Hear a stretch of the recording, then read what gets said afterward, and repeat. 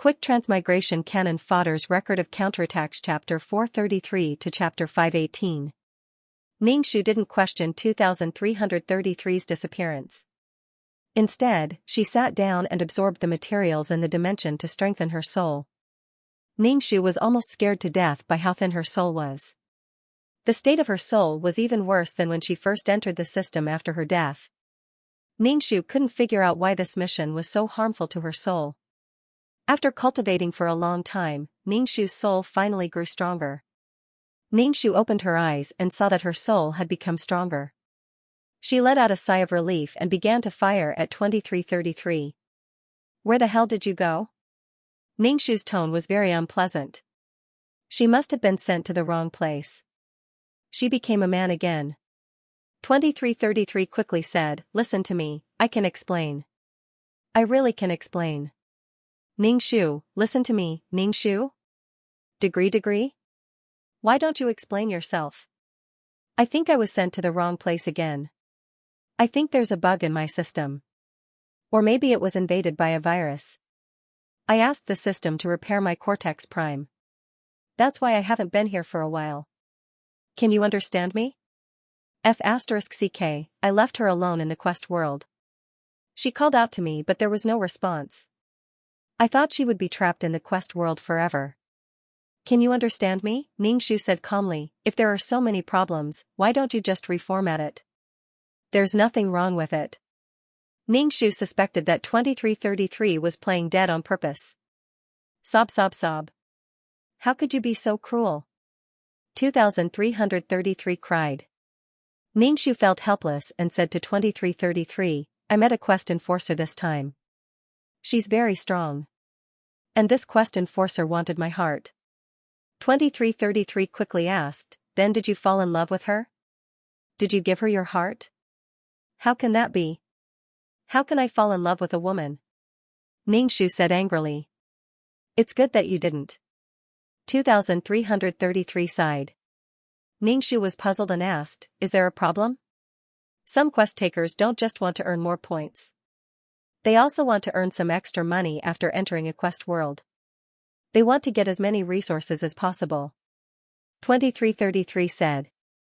"As for the quest taker, you have to know that the power of a person's heart is very strong, especially a pure heart of true love. It is very beneficial for the quest taker. The stronger a person is, the purer and stronger their heart of true love." 2333 explained. Xianxia was even more puzzled. Is that even possible? As long as the quest taker did not destroy the realm, some things are not easy to verify. It all depends on the mind of the quest taker. Since the quest taker was able to obtain the heart of true love, it is also considered a skill, 2333 said calmly. Xianxia made a no sound. A man who was deceived was truly miserable. But one was willing to be beaten and the other was willing to be beaten. Then why did my soul power consume so much this time? Xianxia asked. It should be that the quest taker had some kind of item. When you resisted this kind of power, it consumed your own soul power, so your soul power is almost depleted. 2333 said with some disappointment. Hurry up and get stronger. In the future, you will meet all kinds of quest takers and all kinds of quest takers. You are so weak, you will be killed by others. I'm working hard. Xianxia said, "I can't become strong all of a sudden." "Do you think I'm not anxious?" 2333 said, "You are too inflexible. You don't know how to be flexible. Others are working hard to obtain resources from quests. Look at you, each quest only gives you a little points and attribute points. There is nothing else." "Okay, I'll work hard." Xianxia nodded. "If I encounter any treasures, I will definitely take them." Sigh, that's true. There are no treasures in this low-level realm. Take it slow. Xianxia, don't be anxious. Take it one step at a time. 2333 comforted Xianxia. Xianxia took a deep breath. Yes, I can't rush for quick success. If I lose my calm, it will be easy to cause problems. How am I going to complete the quest? How am I going to survive? Xianxia now felt a little anxious. It was because in this quest, he encountered a powerful quest taker. He had almost no power to resist. This made Ningxu feel a little helpless and panicked. Feeling a little tired, Ningxu didn't care about it. He lay on the bed and slept. Negative emotions must be removed. The system space was quiet. Everything was still here and there was no flow of time. After sleeping for an unknown amount of time, Ningxu woke up and stretched her body. 2333, look at the mission points this time. Ningxu said. Immediately, Ningxu's attribute panel appeared in front of him. Serial number, 23333 name, Ningxu, beginner quest taker, age, 27 points, 250,000,150,000 soul, 200 HP, 60 wisdom, 100 charm, 3 luck, 34 spirit, 120 martial strength, 55 faith, 15 aptitude, 26 merit, 351 skills, 5th ring shooting technique, trash fighting technique, beginner peerless martial arts, beginner level business management knowledge honorary title, goddess of war, selfless ancestor aura, mother of the world, queen's blessing, sister model worker, Xianxia's blessing, leader's aura, grass. Blessing, completed Gong Luo's wish. Quest completion progress, 100. Obtained 150,000 points and 25 attribute points. Ningxu was quite satisfied. He obtained 150,000 points and also obtained beginner-level business management knowledge. It was always good to have one more skill. Learning more knowledge was always good. What Ningxu didn't expect was that this time, his faith increased by 5 points and there was also a merit point. Ningxu suspected that this merit point was because he borrowed money to save Yuan's brother. Anyway, he couldn't figure it out. 2333, where did this faith come from? Ningxu asked. When someone believes in you, it will naturally provide you with faith. Faith is also a pure and powerful spiritual power. It's a good thing. 2333 explained, but very few low-level quest takers can get faith. You're not bad. Ningxu didn't know what benefits faith had, but if 2333 said it was a good thing, then it was a good thing. Sure enough, people should do more good deeds. If it was within his power, then he should do as much as he could. This faith probably came from the primitive society. After all, she became the ancestor of a tribe, the first leader. When the tribe sacrificed, they had to kneel and worship her. That should be how faith was produced. There's probably also the princess's world. After all, someone made a statue of you. It should be able to produce a small trace of faith. 2333 said, you are the goddess of war. The title of goddess of war was quite embarrassing. Ningxu added his attribute points to intelligence, luck, and martial strength. Intelligence was important, but martial strength was a must. His status panel changed. Serial number, 23333 name, Ningxu, beginner mission taker, age, 27 contribution points, 250,00150,000 soul, 200 HP, 60 intelligence, 10010 charm, 3 luck, 345 mental power, 120 martial strength, 5510 faith, 6 aptitude, 26 merit, 36 skills, 5th ring spear technique, trash fighting technique, beginner peerless martial arts, beginner level business management knowledge honorary title, goddess of war, selfless ancestor aura, mother of the world, queen's blessing, sister model worker, Xianxia's blessing. Leader aura, grass blessing. After adding his attribute points, Ningxu opened the exchange store. He first exchanged for fasting pills, antidote pills, water, and medicine. These were all necessities for survival. Thinking of the mission where he was bewitched by Song Ning, although he exchanged for the calm aura, it was not very useful. Ningxu wanted to exchange for something that could help him resist the temptation of the outside world. Browsing the system store, Ningxu saw the Clear Heart incantation. The Clear Heart incantation could calm one's heart and mind. It was even better when used with the calm aura. Without thinking, he exchanged for it, spending 50,000 points. This mission made Ningxu very tired.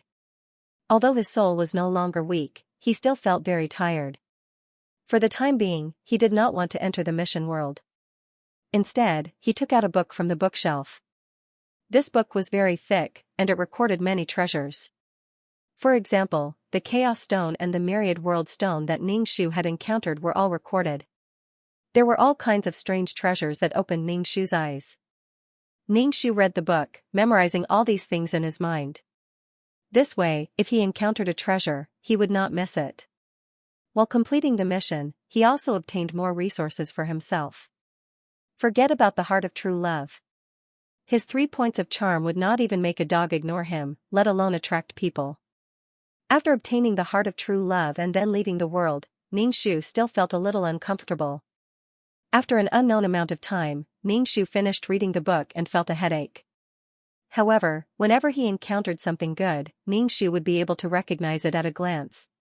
After wandering around the system space for a long time, Ningxu finally wanted to do a quest. He said to 2333, "Enter the quest world."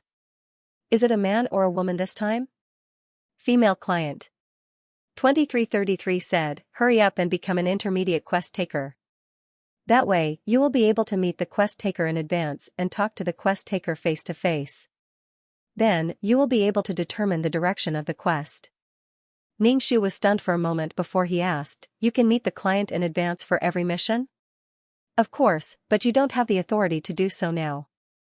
Moreover, an intermediate mission taker can reject the client. If the reward is too low, they can reject it completely.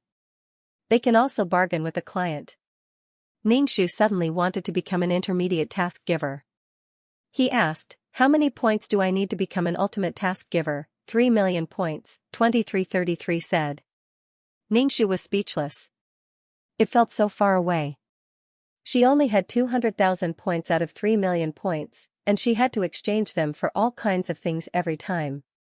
It seemed that she would have to save some money and work hard to become stronger so that she wouldn't have to sell these items. Ningxu now truly felt that she was an ant. She was an ant at the bottom of the pyramid of quest takers. It was extremely difficult for her to even take a step forward. 2333, tell me the truth. Do you think I can make it this far?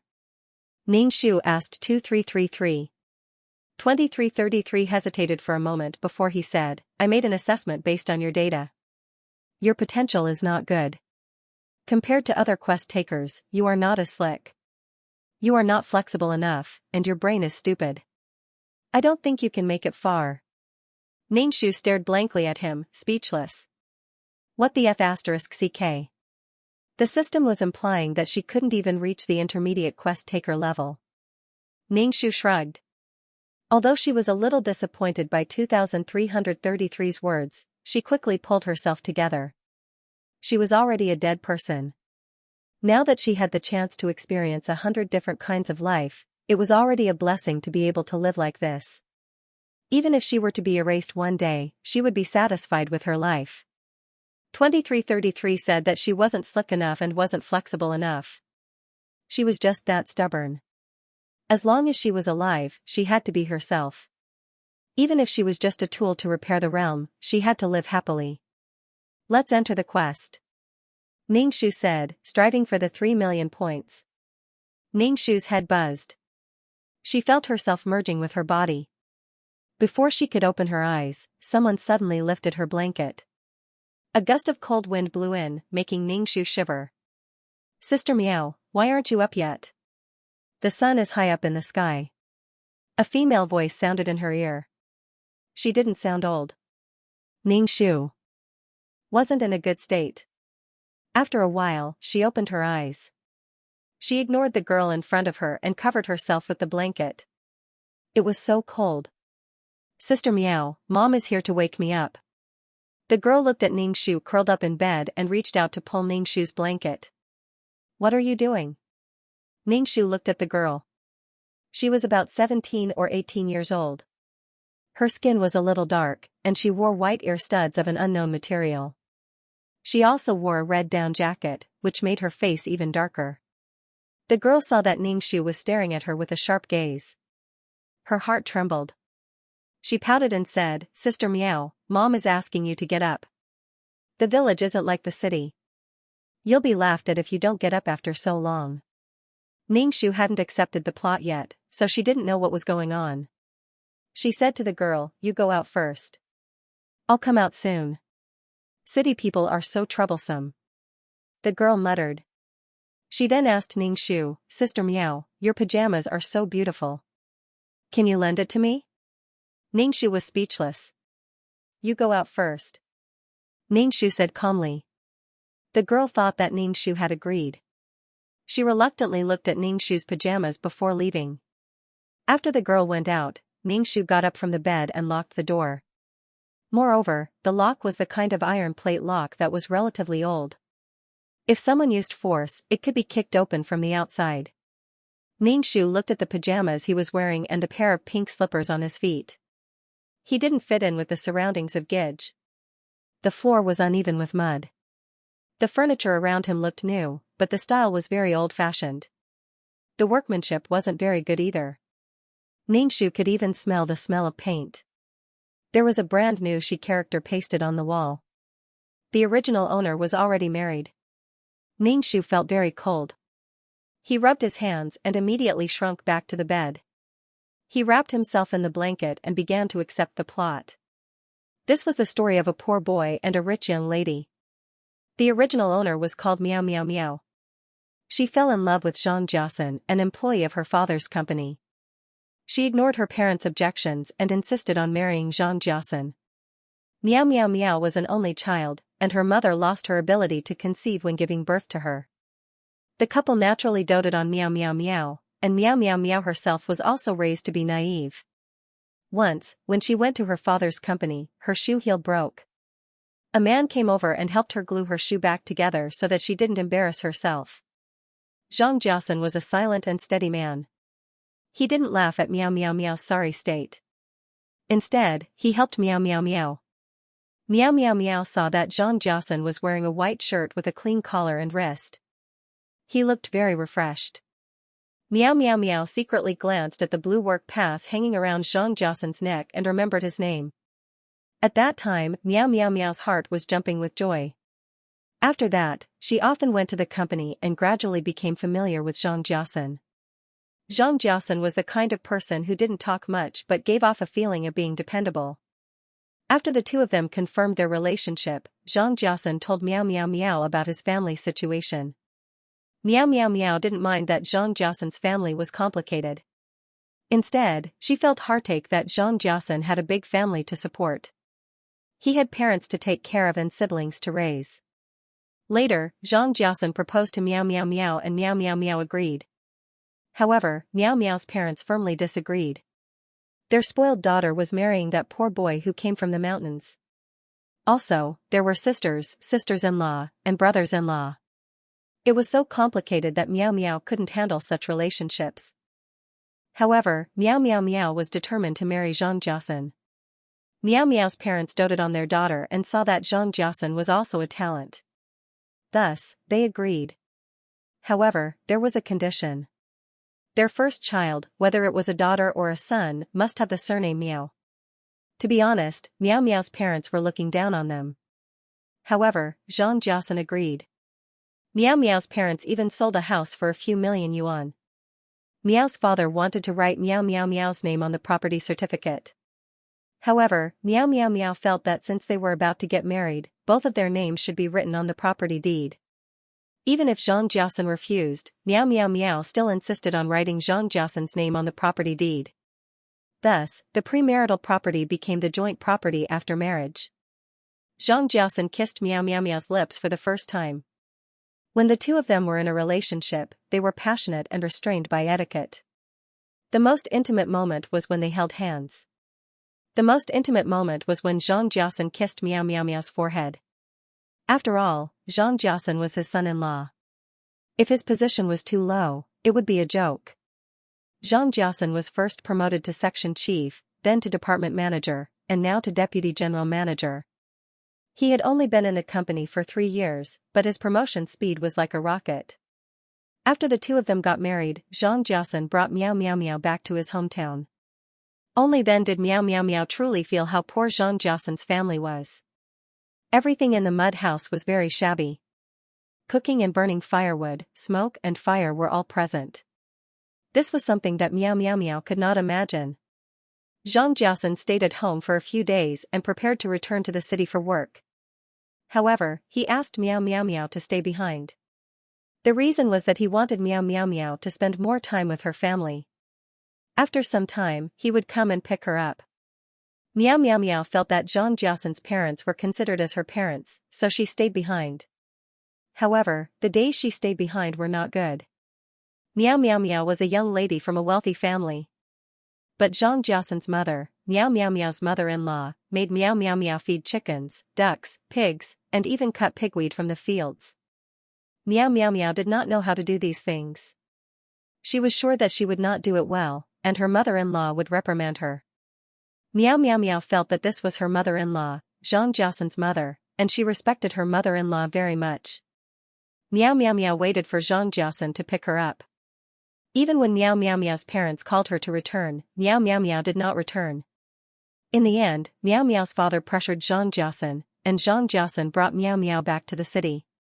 When Meow Meow Meow returned, she focused on being a housewife and learned how to take care of Xianxia.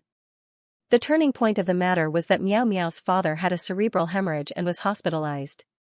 His condition deteriorated rapidly, and he suddenly passed away, leaving behind Meow Meow Meow's mother and daughter. As the son-in-law of the Meow family, Xianxia naturally took action to stabilize the company. He had to take care of the company while taking care of the mother and daughter. In reality, the company already belonged to Xianxia. Meow Meow's mother was probably too heartbroken, and her body became weaker. A year later, she also passed away with Meow Meow's father. Two of her loved ones suddenly left her, and Meow Meow Meow's world collapsed. She became even more dependent on Xianxia, and she even became a little neurotic. Xianxia brought Meow Meow Meow to the hospital for a checkup, and the result was that Meow Meow Meow contracted a neurotic illness. She was too nervous. Once, Meow Meow Meow saw a woman holding onto Xianxia's arm. Meow Meow Meow did not care and wanted to rush over to question Xianxia. But when she was crossing the road, she was hit by a car and was sent flying far away. The last thing Meow Meow Meow saw was Xianxia's cold face. Meow Meow Meow's wish was, she did not want to be deceived by Xianxia again. She wanted to protect her father's business and make Xianxia, who originally had nothing, lose everything. Ningxu accepted the plot with this expression. She was such a pure and innocent girl. Meow Meow Meow spent the first half of her life in a honeypot, and the second half of her life was full of tragedies. This Xianxia was not an ordinary person. Damn, it was really cold. Ningxu wrapped himself in the blanket. Bang, bang, bang. Loud knocking sounds came from outside the door, and the dust on the wall fell. Meow Meow, why are you still not getting up? Xianxia's mother's voice came from outside the door. She was the mother-in-law of this body. Xianxia's mother knocked on the door vigorously, and she kept calling Meow Meow. I'm coming soon. I'm still putting on my clothes. Ningxu shouted. In the end, he lifted the blanket and got up. If he did not get up, this mother-in-law would not stop. This mother-in-law's favorite thing to do was to train this rich daughter-in-law, and then boast to others that her son married a rich family's daughter. She also trained this daughter-in-law well, and she did whatever she told her to do. Every time she received envious and jealous gazes, it satisfied Xianxia's mother's vanity. As for Meow Meow Meow's respect for her, she could not see it. She felt that she had suppressed this rich daughter-in-law. Are you done? Why are you still not coming out? The mother-in-law knocked on the door again. She was very forceful, and Ningxu suspected that she was going to break in. Ningxu put on his clothes and opened the door. He saw an old middle-aged woman. Her skin was dark and rough, and her face was thin. Even her cheekbones were protruding, and the corners of her eyes and forehead were filled with wrinkles. When the mother-in-law saw Ningxu's clothes, she said ambiguously, "Why are you dressed so nicely? You still have work to do later." Seriously. Ningxu looked at the clothes he was wearing. It was well-tailored and had a nice design. It was indeed not suitable for work, but the original owner always wore such clothes. After all, his family was in the clothing business.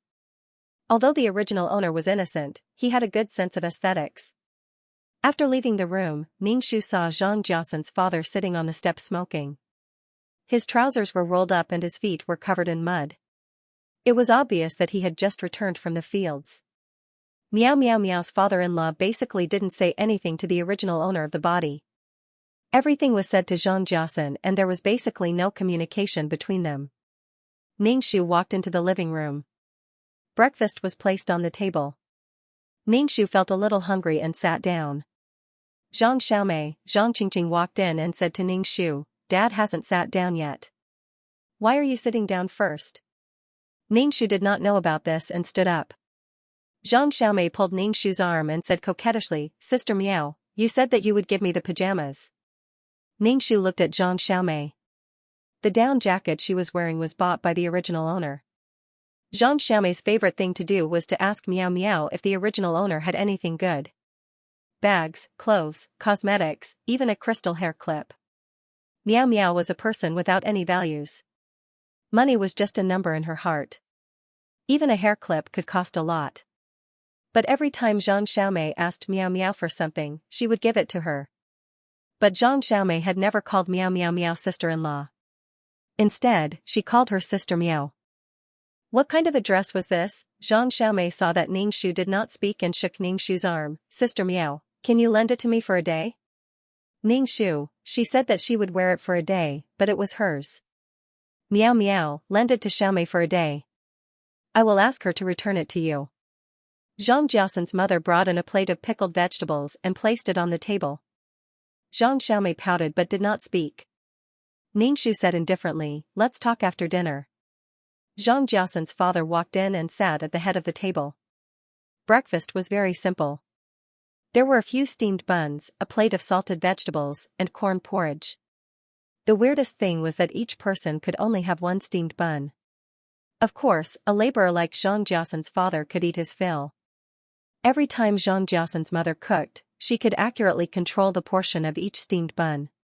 When Zhang Jiasan left, he gave his mother a lot of money to improve the food at home, but the food was still bad.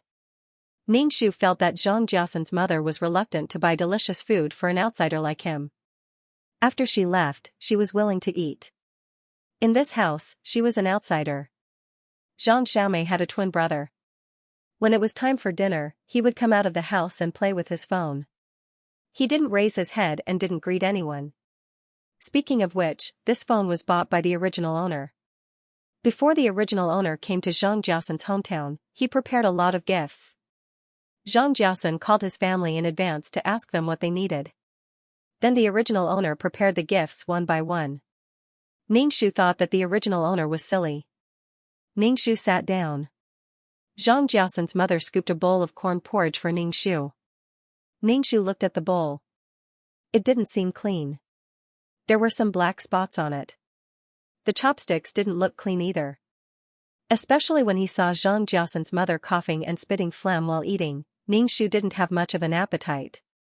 He only took a steamed bun to eat. It didn't taste good either. It felt like dead dough. Ningxu felt disgusted. This was a daughter-in-law who had just arrived. Did she have to treat her so harshly? Was this a show of strength? He really didn't know how the original owner tolerated it. Ningxu expressed that he couldn't tolerate it. When this family faced Miao Miao, they wanted to save face and feel inferior. In fact, they all wanted to step on Miao Miao's head, especially Miao Miao Miao's mother-in-law. After dinner, Zhang Jiasan's mother said to Ningxu, "Feed the pigs first. I've already fed the chickens and ducks.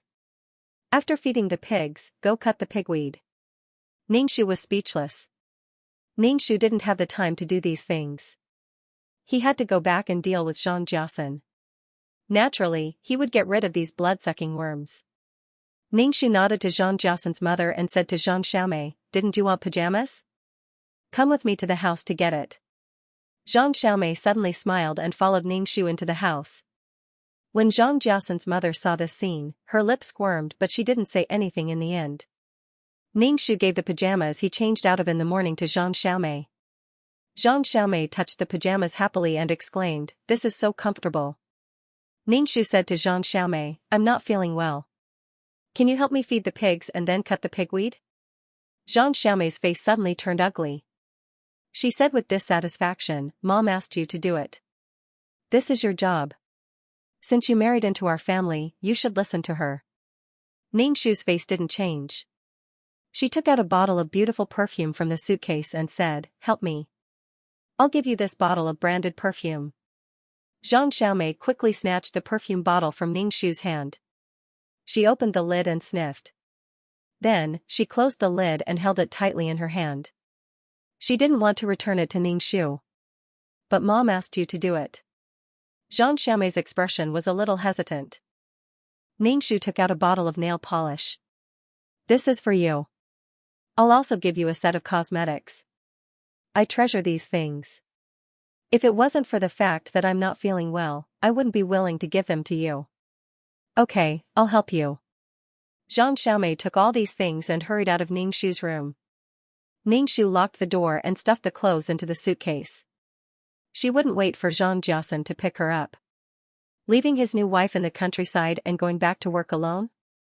This meant that Xianxia didn't want to stay with Meow Meow Meow. "Xiaomei, why are you feeding the pig? Where's your sister-in-law?" Xianxia's mother's voice resounded in the courtyard. Her voice was very loud. She probably purposely let Ningxu hear her. Xianxia said, "Sister Meow wasn't feeling well, so I did it for her. Mom, Sister Meow gave me some things and asked me to do it for her. City people are so delicate. They look fine, but they only know how to be lazy." Xianxia's mother muttered. She probably saw that Ningxu gave Xianxia a lot of things, so she didn't find trouble with Ningxu. Ningxu stayed in the house until Xianxia's parents went to work. Xianxia went to cut the pigweed. There was also a brother-in-law who stayed in the house playing with his phone and didn't care about anything. Ningxu wrote a note saying that he had returned home and didn't want to look for her. Then, he took his suitcase and quietly left.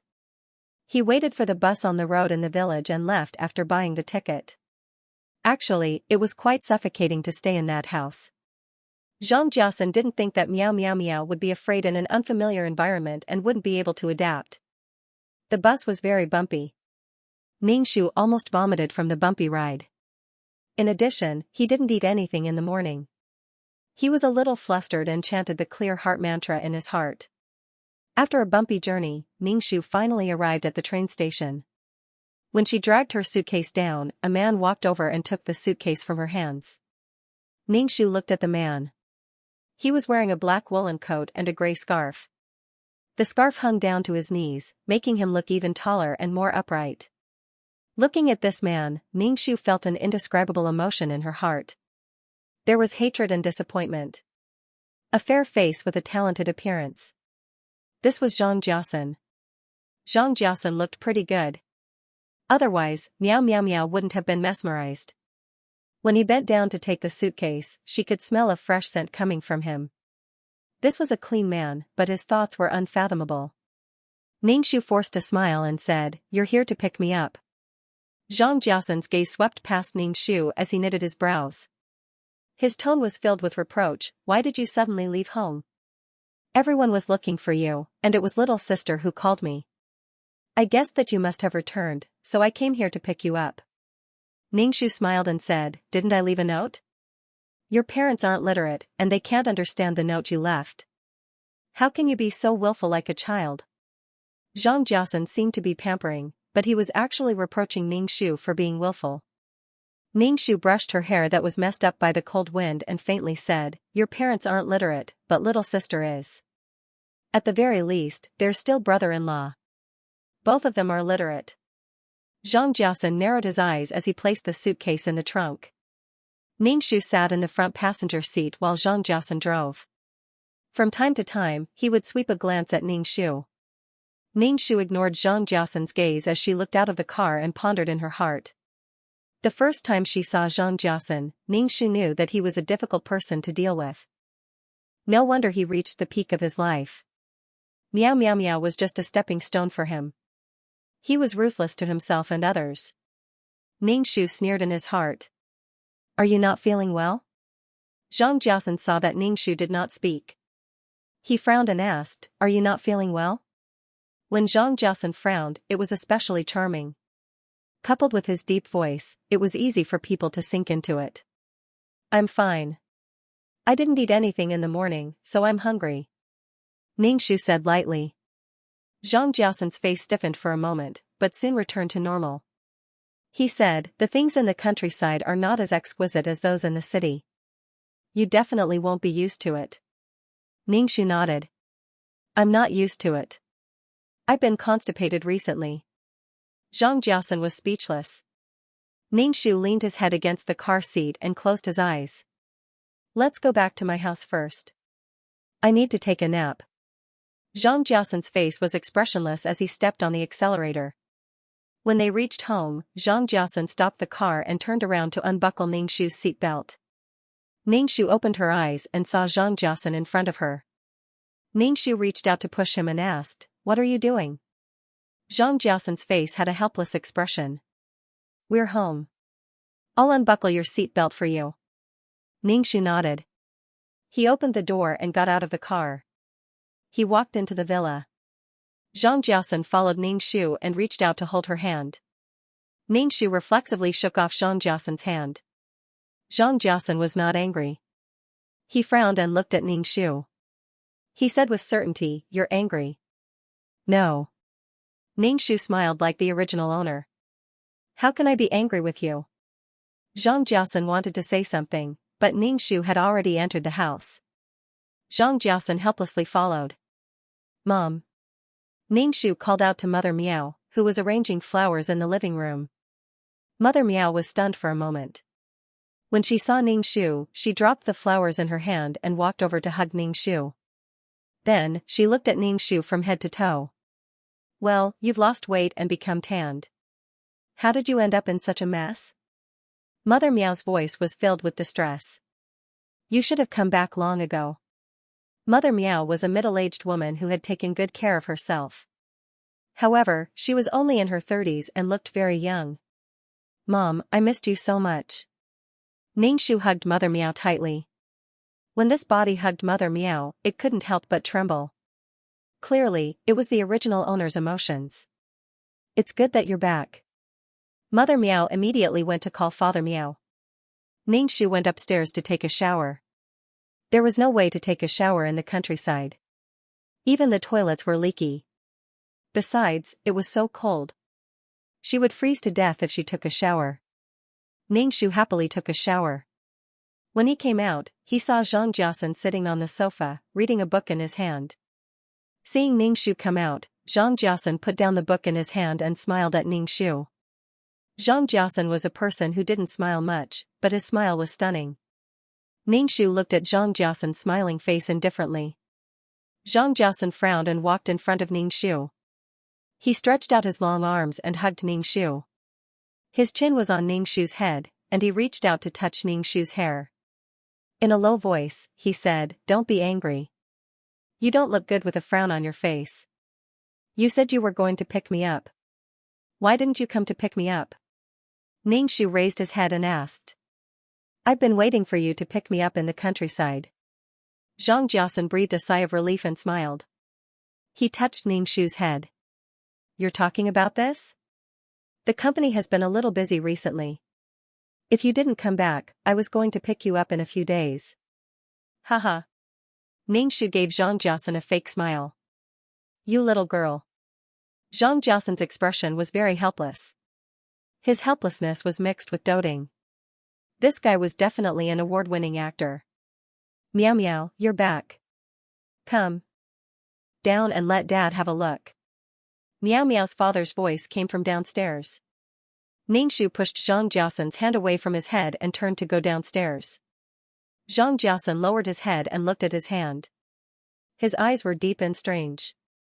Then, he clenched his fist tightly. Then, he followed him downstairs. Ningxu hugged Meow Meow's father. Meow Meow's father was a fat man with a bald head. No wonder he had a cerebral hemorrhage in the movie. Dad, you should lose weight. It's not good for your health to be too fat. Ningxu did not want Meow Meow's father to die so soon. Ningxu was very suspicious of Meow Meow's father's death. Especially Meow Meow's mother. A year after Meow Meow's father's death, she died just like that. Meow Meow was also diagnosed with mental illness. Ningxu even suspected that Zhang Jiasen had contributed to it. However, Meow Meow Meow had always been a naive girl. It was not easy for her to realize that she had been deceived by Xianxia before she died. Therefore, there were some things that Ningxu had to verify himself. Okay, I'll listen to your daughter. Miao Miao's father touched his head and said with a smile. Then, he saw Zhang Jiasen coming downstairs and said, "You're here too." Zhang Jiasen was very respectful to Miao Miao's father. Ningxu looked at Zhang Jiasen. Even if Miao Miao's father was dissatisfied with Zhang Jiasen's family background, Zhang Jiasen did not complain. Instead, he was respectful to Miao Miao's father. This was a man who could endure. Zhang Jiasen was undoubtedly a phoenix man, a golden phoenix that flew out of the mountain, a phoenix that could only bring hope to the family. Zhang Jiasen was smart, hardworking, tenacious, and had a strong sense of responsibility. He was so strong that he was responsible for the happiness of everyone in the Zhang family. After he succeeded, he would provide for everyone in the Zhang family. A phoenix man had a large group of family members that needed to be supported, but Zhang Jiasen didn't fulfill his responsibility to Miao Miao Miao. The Miao family was a springboard for Zhang Jiasen to success. Zhang Jiasen could endure the disdain of the Miao couple for him. He could endure what ordinary people couldn't, but these were all remembered in his heart. He was sensitive, proud, and inferior. Mother Miao's heart ached for her daughter who went to the mountains to suffer. She prepared a sumptuous dinner and even cooked it herself. Looking at the table full of dishes, Ningxu's saliva was about to drip down. The food in the countryside was indeed not good. It was simply torturing his stomach. Ningxu was very satisfied with the clean and delicious food. The couple kept putting food in Ningxu's bowl.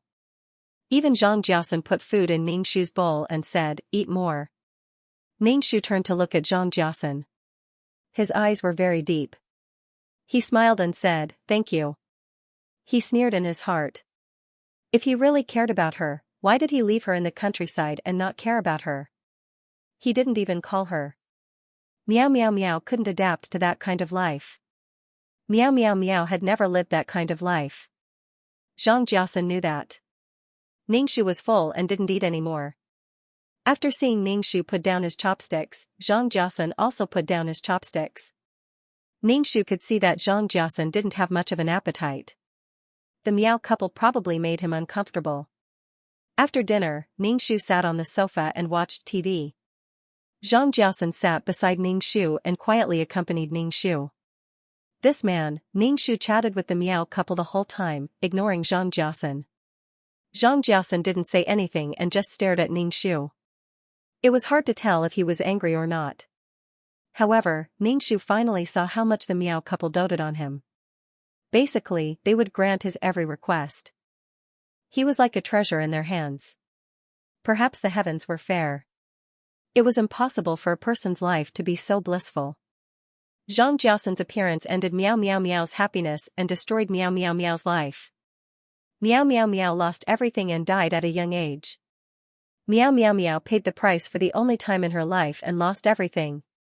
During this period, Miao Miao Miao did not give birth to a child. She was not even pregnant.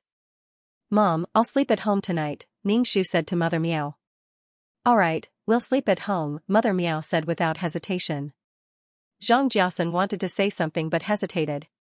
"Jiasen, let Miao Miao stay at home today," Mother Miao said to Zhang Jiasen. Zhang Jiasen nodded.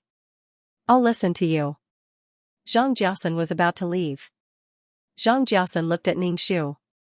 Ningxu stood up and walked Zhang Jiasen out.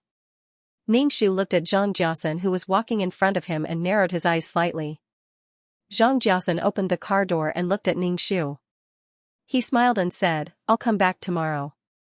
Zhang Jiasen then reached out and placed his hand on Ningxu's head. "Wait for me." "Okay." Ningxu nodded. Ningxu watched Zhang Jiasen's car disappear from his sight before he turned around and went back into the house. "You really don't remember your father now that you have a husband?" Miao Miao's father looked at Ningxu with a resentful gaze. Ningxu's face stiffened. He said, "Dad, I have something important to tell you." Miao Miao's father also became serious. He straightened his belly and looked like a coal boss. "What is it?" "There's nothing your father can't solve." Ningxu pulled Miao Miao's father into the study and said, "Dad, I want to work in the company." Meow Meow's father was a little surprised. Why do you suddenly want to work in the company? Meow Meow's father thought that his daughter wanted to work in the company with Xianxia, so he said, why don't you be Xianxia's secretary? Ningxu, the position of general manager is still vacant. I want to be the general manager. Ningxu looked very serious. Meow Meow's father patted Ningxu's shoulder. Managing the company is not a small matter. Don't mess around. I'm serious. I'll take the position tomorrow. If it doesn't work out, I'll resign. Ningxu grabbed Meow Meow's father's arm and said coquettishly, Dad, let me try. I want to manage the company. Okay. If it doesn't work out, you can resign. Meow Meow's father was completely perfunctory to Ningxu. Obviously, he didn't think that his daughter had the ability. The next day, Ningxu went downstairs in a smart suit. Meow Meow's father looked at Ningxu and nodded. Well, you look good. Ningxu smiled. Gong Luo's company was much bigger than Meow Meow's father's company in the last world. After breakfast, Ningxu got into Meow Meow's father's car and went to the company. Daughter, don't be nervous. Dad will support you if anything happens.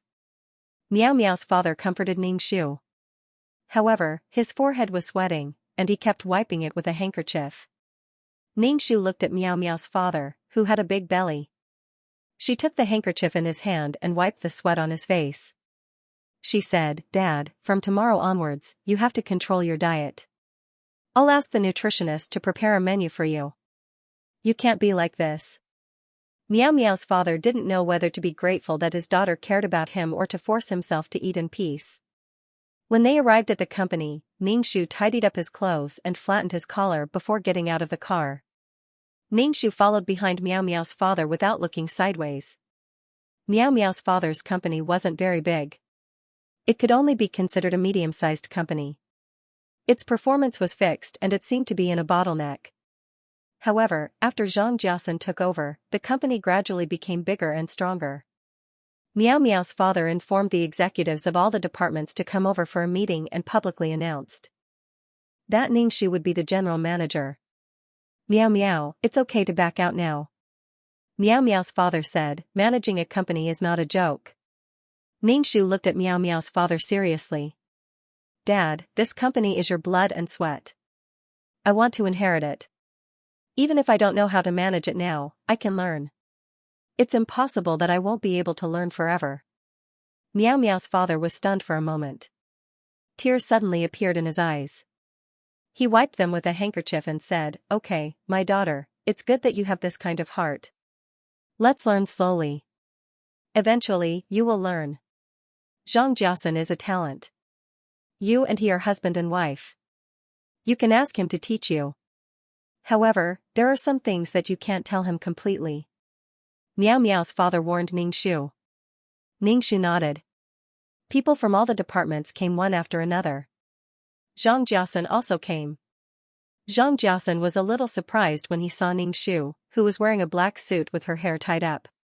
Meow Meow Meow now looked very capable and neat.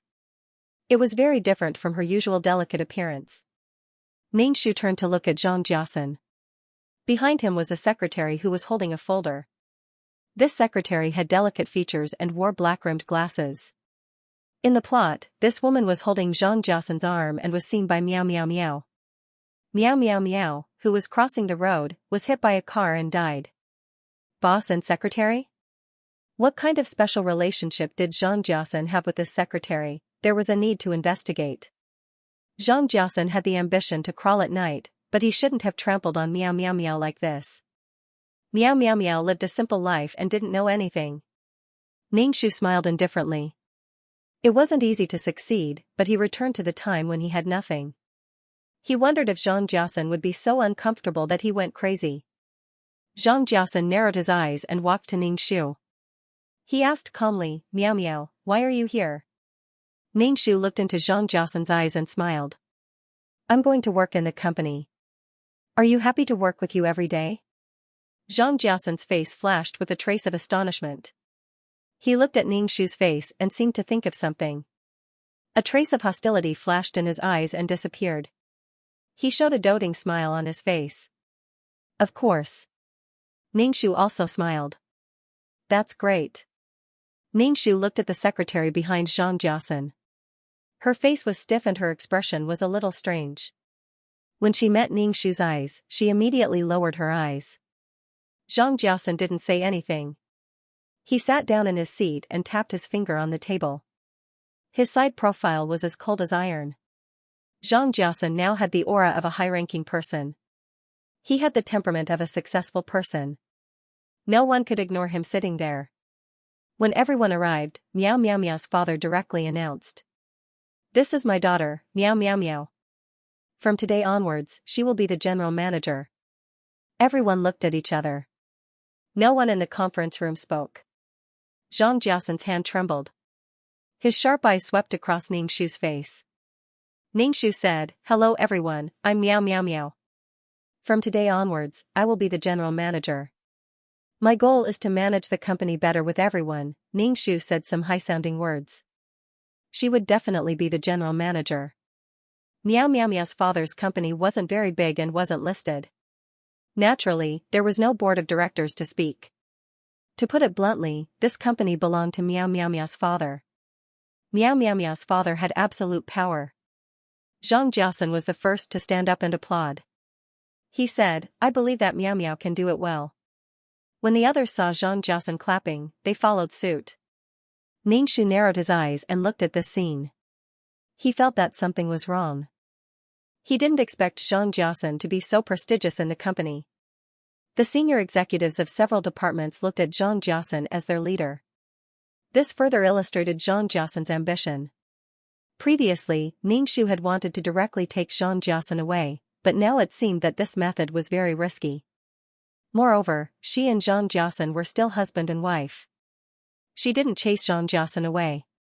Instead, Zhang Jiasen would remove her from the position of general manager. He could only take it slowly. Ningshu's eyes swept over these people's hands one by one, and finally stopped on Zhang Jiasen's face. Meeting Zhang Jiasen's eyes, Ningshu smiled at him. Zhang Jiasen also smiled at Ningshu and clapped unhurriedly. Ningshu's smile grew even wider. Fighting against the heavens and fighting against people was a source of endless joy. After the meeting, Zhang Jiasen turned and walked out of the conference room. The secretary glanced at Ningshu and chased after Zhang Jiasen. Ningshu didn't care about Zhang Jiasen and the secretary. The most important thing now was to secure the position of general manager. Father Miao took Ningshu to the general manager's office.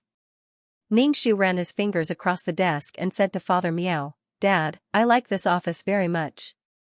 It will be mine from now on. No one else can think about it. Father Miao laughed a little. He thought that Ningshu was just being petty. Zhang Jiasen quickly walked back to his office. He walked so fast that the secretary behind him couldn't keep up. The secretary locked the office door and said to Zhang Jiasen, who was sitting on the sofa, Jiasen, didn't the chairman leave the position of general manager to you? Why did Miao Miao Miao come to work? She doesn't know anything. Zhang Jiasen rubbed his eyebrows and pursed his lips. She won't last long. She's not cut out for that. The secretary said again, maybe she wants to work with you. When the secretary said this, her tone was a little sour. Zhang Jiasen took a deep breath and said to the secretary, you should know how I feel about you and Miao Miao Miao. Seeing that Zhang Jiasen was unhappy, the secretary wanted to comfort him. Jiasen, it's okay. You're the most capable person I've ever met. Zhang Jiasen thought for a while and dialed home. His mother picked up the phone. Zhang Jiasen asked directly, Mom, how was Miao Miao at home recently? How else could she be? She was just doing what a daughter-in-law should do, Zhang Jiasen's mother said indifferently. Her voice was a little loud, and the secretary beside her heard it. When Zhang Jiasen heard that his mother made Miao Miao Miao do all kinds of rough work and even made Miao Miao Miao cut pigweed, Zhang Jiasen's eyebrows twitched. He couldn't help but say, Mom, how can you make her do these kinds of things? She can't do it. Zhang Jiasen's mother immediately raised her voice. Why can't she do it? As a daughter-in-law, shouldn't she do it? Other daughters-in-law are like this. Why can't she do it? Since she married you, she's a member of the Zhang family. Why can't she do it? Did she complain to you? Zhang Jiasen rubbed his forehead. When he heard about the food at home, Zhang Jiasen said helplessly, "You and Dad aren't young anymore. Eat something good. Don't treat your body badly." Zhang Jiasen's mother immediately smiled. She was very happy with Zhang Jiasen's concern. She told Zhang Jiasen to take good care of himself. In any case, she didn't mention Ningxu, her daughter-in-law. Zhang Jiasen hung up the phone. He finally knew that Miao Miao Miao had been acting weird since she came back. She was obviously angry. On the first day of work, Miao Miao Miao's father brought Ningxu to familiarize herself with the various departments. He also brought Ningxu to visit the garment factory. Along the way, Ningxu kept taking notes in her notebook. She also saw some problems. For example, the materials used to make clothes were seriously wasted. Also, the employees didn't seem to have any rules and were very lazy. She had to come up with a set of rules and regulations. Ningxu believed that Zhang Jiasen definitely saw through these problems. However, he didn't say anything and just left it hanging. It was as if he wanted to wait until the company was completely under his control. In the storyline, Zhang Jiasen did indeed expand the company and even got it listed. However, at that time, Miao Miao Miao was in a daze and didn't know anything. After a day of walking, Ningxu's legs were a little sore. For the rest of the time, Ningxu checked the company's various information and accounts to understand the company's supply channels and sales channels. She had to understand the company as fast as possible to protect Miao Miao Miao's father's hard work. Ningxu raised her wrist and looked at her watch. It was time to get off work. However, Ningxu decided to stay up late to read these information. At this moment, there was a knock on the door. Ningxu was a little surprised. This was because no one came to the general manager's office for the whole day. They didn't look for Ningxu for anything. It was as if they treated her as a vase. It was the first time someone came to her office. Ningxu straightened her face and said, "Come in." The person who came in was holding a bouquet of flowers that covered his face. Ningxu knew who it was when she saw the man in a suit. "For my wife." Zhang Jiasen walked to Ningxu and handed a bouquet of red roses to Ningxu. Ningxu took the red rose and smelled it with a smile on her face. Zhang Jiasen looked at the documents piled high on the table. His eyes flashed and said, "You're still reading the documents. It's time to get off work." Ningxu said, "Yes, I can't understand some of them, so it's more time-consuming. By the way, why did you think of sending me flowers?" Ningxu changed the topic and said with a smile, "I'm flattered." Ningxu put the bouquet on the table and didn't look at it again. Zhang Jiasen asked, "Miao Miao, don't you like it?" This was the first time Zhang Jiasen sent flowers. Miao Miao Miao knew that Zhang Jiasen's family condition wasn't good, so she never let Zhang Jiasen give her gifts. Even if Zhang Jiasen wanted to buy, Miao Miao Miao wouldn't allow it. When they were dating, Zhang Jiasen was just an ordinary employee. Most of his salary had to be sent home. Miao Miao Miao felt sorry for Zhang Jiasen. So far, the only thing Zhang Jiasen gave Miao Miao Miao was a wedding ring. Every time Zhang Jiasen wanted to buy a gift, he would buy it in front of Miao Miao Miao. Ningxu smiled in her heart. If he really wanted to buy a gift, he couldn't buy it secretly. Would Miao Miao Miao return the gift? Miao Miao Miao was a girl from a rich family. She wouldn't do such a thing. Zhang Jiasen looked at Ningxu's indifferent expression and couldn't help but ask, "Miao Miao, you don't like roses?" Ningxu nodded. "I don't like red roses. I like tulips. The language of tulips is noble and pure love." Zhang Jiasen's face stiffened for a moment. He didn't seem to understand the meaning behind Ningxu's words. He reached out and grabbed Ningxu's hand. He looked at Ningxu and said, "You're angry, right?" Ningxu tilted his head and looked at Zhang Jiasen without saying a word. He withdrew his hand without a trace. Zhang Jiasen's hand was very cold. "My parents are farmers from the countryside. In order to send me to college, they spent all their money. Sometimes, they are overly frugal and can't bear to spend money on food and clothes." Zhang Jiasen frowned. "I apologize on behalf of my parents." Ningxu shook his head. "I don't blame them. To be honest, I only know how blessed I am when I see them living such a hard life. That's why I'm determined to manage the company well." Ningshu deliberately said this to disgust people. Zhang Jiasan's eyes flashed with a trace of fierceness. He stretched out his hand to hold Ningshu's shoulder and said with a smile, "It's time to get off work. I'm here to take my wife home." Ningshu smiled and picked up his bag. "Okay." Zhang Jiasan also smiled. These two people looked like a loving couple, but each had their own thoughts. Ningshu and Zhang Jiasan walked side by side. When they reached the company's lobby, they saw the secretary with black-rimmed glasses waiting at the front desk. Ningshu carefully looked at the secretary. Could this be Zhang Jiasan's true love? In fact, she wasn't as beautiful as Meow Meow Meow. "Manager, there's an urgent document that needs your signature," the secretary said to Zhang Jiasan. Her voice was trembling. Zhang Jiasan pursed his lips and quickly walked over. He opened the document and glanced at the secretary. The secretary lowered her head and didn't speak. Zhang Jiasan signed it. Ningshu walked over and asked, "What document?" "Let me see. I'm the company's general manager." Zhang Jiasan quickly closed the folder and said, "Actually, it's not a big deal." "If it's not a big deal, then why is your secretary in such a hurry?" Ningshu raised his eyebrows. The so-called document was just a piece of white paper. It was difficult for Zhang Jiasan to seriously sign his name on a piece of white paper. "Let's go. We don't talk about work after work." Zhang Jiasan held Ningshu's hand and walked away. Ningshu turned around and looked at the secretary. She was holding the document and standing at the front desk. She kept staring at Zhang Jiasan's back. Ningshu turned around and glanced at Zhang Jiasan. All kinds of thoughts flashed through his mind. After getting in the car, Ningshu said directly, "Let's go back to my parents' house. My suitcase is at home." Zhang Jiasan pursed his lips and said, "Okay." When they got home, Mother Meow immediately greeted Ningshu. She asked if Ningshu was hard at work, if anyone bullied him, and all kinds of other questions. Ningshu answered all of them. Mother Meow brought a bowl of soup to Ningshu. She said it was soup for Ningshu and forced Ningshu to drink it. Mother Meow then gave Zhang Jiasan a bowl of soup. Zhang Jiasan thanked her very politely. After drinking it, he even praised Mother Meow for making good soup. This made Mother Meow very happy. However, Ningshu could tell that Zhang Jiasan had something on his mind. He was in a daze. Ningshu guessed that it was about the secretary. "Jiasan, I want to stay at home for a while. I have some things to ask Dad," Ningshu said to Zhang Jiasan.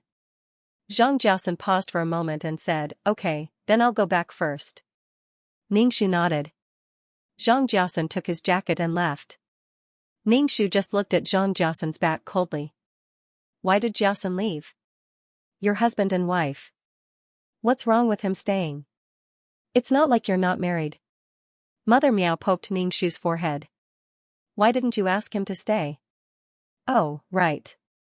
I have something to tell Jiasan, Ningshu said to Mother Meow. He took the car keys and went to the garage to start the car. Ningshu went out. However, he wasn't going to find Zhang Jiasan. Instead, he went to the detective agency. Ningshu directly said to the person in charge of the agency, "I want you to help me investigate my husband, Zhang Jiasan, and his secretary." Ningshu pushed Zhang Jiasan's photo to the person in charge. This is Zhang Jiasan. Here's the deposit. Okay. I'll let you know if I have any news. The person in charge took the photo and the money. Ningshu left the detective agency and went to the Chinese medicine shop to get some herbs. Then, he drove home. As for whether Zhang Jiasan went to find his secretary, Ningshu didn't care at all. These herbs were prepared for Father Meow. Father Meow was too fat and had high blood lipids. His body was in a serious state of subhealth. After the cerebral hemorrhage, he never woke up. When he got home, Ningshu decocted the herbs. In fact, it wasn't really Chinese medicine. It was just a medicinal diet. It could slowly heal Father Meow's body. Father Meow looked at the food his daughter made for him and was very touched. He was very happy to be able to eat food made by his daughter. Dad, you have to eat this every day in the future. You have to eat more vegetables and fruits and drink more water. You can't eat too much fish and meat anymore. Especially, you can't drink alcohol. Ningxu counted on his fingers and said, you should cultivate your body and mind. Father Miao laughed. You're really my caring little girl. I'll listen to you in the future. Father Miao was in his 50s. However, in the plot, he suddenly had a cerebral hemorrhage and died quickly. He didn't even wake up once. The doctor said that Father Miao's head was severely bleeding and many blood vessels burst. Ningxu still had doubts about Father Miao and Mother Miao's death. If it was really Zhang Jiasen, then Zhang Jiasen was more ruthless than she imagined. She had to be prepared for both sides. After dinner, Ningxu asked Father Miao about some things. She learned about the people in the various departments and the middle-level and high-level employees of the company. Seeing that his daughter was so motivated, Father Miao told Ningxu about the personnel of the company, including the employees who had followed him all the way to the company. Father Miao also fought for this company. In his words, he could only maintain the current state. It was difficult for him to go up. Sometimes, Father Miao even felt powerless. Seeing Ningxu's serious look, Father Miao wanted to hand the company over to Ningxu. Originally, he wanted Miao Miao to give birth to a child with the surname Miao and let the Miao family have a descendant who could inherit the Miao family. Now that he saw that his ignorant daughter was willing to learn to manage the company, it was more practical to teach his daughter than to look forward to the child who had no shadow. Miao Ying's father taught Ningxu everything he knew. He talked endlessly about the times when he started his business. When he talked about the hardships of starting a business, Ningxu felt very upset. This was the feeling of the original owner. Her father's hard work was taken away by Zhang Jiasen. Not only did Zhang Jiasen cheat her of her feelings, but he also took away her father's company. Ningxu didn't know if Zhang Jiasen had a plan to get close to the original owner, or if he was ambitious because he was promoted step by step in the company. However, based on Zhang Jiasen's attitude towards the original owner, Ningxu guessed that Zhang Jiasen must have a plan. Ningxu used the darkest thoughts to guess Zhang Jiasen. The original owner was stupid. She didn't even know if her man loved her or not. All kinds of thoughts flashed through Ningxu's mind. She kept recording the important information that Father Miao said. Ningxu went back to her room to rest until midnight. It was already midnight. Ningxu took out her phone and called Zhang Jiasen. What was Zhang Jiasen doing now? The phone rang for a while before it was hung up. Ningxu smiled and called again. It also rang for a while before it was hung up. Ningxu smiled and called her again. This time, her phone was turned off. Oh, he. Ningxu guessed that Zhang Jiasen was having sex with a woman. Her phone call had disturbed Zhang Jiasen. The next morning, Ningxu went to Zhang Jiasen's office as soon as he arrived at the company. Zhang Jiasen was talking to his secretary. Ningxu asked Zhang Jiasen directly, "Why did you hang up on me?" Zhang Jiasen was stunned at first. He glanced at the secretary and then said to Ningxu, "I thought it was a harassing call, so I hung up. After a day of work, I need to go home and have a good rest. Naturally, I turned off my phone." Was there no caller ID? Ningxu nodded and accepted this flawed reason. Instead, he looked at Zhang Jiasen's secretary and said with a smile, "Miss Secretary, you look much prettier today than yesterday. Nice lipstick." Ningxu nodded and praised. He then said to Zhang Jiasen, "Introduce your secretary." "There's nothing to introduce. She's just a secretary. You can call her Secretary Shui," Zhang Jiasen said indifferently. Ningxu nodded. Seeing Secretary Shui's face dim, Ningxu smiled inwardly. "By the way, Dad said that I'll be in charge of the factory. In the future, I might have to spend a lot of time in the factory," Ningxu said to Zhang Jiasen. Hearing this, even with Zhang Jiasen's composure, his face couldn't help but change. The most important part of a company was the factory. Designers basically stayed in the factory. A company's strength was in the factory. It was also the place where oil and water were most easily produced. Zhang Jiasen immediately calmed down. He said to Ningxu with some worry, "Can you handle such a big factory? Plus, you've never managed this before. I'm afraid it'll be a bit difficult." "It's okay. Dad will help me," Ningxu said with a smile. Seeing the gloominess between Zhang Jiasen's eyebrows, Ningxu smiled even brighter. Zhang Jiasan's hands behind his back were clenched into fists. The veins on the back of his hands were popping. He smiled at Ningxu and said, "My little wife is amazing. You can come to me if you need anything." "Okay." Ningxu smiled and nodded. Although he felt disgusted, he still had to maintain a smile. Ningxu walked in front of Secretary Shui and reached out to take off her eyes.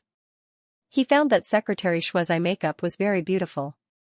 Her eyes were black and bright, with a pitiful feeling. Secretary Shui was shocked by Ningxu's action.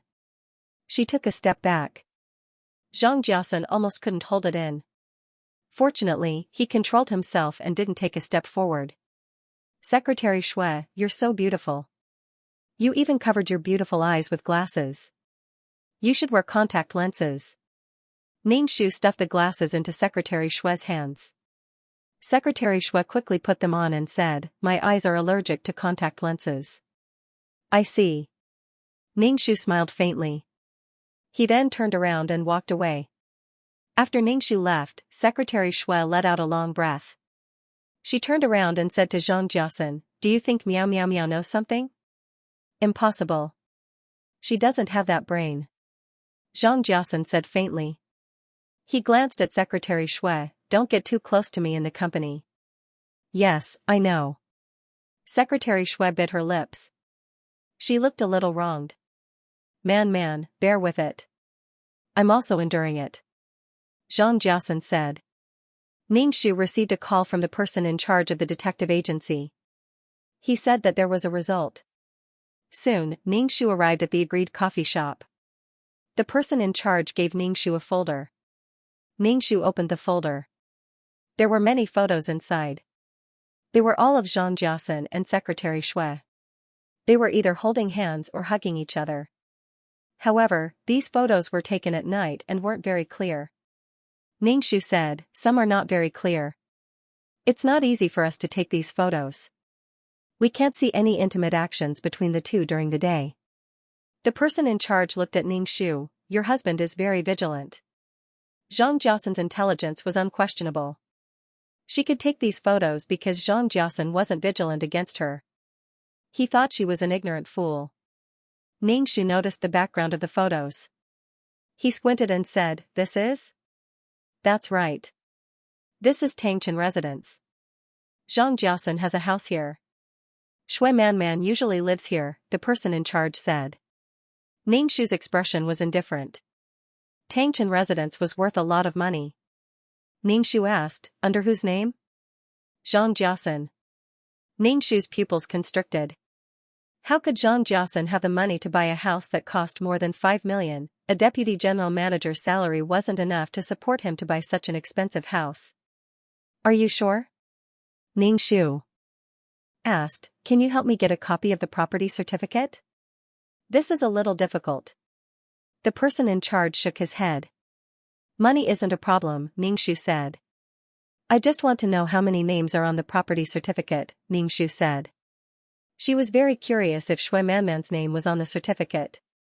"I'll find a way to get you a copy of the certificate." The person took Ningxu's money. Ningxu put the photos in the file and said, "Tell me about Shui Man's background." The person looked at Ningxu and said, "Zhang Jiasan and Shui Man were a couple in college. They seemed to have broken up after graduation. Later, Zhang Jiasan married you. Not long after you got married, Shui Man became Zhang Jiasan's secretary." "Broke up?" That means the two of them might not have broken up at all? Ningxu said, "Help me investigate these things." If there was nothing fishy about it, Ningxu would eat sh*t and leave his new wife in the countryside. Maybe he would be with Shui Man. Maybe Shui Man knew about this marriage scam plan and even participated in it. "Okay, since I've taken your money, I'll do it for you." The person nodded and said. "By the way, investigate Shui Man's family background," Ningxu said indifferently. The person nodded, "Okay. You can't tell anyone that I've investigated Zhang Jiasan and Shui Man." Ningxu narrowed his eyes. "Don't worry. We have professional ethics," the person in charge promised. Then, he took the money Ningxu gave him and left. Ningxu took a sip of the bitter coffee, picked up the file and went to the bank to open a safe. He put the file in the safe. She and Zhang Jiasen were husband and wife. Zhang Jiasen might find these things at home. These were all evidence of Zhang Jiasen's crimes. With these things, Zhang Jiasen would be the wrong party in this marriage. Ningxu wanted to check the company's accounts. Where did Zhang Jiasen get the money to buy the house? He transferred the property to his name without batting an eyelid. Zhang Jiasen was more than powerful. There must be something wrong with the accounts that allowed Zhang Jiasen to make so much money without being discovered. Back in the office, Ningxu found Zhang Jiasen sitting on the sofa waiting for her. Seeing the well-dressed Zhang Jiasen, Ningxu almost couldn't help but want to kick this guy. I'm so angry, but I still have to keep smiling. Ningxu chanted the heart-cleansing mantra in his heart. Zhang Jiasen walked in front of Ningxu and saw that Ningxu's expression was not very good. He asked, "What's wrong? You look like you've been wronged. Tell me and I'll help you vent your anger." Ningxu, ha ha ha, I'm fine. I'm just a little tired, so I went to the factory. Ningxu rubbed his forehead and said. Zhang Jiasen had a faint smile on his face and said, managing a company isn't something that can be done in a day or two. Take it slow. Ningxu nodded and thought about it in his heart. It was easy to cheat the supply channels. Buttons, needles, scissors, rulers, these small things could all be falsified. There was also the equipment for making clothes. Ningxu glanced at Zhang Jiasen and didn't intend to ask him anything. It was not good to act rashly and alert the enemy. This company was her father's. If there was anything, she could just ask Father Miao. It was too convenient for Father Miao to check the accounts. Why are you looking for me? Ningxu asked Zhang Jiasen. Looking at the talented and calm Zhang Jiasen, she felt that it was a waste of his good looks. Inside, he was a greedy, selfish, and scrupulous, and even vicious man. Zhang Jiasen said with a bit of bitterness, "Miao Miao, shouldn't you go home? I go home alone every day. Let's spend some time together." Pretend, keep pretending, Ningxu nodded. I'll go back in a few days. I'll ask father something in the next few days. Zhang Jiasen's eyes flashed with a dark light. Ningxu asked, Miao Miao, do you really want to manage the company? Yes, after I came to your house, I never thought that there would be someone living such a poor life. I suddenly found that I'm living a happy life. In order to be happy forever, I have to work hard. This little bit of hardship is nothing. Ningxu used this matter to disgust Zhang Jiasen again. Zhang Jiasen's face flashed with displeasure. He said in a pampering tone, "You are my little princess. Even if you don't do anything, I will still spoil you. You can also be happy forever." Ningxu, wretch, she really wanted to vomit on this man's face. She didn't expect Zhang Jiasen to say such words. The plot didn't say such words.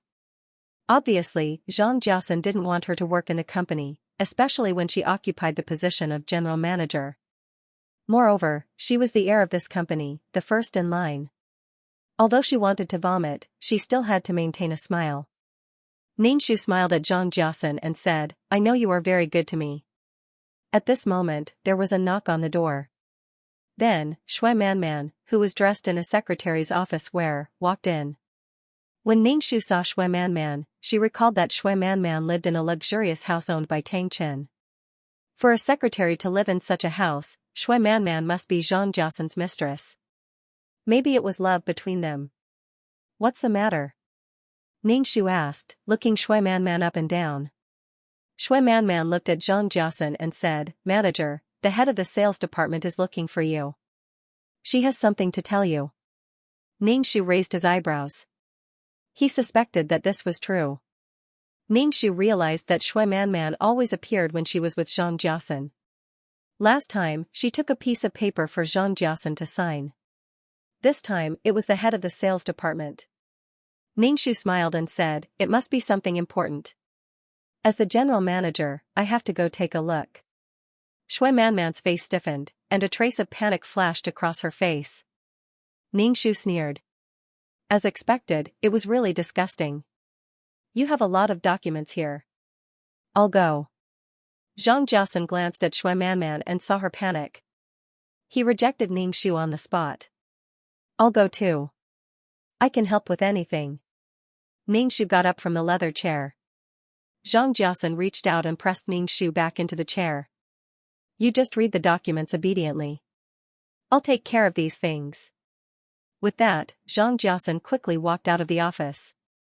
Shui Manman hurriedly followed Xianxia. Ningshu rolled her eyes. She suddenly realized that her eyes had seen through too many things. Now that she looked at the two of them, she felt that their acting was very clumsy. Perhaps it was because they knew the truth, but now that she saw that there were loopholes everywhere, or perhaps they felt that they were stupid. These two people were somewhat unscrupulous in front of her. The original owner, Meow Meow Meow, was a housewife. She didn't know about the company and didn't know that Shui Manman was a secretary. She only knew about this person's existence before she died. Speaking of which, Meow Meow Meow's death was indirectly related to Xianxia and Shui Manman. Ningshu even suspected that Xianxia did it on purpose. He deliberately let Meow Meow Meow know about Shui Manman's existence. At that time, the Meow couple was already dead. No one could suppress Xianxia. Moreover, Meow Meow Meow was found to be crazy. No one suspected anything. Ningshu didn't care about Xianxia and Shui Manman. She spent most of her time in the factory and found that many of the cameras in the factory couldn't be used.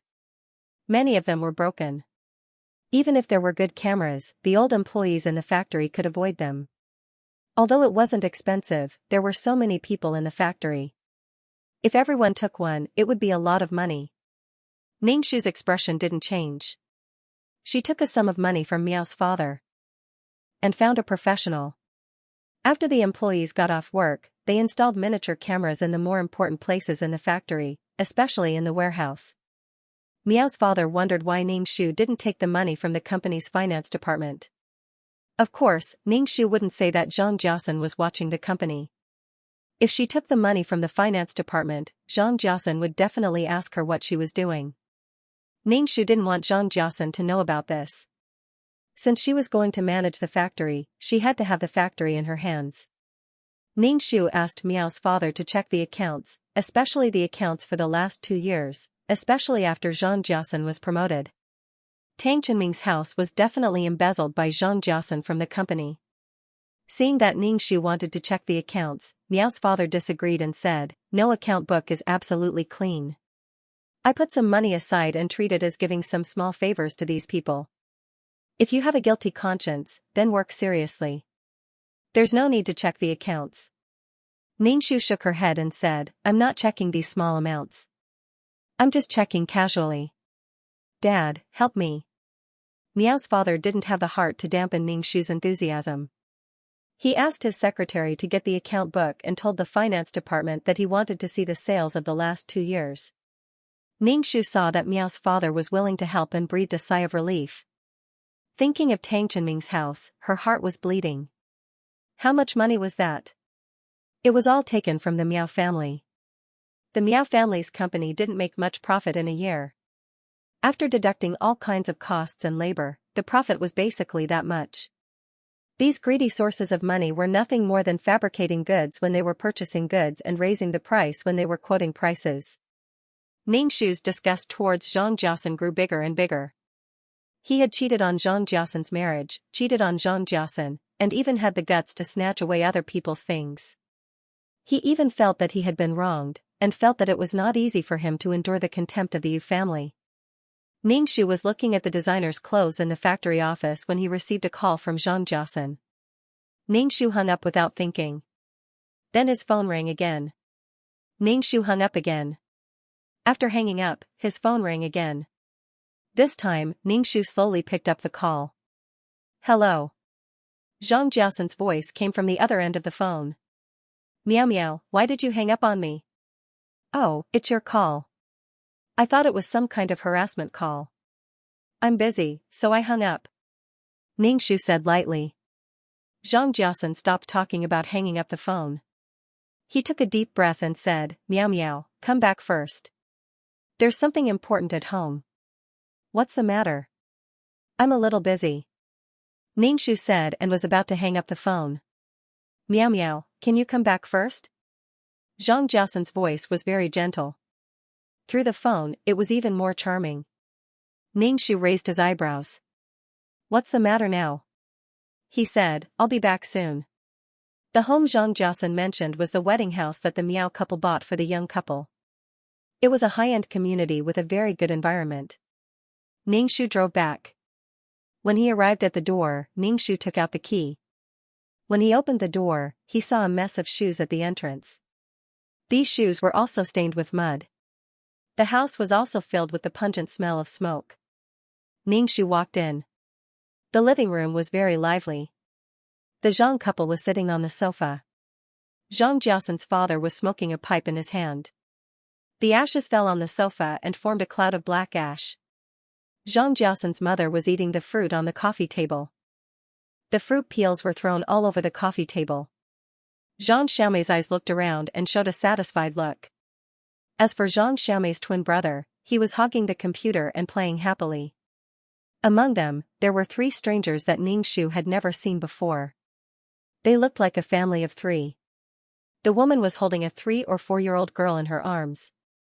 Her husband's eyes were impure. His eyes looked around the house and rubbed his hands from time to time. Ningxu was speechless. Ningxu's pupils shrank. He had a bad feeling in his heart. This house was quite big. It was close to 200 square meters. However, with so many people here, the house seemed very crowded.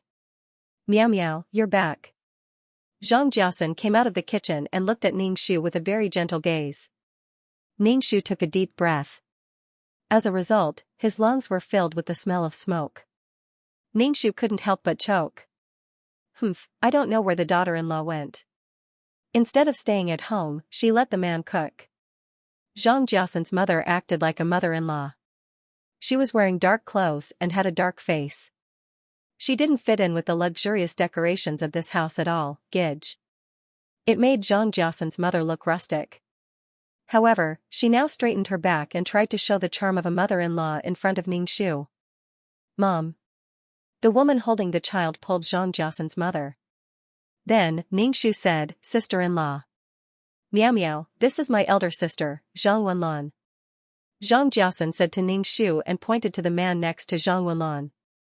This is my elder sister's husband, Tan Heyu. Tan Heyu showed a flattering smile to Ningxu, revealing his big yellow teeth. Ningxu shouted, sister-in-law. Ningxu looked away and looked at the big family. Then, he tilted his head and looked at Zhang Jiasan. What's the situation now? Not only the Zhang family, but also Zhang Jiasan's elder sister's family came. Zhang Jiasan stretched out his hand and pulled Ningxu to the balcony. He seemed to be organizing his words. Ningxu didn't speak. He sneered in his heart and glanced at the people in the house. He wanted to see what Zhang Jiasan would say. Miao Miao, Dad and Mom come and live with us. Zhang Jiasan said, Dad and Mom have been working hard all their lives and have never enjoyed a day of happiness. In order to support me to go to college, they sold everything they had. My brother and sister also didn't have a good day. My elder sister also tried to help me. Miao Miao, we are husband and wife. My parents are also your parents. Can you understand me? She didn't take a needle or a piece of thread from the Zhang family. She was not responsible for the Zhang family. Now, Zhang Jiasan wanted to use marriage to force this responsibility on her. This was like, you borrowed a lot of money before marriage. Once you got married, you asked your mother to help you pay back the money. What a slut. Ningxu was about to explode. Zhang Jiasan really treated her as a fool. He really thought that she loved him and felt that she should listen to everything he said. Such a big family needed to be supported. Maybe there would be more people joining the family. What kind of relatives were they? Ningxu chanted the mind-clearing mantra in her heart. I'm not angry at all. Hee hee. Ningxu looked at the people in the living room. With so many people, the living room became very messy. Moreover, the smoke from Zhang Jiasan's father's tobacco was very thick, and it lingered in the room for a long time. Zhang Jiasan's mother coughed and spat out a mouthful of phlegm onto the white floor tiles. Thinking of so many adults and children living here in the future, bathing and going to the toilet, just the thought of it made him tremble. Such a life was simply a disaster. These people nurtured Zhang Jiasan and they needed to repay them.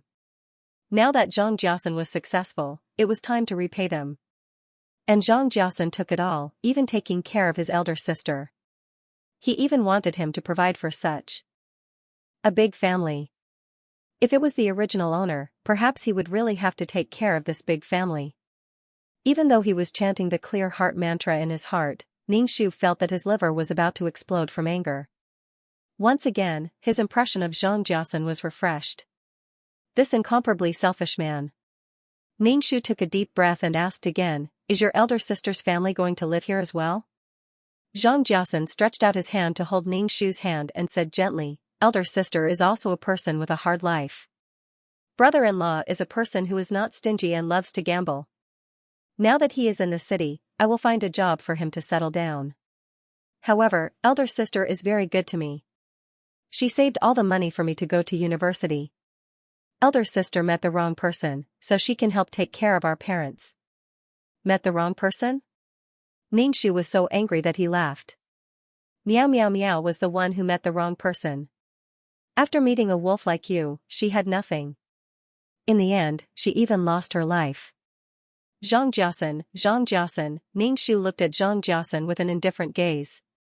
He shook off Zhang Jiasen's hand and said indifferently, "Your elder sister is good to you, not to me. What does it have to do with me? I have never used a single cent from your parents." Zhang Jiasen was stunned. "Meow meow, we are husband and wife." Zhang Jiasen's expression was pleading. "They are my parents. If you really want to show filial piety to your parents, why don't you bring your whole family to Thompson's mansion?" Ningxu didn't say anything because she didn't want to talk to Zhang Jiasen at all.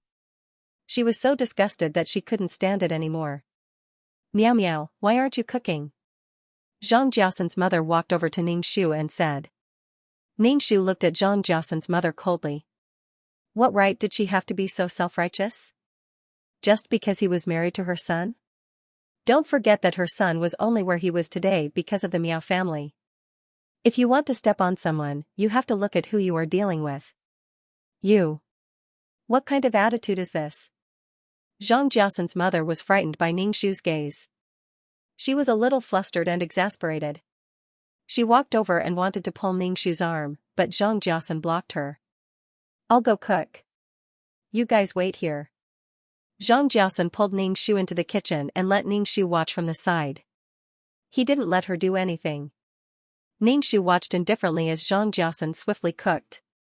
Speaking of which, in the original storyline, Zhang Jiasen had never cooked for Meow Meow Meow. It was always Meow Meow Meow who took care of Zhang Jiasen. Meow Meow Meow was a rich family's young miss. She washed her hands and made soup for Zhang Jiasen, but Zhang Jiasen never took it to heart. Soon, Zhang Jiasen had prepared a table full of dishes. The whole house of people swarmed to the dining table and squeezed onto it. Ningxu didn't have a seat and didn't say anything. She carried her bag and prepared to leave. Zhang Jiasen could do whatever he wanted. Soon, she would wipe out this nest of people. As long as Zhang Jiasen wasn't around, these people wouldn't be able to jump around. Zhang Jiasen saw that Ningxu was about to leave and grabbed Ningxu's arm. Perhaps Zhang Jiasen was angry, so when she grabbed Ningxu, she used a little more strength. Ningxu felt a lot of pain in her arm and directly said, "What are you doing? You're hurting me." Everyone at the dining table looked at Ningxu. Zhang Jiasen quickly relaxed her grip and said gently to Ningxu, "It's time to eat." "Where are you going?" "Sister-in-law, come and sit."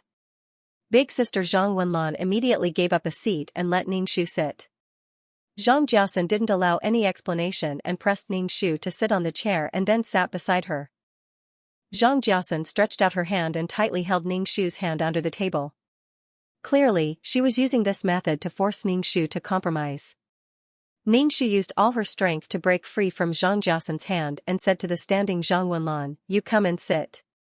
You still have a child. No need.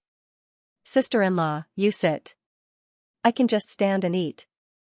Big sister Zhang Wenlan quickly waved her hand and said with a humble expression. Zhang Wenlan's husband Tan Heiyu said to Ningxu in a fawning manner, "Yes, she can just stand and eat. Sister-in-law, you can sit." Ningxu didn't even look at this man. This man was ridiculing his wife like this. What a terrible family. Eating a meal and being so pretentious. Which daughter-in-law is like you? Zhang Jiasan's mother was very dissatisfied with Ningxiu. She had a straight face and wanted to establish her absolute prestige in this new family. Ningxiu's expression was indifferent as she glanced at Zhang Jiasan's mother. She wasn't the original owner. She didn't really treat her mother-in-law as her own mother.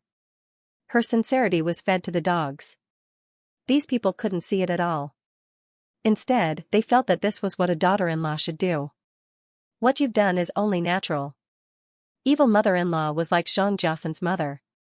She wanted to pinch her daughter-in-law in the palm of her hand, just like pinching a little chick. With such a strong mother-in-law, no matter how much she loved this man, she couldn't marry him. There were many men in the world. She couldn't count on men to help her. There were many women in the world. He only had one mother. If he didn't have this wife, he could still marry another. Ningxiu felt that Meow Meow Meow's brain had a hole. She couldn't tell good from bad. In the end, she was still spoiled. She was still so arrogant in her own territory. When Ningxiu heard Zhang Jiasan's mother say this, he immediately pulled a long face and said, "My parents bought this house for me. You're living in my house. Don't make me unhappy." Zhang Jiasan's mother immediately said, "What do you mean your house? This house also has Jiasan's name. Then it's your house alone." Ningxiu smiled faintly. See, this was the result of the original owner being hot-headed and being blinded by love.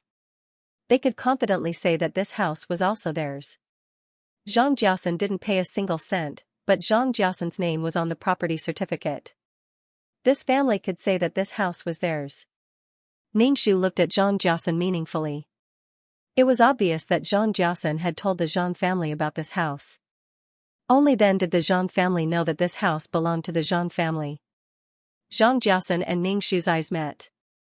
Zhang Jiasan's expression was very ugly. There was anger on his face. This anger was directed at Ningxiu. He blamed Ningxiu for making everyone embarrassed. Enough. Why are you still quarreling when you're eating? Zhang Jiasan's father knocked on the marble table with his pipe. He probably didn't know that marble wasn't as hard as wooden tables. There was a small crack.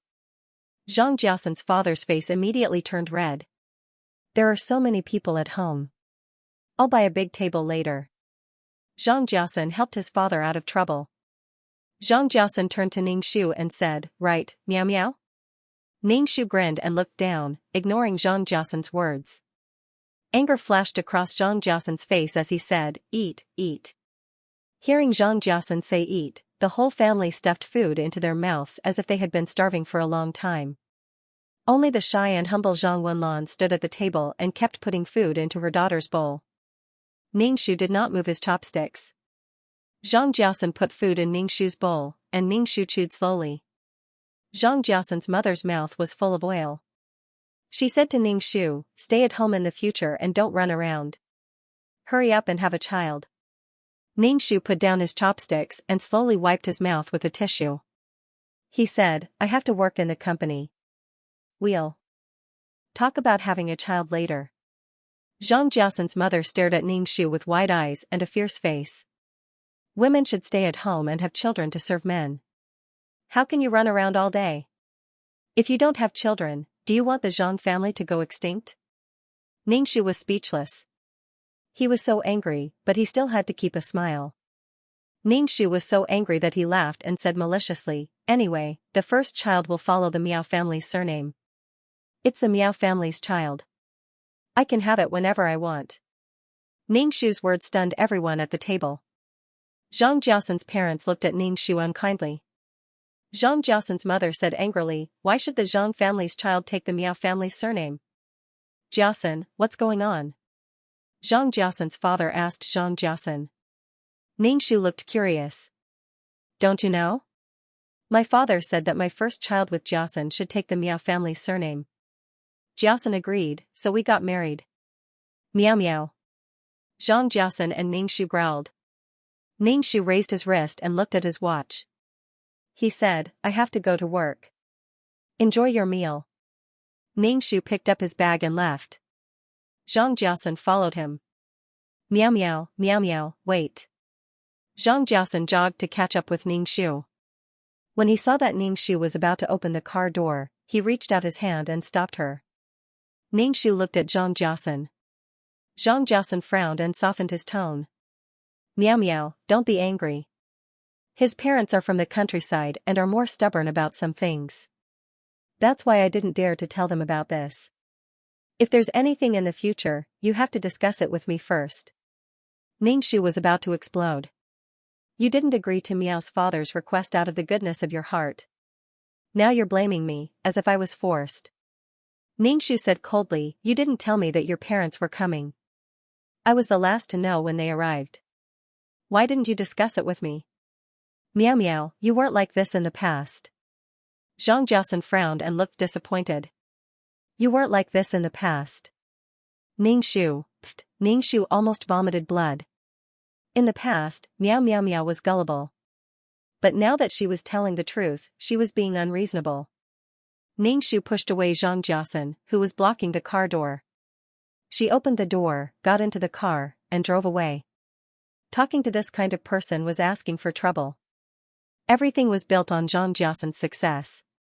If Zhang Jiaosan had nothing, what right did these people have to be high and mighty in front of her? Everything the Zhang family had now was given to them by the Miao family.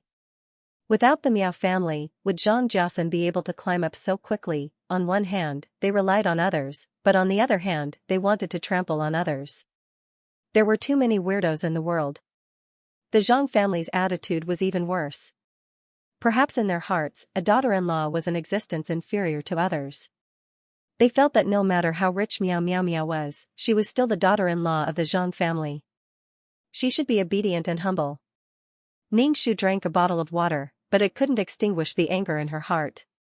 She kept chanting the clear heart mantra in her heart. I've been in so many worlds and have seen so many weirdos. I definitely won't kneel here. I'm not angry at all. I'm not angry. I'm not angry.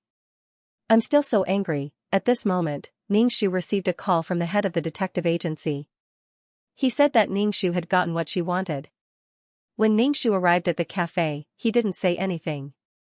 He first opened the file and saw a copy of the property certificate. On it was only Zhang Jiaosan's name. Ning Shu suddenly laughed. Once again, it proved that Zhang Jiaosan was a materialistic and selfish man. At the same time, he was also a very vigilant person. Even though Shui Man was his university sweetheart, only their names were written on the property certificate. Shui Man couldn't be compared to money in Zhang Jiaosan's heart. Zhang Jiaosan, who was afraid of being poor, only had money in his heart. Ning Shu kept the copy of the property certificate, along with some intimate photos of Zhang Jiaosan and Shui Man. Zhang Jiaosan, have you figured out Shui Man's situation? Ning Shu asked. The head nodded. Yes. Shui Man is from this city. Her parents are state-owned employees. Her well-off family doesn't have to worry about food and clothing. There's nothing special about her. However, she likes branded goods. Zhang Jiaosan bought her a lot of branded goods. Ning Shu sneered. One was a materialistic peacock lady, while the other was a hypocritical, selfish and materialistic phoenix man. The two of them were a perfect match. I want more intimate photos of them. For example, photos of them in bed. It would be better if it's a video, Ning Shu said. The head shrugged his shoulders. It's very difficult. Ning Shu said calmly, I believe you can do it. Even a layman like me can think of a way. For example, I can pretend to be a cleaner and put a mini camera in the bedroom. Then, a video will come out. Don't tell me how difficult it is. The head was speechless. Yes, but the price. The head looked at Ning Shu. Ning Shu raised his eyebrows. Since you have so much business, I'll give you a discount. Ning Shu gave the head some money and then put all these things in the bank safe. After a busy day, Ning Shu's head was in a mess. Especially Zhang Jiaosan. He was so angry that he was about to faint. Ning Shu directly transferred the money from his bank card to another card. Because this card was bound, the water, electricity, and property fees of the matrimonial house were directly deducted from the card. That was a high-end neighborhood. The property fees were not a small amount. However, all the money was paid by Meow Meow Meow. Xianxia did not pay a single cent for this family. Meow Meow Meow's brain was not only damaged, but it was also damaged. She raised Xianxia well, but Xianxia went to raise others. She would rather feed a dog. The dog would at least wag its tail and bark at people. When thrown into the water, one could still hear the splash of water. However, if she gave it to these people would think that it was natural. They would spend your money, live in your house, and even treat you like a slave. When they reached home, Ningxiu first boiled the medicinal food for Meow Meow's father. This kind of thing was done by Ningxiu personally. She was also considered a doctor. In any case, she was also the disciple of a divine doctor. Ningxiu was very concerned about Meow Meow's father's health. She didn't want Meow Meow's father to die before the age of 60 like in the storyline. Speaking of which, the Meow family was short-lived, especially Meow Meow. It was also because of Meow Meow that the Meow family was wiped out. Something must have happened that made Meow Meow's father unable to bear it. The blood vessels in his head exploded and he never woke up again. Therefore, Ningxiu was very concerned about Meow Meow's father's health. Meow Meow's father drank the medicinal soup made by his daughter and looked at his daughter's pale face. He asked, "What's wrong? Why do you look so pale? Is it because your work is not going well? Or did you quarrel with Xianxia?" "It's nothing." Ningxiu waved her hand. She didn't want to tell Meow Meow's father about the Xian family. If Meow Meow's father faced the Xian family, he would probably have a brain hemorrhage in advance. Ningxiu changed the topic and asked, "Dad, what's the progress of your account book?" Speaking of this matter, Meow Meow's father's face became as dark as Ningxiu's. He glanced at Ningxiu and didn't say anything. Ningxiu knew that Meow Meow's father must have found something. She asked, "Dad, did you find something?" "No, it's just a small amount of money. Don't worry about it," Meow Meow's father said and lowered his head to drink the soup. Ningxiu felt that Meow Meow's father had found Xianxia's little tail, but he didn't say anything because he was worried about her. When she completely got the evidence of Xianxia's infidelity and put it in front of Meow Meow's father would naturally say it. Meow Meow's father was restrained because of her. Ningxiu sighed. He was so stupid, but he still harmed others and harmed himself. Ningxiu felt that she should add more attribute points to wisdom. It was also because Meow Meow's parents spoiled Meow Meow too much that she developed such a naive character. If Meow Meow met a man who truly loved her like her, she would be happy for the rest of her life. However, she was chosen by Xianxia. This kind of naive character was her fatal weakness. Xianxia would take advantage of this weakness and slowly nibble away at the Meow family. Ningxiu took a shower and was about to go to bed when Xianxia called her. Xianxia began to coax Ningxiu. "Meow Meow, don't be angry. Go home first. Mom and Dad are waiting for you." Ningxiu curled up into a ball under the blanket and said faintly, "Jiasen, it's already 11 at night. It's so cold.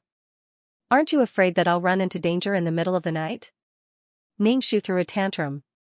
"You don't love me at all. You don't care about me at all. You don't even worry about catching a cold or running into danger. You don't love me at all." Ningxiu switched off her phone after she finished speaking.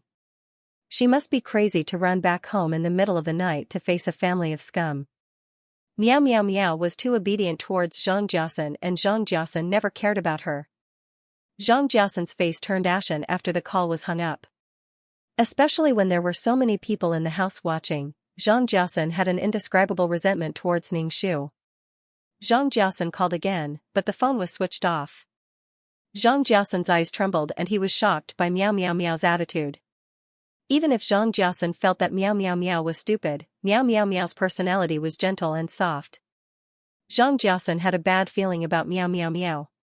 Ever since they returned from the countryside, Meow Meow Meow's attitude towards him had undergone a subtle change. This made Xianxia feel that Meow Meow Meow was a little troublesome. Xianxia was proud of making Meow Meow Meow, the daughter of a rich family, love him wholeheartedly. But now, things had gone off track. Xianxia rubbed his forehead and regretted leaving Meow Meow Meow in the countryside. Could it be that Meow Meow Meow's mind had been tempered by the tough days she had been through? Jiasun, when is she coming back? A married woman not returning home at night. If it was in the past, she would be committing adultery. Zhang Jiasun's mother was getting impatient. It was already the middle of the night. If they were in the countryside, they would have already woken up. Zhang Jiasun said, "It's already so late." She said that she will be coming back tomorrow. She will be at her in-laws' house. Zhang Jiasun's mother was even more unhappy. She's already married, yet she still runs back to her parents' house. Now that she's in the Zhang family, she's a member of the Zhang family. When Zhang Jiasun heard his mother's words, he felt that it was a little inappropriate. He said, "Mom, Miao Miao Miao is my wife after all. You should treat her better. She's now the general manager of the company. The Miao family might be handed over to her in the future. It won't do us any good if we fall out with her." Zhang Jiasun's mother glared at him. How can a woman manage a company? A woman should stay at home and take care of the family. Let her hand over the company to you. Let the man do these things. A woman should stay at home and raise children. Zhang Jiasun pursed his lips and looked at his mother without saying a word. Zhang Jiasun's father took a puff of the pipe in his hand and said to Zhang Jiasun, "Let's not talk about your wife for now. Find a job for your brother-in-law in your company." "Yes, brother-in-law. Find me something to do. It's best if it's something relaxing. You know that I can't do heavy work. It's too tiring," Tan Heyu said to Zhang Jiasun casually. Zhang Jiasun frowned when he saw Tan Heyu's nonchalant look. However, when he saw Zhang Wenlan, who was holding a sleeping child, with a pleading and expectant look on her face, Zhang Jiasun couldn't bear it. He nodded and said, "Okay, but brother-in-law doesn't have a diploma. We can only arrange for him to work in the factory." "Okay." Zhang Jiasun's father directly made the decision. Tan Heyu said to Zhang Jiasun, "Brother-in-law, can you give me the position of a workshop director?" Zhang Jiasun frowned. Anger and hostility flashed in his eyes. Tan Heyu was scared and didn't say anything. "Brother, can you give me some money? It's my first time going to a place like this. I want to buy something. The clothes in the city look better." Zhang Xiaomei said to Zhang Jiasun. Then, Zhang Xiaomei rolled her eyes and said, "Brother, I don't want your money. I'll call Miao Miao Miao tomorrow. That way, someone will pay the bill." After Zhang Xiaomei finished speaking, she was very proud. She felt that she was very smart. Zhang Jiasun frowned. If it was the previous Miao Miao Miao, Zhang Jiasun could be sure that Miao Miao Miao would be an ATM machine. However, Zhang Jiasun wasn't too sure about the current Miao Miao Miao. Moreover, Miao Miao Miao was busy with the company's matters every day. She didn't have much time to meet with him. How could she have time to accompany Zhang Xiaomei to shop? Zhang Jiasun took out a stack of money from his wallet and gave it to Zhang Xiaomei. He said, "Your sister-in-law has to go to work. She doesn't have time to shop with you. Take this money and buy whatever you like." Zhang Xiaomei took the money. Her face was obviously unhappy. Spending her brother's money was completely different from spending other people's money. Zhang Xiaomei didn't feel bad spending other people's money. After all, Miao Miao Miao was rich. Zhang Jiasun felt upset. He went to the balcony to smoke. After a while, the floor was filled with cigarette butts. The next morning, Zhang Jiasun took his brother-in-law Tan Heyu to the company to find Ning Shu, but he was told that Tan Heyu had gone to the factory.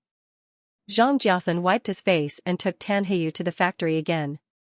When Ning Shu heard that Zhang Jiasun asked him to find a job for Tan Heyu, he glanced at Tan Heyu, who was looking around with shifty eyes, and sneered in his heart. Zhang Jiasun looked at Ning Shu and asked, "Can't I?" Ning Shu smiled and said, "Since you said so, I will arrange a suitable position for brother-in-law." Zhang Jiasun saw that Ning Shu was smiling at him like before, which calmed him down a little. He was afraid that she would be angry and not give him face. "It's up to you. Are we going back to the company at noon? We haven't eaten alone for a long time. Let's go to your favorite Western restaurant and I will make a reservation later," Zhang Jiasun said softly to Ning Shu. He bent down slightly and looked into Ning Shu's eyes. His eyebrows were full of tenderness. Ning Shu ignored Zhang Jiasun's affection. He raised his wrist to look at his watch and said, "Maybe I can't go. I have something to do later. Let's talk about dinner later. Xianxia's eyes flashed with dissatisfaction. In the past, Meow Meow Meow cared about him, but now she only thought about work all day. Xianxia's face showed a helpless expression. My wife is a workaholic, which makes me very distressed. I feel abandoned. Ningxu smiled and said, don't worry, I won't abandon you. After Zhang Jiasun left, Ningxu looked at Tan Heyu, who was trying to please him. Ningxu directly asked Zhang Jiasun to carry the goods and put the finished products on the truck. When Tan Heyu heard that it was a job, he suddenly pulled a long face. He wanted to be a workshop director, but now he was just a bag carrier. Sister-in-law, we are a family. Can't you give me an easier job? At least a workshop supervisor. Otherwise, I will embarrass you. Tan Heyu said to Ningxu in a flattering manner. Ningxu, haha, workshop director? Why don't you go to heaven? Although brother-in-law is one of us, the company has its own rules and regulations. Many people are not convinced that you are the workshop director. Take it slow, and you will be promoted to workshop director. Ningxu said expressionlessly. Tan Heyu touched his chin and felt that what his sister-in-law said was right. Then, he went to carry the bags. However, Tan Heyu also overestimated himself. How could a spoiled and lazy bastard like him do such hard work? Ningxu only took a glance before she turned around and left. She had more important things to do. Ningxu participated in the design of the clothes. Ningxu had traveled through various worlds, ancient and modern. She had seen all kinds of fashionable clothes. Of course, Ningxu didn't have the ability to be a designer. Instead, he gave suggestions to designers and added some new fashion elements.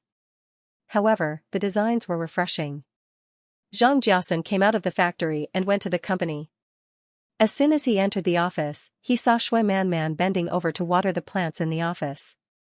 Her butt was slightly raised and looked very sexy. Furthermore, Shui Man was wearing a one-piece dress which wrapped around her butt. Zhang Jiasun was a little itchy but he restrained himself. This was the office. Shui Man turned around and saw Zhang Jiasun. She smiled and then said with a little bitterness, Jiasun, why didn't you come to find me recently? Are you with Meow Meow Meow? Zhang Jiasun sat on the chair and rubbed his forehead. He looked a little tired and said, no, my parents came from the countryside. Meow Meow Meow went back to her parents' home. Shui Man was a little surprised, uncle and auntie are here. Should I pay a visit to your parents? No need. The more you do, the more likely you will be exposed. It's not good for you to go home as a secretary. Zhang Jiasun said. It was very messy now and he didn't want Shui Man to get involved. Shui Man was a little unhappy, why? Just find a reason. Meow Meow Meow is so stupid, she won't notice. Meow Meow Meow is stupid, but her parents aren't. Stop fooling around. Zhang Jiasun's expression was sharp. Shui Man knew when to stop. She knew that she couldn't make her presence known in front of Zhang Jiasun's parents. Seeing Zhang Jiasun's expression, she said, come to my place and relax tonight. Zhang Jiasun didn't say anything. He narrowed his eyes and thought about something. Seeing Zhang Jiasun like this, Shui Man knew that he was thinking about something important. Since they were together in university, Shui Man naturally knew some of Zhang Jiasun's habits. However, he looked really charming when he was deep in thought. Zhang Jiasun had indeed been feeling quite tired recently. After work in the afternoon, he followed Shui Man to the Thompson residence and spent an hour or so showering before having sex. Ignoring Shui Man's pleas to stay, he comforted Shui Man with a few words before pulling up his pants and leaving. The current situation wasn't right. Zhang Jiasun didn't want to be caught. What made Zhang Jiasun uneasy was Meow Meow Meow Meow's attitude. He had to stabilize Meow Meow Meow. After returning from the countryside, Meow Meow Meow had been angry and had a knot in her heart. Now, Zhang Jiasun really regretted leaving Meow Meow Meow in the countryside. At that time, when he married Meow Meow Meow, Shui Man was so sad that she couldn't control herself. Shui Man was the woman he loved since university. At that time, he thought of leaving Meow Meow Meow in the countryside first and then comforting the sad Shui Man. Shui Man was comforted, but now Meow Meow Meow was causing trouble. When Zhang Jiasen arrived at the factory, he saw Ningxu checking the fabric in the warehouse. He quietly walked over and hugged her. Ningxu was shocked. She raised her foot and stepped on the foot of the person behind her. She even used the heel of her shoe to grind it. Zhang Jiasen groaned in pain as he swung his leg. Ningxu turned around and saw that it was Zhang Jiasen. Her expression was very exaggerated and shocked. Jiasen, why are you here? Are you okay? Why didn't you say anything? I thought it was that pervert. Does your foot hurt? Zhang Jiasen's face trembled, but he was helpless in front of Ningxu. Okay, calm down. Don't throw a tantrum. I know you suffered a lot in the countryside. It's my fault. Ningxu narrowed her eyes. Zhang Jiasen was really flexible. However, when he came closer, Ningxu smelled the scent of shower gel. Taking a bath in the afternoon, haha, she didn't know what he had done.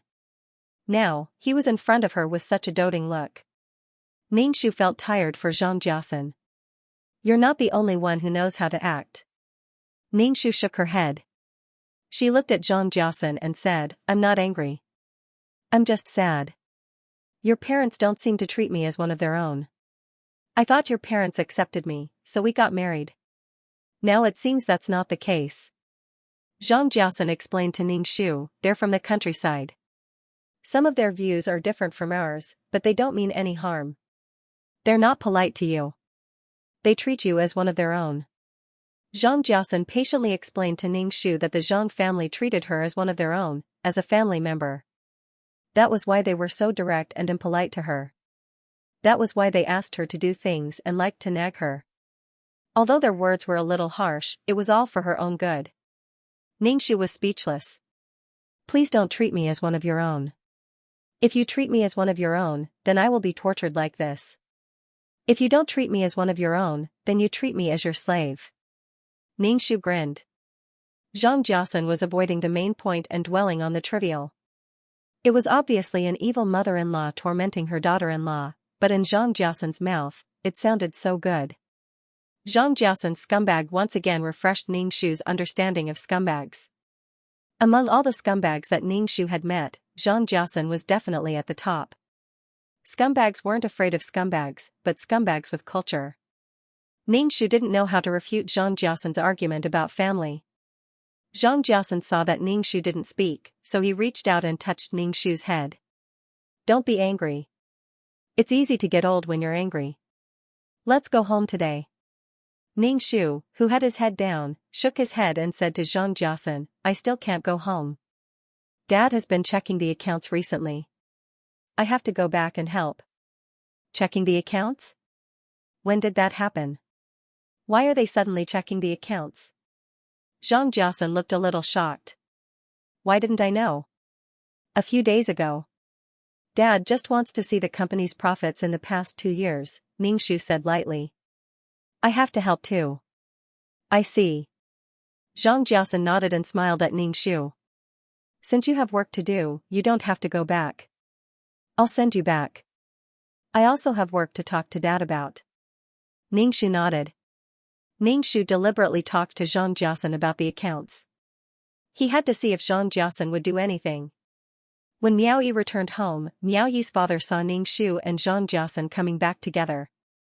He didn't say anything and treated Zhang Jiasen as usual. This made Ningxu a little confused. Did Ningxu's father not find anything? In front of the Miao couple, Zhang Jiasen was more attentive to Ningxu than usual. For example, he only took Ningxu's favorite dishes, no, Miao Miao's favorite dishes. She always showed her love for Ningxu through her small actions. Ningxu accepted Zhang Jiasen's service with a clear conscience. Since Zhang Jiasen was in a hurry, there was no need to refuse. He was just putting on a show. Zhang Jiasen felt that he had not done enough, so he wanted to stay for the night. Ningxu's heart suddenly felt a little bad. He had already done it with Shui Man. Could it be that he still had to do it with her at night? Ningxu glanced at Zhang Jiasen's lower part. Can he take it? Zhang Jiasen caught the look in Ningxu's eyes and raised his handsome eyebrows. His eyes were devilishly charming, obviously thinking that Ningxu wanted it. After taking a shower, Zhang Jiaosan lay on the bed and hugged Ningxu. Meow meow, let's have a child. Ningxu smiled and nodded. Okay. Zhang Jiaosan's face revealed a smile. Ningxu continued, but if I have a child now, what about my work? Also, your parents don't agree to the child's surname. When the time comes, the two families will definitely quarrel. Jiaosan, I'm actually very afraid of your mother.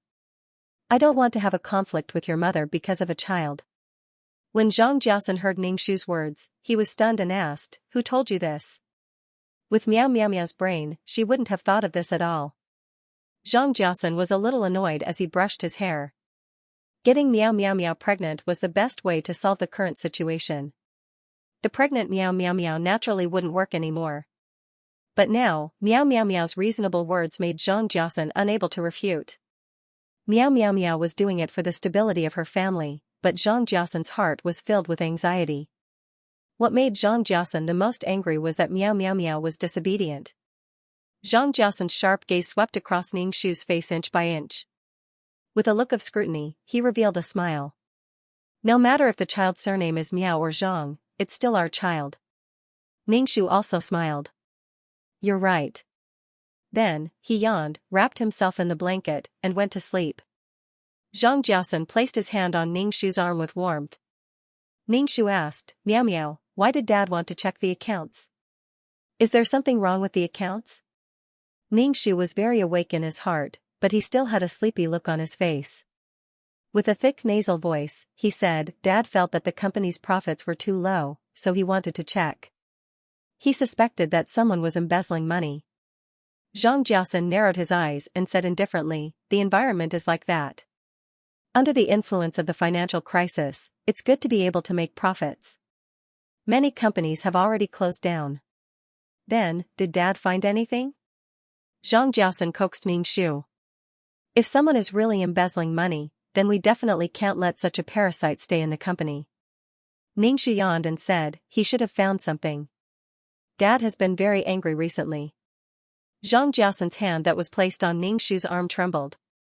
Then, he said softly, go to sleep if you're tired. Ningxu slowed his breathing and looked like he was sleeping. Not long after, he felt that Zhang Jiaosan beside him had woken up. Ningxu opened his eyes and saw Zhang Jiaosan smoking on the balcony. Standing on the balcony, his dark figure was like a ghost. Zhang Jiaosan stood on the balcony for a long time with a burning cigarette in his hand. Then, he went downstairs. Ningxu followed him barefoot. At the stairs, he heard the voices of Zhang Jiaosan and a woman coming from the kitchen. Ningxu listened to the woman's voice. It seemed that she was a servant of the Miao family and had worked for the Miao family for several years. Zhang Jiaosan and the servants' voices were very low. Ningxu couldn't hear them clearly. He went directly to the kitchen door and asked, what are you doing? When Zhang Jiaosan saw Ningxu, he looked calm. He raised the cup in his hand and said, I want to drink water. I can't find a cup, so I asked Aunt Ping to get me a cup. Why did you come down? Ningxu's eyes swept over Aunt Ping's face. Aunt Ping said, I woke up last night and saw the young master looking for something in the kitchen. So, I got a cup for him. I didn't ask you what you were going to explain.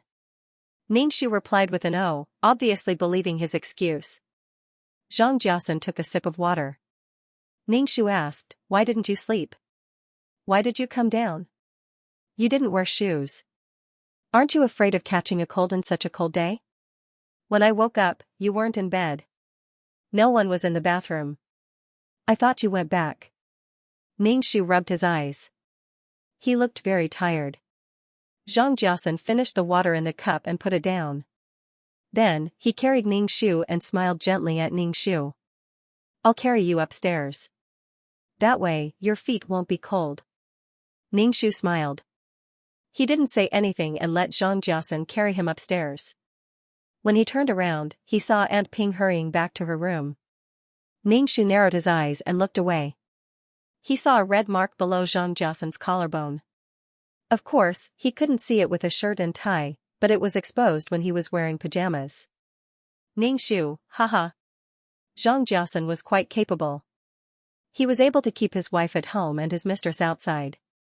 However, this was all based on the fact that Meow Meow Meow was naive and easily deceived. Meow Meow Meow probably never thought that Xianxia would cheat on her. She had a kind of confidence in Xianxia. She didn't know what he was talking about with the servant in the middle of the night. Ningxu felt that she needed to pay attention to this servant. Xianxia carried Ningxu to the bed and laid down himself. He directly placed Ningxu's foot on his chest. Ningxu was shocked. She wanted to retract her foot out of reflex, but Xianxia held her down. Xianxia's tone was doting. Don't move. You didn't wear your shoes when you went downstairs just now. I'll warm you up so that you won't feel uncomfortable when you sleep. Xianxia's body was very warm. Ningxu felt a wave of heat passing to her foot. It was very warm. Ningxu narrowed her eyes. This man was really, no wonder Meow Meow Meow fell for this man. Ningxu put her foot on Xianxia's chest. It was indeed very warm. Xianxia laughed softly. His chest shook. Ningxu asked, "What are you laughing at?" "Nothing. I just thought that our future children will be very cute. You will be just like you." Xianxia smiled. His eyes looked very gentle and warm under the light. Ningxu, he didn't sleep the whole night and still wanted to play affectionate. She still had to deal with him. What a sin. Ningxu chanted the clear heart mantra in her heart. She really wanted to tell Xianxia that the kiss marks on his body were already showing. She still had to pretend that she didn't know. She was really testing him. However, Ningxu found that chanting the clear heart mantra was very beneficial. It could calm one's mood. More importantly, it could also remove the negative emotions and spiritual dirt that had accumulated in her heart. Now that Xianxia didn't sleep and pulled her to show his deep love for her, Ningxu wanted to kick him.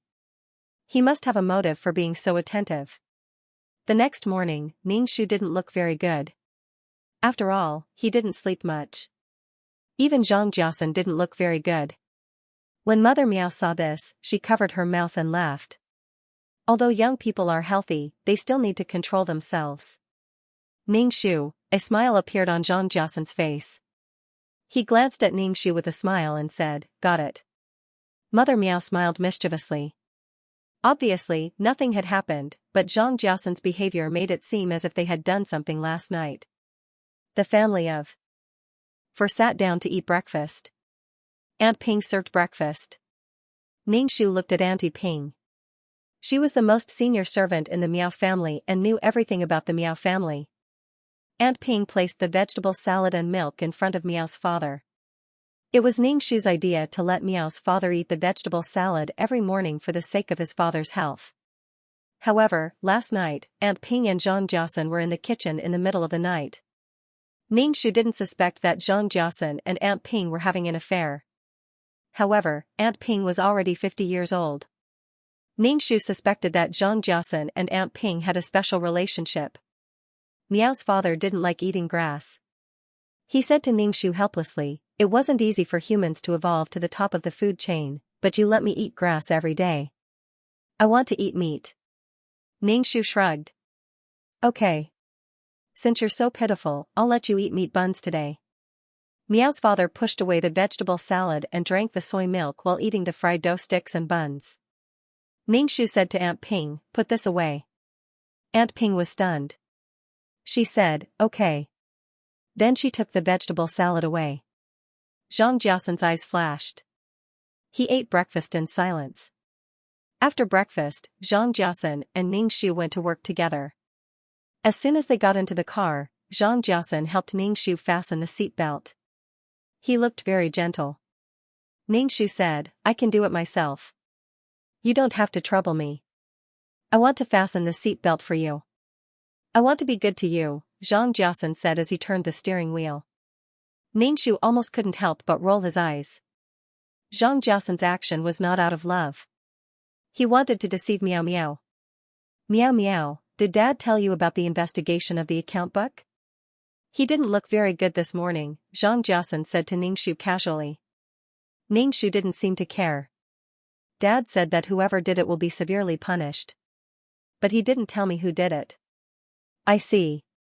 Zhang Jiasun looked a little angry. Didn't Dad tell you who did it? Ningxu shook his head.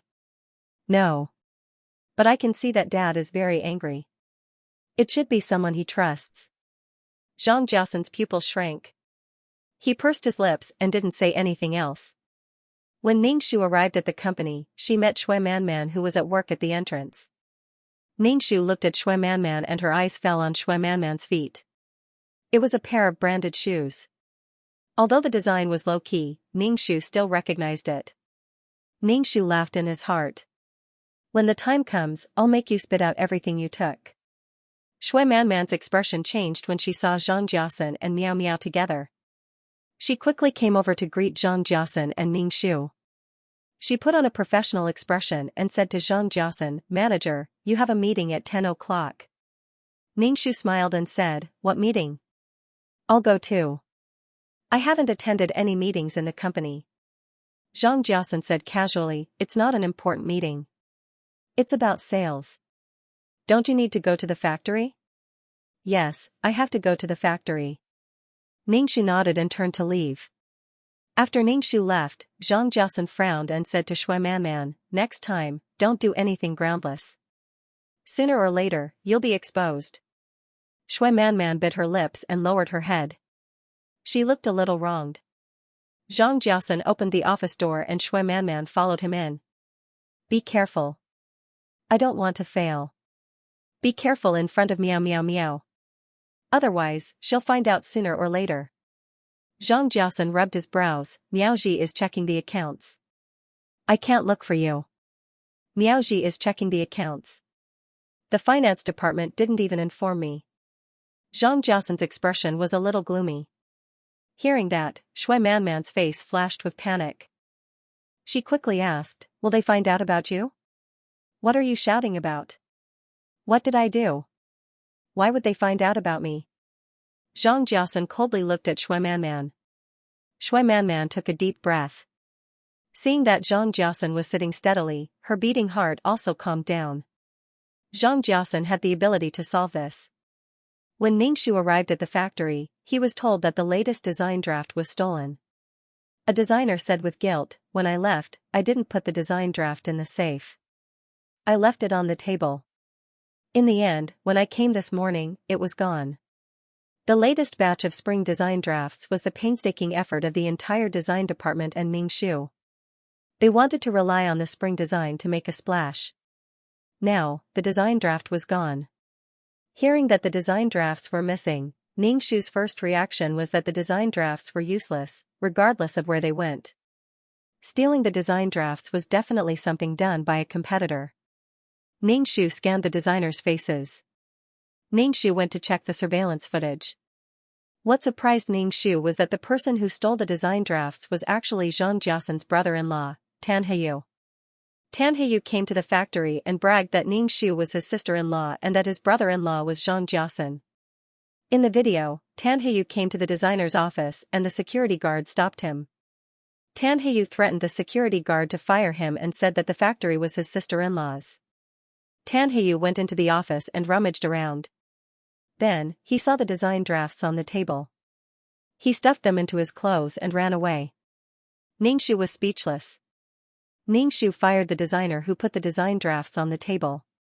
The designer was stunned. Ningxu asked, "Why? Why did you fire me?" "Because of your carelessness, you caused such a huge loss to the company. Do you think you can still stay in the company?" The female designer was indignant. She took off her work pass and threw it on the ground. "I don't want to stay in a company that doesn't distinguish right from wrong." The designer turned and left.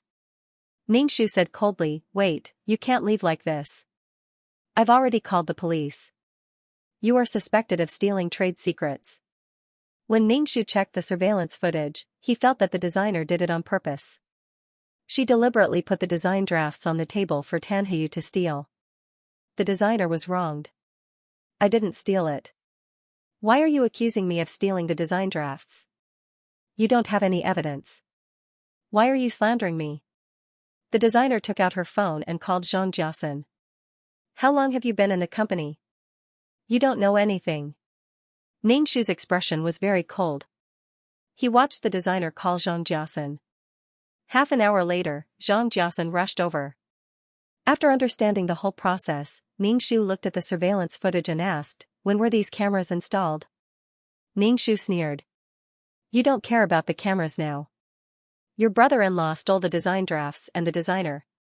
Xianxia frowned, looking very distressed. "Manager, I didn't steal the design drafts at all. I've been in the company for so many years, there's no reason for me to steal the design drafts. You can blame me for being careless, but you can't pin the crime of stealing on my head. A designer needs a reputation. If I have a reputation for stealing, which company would dare to hire me?" The designer said indignantly. "Why would I do something like this that would destroy my own future?" Tan Heyu was also escorted in by the security guards. Tan Heyu, who was being held by the security guards, was still cursing. "Tan Heyu." Xianxia looked at Tan Heyu coldly. "You really can't change your ways." Xianxia pulled Tan Heyu's collar and dragged him to the front of the computer to show him the surveillance footage. Tan Heyu looked at it and immediately begged Xianxia for mercy. "At that time, a person came to me and asked me to find this kind of paper with clothes drawn on it. He gave me 20,000 renminbi. I thought 20,000 renminbi was more than Xingku's monthly salary of moving things around. Bastard." Xianxia gave Tan Heyu a punch, which made Tan Heyu fall to the ground and cry out. Ningxu indifferently looked at Xianxia's action. Seeing Ningxu like this, Xianxia pulled Tan Heyu's collar and punched him a few more times. Xianxia rubbed his eyebrows and said to Ningxu, "Meow meow, I'm sorry." When he was in the countryside, his hands and feet were a little dirty. "I thought it would be fine once he came to the city, but I didn't expect that he would make such a big mess. Even if you kill him, it won't make up for it. Now the most important thing is to redesign the spring style. Don't make this a big deal. If the workers know that without the design drafts, they can't work, which will cause panic." Xianxia said to Ningxu in a low voice. "There's a hierarchy of priorities." Ningxu looked at Xianxia, various thoughts flashed through his mind. For a moment, Ningxu felt that Xianxia was behind this matter. "Who is the person who gave you the money?" Ningxu said to Tan Heyu, who was grimacing in pain. Tan Heyu said, "I don't know. He only recognized money." Outside the house, police sirens sounded. Hearing this sound, Xianxia suddenly looked at Ningxu and asked, "Did you call the police?" Ningxu sneered. "Since he did something wrong, he should be punished." "Jiasen, are you going to exonerate your brother-in-law?" Xianxia looked at Ningxu in shock. "Meow meow, how did you become like this?" Ningxu's face was cold. "Dad said that managing a company has to be decisive to make the subordinates obedient." The police came in, and Ningxu directly asked them to take Tan Heyu away. Tan Heyu was really scared this time. Tears and snot were running down his face. Ningxu shouted to Xianxia, "Brother-in-law, I know I was wrong. Please save me. I don't want to go to jail." Ningxu seemed to be furious. His face was cold and he did not speak. Xianxia looked helpless.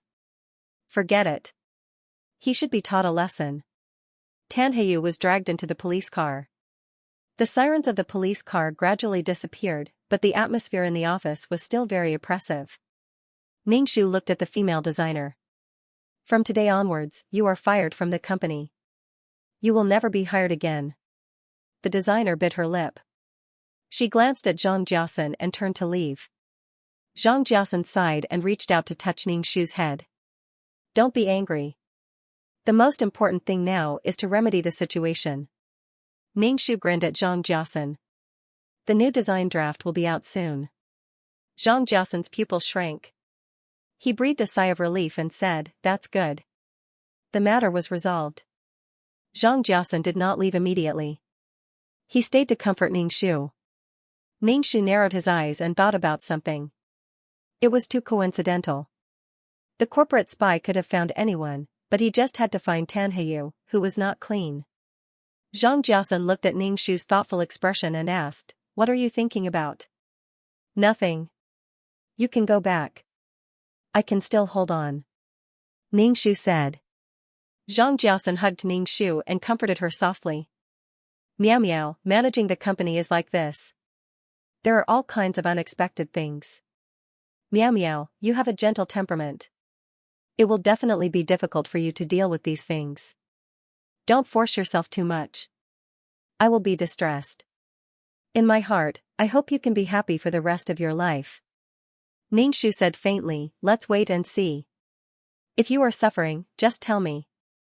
I can help you solve anything. Zhang Jiaosan kissed Ningxu's hair. Ningxu had goosebumps all over her body. Zhang Jiaosan patted Ningxu's shoulder again and then left. Ningxu looked at Zhang Jiaosan's back. Why did she feel that Zhang Jiaosan's back carried a sense of complacency? What if it was really like this? Zhang Jiaosan was willing to sacrifice his brother-in-law in order to give her trouble? The design drafts were stolen, so they had to redesign. If they didn't redesign quickly, the spring clothes would be on the market soon, and the factory wouldn't be able to produce the goods. This matter was more than just a little troublesome. Ningxu rubbed his forehead. The previous elements couldn't be used. Ningxu guessed that the design drafts were in the hands of someone else. The designer worked overtime to redesign, and Ningxu basically didn't sleep at night to review the design drafts. Ningxu wasn't a professional designer after all. If he gave too many opinions, he would interfere too much with the designer. Ningxu sometimes proposed a concept or element for the designer to use. After Ningxu drank a cup of coffee, he rubbed his dark eyes and received a call from the head of the detective agency. When he arrived at the coffee shop, Ningxu saw the coffee and felt a little thirsty, so he gulped down a cup of coffee first. Head, gulp, what did you get this time? Ningxu asked. The head pushed the laptop in front of Ningxu and clicked on the enter key. Ningxu looked at the screen and saw two white bodies rolling together. Zhang Jiaosan's expression was happy and evil, while Shui Manman's face was full of enjoyment. It was like two snakes entangled together, making Ningxu feel disgusted. Looking at the time of the video, it was indeed that afternoon. In the afternoon, he was with Shui Manman, but in the evening, he told her that he wanted to have a baby. Hee hee. Ningxu looked at the video indifferently, and after a while, a shameful sound was heard. The coffee shop was relatively quiet, and the sudden shameful sound made everyone in the coffee shop look at Ningxu. Ningxu immediately closed the laptop. With this, victory was basically in his hands. The head pulled out the USB from the laptop and handed it to Ningxu, saying, "This is what you wanted." Ningxu put away the USB, nodded and said, "Okay." Ningxu made several copies of the USB flash drive's contents and placed it in the bank's safe. After a period of accumulation, Ningxu found that he had more and more evidence in his hands. He was like a little squirrel, accumulating pine cones bit by bit. However, now was not the time to ask for a divorce. It was better to act up together.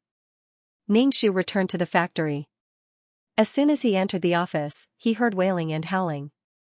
He walked in and saw Zhang Jiaosan's mother sitting on the ground. She slapped the ground and shouted, "Damn it! How can there be such a ruthless wife?" She even sent her brother-in-law to the police station. Many workers gathered around Zhang Jiaosan's mother and whispered to each other. Not only was Zhang Jiaosan's mother there, but Zhang Jiaosan's sister, Zhang Wenlan, was also there. Zhang Wenlan was crying, and Zhang Jiaosan's father was sitting on a chair with a pale face. Seeing Ningxu coming over, Zhang Jiaosan's mother immediately rushed over to Ningxu. "You black-hearted man, why did you put your brother-in-law in jail? Sister-in-law, I beg you, let Heyu come back."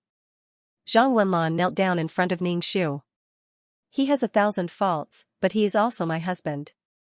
If he goes to jail, how can we live? Daughter-in-law, this is a family matter. How can you make a scene like this? If there is a problem, go home and solve it. Don't wash your dirty linen in public. You have lost the face of the Zhang family." Zhang Jiaosan's father's face was not good. His honest and mellow face was fierce, and his aura was similar to Zhang Jiaosan's. He had the absolute majesty of the head of the family. As soon as Ningxu walked in, he welcomed the storm of Zhang family members.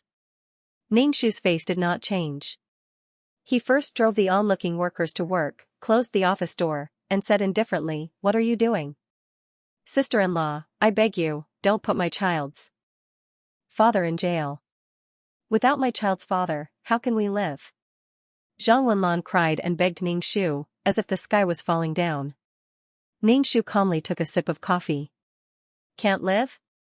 There was no such a lazy man who did not support his family. Can't live without a man? Can't live without a man. This was a woman's sorrow. No matter how much of a bastard the man was, she can't live without him. She did not have the confidence and courage to live for herself. Ningxu looked at the pitiful Zhang Wenlan. A pitiful person must have a hateful side.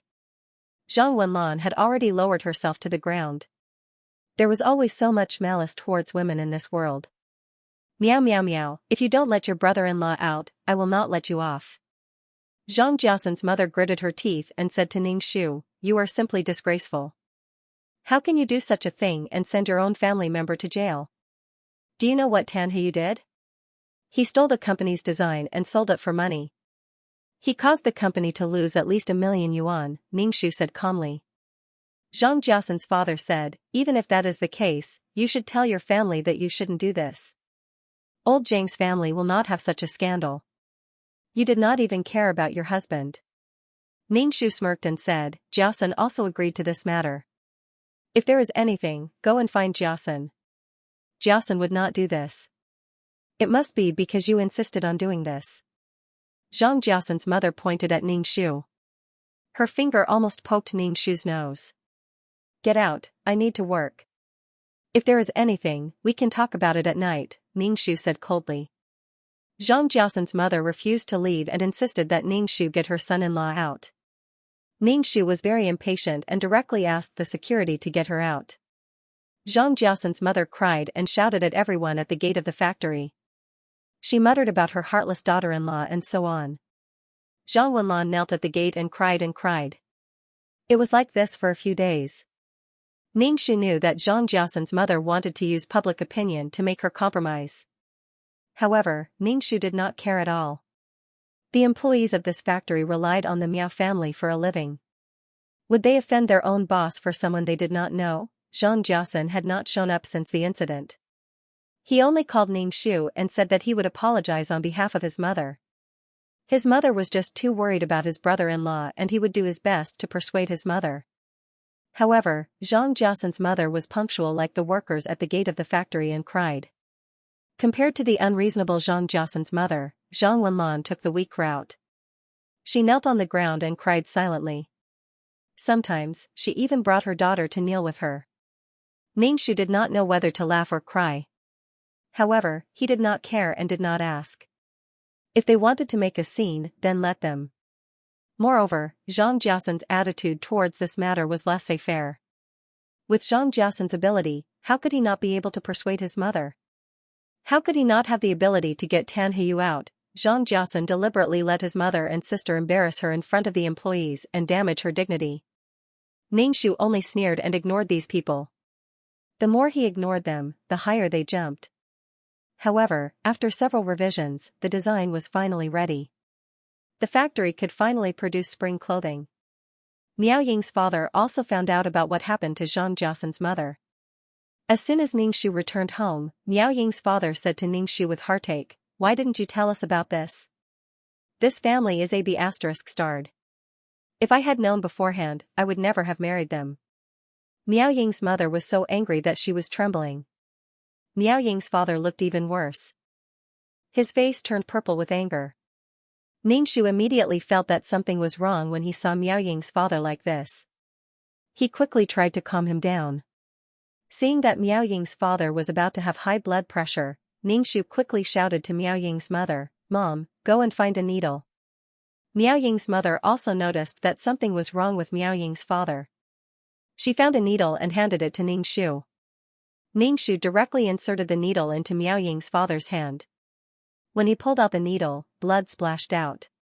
Miao Ying's father's blood pressure stopped rising. His face didn't turn as blue as before. Miao Ying's mother was shocked. Old man, are you okay? Miao Ying's father felt very dizzy. He lay on the sofa and gasped for breath. Ningxu massaged his father's hand. Miao Ying's mother took a wet towel and wiped Miao Ying's father's face. Her eyes were watery. Ningxu furrowed her brows tightly. Recently, she had been busy with the design drafts, which made Ningxu feel mentally and physically exhausted. It was very late when they got home. Miao Ying's mother took care of Miao Ying's father's diet. After a while, Miao Ying's father recovered. He said sadly, "I'm old and useless." "Dad, have you eaten the medicinal diet I told you to eat?" Ningxu asked. "Yes, I've been watching her eat every day," Miao Ying's mother said immediately. Ningxu narrowed his eyes and said, "Dad, trust me. I can handle it. Don't worry." Miao Ying's father smiled with relief. "Seeing how strong you are, I won't have any regrets even if I die now." Ningxu slowly massaged Ningxu's father while thinking about something.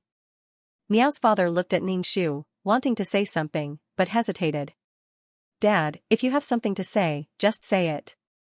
Miao's father hesitated for a moment before he said, Miao, tell me, do you love Xianxia so much that you only want Xianxia for the rest of your life?" Ningxu smiled. "No one can't live without someone." Miao Ying's father looked a little better. He said to Ningxu, "It's late. Go to sleep. Dad is fine." Ningxu nodded and said to Mr. Miao, "Dad, you must take good care of yourself. I can live without Xianxia, but I can't live without you." Miao Ying's father smiled and patted Ningxu's back. "My precious daughter." Ningxu took a shower and called Xianxia while lying on the bed. The first thing he said was, "Xianxia, let's get a divorce." Miao, what's wrong?" Xianxia's voice was trembling, as if he was forcibly suppressing it, giving people a feeling of shock and sadness. Ningxu crossed his legs on the bed and picked his earwax with an ear pick. He said indifferently, "I just found out that your parents don't like me very much. Your mother comes to the factory every day and curses me to die every day. Don't say that I'm your family. If your mother really treated me as her family, would she curse me? She said that I'm black-hearted and should be struck by lightning. She's my enemy. I just found out that marriage is a matter between two families." My dad was so angry that he almost had high blood pressure. Ningxu said directly, "So, let's get a divorce." "Dad, is Dad okay?" Xianxia asked quickly, "Has he been sent to the hospital?" Ningxu rolled his eyes. "No. Fortunately, Dad survived." Xianxia sighed and said repeatedly, "It's good that he's okay. Let's get a divorce, Xianxia." "I'm serious." Ningxu said coldly. Xianxia quickly said, Miao, don't be like this. Please, I apologize to you on behalf of my parents. They are just too worried about brother-in-law. And, I know. That's why I can see that your mother doesn't like it very much. Okay, I'm hanging up. I'm going to sleep."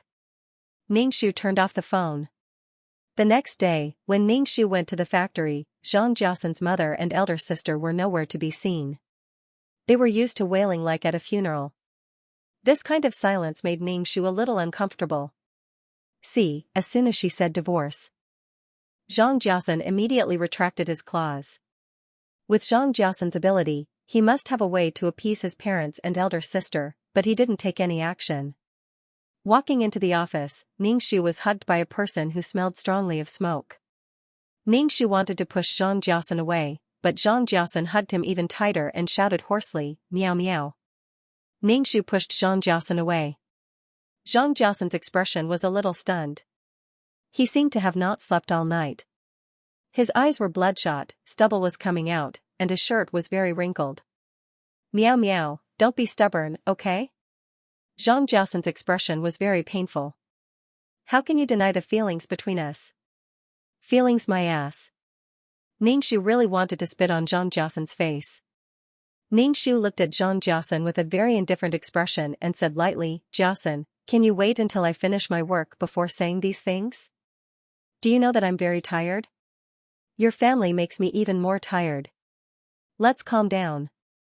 Ningxu ignored Xianxia's painful expression. With Xianxia here, Ningxu was too lazy to go to work, so he directly turned and left. Xianxia caught up with Ningxu and grabbed Ningxu's arm. Miao, don't do this to me. You said that you wanted a divorce because you were angry, right? Ningxu shook off Zhang Jiasan's hand. I said let's calm down. You're annoying me. Do you know that I can't bear your mother anymore? Are you going to force me now? Zhang Jiasan's eyes flashed with a gloomy look. He pursed his lips and said, okay, meow meow, don't be angry. Zhang Jiasan took a deep breath and said, I'll take you back. Ningxu shook his head and drove to the bank to take out the things in the safe. These things should be known to Miao Miao's father, so that they could deal with Zhang Jiasan together. When Ningxu returned home and was about to pour water in the kitchen, he found Mrs. Ping putting something into the medicine soup. What are you doing? Ningxu reached out and grabbed Mrs. Ping's arm to pull her away, preventing her from destroying the evidence by breaking the pot. Mrs. Ping was startled by Ningxu. Obviously, she did not expect Ningxu to come back so suddenly. She pulled Ningxu's hand and tried to break free. Ningxu directly pulled Mrs. Ping into the living room. Mrs. Ping's face was pale. Miss, what are you doing? Let me go. What's going on? Mrs. Miao came downstairs. Ningxu said with a cold face, Mom, call the police. Mrs. Ping put poison in the medicine soup. Madam, I didn't. Mrs. Ping shook her head quickly. Mrs. Miao was shocked. How is that possible? Mrs. Ping has been in the Miao family for years. Ningxu asked the other two servants to hold Mrs. Ping and then went to the kitchen to get the pot. He said to Mrs. Miao, I want to take this to the hospital for testing. Don't let her go until I come back. Ningxu blamed himself. He had been busy with the design drafts and hadn't paid attention to Mr. Miao's health. In addition, Tan Heiyu had stolen the design drafts, which made Ningxu even more busy. Ningxu arrived at the hospital and handed the medicine to the laboratory to see if it was poisonous. Ningxu sat on a chair in the corridor of the hospital and waited for the test results. The person who put something in Mr. Miao's medicine was obviously targeting Mr. Miao. Ningxu took a deep breath and thought slowly. If something happened to Mr. Miao's father, who would benefit? Zhang Jiasan would benefit both in the short term and the long term. Mr. Miao's father had been checking the accounts recently. If something happened to Mr. Miao's father, the audit would be left unsettled. At this time, the company would have to rely on Zhang Jiasan. It was similar to the plot development. Mr. Miao's father's death and the plot must have something to do with Zhang Jiasan. The death of the Miao family was Zhang Jiasan's masterpiece. What a cruel and vicious wolf. The test results came out. It wasn't poison, but something called diclofenac. It was an anti-fever, analgesic, and anti-inflammatory drug. However, long-term use would inhibit the dilation of blood vessels and the drainage of sodium, which would cause blood pressure to rise. Mr. Miao's father had a high constitution. If he ate this kind of thing, especially with the high blood viscosity, his blood flow would accelerate and his blood pressure would rise. It would be easy for him to have a cerebral hemorrhage or stroke. And they couldn't find anything. No wonder Mr. Miao's father was so strange that day. Ningxu pursed his lips. How could there be such a vicious person in the world? Ningxu asked the doctor to write a list. When he returned home, Mr. Miao and Mrs. Miao were waiting for him. Ningxu told them the test results. Why did you do this? Mrs. Miao pointed at Mrs. Ping. How can you be so vicious and kill people? Miao Ying's father touched his chest with a look of lingering fear. He looked at Aunt Ping sharply and sneered. You raised such a thing. Aunt Ping, I sponsored your son's college tuition. Is this how you repay me?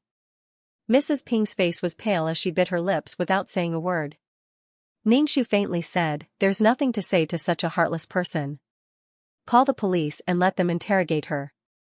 When Aunt Ping heard what Ningxu said, her body trembled. I'm sorry. I didn't do it on purpose. I didn't do it on purpose. She kept apologizing, but didn't say why she had done it. Ningxu directly called the police. After a while, the police came. Ningxu filed a case and Aunt Ping was arrested. Even at this time, Aunt Ping still refused to give in. After what happened to Auntie Ping, Mother Miao saw that the other servants were suspicious and vigilant. She didn't let them touch the kitchen anymore. Mother Miao even did the grocery shopping herself. Ning Shu handed the evidence he took from the bank to Mr. Miao and said, "Dad, I want to divorce Xianxia. But we can't let him off so easily. He must have something to do with what happened to Auntie Ping and the design drafts." Miao Ying's father looked at the evidence, especially when he saw the USB flash drive. His face turned purple. Ning Shu quickly tried to calm Miao Ying's father down. "Dad, don't be angry. At least we've found out now." "Ungrateful bastard," Mr. Miao said fiercely. Miao Yi's father said fiercely with a fierce look on his face. Miao Yi's father had climbed up step by step, so he understood what Zhang Jiasen was thinking. Ning Shu had a plan in mind. If he directly asked for a divorce, Zhang Jiasen might ask for a share of the property. Ning Shu wanted Zhang Jiasen to have nothing and never be able to turn over a new leaf. Zhang Jiasen didn't have any of these. What Zhang Jiasen had worked so hard to have would be far away from him. "Divorce, we must divorce." Mrs. Miao slammed the table. "We can't just let it go." "Mom, I know. Don't worry," Ning Shu said lightly. Ning Shu went to the police station to see Auntie Ping. If he could get Auntie Ping's statement against Zhang Jiasen, then Zhang Jiasen would not only be guilty of corruption but also instigating others to commit a crime. Ning Shu dared to bet on Miao Miao's head that Zhang Jiasen had something to do with this matter. When he arrived at the police station, Ning Shu met Zhang Jiasen. What was Zhang Jiasen doing at the police station? Ning Shu saw Zhang Jiasen walk over and asked, "Why are you here?" Zhang Jiasen looked at Ning Shu gently and said, "I'm here to see brother-in-law." Sigh. Zhang Jiasen didn't know what to say. He just sighed and rubbed his forehead. He said to Ning Shu, "This time, we must teach brother-in-law a lesson. Next time, he will make a bigger mess." Ning Shu didn't comment. Wasn't this a big mess? Wasn't stealing design drafts a big deal?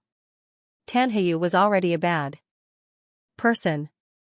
Zhang Jiasen asked Ning Shu, "What are you doing here?" Ning Shu said lightly, "Auntie Ping poisoned father's medicine and is now locked up." Zhang Jiasen's pupil shrunk. He looked shocked. "Poisoned? She can't be that serious." Ning Shu's eyes swept across Zhang Jiasen's face. There was only shock and confusion on his face. There wasn't a trace of panic.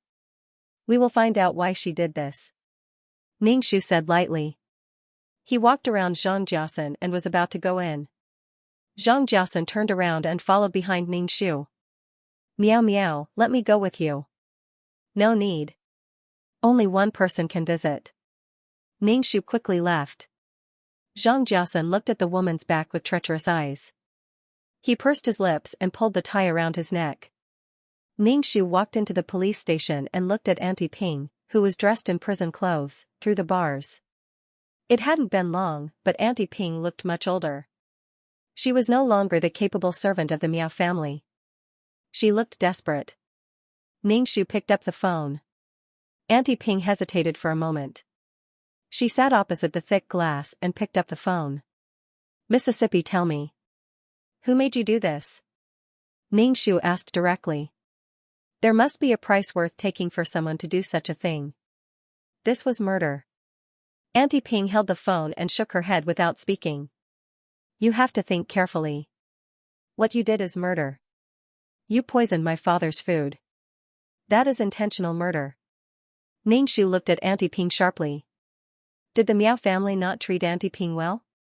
Did they mistreat Auntie Ping? No. But Auntie Ping could do such a thing. People were so greedy and insatiable. Auntie Ping's face turned paler. She looked very dispirited. She said, "I didn't want to kill anyone. But you wanted to kill my father." Ning Shu said coldly, "You have to think carefully. Your son is about to graduate, but he has a mother who is a murderer. What future do you think your son has?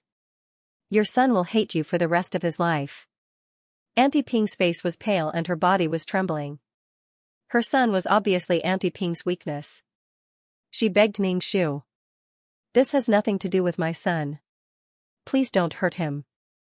Mrs. Ping cared a lot about her son. When she heard Ning Shu talk about her son, she kept begging Ning Shu, saying that this had nothing to do with her son and that he shouldn't hurt him. Ning Shu looked coldly at Aunt Ping, who was acting like a loving mother. She only felt that it was funny. What right did she have to beg others? You told me not to hurt your son, but you didn't think that your actions would hurt my father. If something really happened to my father, you told me not to hurt your family, but you're hurting mine. Ningxu couldn't stand Mrs. Ping acting like this. She acted as if everyone else was the bad guy and she was the one hurting others. Ningxu said coldly, I remember that your son is about to graduate. I'll make sure he can't stay in this city unless you tell me who told you to do this. Mrs. Ping's tears made her face look even older and more desperate. However, Ningxu didn't feel any sympathy for her. The plot didn't mention Mrs. Ping. This person who had worked for the Miao family for so many years was obviously an insignificant person in the plot. However, he didn't expect that Mr. Miao would die in her hands. The original owner didn't know anything, so Ningxu's attention was on Zhang Jiasen when she entered the plot. If he hadn't seen Zhang Jiasen and Mrs. Ping talking that night and Mrs. Ping being caught red-handed, Ningxu's doubts would have been answered. Zhang Jiasen had a spy in the Miao family. Ningxu knew that Mrs. Ping was working for Zhang Jiasen, so he needed Mrs. Ping's confession. Mrs. Ping closed her mouth and didn't speak. She just said, I'm sorry, Master and Madam. I'm really sorry. What was the use of saying sorry when she harmed others for her own selfish desires? Ningxu narrowed his eyes at Mrs. Ping. He didn't know what tempting conditions could make Mrs. Ping refuse to speak. I didn't want to kill old Master, really. Aunt Ping repeated the same words over and over again. Ningxu just sneered. Zhang Jiasen, who was waiting at the entrance of the police station, saw that Ningxu hadn't come out for a long time. Moreover, it was already dark. Zhang Jiasen stared at the door with a particularly treacherous and cold gaze. His clenched fists loosened and tightened and loosened, and his entire body was filled with irritation. When Ningxu left the police station, he saw that Zhang Jiasen was still waiting at the door. He didn't say anything. Meow meow, what's going on? Why did Aunt Ping poison Dad?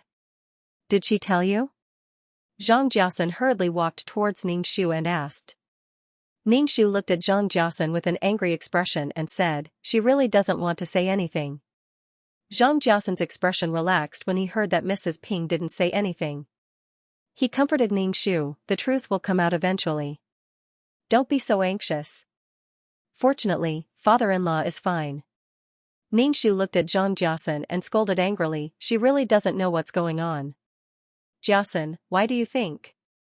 Dad and Mom didn't hurt her and gave her a salary. We don't expect her to be grateful, but she can't be so heartless. This kind of person should go to hell after she dies. Zhang Jiasen's expression didn't change at all when he heard such curses. He softened his voice and comforted Ningxu, alright, don't be angry. It's not good to hurt your body. The truth will come out eventually. Ningxu looked at Zhang Jiasen, whose expression didn't change. She was obviously scolding him indirectly, but Zhang Jiasen was so magnanimous. This man was determined and would do anything to achieve his goal. Meow Meow Meow's death wasn't unjust. Meow Meow, you haven't gone back for a long time. Go back today, Zhang Jiasen said to Ningxu. Ningxu's expression became serious. Why would I go back? Your mom will scold me again, and your sister will kneel down in front of me again. You're making me look like a bad person. Zhang Jiasen's expression was very helpless. He reached out his hand and touched Ningxu's head. He sighed as if he had made a great compromise. He said to Ningxu, Meow Meow, I've already discussed with my parents and asked them to go back to live in the countryside. But the house in the countryside is too shabby and old. I think I've saved some money in the past 2 years to build a clean and comfortable house for them. Meow Meow, what do you think? Ningxu instantly felt that Zhang Jiasen was going to transfer his assets. Build a house? Was he planning to build a big villa in the countryside? Ningxu's expression didn't change. She blinked and asked, do Dad and Mom agree? Zhang Jiasen sighed and said, actually, they're not used to living in the city. It's just that brother-in-law is still in the detention center. When brother-in-law is released, they'll go back. Ningxu's eyelids trembled. She finally understood that Zhang Jiasen could achieve several goals by doing one thing. Sending his parents back would appease Meow Meow. Secondly, he could build a house for his parents. With Meow Meow's stupidity, she might even fork out money to help build the house. Thirdly, he could get his brother-in-law out. Getting Tan Heyu out would definitely cost money. Who would fork out the money? Zhang Jiasan's parents must have put a lot of pressure on him to get Tan Heyu out. This person was really scheming against her all the time. Zhang Jiasan asked, Meow Meow, what do you think? Ningxu smiled and said, as long as you're happy. It seems like brother-in-law is going to be detained for half a year. It's not a long time. It's only half a year. It's not a big deal to let them stay here for half a year. After all, once they go back to the countryside, they won't be able to see each other. For a year. Ningxu was very understanding. Jiasan, don't worry. Let them stay here for a while. Ningxu raised his wrist and looked at his watch. He then said to Zhang Jiasan, who was a little confused, I have to go back. Dad's health is not good. He has to go to the hospital for a checkup. Help me take care of the company. I won't be going back home. Ningxu then opened the door and got in the car. He didn't wait for Zhang Jiasan to say anything and drove away. Looking at the car leaving dust behind, Zhang Jiasan angrily swung his arm and kicked the flower bed. His face was very ugly. Why was Meow Meow like this now? He felt that something was wrong. Zhang Jiasan stared at the police station. Did Aunt Ping say something? If she did, Meow Meow shouldn't have reacted like this. Meow Meow was simple and couldn't pretend anything. If she really knew something, she would make a scene. Zhang Jiasan felt very annoyed. He wanted to find Shui Man Man, but now was a sensitive time. Zhang Jiasan's heart was tight. He couldn't make a mistake at this time. Zhang Jiasan walked into the police station. He wanted to visit Aunt Ping, but was told that the visiting time today had passed. A series of setbacks made Zhang Jiasan very angry. But the expression on his face was indifferent and calm. His eyes were very deep and there was a cold aura around him. The depressed Zhang Jiasan found a bar to drink. When he returned home drunk, he saw that the house was pitch black and the lights were not turned on. He didn't know what he bumped into, but the volcano in Zhang Jiasan's heart erupted. What's going on? Why didn't you turn on the lights? Zhang Jiasan said coldly. Where did you run off to? There's no electricity or water in the house. I couldn't find you for a whole day. Are you trying to starve us to death? Zhang Jiasan's mother's voice rang out in the dark. If Xiaomei didn't know how to make takeout, your father and I would have starved to death. Hearing his mother's words, Zhang Jiasan felt powerless. He took his phone to the kitchen and lit a candle. Then, he saw his family sitting on the sofa. Jiasan, I see that everyone else has electricity. Why is it that only our house doesn't have electricity? Zhang Jiasan's mother was very angry. Why can't we have electricity? Brother, when will there be electricity?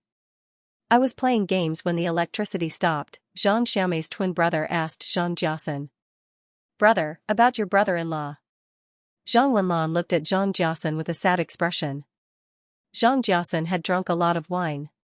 Now that he heard all the chatter in his ears, an inexplicable feeling was stuck in his heart.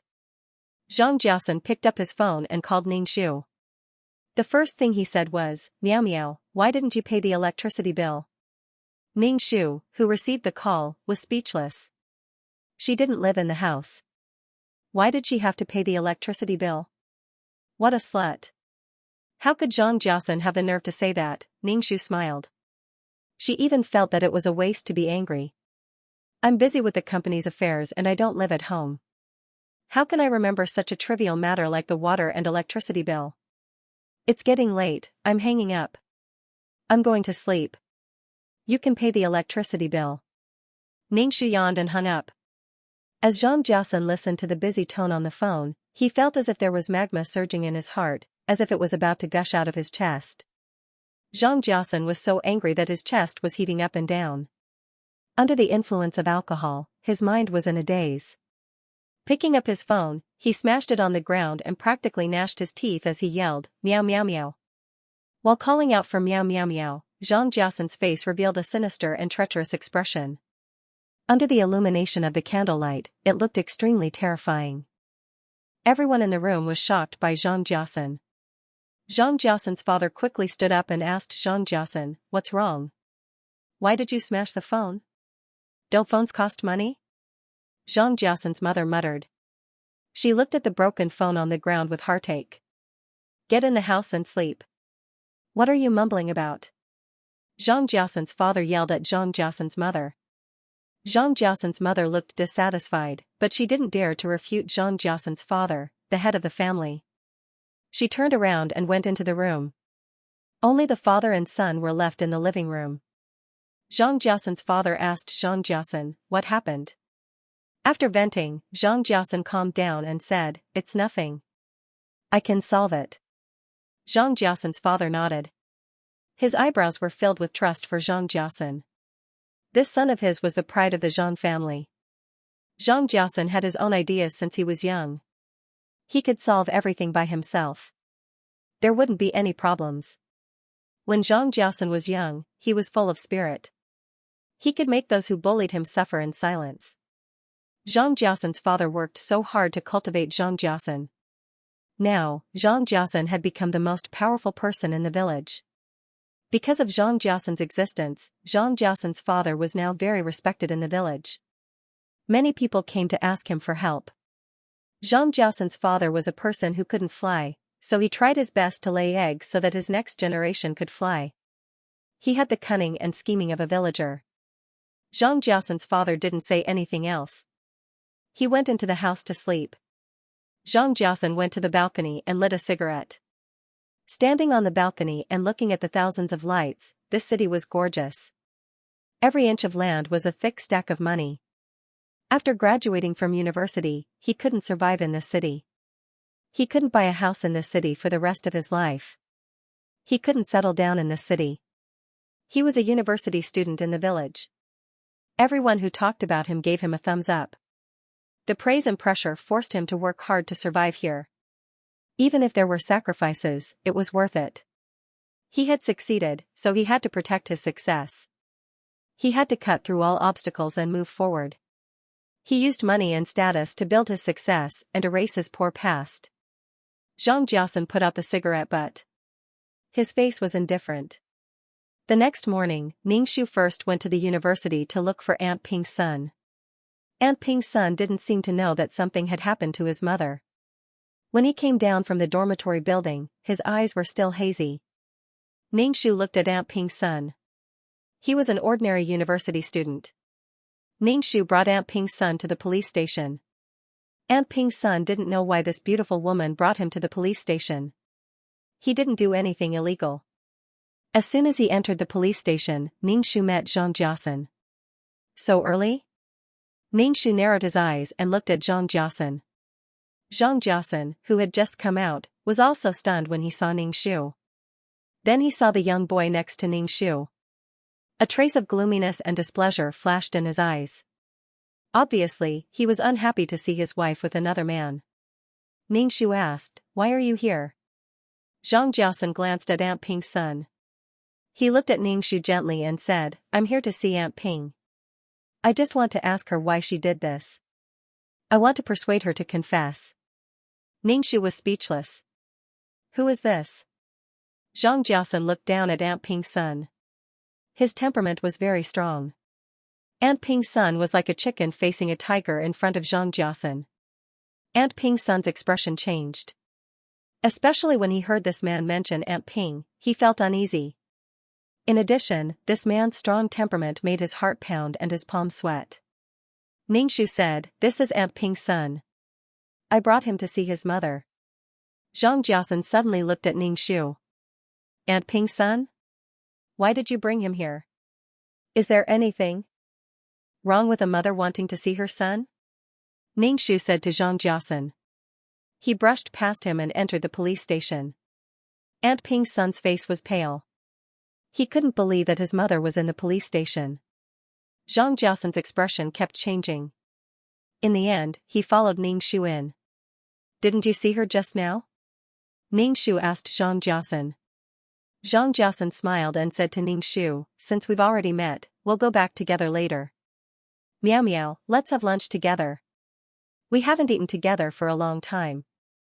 We don't have to go home." Just the two of us. Xianxia was using this kind of mask to hide his scheming heart. He played along, and Meow Meow Meow was Xianxia's target.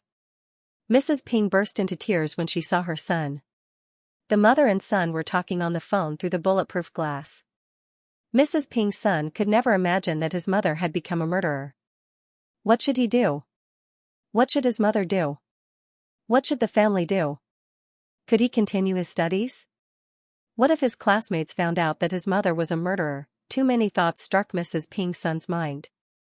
Mom, why did you do this? Mrs. Ping just cried and didn't speak.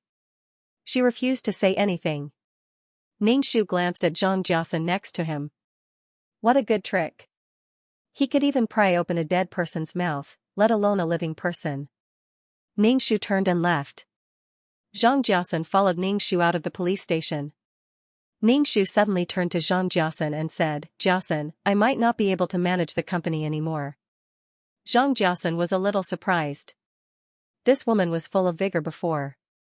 Why did she suddenly give up? Xianxia narrowed his eyes and bent down slightly to look into Ningshu's eyes. He asked, "What's wrong? Why is my little wife suddenly so dispirited?" Ningshu, ugh, I just feel tired. I feel like I'm not cut out for this. Dad's health is not good, so I want to stay at home to take care of him. The company is really too tiring. Xianxia laughed. His laughter seemed to vibrate from his chest, sounding very deep and sexy. That's good. We can have a cute baby. Ningshu ignored the words "have a baby" and said, "I want to give you the position of general manager of the company." I can't do it. It's better for you to do it. Xianxia's expression was a little dull. He reacted in an instant. He touched Ningshu's head and said dotingly, "The position of general manager is very important. How can you give it away so easily?" Xianxia reached out and held Ningshu's hand. Ningshu could feel his hand trembling slightly.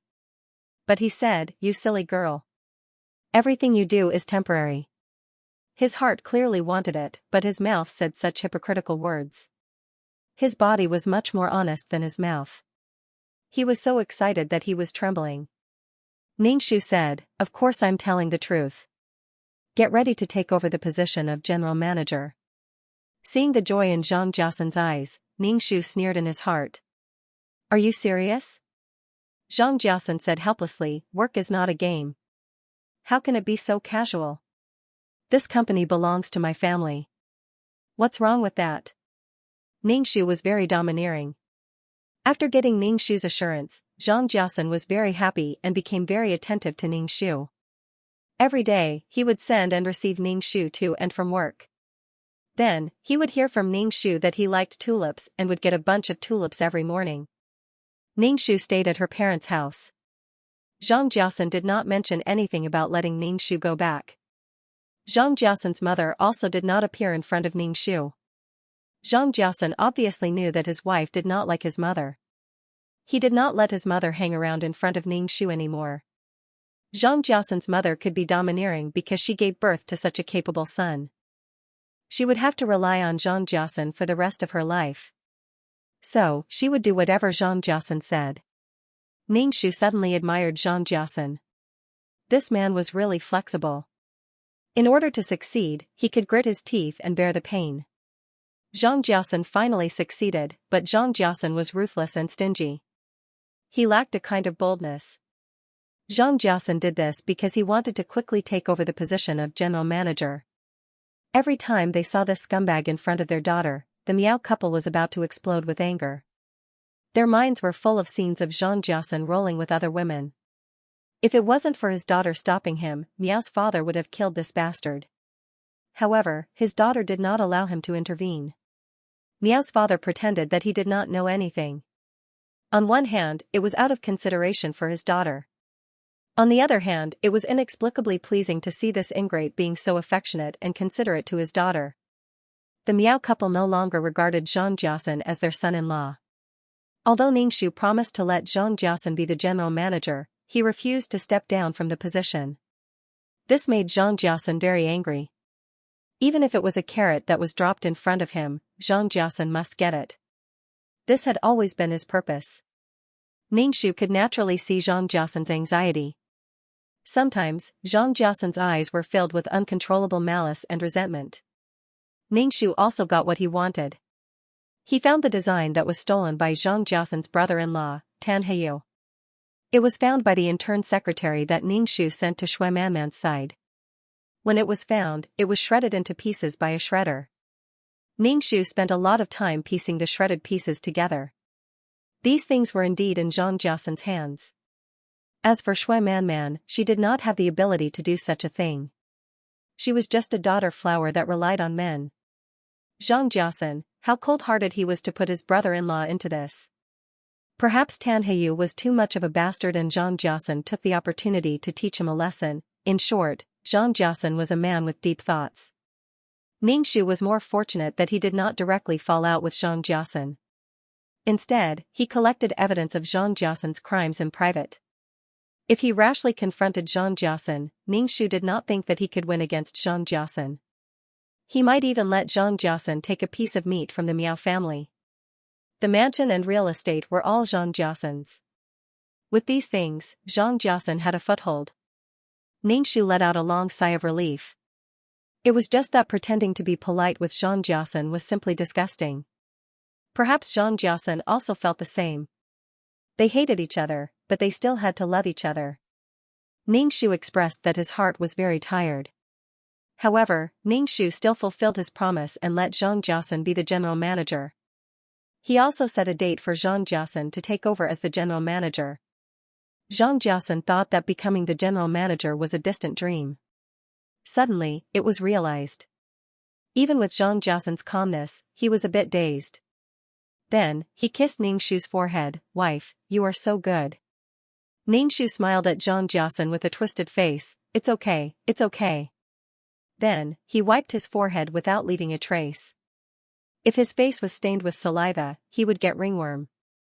Zhang Jiasan seemed to be completely relieved. If they really found out something, Miaoji would not let him become the general manager.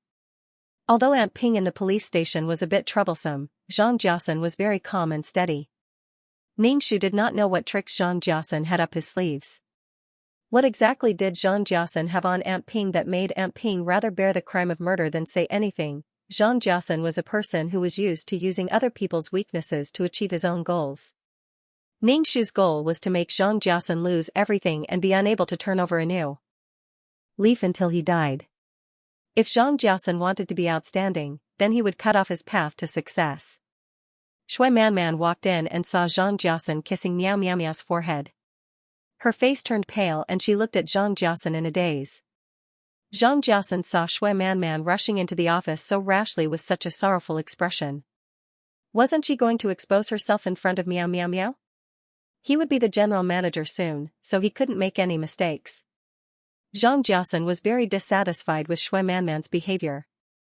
He felt that Shui Manman didn't know what was going on. Ningshu turned around and saw Shui Manman. She looked as if she had been betrayed, which made Ningshu feel awkward. "Can you not be so obvious?" "It's so obvious that I can't pretend not to see it." Ningshu's gaze landed on Shui Manman's earlobes. She was wearing a pair of exquisite earrings with tiny diamonds inlaid on them. As Shui Manman moved, the earrings gave off a soft light. "Secretary Shui, these earrings aren't cheap. They're the latest from Tiffany," Ningshu said with a smile.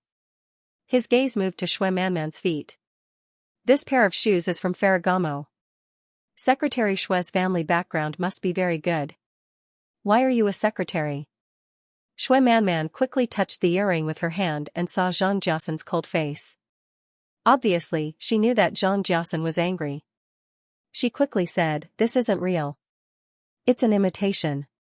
Ningshu smiled and didn't say anything. Can't she tell the difference between real and fake? "Yours are real. Why do you say they're imitation?" Ningshu walked in front of Shui Manman. Shui Manman panicked and took 2 steps back. Ningshu covered his mouth and laughed. Shui Manman looked like she was going to do something to him. "Secretary Shui, are you afraid of me?" She was so guilty. "No. No," Shui Manman stuttered and looked at Zhang Jiasan helplessly. Zhang Jiasan waved at Shui Manman and asked her to leave. Ningshu said, your secretary must have something to tell you. I'll leave first. Okay, be careful on the road, Xianxia said gently to Ningshu. Shui Manman watched from the side, biting her lip so hard that it almost bled. When Ningshu left, the gentle expression on Xianxia's face disappeared and turned cold. He looked at Shui Manman coldly and said, don't wear these things in the company anymore. Meow Meow Meow is a rich girl and she knows these things. I don't want anything to happen at such a critical time. At least before I become the general manager, I don't want Meow Meow Meow to know about our relationship. Shui Manman pursed her lips and looked sad. I feel sad when I see how well you treat Meow Meow Meow. Have you really fallen in love with Meow Meow Meow and want to live happily with her? Hearing Shui Manman's words, Xianxia was in a daze for a moment. To be honest, Meow Meow Meow was an innocent and kind girl. She didn't lack anything since she was young and grew up in a honey pot. On the other hand, Xianxia grew up in bitter water and crawled on the thorny road to success. Xianxia was jealous of Meow Meow Meow.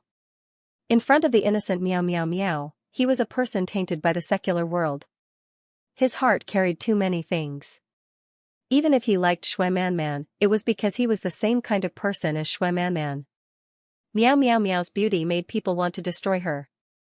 In the end, Xianxia pulled Meow Meow Meow into hell and made her lose everything. You really fell in love with Meow Meow Meow? Seeing that Xianxia didn't speak, Shui Manman took it as a yes. Tears welled up in Shui Manman's eyes. She raised her head and didn't let the tears fall. In the end, the tears still fell. Xianxia sighed and wiped away the tears on Shui Manman's face. He said gently, no, I don't like Meow Meow Meow. I like you the way you are. I can tell you with certainty that I have never liked Meow Meow Meow. Shui Manman smiled through her tears. Her eyes were gentle and affectionate. I don't care about status. I just want to be with you. I know. Xianxia took a deep breath. Xianxia was appointed as the general manager a few days later.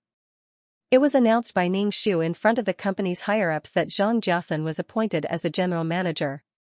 In the office, Ningshu sat on the sofa and watched Xianxia slowly buttoning Qiansan's wrists.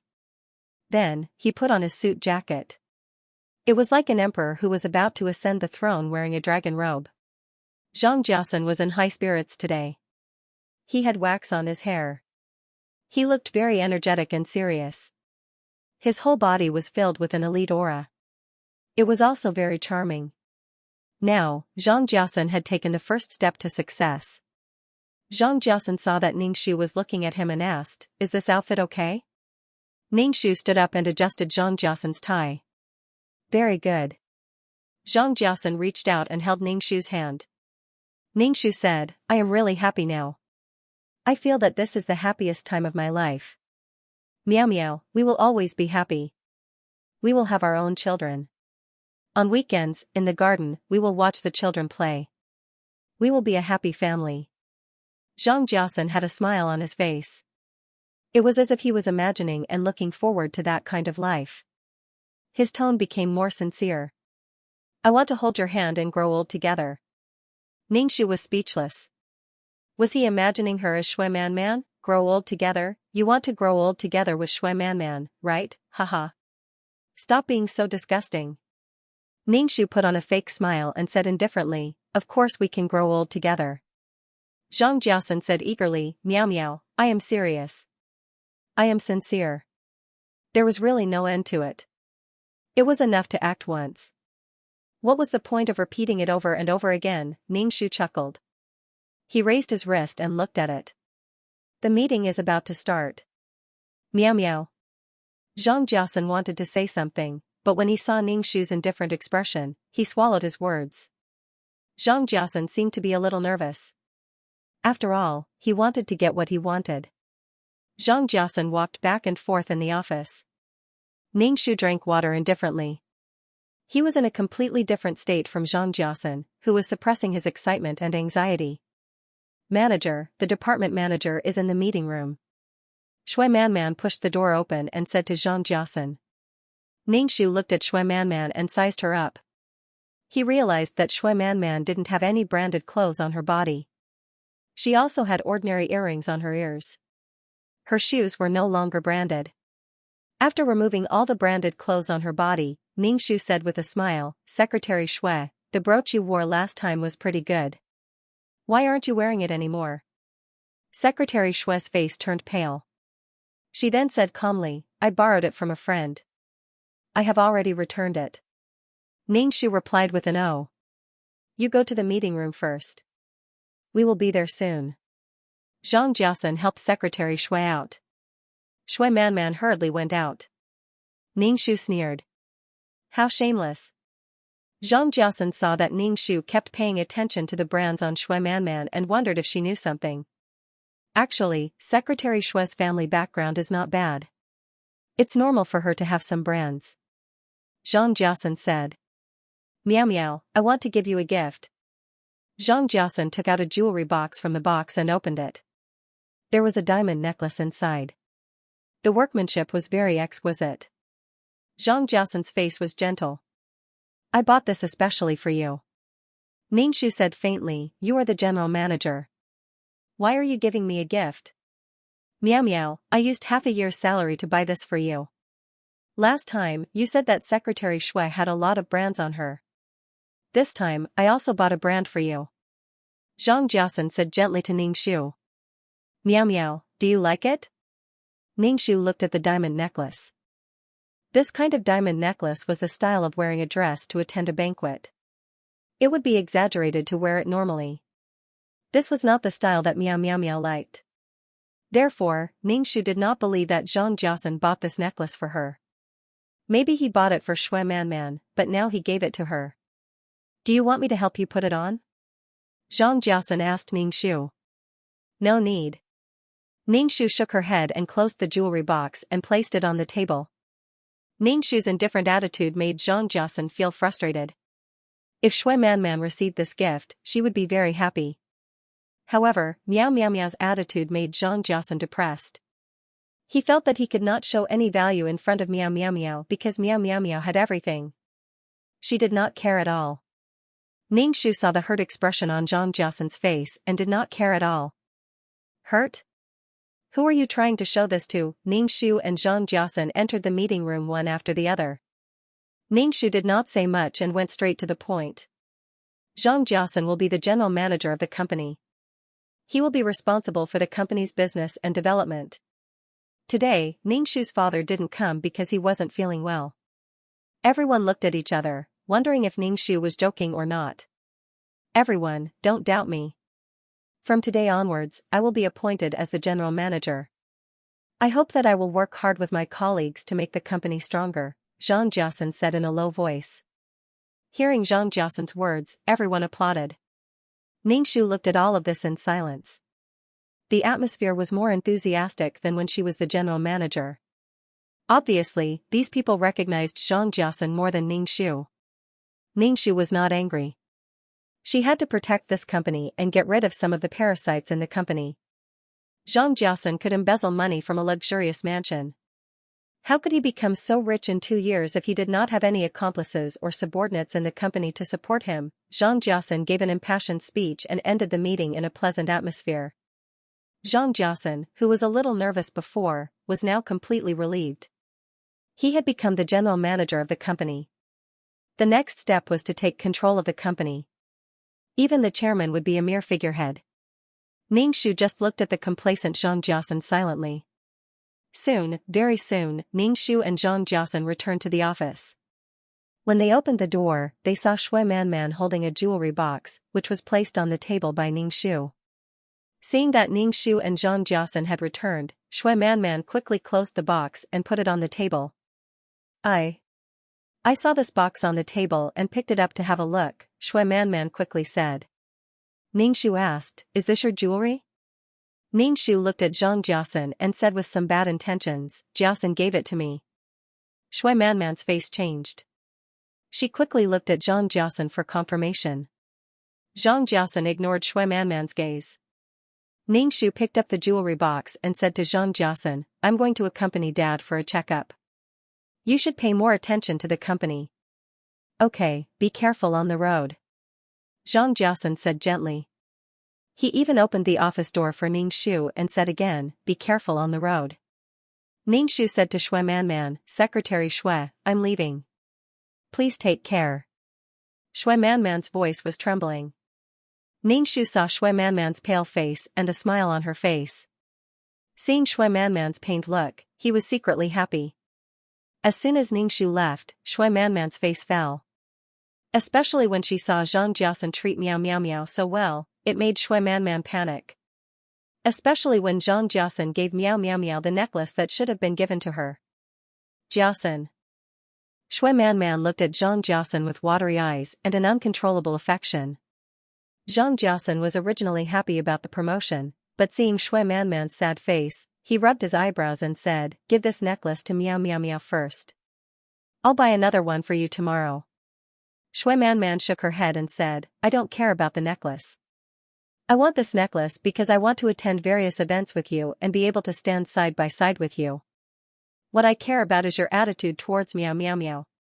Why are you so good to her?" Hearing Shui Manman's question, Zhang Jiasan's eyebrows flashed with impatience and gloominess. He said, "I've been good to Miao Miao Miao in the past. You also know that it's just a show. You didn't say it before, so why do you keep saying it now? Miao Miao Miao is just a chess piece. In the past, I could still tolerate it. But now, as long as I see you being good to Miao Miao Miao, my heart will feel uncomfortable. I'm jealous that Miao Miao Miao can stand by your side and stand by your side openly. But as for me, I can only watch the man I like be good to someone else and be someone else's husband." Shui Manman was so uncomfortable that she couldn't control herself. Her body trembled slightly as if she was extremely uncomfortable. Zhang Jiasan sighed and said firmly, "You have to believe me. I have no feelings for Miao Miao Miao. When I completely control the Miao family, we'll get married." Hearing Zhang Jiasan's promise, Shui Manman's heart flashed with gloominess. "How long do I have to wait?" Miao Miao Miao reached out and wrapped her arms around Zhang Jiasan's waist. "I just want to stay by your side, Jiasan. Without you, I'll die." This was in the office. Zhang Jiasan had always avoided any intimate actions with Shui Manman in public. But when she cried and wet his shirt, Zhang Jiasan's heart softened. In the end, he didn't push Shui Manman away. This was the reason why Zhang Jiasan liked Shui Manman.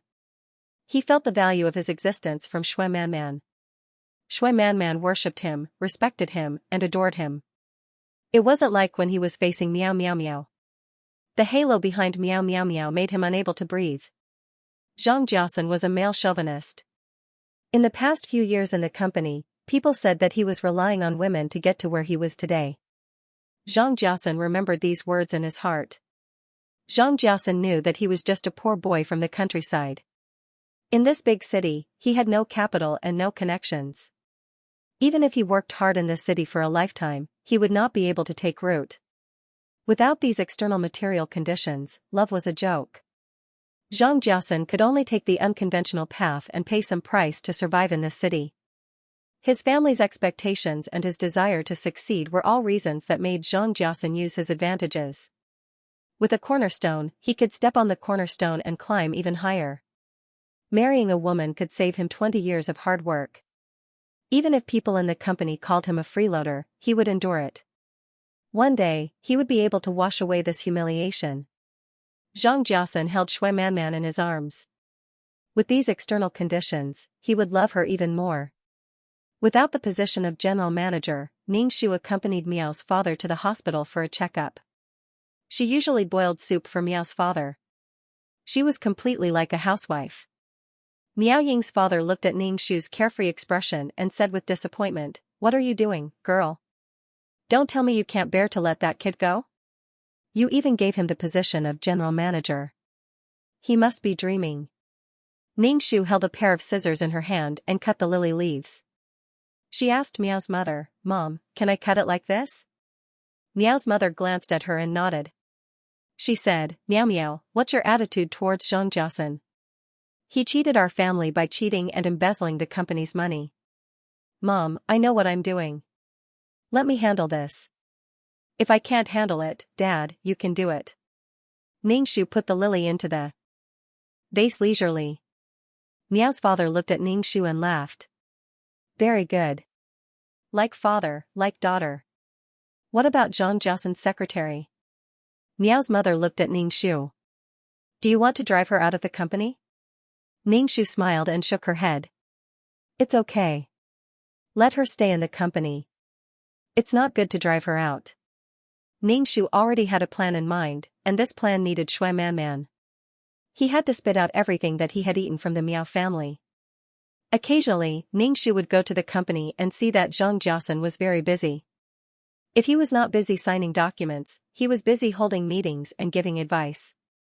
Zhang Jiasen no longer had that gloomy aura around him. Instead, he exuded an incomparable confidence. Zhang Jiasen's temperament seemed to have become even more powerful. The current Zhang Jiasen was simply irradiating charm. Even Shui Man's gaze towards Zhang Jiasen was filled with admiration and unswerving devotion. This was the attractiveness of a successful man to a woman. It was probably because she hadn't been in the company recently. Then, Shui Man started to wear branded clothes again. For example, the scarf around her neck. Shui Man was really vain. Even when she was at work, she still wore these things without a trace. Ha ha ha, perhaps these things would soon become Shui Man's death talisman. When Zhang Jiasen saw that Ningxu had arrived, he stopped what he was doing and sent Shui Man out. Shui Man hesitated for a moment before leaving. Miao Miao, why are you here? Zhang Jiasen asked Ningxu. Ningxu said, I just came to see you. You seem to be very busy. Well, I just took over these things. I'm a little busy. Zhang Jiasen grabbed Ningxu's hand and said, I'm sorry. I've been busy recently and neglected you. When we get familiar with these things, we'll have a baby. Bang! A clear sound of a porcelain cup falling to the ground was heard. Ningxu turned his head and saw that Shui Man was coming in with coffee. However, the coffee fell to the ground. Obviously, she heard Zhang Jiasen say that they were going to have a baby. She was so flustered that she spilled the coffee. Zhang Jiasen's face darkened when he saw this scene. Shui Man bit her lips and squatted down to pick up the pieces of the cup on the ground.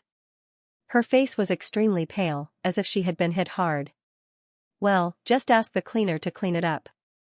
Zhang Jiasen saw that Shui Man couldn't control her emotions at all, so he hurriedly sent her away. Ningxu said with a smile, it's okay. It's just a broken cup. This scene was really comfortable to watch.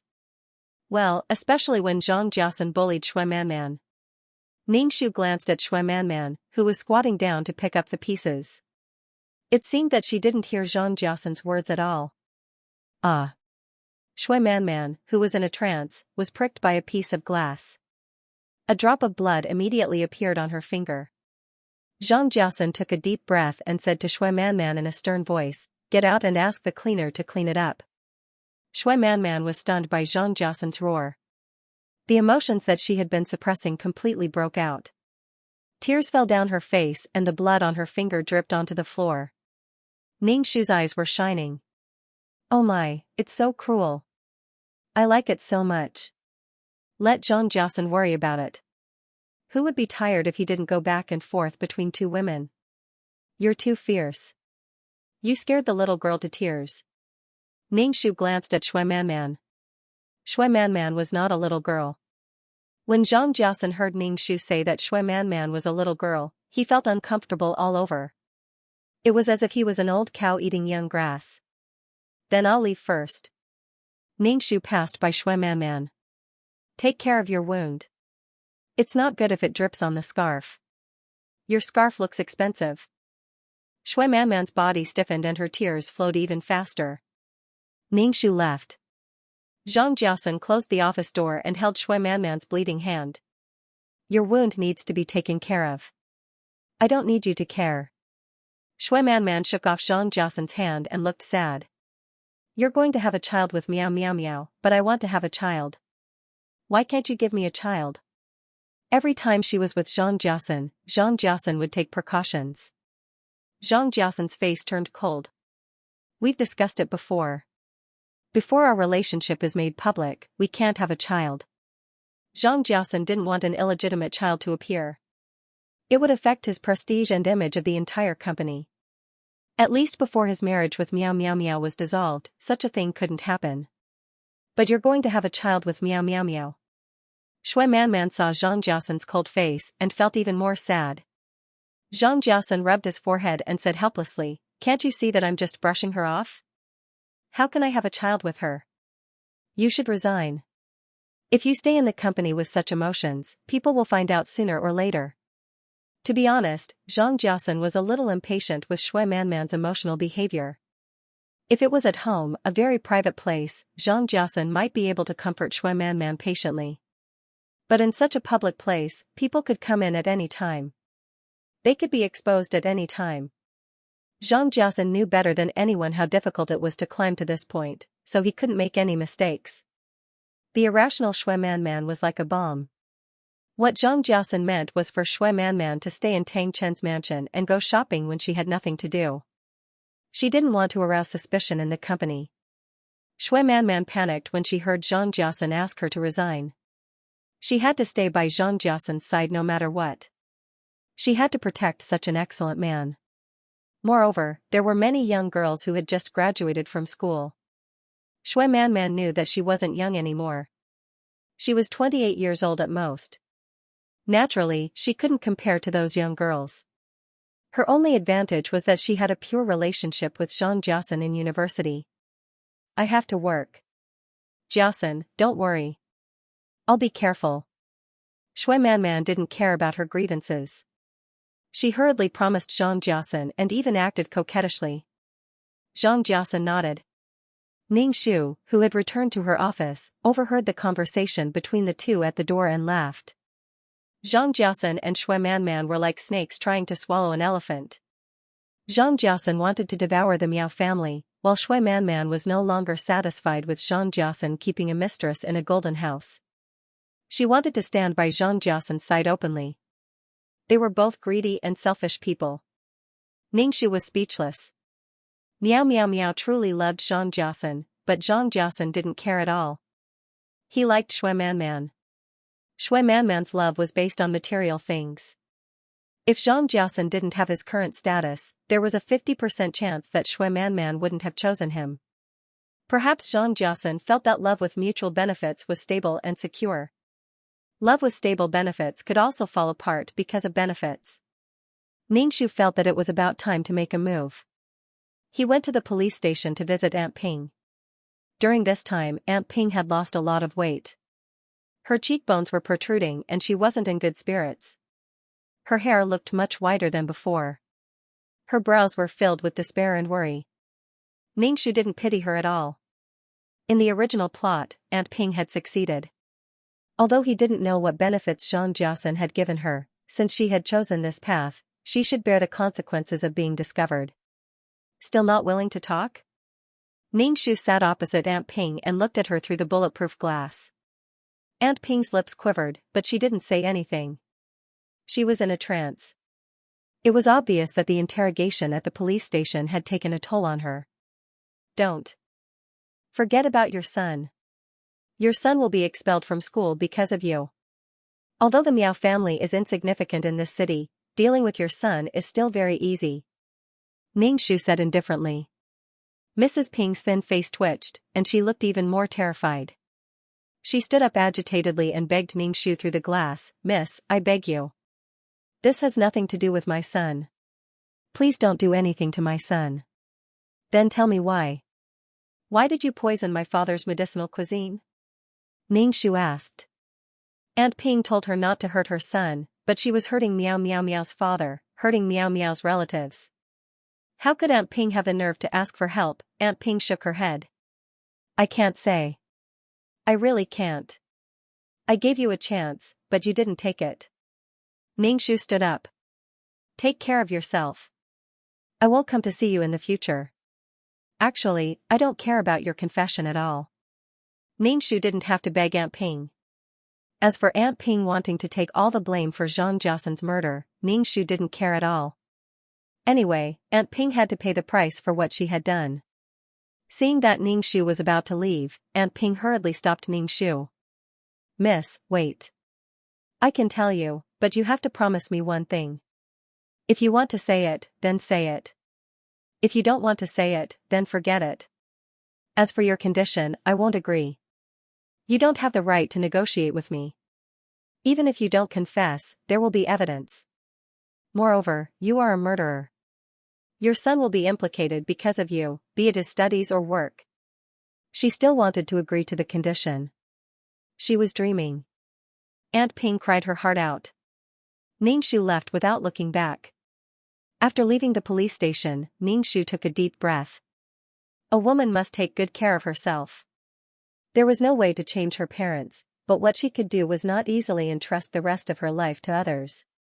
After marriage, she had to face her husband's family. After marriage, she had to give birth to children, take care of the housework, take care of her in-laws, and call her parents who had never raised her for a day. If she met a man who wasn't stingy at this time, her life would be like suffering in hell. Instead of being heartbroken and getting a divorce, she should stick to her own ideas and not entrust others easily. Ningshu was very satisfied with her current life. Even if she was alone, even if she was just a soul, she could live freely. In every world, she would meet different people, different parents, and different friends. Every woman could live a colorful life, even if she didn't have a man. A man like Xianxia should be humanely destroyed. She had stayed in this world for a long time and had enough things in her hands. It was time to act. Xianxia had been the general manager for half a month, and his work was getting more and more handy. Standing in the office overlooking the entire city, Xianxia's heart was full of satisfaction. Looking down at the mountains, Xianxia now felt like an ancient emperor who was on Mount Tai. He would succeed.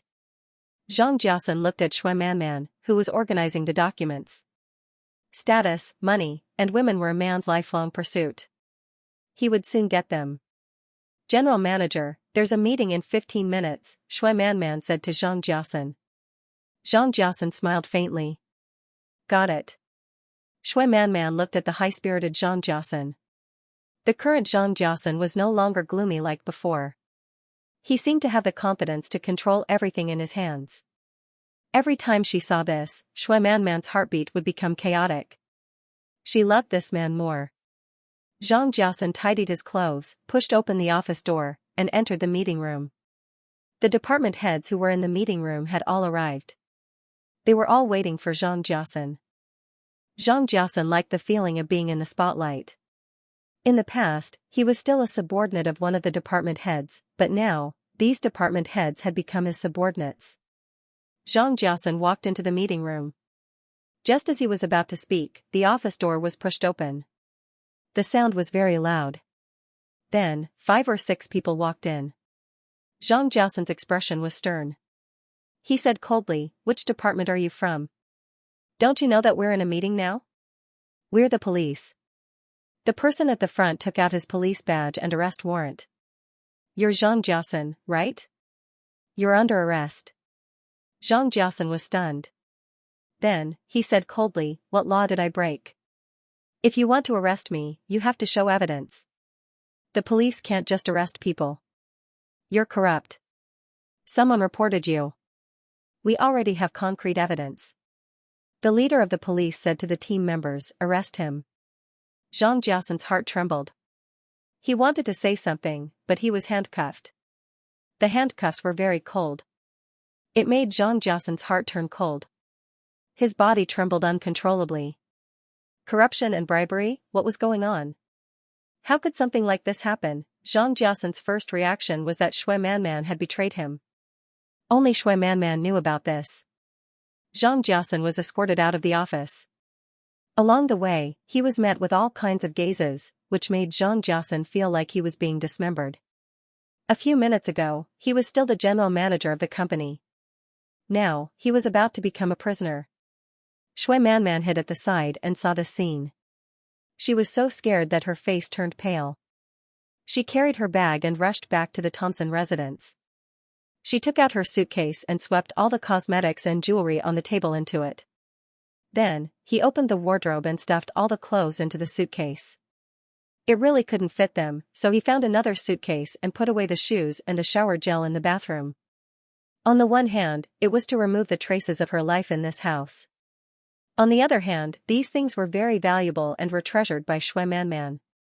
Shui Manman's heart was beating very fast. Thinking of the scene when Xianxia was taken away, Shui Manman tried her best to calm herself down. It's fine, it'll definitely be fine.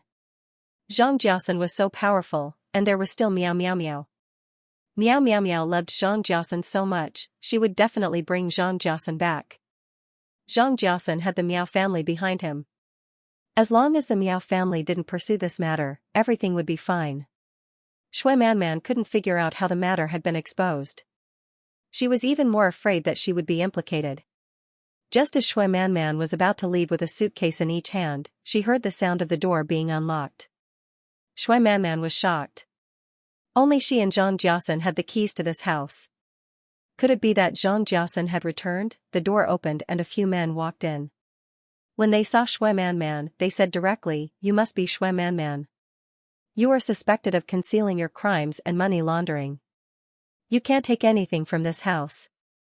Shui Manman knew that Xianxia was corrupt, but she didn't call the police. She covered up for Xianxia and used the money that Xianxia obtained illegally to buy things, buy jewelry, and help Xianxia transfer his assets. This constituted a crime of money laundering. When Meow Meow Meow heard this string of accusations, she shook her head in horror and said, I didn't commit any crime. Now we are pursuing the stolen goods according to the law. You can't take the things in this house away. Also, you are under arrest, the police said to Shui Manman. The policeman reached out to take Shui Manman's suitcase. Shui Manman grabbed the handle of the suitcase tightly and said, "These things are all mine. Why can't I take my things away? Everything in this house will be seized." The leading policeman looked at Shui Manman and said to the others, "Lock them up. Put these things away and wait for the court to seize them." Shui Manman was escorted into the police car. She was so scared that tears streamed down her face. However, in the eyes of the police, Shui Manman was now a criminal. No matter how pitiful she was, no one would sympathize with her. Shui Manman was locked up in the detention center. She had to face criminal detention. Shui Manman was terrified.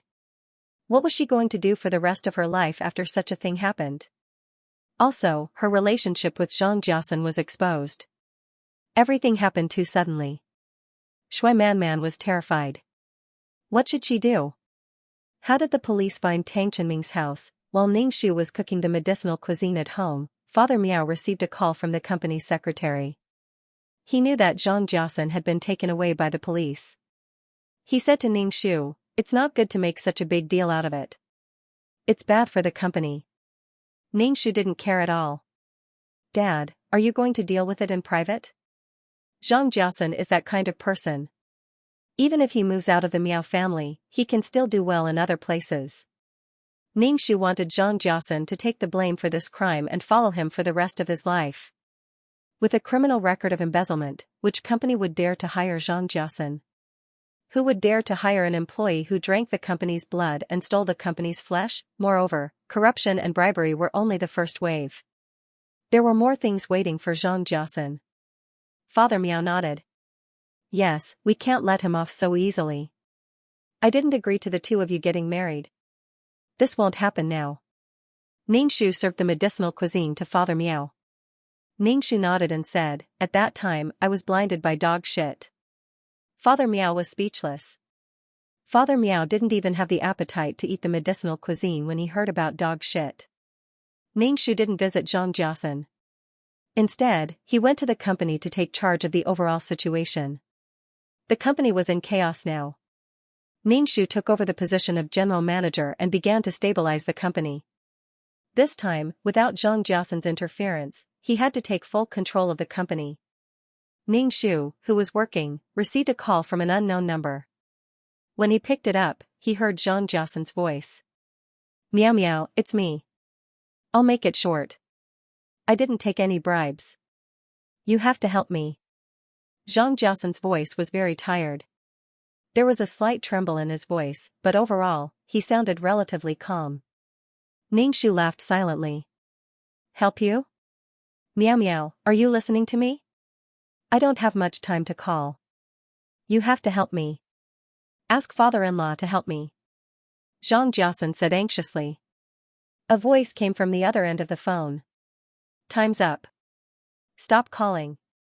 Meow meow, I love you. You. Xianxia was hung up before he could finish his words. Ningxu stared at the phone and shrugged his shoulders.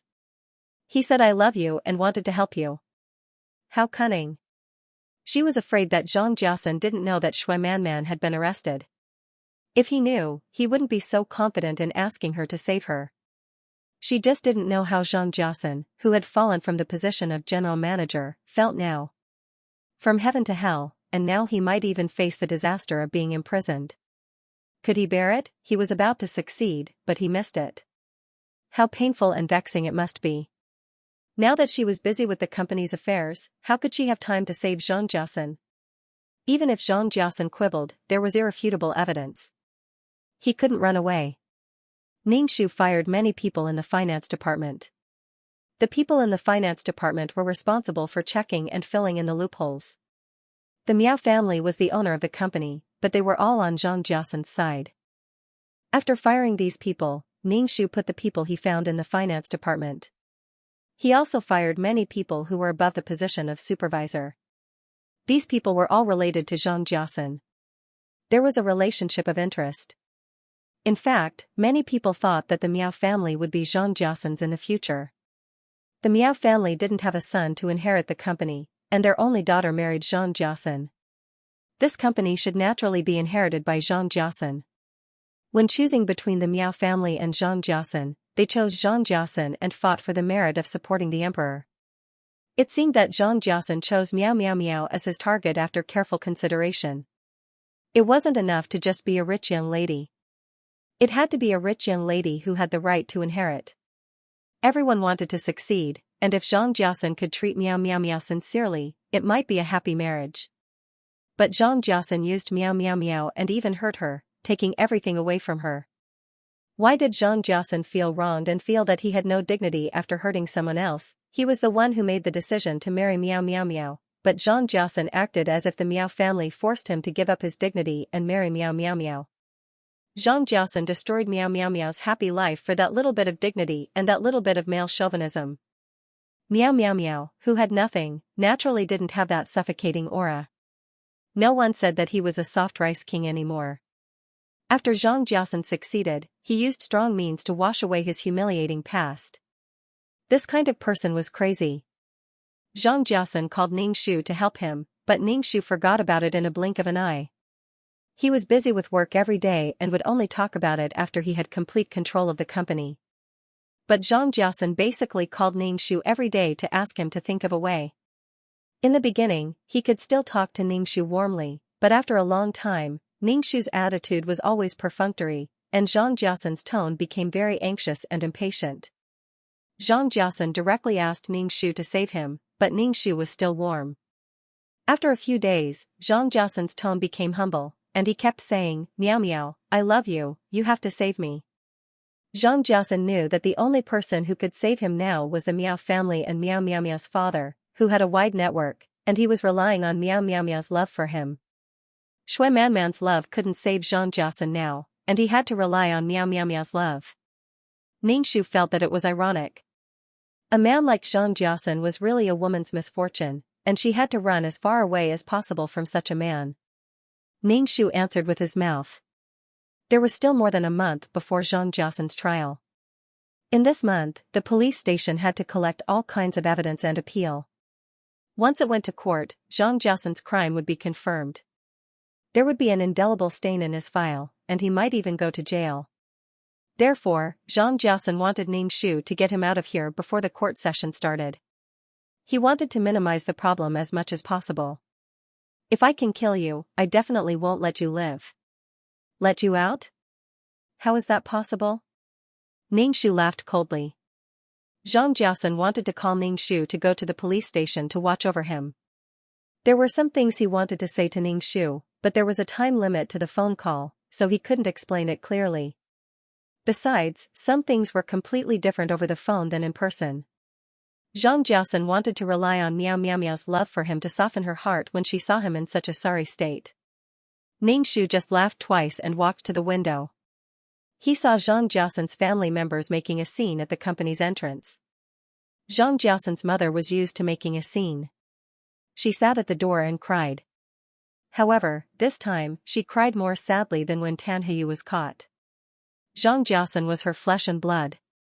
Not only Zhang Jiasan's mother came, but the whole family also came. Zhang Xiaomei and her brother, Zhang Wenlan, was holding her daughter in her arms. Zhang Wenlan was crying silently, hugging her daughter and crying. To be honest, Ningxu didn't like Zhang Wenlan very much. She was always so weak and always cried in front of the child. She didn't want to leave any shadow on the child. She always made herself look so miserable. Just looking at her was unbearable. Zhang Jiasan's mother's favorite thing to do was to put a bucket of sh*t on Ningxu's head. She sat on the ground, slapped the ground, and wailed loudly. Her daughter-in-law was a black-hearted person. She sent her husband and brother-in-law to the police station and locked all the men in her husband's family in the police station. There were people coming and going at the company's entrance. They were all watching the Zhang family, especially when they heard Zhang Jiasan's mother scolding the company's general manager. They were all very gossipy. Ningxu asked his secretary to call the family in. Zhang Jiasan's mother's method was hurting others and herself. To be honest, this kind of harm didn't hurt Ningxu much. However, Ningxu had an idea in his mind. The family was sent to the living room. Ningxu walked in and saw Zhang Jiasan's mother wiping her nose, then flinging her snot on the wall. She then wiped her hands on her shoes. Ningxu was speechless. Seeing Ningxu walk in, the Zhang family's faces all turned green. Even Zhang Xiaomei knew the seriousness of this matter. Without her brother, she wouldn't have the money to buy good things. There were too many good things in this city, but they also required a lot of money.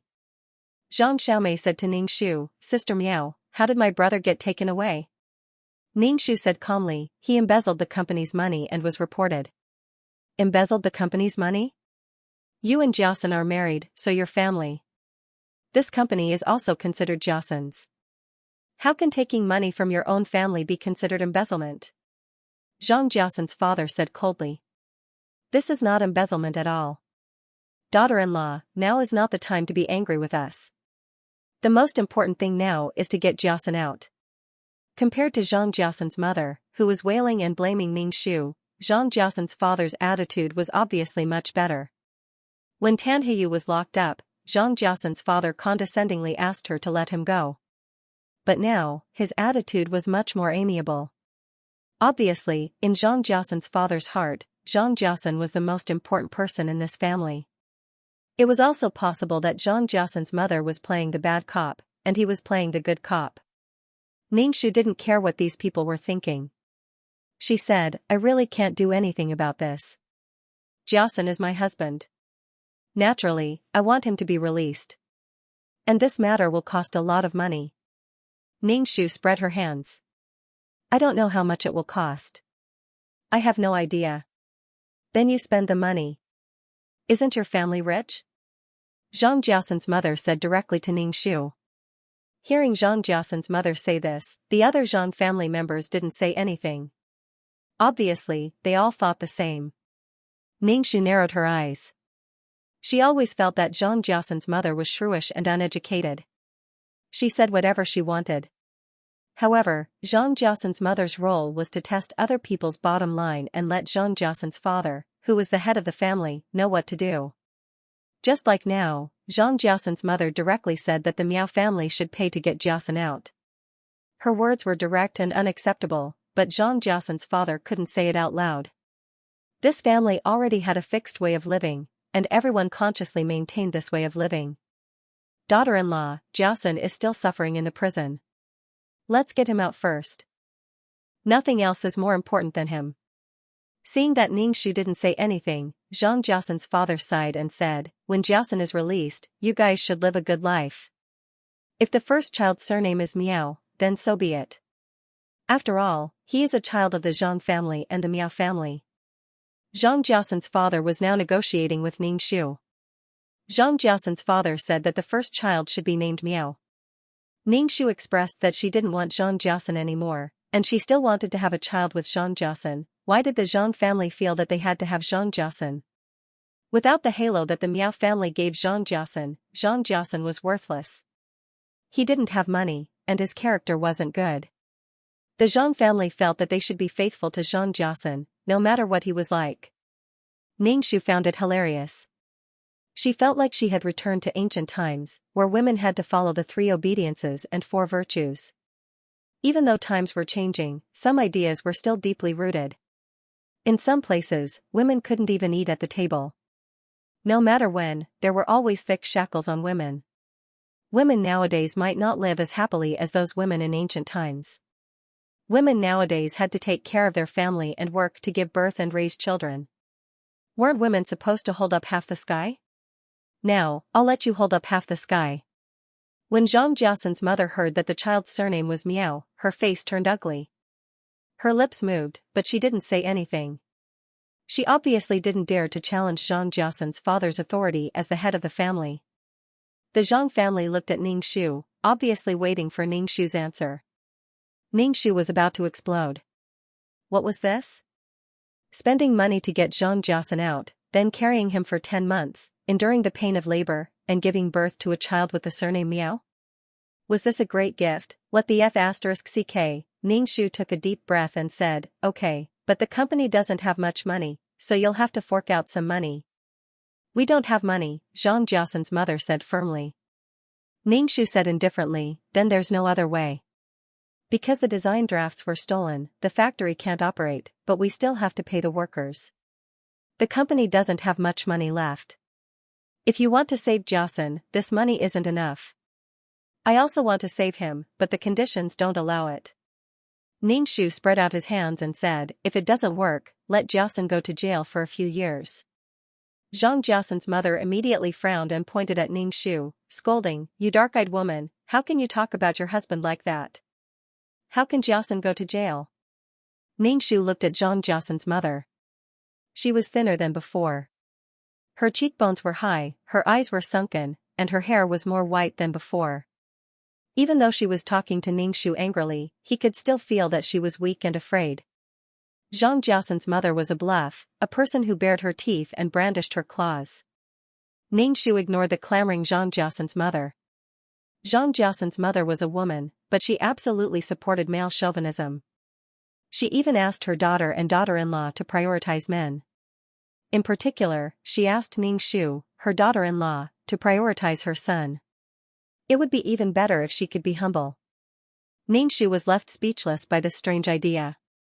Zhang Jiaxin's mother actually didn't have much say in the family. All the decisions were in the hands of Zhang Jiaxin's father. Growing up in such an environment, Zhang Jiaxin was a male chauvinist. Even though Miao Miao treated Zhang Jiaxin very well and didn't look down on him because of his family background, Zhang Jiaxin felt that his pride was insulted and denied everything Miao Miao Miao had. Daughter-in-law, our family really doesn't have money. At most, we can only take out 100,000 yuan, Zhang Jiaxin's father said. 100,000 yuan? It seemed that Zhang Jiaxin had really embezzled a lot of money from the Zhang family. Moreover, Ningxu believed that 100,000 yuan was definitely not Zhang Jiaxin's father's bottom line. Ningxu shook her head and said, how can 100,000 yuan be enough? Jiaxin embezzled a huge sum of 7 to 8 million yuan. This matter isn't so easy to solve. If we can fix these loopholes, this matter will definitely be left unsettled. A few million? How can our family have a few million yuan? Sister Miao, your family is so rich, can't you take out this much money? When Zhang Xiaomei heard that it was a few million yuan, she almost jumped up. Even if they sold themselves, they wouldn't be able to gather that much money. Dad, why don't we let brother? Before Zhang Xiaomei could finish her sentence, Zhang Jiaxin's father's face immediately turned serious. That's your brother. No matter what, we have to save your brother. Obviously, Zhang Xiaomei meant to let her brother go to jail for a few years in exchange for a few million yuan. Actually, it was quite worth it. Not many people could earn 7 to 8 million yuan in a few years. It was close to 10 million yuan. Ningxu listened silently at the side. Zhang Jiaxin's father, Ningxu, said firmly, no matter what, we have to save him. How about this, in the future, If a boy takes your surname, your first child will also take your surname, and 2 children will take the surname Miao. Asiba, from the sound of it, they were going to have more than 2 children. If 2 of them took the surname Miao, then one of them would take the surname Zhang. Damn, Ningxu wiped his cold sweat. Ningxu felt that it was simply inconceivable to use this kind of thing to negotiate. Without Zhang Jiasen, they could also have children. They could go to the sperm bank to choose the best sperm. The children they gave birth to would definitely belong to them. Why would they need such a gift from you? Ningxu grinned and said, how about this, don't we still have a house at home? Sell this house, and I will give you the rest of the money. How about that? Ningxu meant to sell the house that Miao Miao's father bought for Miao Miao and Zhang Jiasen. This won't do. Zhang Jiasen's father directly objected. A house was the foundation of a family. Even if they sold everything they had, they wouldn't be able to buy a house. Wasn't this telling others that this family couldn't survive? Although Zhang Jiasen's father was from the countryside, he was still very clear about some things. It wasn't easy to own a house in this city. Ningxu said faintly, but we need money now. When we have more money, we will buy a new house. Whether you save them or not, it's up to you. Zhang Jiasen's father frowned and smoked. The whole living room was filled with smoke, and the smell of smoke was uncomfortable.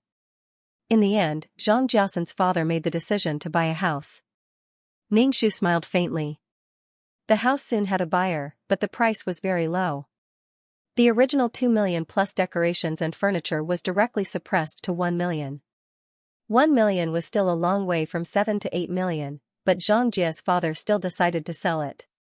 The rest of the money would be paid by Ningxu.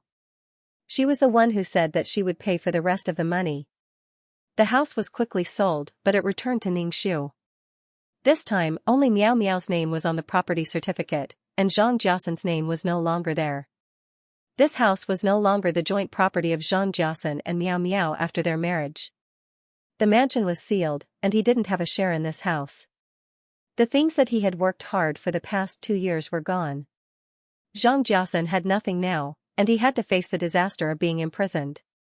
Ningxu put away the property certificate and smiled faintly. Since the house had been sold, the Zhang family naturally couldn't stay in the house. Zhang Jiasen's mother looked at the nice furniture in the house and wanted to move them away. Zhang Jiasen's father scolded her directly. These things already belonged to someone else. Besides, where would they be placed if they were moved away? Zhang Jiasen's mother's eyes were red. Her face was trembling from the pain. These things were all her sons. The Zhang family rented an ordinary house in a small district. They would only return to the countryside after Zhang Jiasen's matter was settled. During this period, Zhang Jiasen's father's back was hunched. As the head of the family, he was under a lot of pressure, especially when his son, whom he was proud of, was involved in such a thing. When the Zhang family returned to the village, they were disgraced and had to face the gossip of the villagers. What a sin. The day before the court session, Ningxu went to the police station to see Zhang Jiasen. When he saw Zhang Jiasen again, Ningxu almost couldn't recognize him. Zhang Jiasen was wearing a prison uniform. His beard had grown out, and he had lost a lot of weight. His eyes were bloodshot. His hair, which used to be neatly combed, was now messy and hung in front of his forehead, almost covering his eyes. Zhang Jiasen now looked very gloomy and anxious, like a trapped beast. Zhang Jiasen was very agitated when he saw Miao Miao, which made his eyes even redder. Miao Miao, why are you only here now? After you were arrested, the company was in chaos. I went to take charge. Ningxu asked Zhang Jiasen, how have you been? Zhang Jiasen rubbed his forehead. He wanted to reach out and grab Ningxu's hand, but it was separated by bulletproof glass. Zhang Jiasen looked at Ningxu gently. Miao Miao, I can explain this matter to you. As for the house in Thompson residence, I bought it. I want to give you a home. I built this home for you. Ningxu was speechless. Miao Miao, please believe me. Zhang Jiasen tried hard to suppress the wild beast in his heart. Miao Miao was now his life-saving straw. Ningxu looked at Zhang Jiasen with an aggrieved expression. But Secretary Shui lives in Thompson residence. Did you really buy this house for me? There's only your name on it. Zhang Jiasen furrowed his brows tightly. His eyes were bloodshot as he stared fixedly at Ningxiu. Was this your dad's idea? Your father has been checking the accounts recently. Zhang Jiasen had been thinking about it repeatedly for the past month and felt that Miao Miao's father, Miao Ji, was the one who sent him in. Moreover, looking at the attitude of the police, it was obvious that they had solid evidence. This matter was done by Miao Ji, and perhaps Miao Miao was also aware of it. However, Zhang Jiasen was gambling on Miao Miao's feelings for him. However, it was clear that this feeling couldn't be gambled. Miao, Zhang Jiasen wanted to find a reason to defend himself, but he didn't know what to say. Miao, please believe me. Zhang Jiasen said weakly. Ningxiu smiled and said, don't worry, I will help you.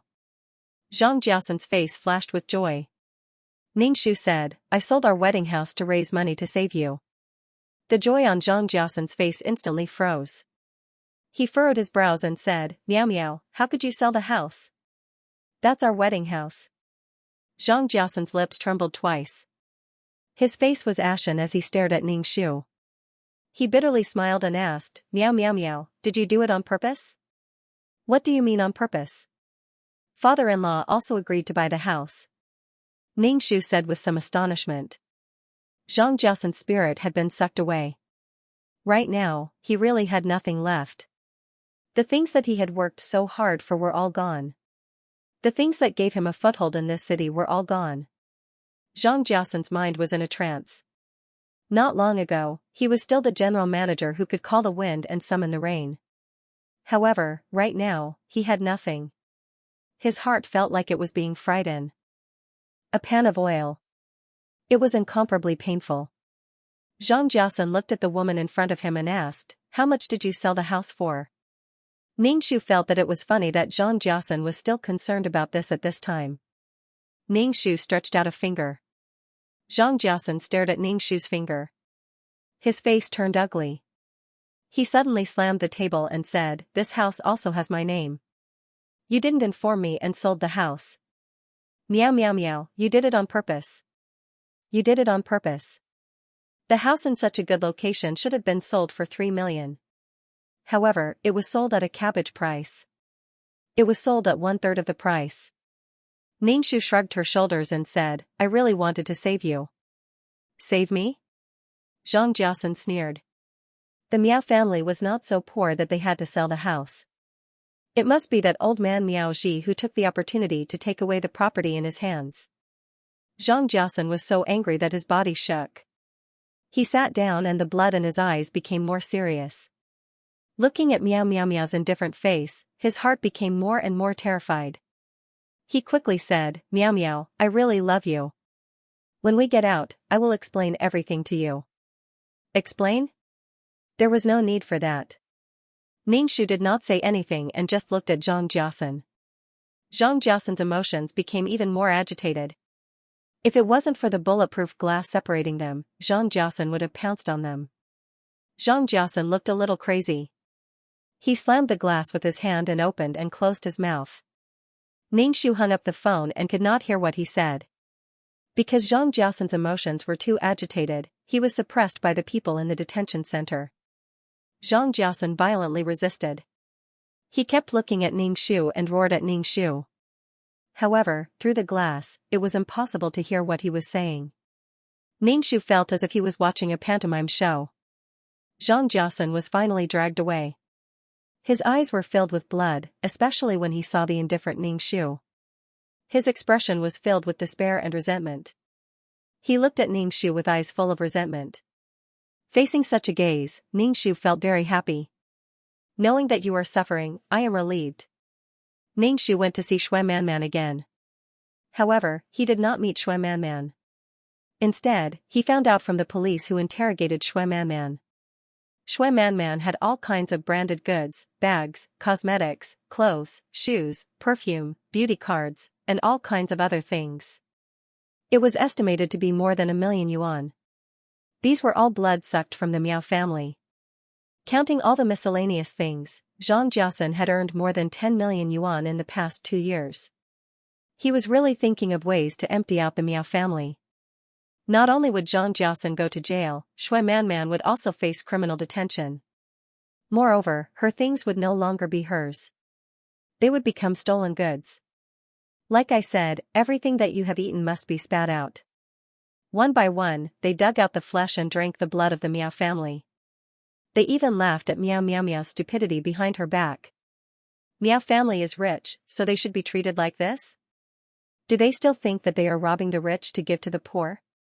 Are they enforcing justice on behalf of the heavens? Ningxu would not let Zhang Jiaosan off, nor would he let Shui Manman off. Zhang Jiaosan's actions were vile, but Shui Manman's actions were equally disgusting. Perhaps after Miao's death, Shui Manman and Zhang Jiaosan openly got together. Just like what Zhang Jiaosan said, they had a cute child. They snuggled together in the garden and watched the child play. It was a happy family. The next day was the court session. Ningxu arrived at the entrance of the court early in the morning. After all, he was the general manager of a company. The embezzlement of tens of millions attracted some reporters from small newspapers. This was Ningxu's goal. The corruption of a manager was different from the corruption of a general manager. If half of the person in charge of a company embezzled the company's money, the impact would be greater. Also, she wanted to put the complacent Zhang Jiaosan behind bars and expose his evil deeds in front of everyone. Today's drama would definitely be exciting. Not only did Ningxu come, but the Zhang family also came. Even Zhang Xiaomei's twin brother, who was addicted to the internet, came. The Zhang family looked at Ningxu with disdain. Ningxu didn't care at all. He found a seat in the gallery and sat down. The Zhang family sat a little far from Ningxu. Obviously, they didn't want to sit with Ningxu. Soon, Zhang Jiaosan was handcuffed and was taken to the dock by the armed police. He was wearing a prisoner's vest. Seeing Zhang Jiaosan come out, the Zhang family was very excited. Zhang Jiaosan's mother saw her son being treated like this. Her cheeks were tightly clenched and her face was trembling. Zhang Jiaosan's father had a serious face. He touched his waist and found that he didn't bring his pipe. Zhang Jiaosan's condition wasn't very good. He kept his head down and the front of his hair covered his eyes. In particular, the camera flashes made Zhang Jiaosan lower his head even more. Ningxu looked at the current Zhang Jiaosan with a gloomy and cold aura. The prosecutor's office would file a complaint against Zhang Jiaosan. Then, the jury and the judge would decide on Zhang Jiaosan's crime. Zhang Jiaosan's crime was set in stone. However, the process still had to be done and various kinds of evidence were presented. From the beginning to the end, Zhang Jiaosan didn't say a word. He seemed to be out of it. Maybe he didn't care about his future. His whole body was calm and had a frightening gloomy aura. Ningxu couldn't understand what Zhang Jiaosan was thinking. Although it was a process, it still needed witnesses and material evidence. When he heard about the witness, Zhang Jiaosan's body moved. Witness, who is this witness? Ningxu was also curious. The armed police brought Shui Manman up. When he saw Shui Manman, Ningxu suddenly laughed. Was Shui Manman going to be a witness? Are you going to testify against Zhang Jiaosan? Oh, this is the love between Zhang Jiaosan and Shui Manman. Zhang Jiaosan turned his head and saw Shui Manman. He was stunned. Obviously, he was shocked by Shui Manman's arrival. Zhang Jiaosan's face trembled as he stared at Shui Manman. Shui Manman looked flustered. When she met Zhang Jiaosan's gloomy eyes, she immediately looked away, her body trembling slightly. Shui Manman knew that she had let Zhang Jiaosan down by doing this, but she could only do this to reduce her punishment. She was a girl, she couldn't go to jail.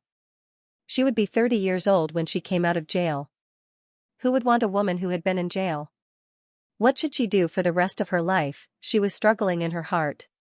She didn't want to betray Zhang Jiaosan, but at this point, she and Zhang Jiaosan had no future. It was impossible for her and Zhang Jiaosan to be together. Zhang Jiaosan still had Miao to help him, but what about her? Her parents despised her and didn't come to see her until now. She had nowhere to go. Shui Manman had already made up her mind, but when she faced Zhang Jiaosan, she still felt terrified and ashamed, especially when she saw Zhang Jiaosan in such a sorry state. While feeling ashamed, Shui Manman also confirmed her inner thoughts.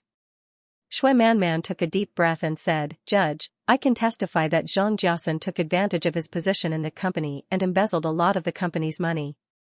He sold the goods at a low price and quoted a high price. Some of the suppliers even bribed Zhang Jiasen.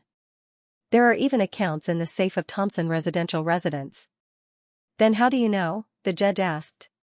Shui Manman bit her lips and took a deep breath. Before saying, "I'm Zhang Jiasen's mistress. He has a lot of things to tell me." "Gotcha, gotcha." The reporters pressed their shutters fiercely. This kind of nude news was much more attractive than a simple corruption case. The drama of being accused by his mistress and becoming enemies was really explosive. Anyway, Shui Manman said everything in one go, which made Zhang Jiasen burn with anger. Zhang Jiasen rushed to Shui Manman at lightning speed. He reached out his hand and grabbed Shui Manman's neck. He shouted fiercely, "Shui Manman, you dare to betray me, you be *tch.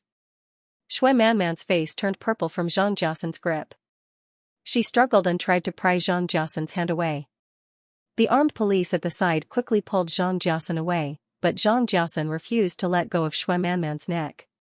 Shui Manman's eyes had already rolled back. Zhang Jiasen bent his fingers and almost sank them into Shui Manman's neck. Seeing that something was wrong, the armed police took out a stun baton and hit Zhang Jiasen's body. Zhang Jiasen's whole body trembled from the electric shock. His hand weakly let go of Shui Manman's neck. Shui Manman fell to the ground, gasping for breath and coughing violently. Zhang Jiasen looked at Shui Manman with eyes full of resentment and hatred. When he was dragged away by the armed police, he even kicked Shui Manman. Shui Manman was kicked to the ground and coughed until tears and snot were all over her face. "Silence, silence." The judge banged the gavel and asked the armed police to take the battered Shui Manman away. Ningxu looked at this scene. Because of interests, they would also fall apart because of interests. Zhang Jiasen and Shui Manman each had their own selfish motives. When a disaster came, husband and wife would fly away separately. Not to mention Zhang Jiasen and Shui Manman's relationship with no guarantee. Oh my, it's too comfortable, too cool. He liked to watch such a show. The two people who were hugging each other and were incomparably affectionate immediately turned hostile and ruthless. They weren't so faithful. Ningxu wasn't surprised by Shui Manman's decision at all. Shui Manman and Zhang Jiasen were both very selfish people. No matter what happened, the first thing they would think of was themselves. This was normal. People were selfish, but these two people were extremely selfish. Ningxu looked at Zhang Jiasen. His expression was even more defeated. In addition, he was hit by the stun baton just now, so he was very dispirited and powerless. That damn bitch, that rotten-ass bitch, she actually treated Jiasen like this. Zhang Jiasen's mother, who was sitting in the gallery, kept cursing Shui Manman. She felt very sorry for Zhang Jiasen. If it wasn't for Zhang Jiasen's father holding her back, she would have run to the dock. The Zhang family's expressions were very bad. Zhang Jiasen's father looked at Ningxu. Obviously, he wanted Ningxu to save Zhang Jiasen. Zhang Jiasen's situation was very bad now. He was being accused by his mistress. Zhang Jiasen's father wiped his face. His expression was ashen. He blamed Zhang Jiasen in his heart for not being able to control his crotch. Otherwise, this wouldn't have happened. The Zhang family didn't know that Zhang Jiasen had a mistress until now, but this mistress actually accused Zhang Jiasen, which made the Zhang family feel very uncomfortable. Since she was Zhang Jiasen's woman, she shouldn't have done such a thing. Especially Zhang Jiasen's mother, who felt that Shui Manman was really disgraceful. It seemed that no one had considered Ningxu's feelings. Her husband cheated on her, and no one cared about her feelings. Ningxu smiled. In the Zhang family, the daughter-in-law was the lowest and most undignified creature. Above her was her sister-in-law, her brother-in-law, and then her husband, Zhang Jiasen. Above her were her parents-in-law who had absolute authority. In this family, people could be divided into different ranks, and Miao Miao Miao was the lowest. She was an outsider. The trial continued. Zhang Jiasen was sentenced to 10 years in prison for accepting bribes, and the amount of bribes was more than 100,000 yuan, and more than 10 million yuan. All the stolen money was confiscated. Moreover, Shui Manman was guilty of concealing the crime and helping to dispose of the stolen goods. She was sentenced to 3 years in prison, and 2 years in prison because she took the initiative to provide evidence. Hearing this sentence, Zhang Jiasan's mother immediately stood up and roared, "No, my son only took money from his wife's family. How is this corruption?" In the Zhang family's view, Zhang Jiasan used their family's money, and the Miao family's money was Zhang Jiasan's. Silence, people outside the court are not allowed to make noise. If this happens again, you can't stay in the gallery. The judge said expressionlessly as he knocked the gavel. Zhang Jiasan's mother's face was dark red, especially when many reporters were taking photos of her. Zhang Jiasan's mother was at a loss and stood there blankly. Zhang Jiasan's father pulled her to sit down with a livid face. Zhang Jiasan's mother sat on the chair and her face was twisted in pain, but she didn't dare to say anything. Zhang Jiasan turned to look at his family. When he turned back, he saw Ningxu sitting in the corner and was stunned. Ningxu and Zhang Jiasan's eyes met, and Zhang Jiasan immediately looked away in embarrassment. Obviously, Zhang Jiasan felt embarrassed because of the matter between him and Shui Manman. Zhang Jiasan turned his head, but Ningxu could see that his body was trembling slightly and his figure was slightly bent. Was he embarrassed to face her? If he could do it, why couldn't he face it? Even Zhang Jiasan felt embarrassed. 10 years in prison? Ningxu smiled. Corruption and bribery were felonies. If Miao's father wanted to settle it privately, Zhang Jiasan would naturally be fine. However, if he took it seriously, Zhang Jiasan would have to bear the consequences. This was just corruption and bribery. What if there was another case of instigating others to commit a crime? He wanted to expose Zhang Jiasan's evil deeds under the sun and let the world see what a beast Zhang Jiasan was. Cheating in marriage, poisoning his father-in-law, corruption, taking bribes, and keeping mistresses. Such a person was still successful in the end and was even respected by others. After the verdict was over, Zhang Jiasan was taken away. Zhang Jiasan's legs were a little weak, so he was helped down by 2 armed police officers. Zhang Jiasan's gaze was fixed on Ningxu's body. Zhang Jiasan's aura was restrained, and he looked very calm. He didn't look like someone who was going to face 10 years in prison. Ningxu was surprised by Zhang Jiasan's calmness. Zhang Jiasan was not an ordinary person. After the trial ended, a new verdict was immediately issued. Zhang Jiasan was brought up again.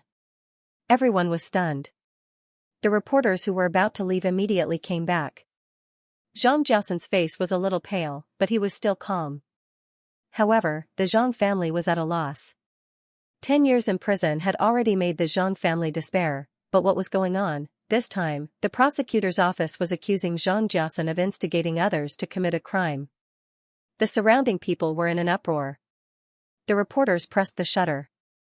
They thought it was an insignificant piece of news, but Zhang Jiasan had done so many things.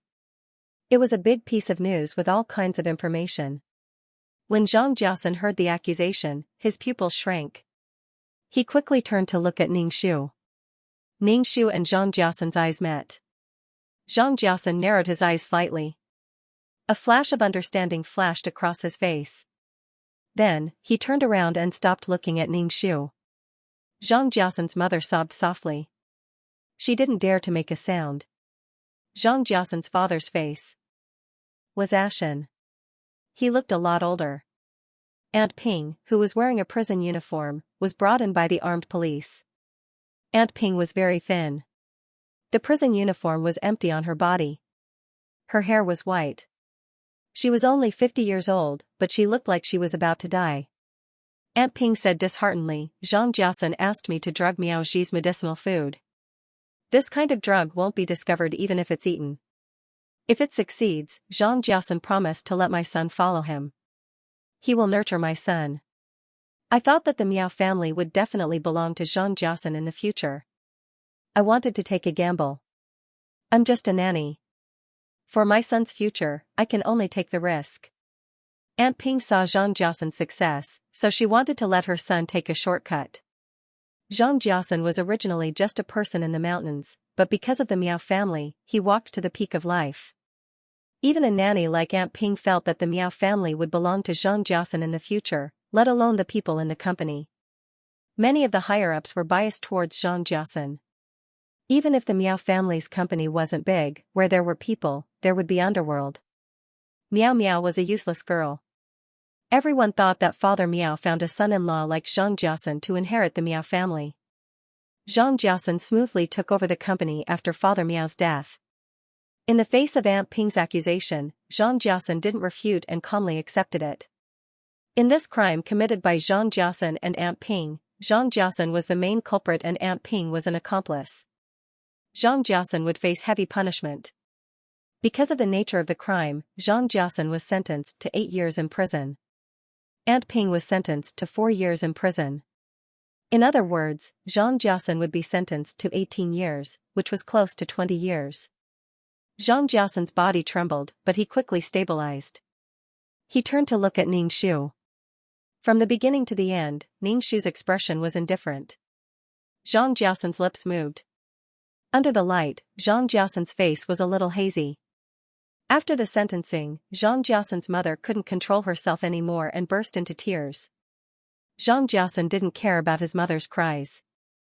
Or rather, he couldn't care less. The reporters kept taking photos of Xianxia. Xianxia was a monster. After the trial ended, Xianxia was taken away. He looked at Ningxu and his lips moved. Ningxu looked at his mouth and saw that it was Miao Miao. Could it be that Xianxia still wanted him to save him at this point? Ningxu thought that he was dreaming. After the trial ended, Ningxu stood up and prepared to leave. There was still one more thing to settle. Daughter-in-law.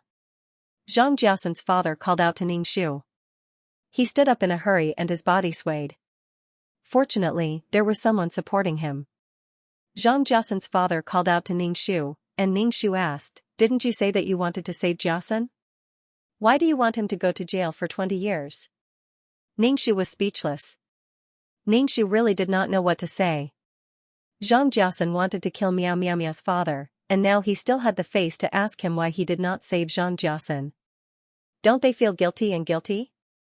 I tried to use the money to use my connections, but it was useless. Xianxia's matter is too serious. He wanted to kill my father." Ningxu picked up his bag and left. Xianxia's father's face turned pale. This was no longer an in-law, but an enemy. Zhang Xiaomei pulled Ningxu and said, "Has the 1 million yuan used up? This house belongs to my brother too. You should share the rest of the money with us." Ningxu frowned. Looking at Zhang Xiaomei, was the Zhang family so heartless? Her brother was already in jail, and Zhang Xiaomei still had the mood to talk about the money for the house. Ningxu bared his teeth and said, "It's all used up. There's not a single cent left.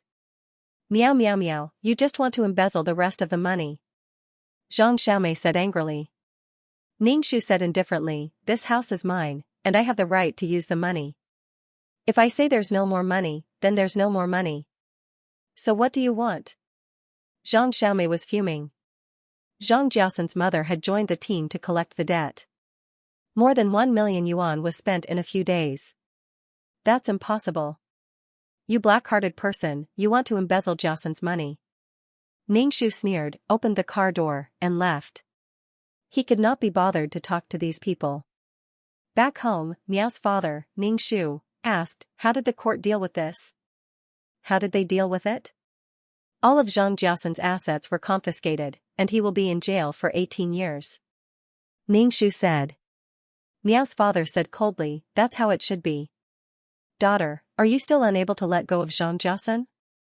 Seeing that Ningxu's expression wasn't good, Miao Ying's father said anxiously, "Daughter, are you going to wait until Zhang Jiasen is 18 years old? How is this possible?" Ningxu didn't know whether to laugh or cry. Why did she have to wait for Zhang Jiasen for 18 years? Since the original owner put forward such a task, it showed that she had already given up on Zhang Jiasen. Miao Miao's brain must have been fried by a pig if she still continued to love and wait for Zhang Jiasen after killing her parents and causing her to lose everything, and her originally happy life was ruined by Zhang Jiasen. That's good. Quickly divorce Zhang Jiasen. There are many good men in this world other than Zhang Jiasen. Miao Ying's father said with heartache. Would his daughter be traumatized after marrying such a bastard, or even be single for the rest of his life? Let's talk about men later. As for whether Meow Meow Meow would come back to find happiness or heal herself after she left, it was up to Meow Meow Meow. Miao Ying's father's expression became even worse. He felt that his daughter's heart had been broken by that bastard Zhang Jiasen. The next morning, Ningxiu opened the newspaper and saw that Zhang Jiasen's name was on the front page. It was spreading Zhang Jiasen's evil deeds, especially how he poisoned his father-in-law. They said that Zhang Jiasen was a bastard in human skin. Anyway, Zhang Jiasen was now a household name in this city. Ningxiu put down the newspaper, ate breakfast, and prepared to go to work. Miao Ying's father stopped Ningxiu and said, "You don't have to go to work today. Have a good rest. There's always work to be done. But I have an important meeting today," Ningxiu said. Miao Ying's father's expression became even more worried. "Meow meow, my precious daughter, if you're sad, just cry. You don't have to work so hard to numb yourself." Ningxiu was speechless. She wasn't sad at all. How did Miao Ying's father see that she was sad? "Dad, I'm really not sad. Why should I be sad? I should be happy that we exposed Zhang Jiasen's true colors so early and didn't let him hurt us." Ningxiu patted Miao Ying's father's shoulder and said, "Dad, don't worry. I'm not that weak. Just take it as a lesson. I've grown up now. I'm not sad." "Really?" Miao Ying's father didn't believe it. Ningxiu nodded. "Really? Meow Meow Meow had died once. It was time for her to grow up." Ningxiu went to the company to deal with his work. As soon as he arrived, he saw Zhang Jiasen's family making a scene at the company's entrance. Zhang Jiasen's mother cried and said that her evil daughter-in-law had embezzled the money from selling the house. Everyone in the company knew about Zhang Jiasen's matter. When they heard Zhang Jiasen's mother's words, they all showed a look of disdain. Zhang Jiasen was a poor man. His property had been confiscated. How could he let others embezzle the money from the house? Ningxiu felt that the Zhang family was quite thick-skinned. Zhang Jiasen had done such a thing and this family still had the nerve to come to the company. Ningxiu ignored them. After he finished his work, he went to the law firm and asked the lawyer to prepare a divorce agreement. Ningxiu put the divorce agreement in his bag and went to the detention center. Zhang Jiasen, who was wearing a prisoner's uniform, was brought out. Zhang Jiasen's head had been shaved and he was very thin. Ningxiu looked at Zhang Jiasen's bald head and felt a little disillusioned. She found it very funny. Zhang Jiasen with hair was very handsome. Zhang Jiasen without hair, tisk, when he saw Ningxiu, Zhang Jiasen's expression was very calm. He even showed a gentle smile to Ningxiu. This smile was completely different from Zhang Jiasen's usual affectionate smile. He was relaxed and relieved. Ningxiu frowned. She really couldn't understand Zhang Jiasen. He was very thoughtful. "Meow meow." Zhang Jiasen called out to Ningxiu. Ningxiu looked at Zhang Jiasen. She wanted to hear what he had to say. "Are you very tired at the company? You look thinner than before," Zhang Jiasen said indifferently as if he was chatting with a friend. However, it made Ningxiu's hair stand on end. This Zhang Jiasen was really strange. Ningxiu shook her head and said, "It's okay. Meow meow, since you know everything, you must hate me." Zhang Jiasen looked at Ningxiu. Ningxiu didn't say anything. Of course, Meow Meow Meow hated him. Zhang Jiasen smiled at Ningxiu. "You look very different from before. The Meow Meow I know is not so strong. What caused you to change? When did you find out about this?" "You left me in the countryside," Ningxiu said indifferently. "Sure enough?" Zhang Jiasen took a deep breath. "I became like this. One of the reasons I became like this is because of you." When Zhang Jiasen talked about this matter, he didn't have any resentment. His eyebrows were actually calm as he chatted with Ningxiu calmly. Ningxiu narrowed her eyes. This man, Zhang Jiasen, was really too unpredictable. His thoughts were as deep as the sea. It was really hard to imagine that a village kid from the countryside had such deep thoughts. Ningxiu didn't want to argue with Zhang Jiasen. She took out the divorce agreement from her bag and pushed it in front of Zhang Jiasen. "Sign it. You don't want to go to court again, right?" Zhang Jiasen glanced at Ningxu. He picked up the divorce agreement and looked at it. He laughed and signed the divorce agreement. He was very straightforward. This made Ningxu very surprised. She hadn't even taken out her weapon or taken out the video of Zhang Jiasen and Shui Manman rolling around together. He had already signed the agreement. It was so smooth that it was surprising. Ningxu also signed the divorce agreement.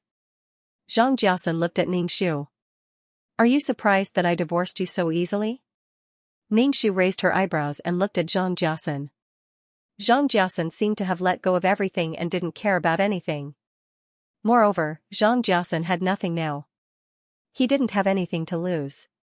Ningxu kept the divorce agreement and prepared to leave. Zhang Jiasen called out to Ningxu. Meow meow, sit down and talk to me. You probably won't come back to see me in the future. I don't think there's anything to talk about between us. Ningxu looked at Zhang Jiasen and said. Aren't you curious why I did this to you and the Miao family? Zhang Jiasen asked Ningxu. He looked at Ningxu with a gentle gaze. Ningxu sat down again. Zhang Jiasen said directly, meow meow meow, if I say that I like you, you might not believe me. Ningxu stared blankly at him, speechless. She regretted listening to Zhang Jiasen's nagging.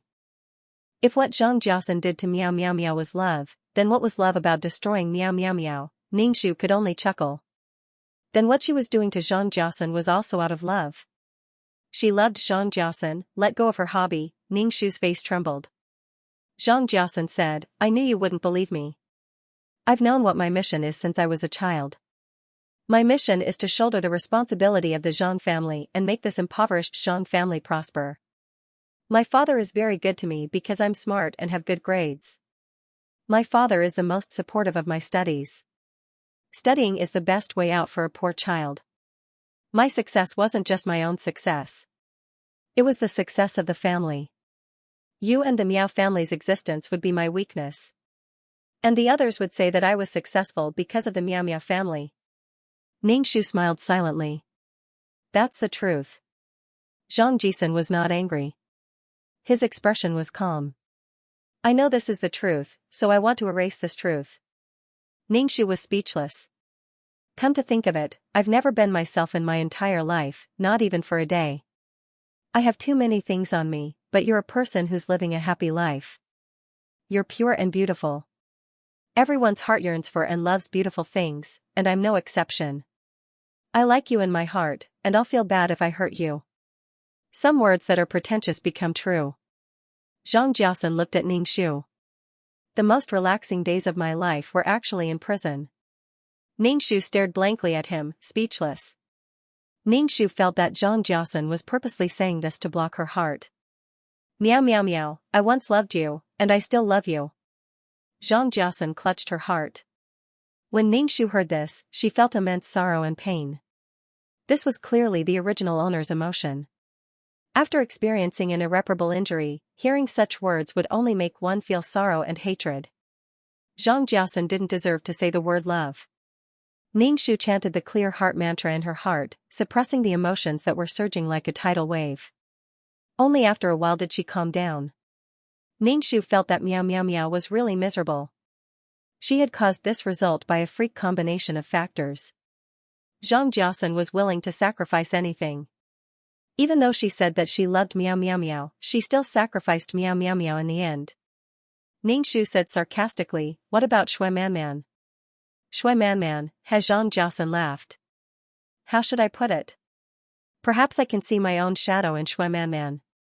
It's as if I like myself, but in the end, I realized that I don't like myself. Ningxu, you're crazy. In short, Zhang Jiasen, a person who was completely dark inside and out, liked the pure and kind meow meow meow.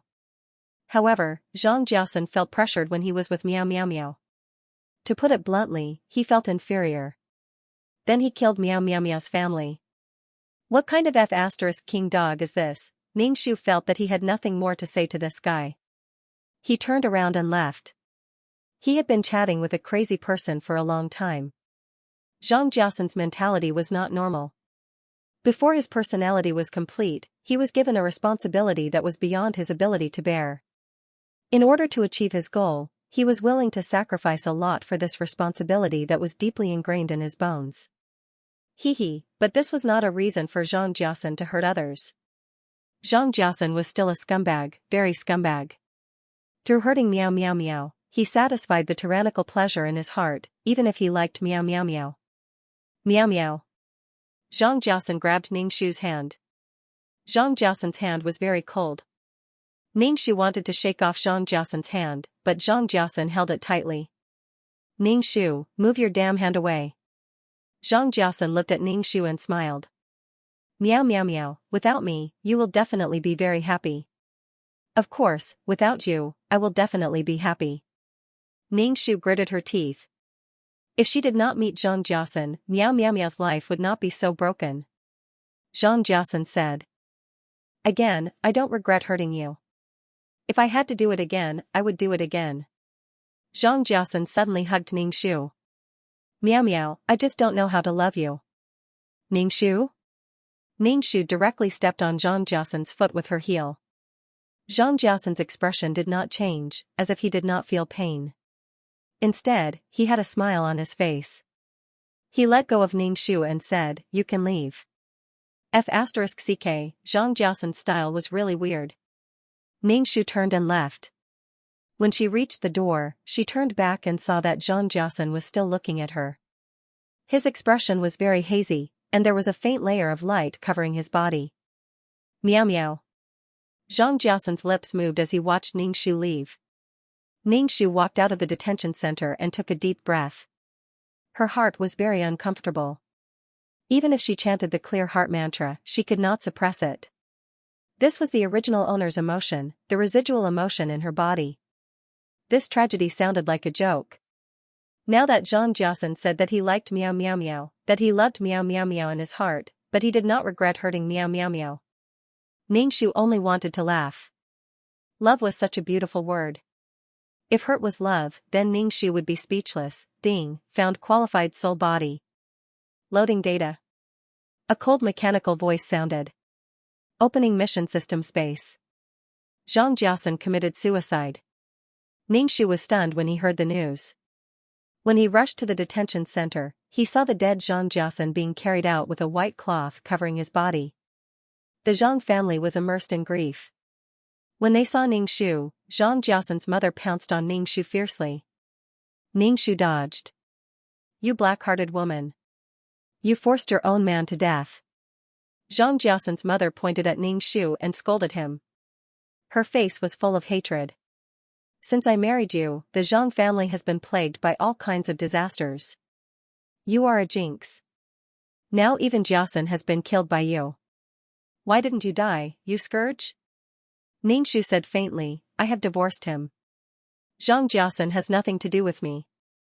Everyone in the Zhang family was stunned. Zhang Jiasun's father bent over and looked at Ningxu with hatred. The son he was so proud of was gone. You're really the most ruthless and rebellious woman I've ever met. You divorced Jiasun the moment he fell from grace and now you're forcing him to his death. Ningxu didn't take Zhang Jiasun's father's words to heart. Was she supposed to be a soft persimmon that could be bullied by anyone? Was she supposed to let her family be destroyed? Was it treason to protect her own things? The person who forced Zhang Jiasun to death was not me, but you. Ningxu ignored the Zhang family.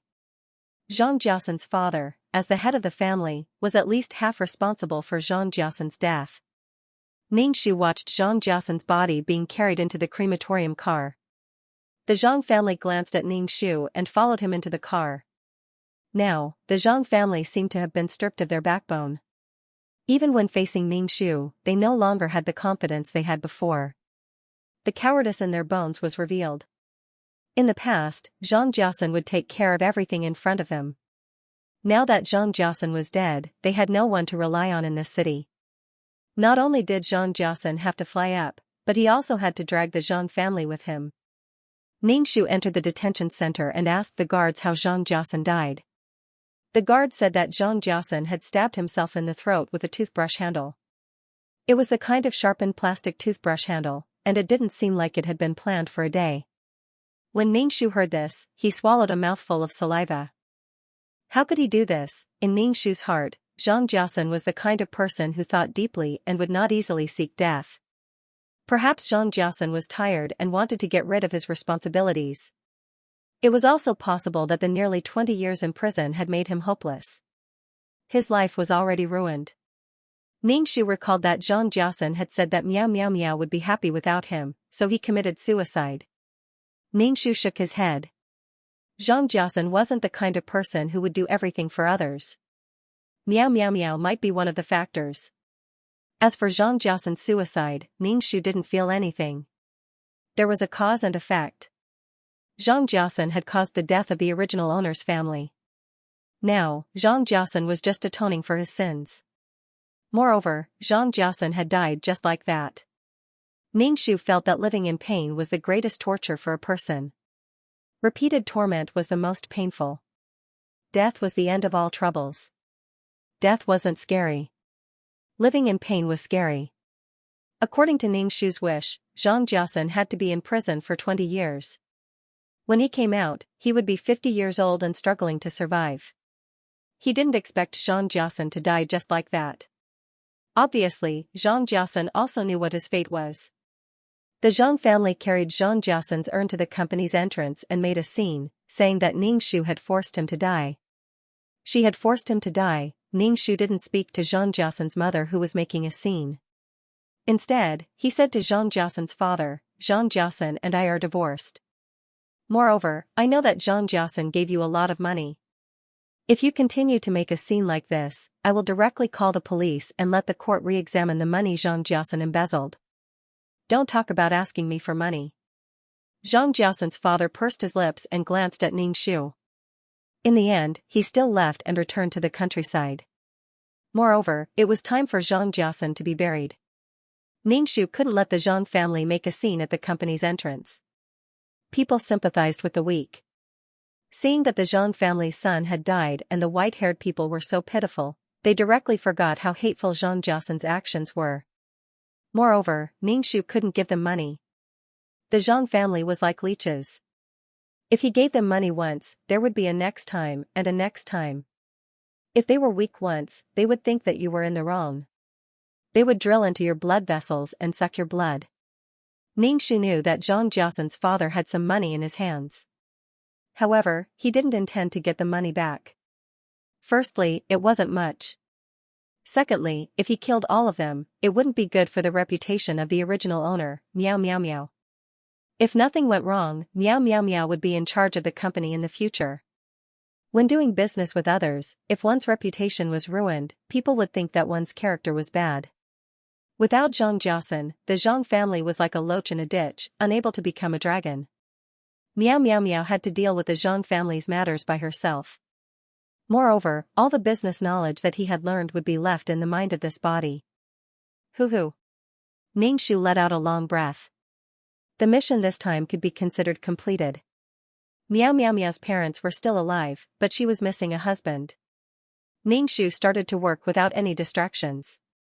He circled around the company, the Miao family's home, and the factory. Now that the company was tied together, there weren't any miscellaneous things. After confirming the absolute position of the Miao family in the company, the Miao family was the absolute master of the company. On the contrary, the employees didn't have to think too much about it.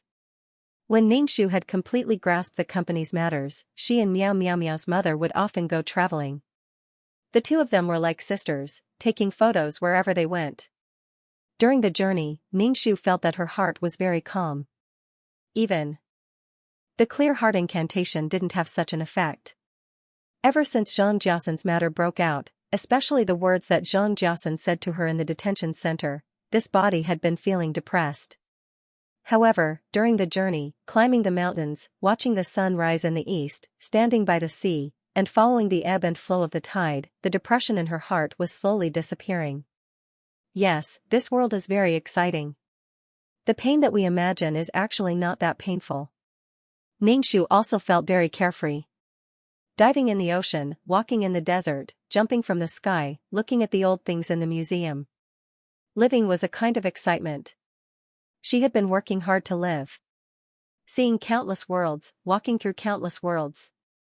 Perhaps she would be erased in the next mission, but at least she was alive at this moment. Ding, mission completed. Leaving the mission world. 2333's voice sounded. Ningxu felt a wave of dizziness. When she woke up, she was already in the system space. Looking down, she found that her soul was stronger than before. Moreover, this mission didn't consume her soul. Instead, she felt that it was strengthened.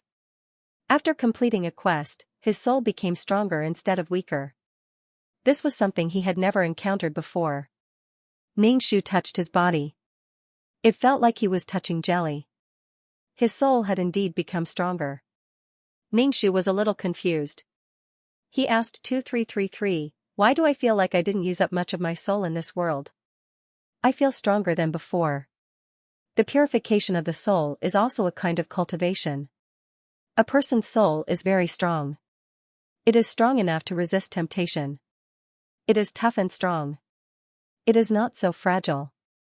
2333 explained. Ningxu was a little surprised. She was a quest taker, but she was also a person with her own thoughts and feelings. It was probably because she was traveling in the quest world. Her mood was very relaxed. Now that she was back in the system space, she didn't feel very tired. It was not like before when she didn't want to do anything but sleep first. There was always a feeling of disgust and boredom, but she didn't feel that now. Ningxu felt that this was a good idea. After the quest ended, she could stay in the quest world for a while and walk around. Not only could she relax, but she could also slowly heal the heartbreak of the client. The clients were all hurt, full of hatred and misery. If she could let go of some of it and start a new life, it would be better. She could relax herself and cultivate her soul. She could also help the client reduce some of the misery. It was a mutually beneficial thing. Don't be in such a hurry to send me back in the future. I'll come back when I say I'm back. Ningxu said. Okay, but you can only stay in a world for 3 or 4 years. After a long time, the damage to your soul will be great. 2333 said. Ningxu nodded. Let's see the points. Ningxu's status panel appeared in front of him.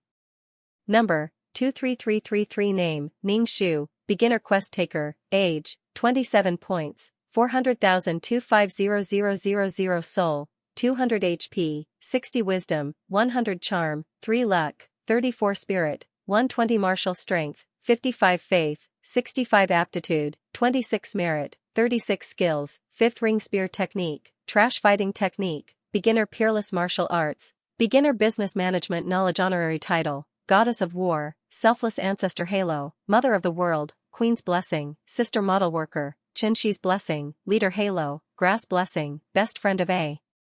Lifetime, Meow Meow Meow's Blessing, Fulfill Meow Meow Meow's Wish, I don't want to be deceived by Xianxia anymore. I want to protect my father's business and make Xianxia, who originally had nothing, lose everything. Mission completion, 100 points. Obtained 250,000 points.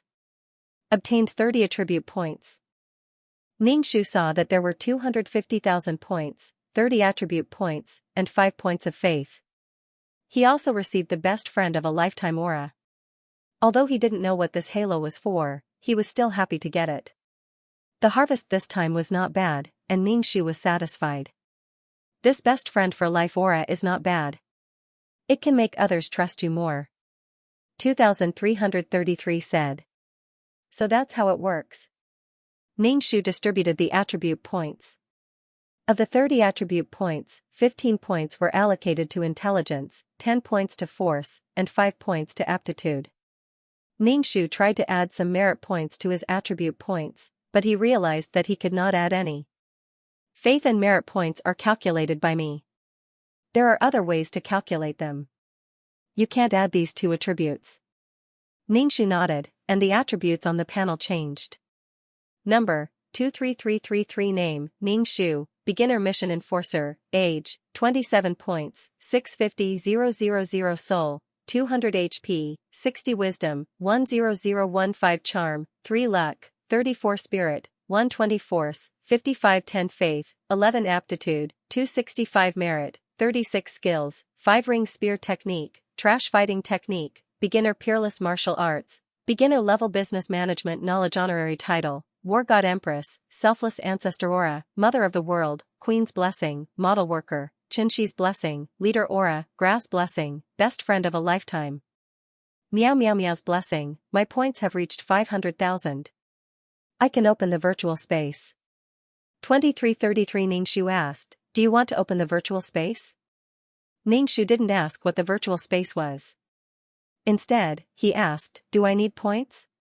To become an intermediate mission enforcer, she needed 3 million points. 3 million, she had to save as much points as possible to become an intermediate mission enforcer. Then she could go to the intermediate plane to do missions and have more treasures.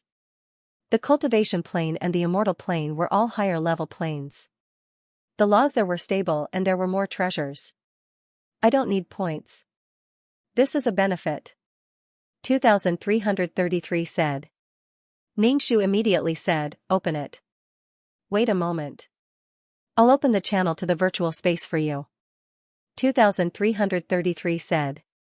After a while, a ring with a diameter of about 1 meter appeared on the ground. 2333 said, this is the passage to the virtual space. You need to go to the virtual space. Just step on the ring and it will send you to the virtual space. What's the virtual space?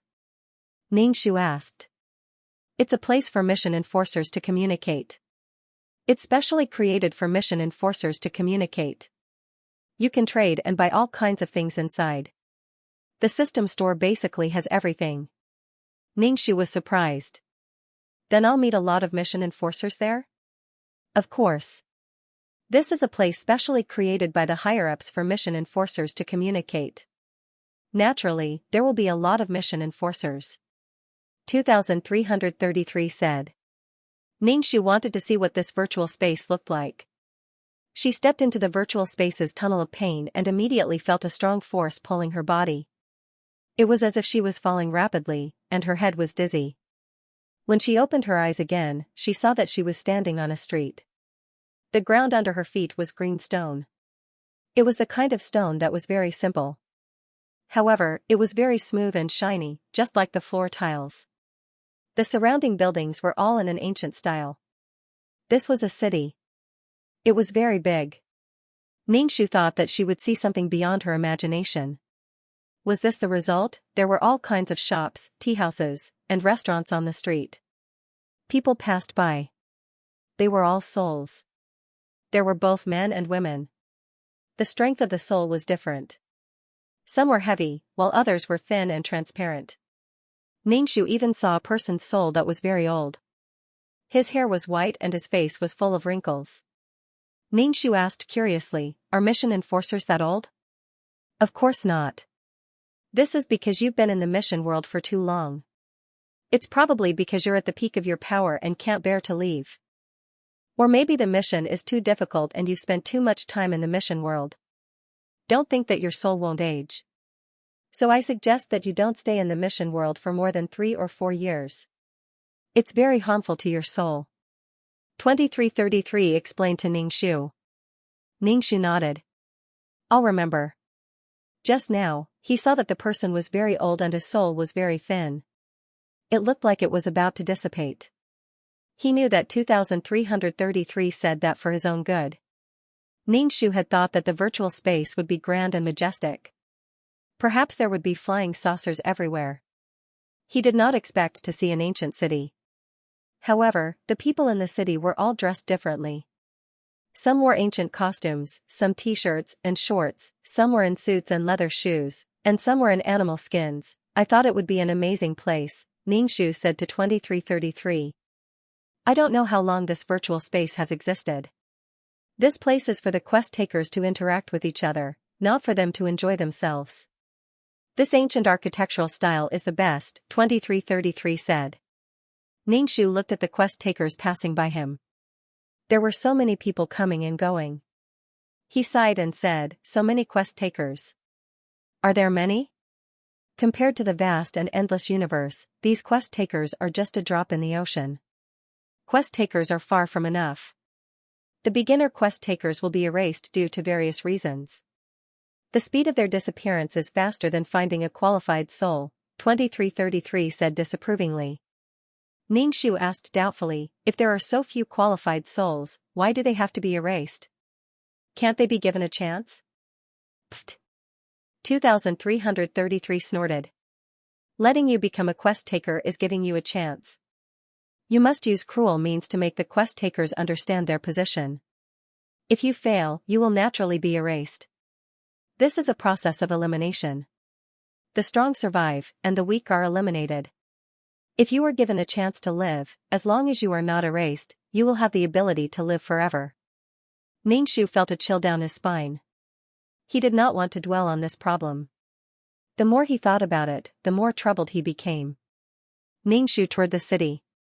In this place, points were equivalent to money. Points could be used to buy many things. There were also some quest takers who set up their own stalls to sell things. However, most of them were bartering. Ningshu saw that some of the quest takers had some rare treasures on their carpets. However, the things they wanted to trade were also rare. Ningshu saw many treasures, but when he saw the price, he gulped silently. Are the people in these shops also mission enforcers? Ningshu saw that many of the shop owners were souls. This leads to the problem of division of labor. Points are very important to mission enforcers, just like currency. Some people rely on doing business to earn points. They are not willing to do missions. As long as they can survive, there is no possibility of being erased. But people like this usually give up on becoming a high-level quest taker. Even if they have enough points, they won't be promoted. 2333 said, there is a limit to how much they can survive. Ningshu, there are more exciting worlds up there.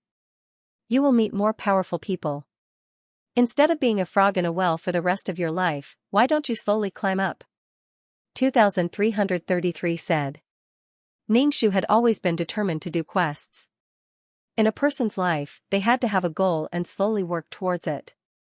Moreover, doing quests would allow them to experience all kinds of worlds. It was much more interesting than staying in this virtual space. Ningshu looked up at the restaurant in front of him and asked, can a soul still eat? Seeing people going in and out of the restaurant, Ningshu also wanted to go in. It is just to satisfy the appetite of the stomach. It is useless to eat. As long as you are a human, you will have an appetite. 2333 said casually. Ningshu licked his lips. He had not eaten since he died. How could he eat the same thing as when he was using someone else's body when he entered a mission? Ningshu walked into the restaurant. A waiter came to serve Ningshu. He looked like a waiter in an ancient restaurant with a towel on his shoulder. This waiter was also a soul, but his soul did not look as strong as Ningshu's. I want to eat something, Ningshu said. The waiter brought Ningshu to a table. Ningshu saw 3 women sitting at the table next to him. There were desserts and coffee on the table. Ningshu did not expect the restaurant to have such a thing. She looked at the menu and ordered a roast duck and a few home-cooked dishes. The waiter Ningshu said, the total is 1,000 points. Please pay the bill first. Ningshu was speechless. She didn't know how to pay the bill. How do I pay? Ningshu asked. When Ningshu said this, everyone looked at Ningshu, especially the woman sitting at the table next to Ningshu. She said directly, so this is your first time in the virtual space, 2333, how do I pay? Ningshu asked in his mind. You asked me this and that. I forgot to tell you. You need to get a points card. You can just pay with a card. Pay with a card? Okay, even the mainframe existed. It was normal to pay with a card. Sir, this must be your first time here. We can get a card here. The waiter didn't laugh at Ningshu. He let Ningshu enter his information and get a points card before paying the bill. Ningshu looked around. There were many people in the restaurant, and the food was different. It was as if the restaurant had everything. Ningshu noticed that the 3 women sitting at the table next to him were looking at him. They were whispering to each other. 2333, did I do something wrong? Ningshu was speechless. He felt like a monkey being stared at. They said you're ugly.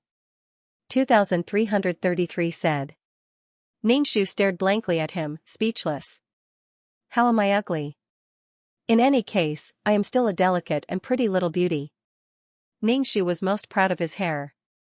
When he was alive, he didn't even have eyebrows because he had chemotherapy every day. But after he died, he found that his hair was very soft. Now that he was called ugly, Ningxu turned to look at the three women. How beautiful could they be? Ningxu looked at the three women. Their skin was so white and tender. Ningxu touched his face. It felt like jelly and very tender. They were either very pure or very seductive. Either way, they were all beauties. Their eyes were like water, and their legs were white.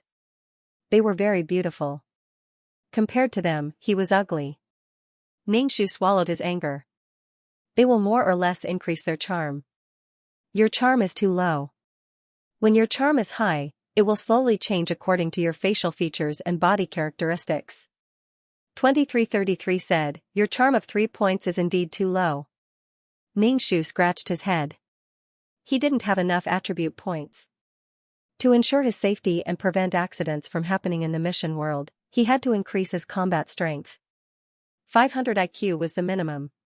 He only had 100 IQ. At this stage, Ningxu felt that he was too weak. It would be a waste to add points to his charm. Charm was secondary. After all, he had to enter the body of the original owner to complete the mission. No one could see what he looked like. Attribute points should be added in more important places. When the dishes were served, Ningxu looked at the delicious dishes. She tore off the roast duck leg and took a bite. It tasted great and left a fragrant taste in her mouth. After swallowing it, the food seemed to disappear. She couldn't digest things in her spirit state. She didn't know where the food went. It was quite amazing. Ningxu hadn't eaten so happily in a long time. As he chewed on the roast duck, he saw the three women staring at him. Ningxu, what's wrong now? It's fine if they say. She's ugly, but what's wrong with them now? They're saying you came out of nowhere and haven't eaten meat before, 2333 said. Ningxu? What are you looking at? Haven't you seen me eat before? Ningxu said unhappily. You eat your desserts, I'll eat my roast duck. The three women snorted and chatted on their own. They didn't even want to talk to Ningxu, probably because they thought Ningxu was too weak. You don't know, I met a weirdo in a world. I was doing one difficult mission after another and was too tired, so I wanted to go to a low-level realm to do something easier. A woman with enchanting eyebrows and a lazy aura exuded from her body said. Her soul looked very strong, just like a real body. This woman was stronger than the other two. Ningxu listened and chewed on the roast duck leg. He pricked up his ears to listen to what they were saying. Sister Wei, what happened to you? One of the women asked. In that low-level realm, I failed my mission. If I didn't have something to pay for my life, I would have been King killed. When the seductive woman talked about this, her expression was very bad.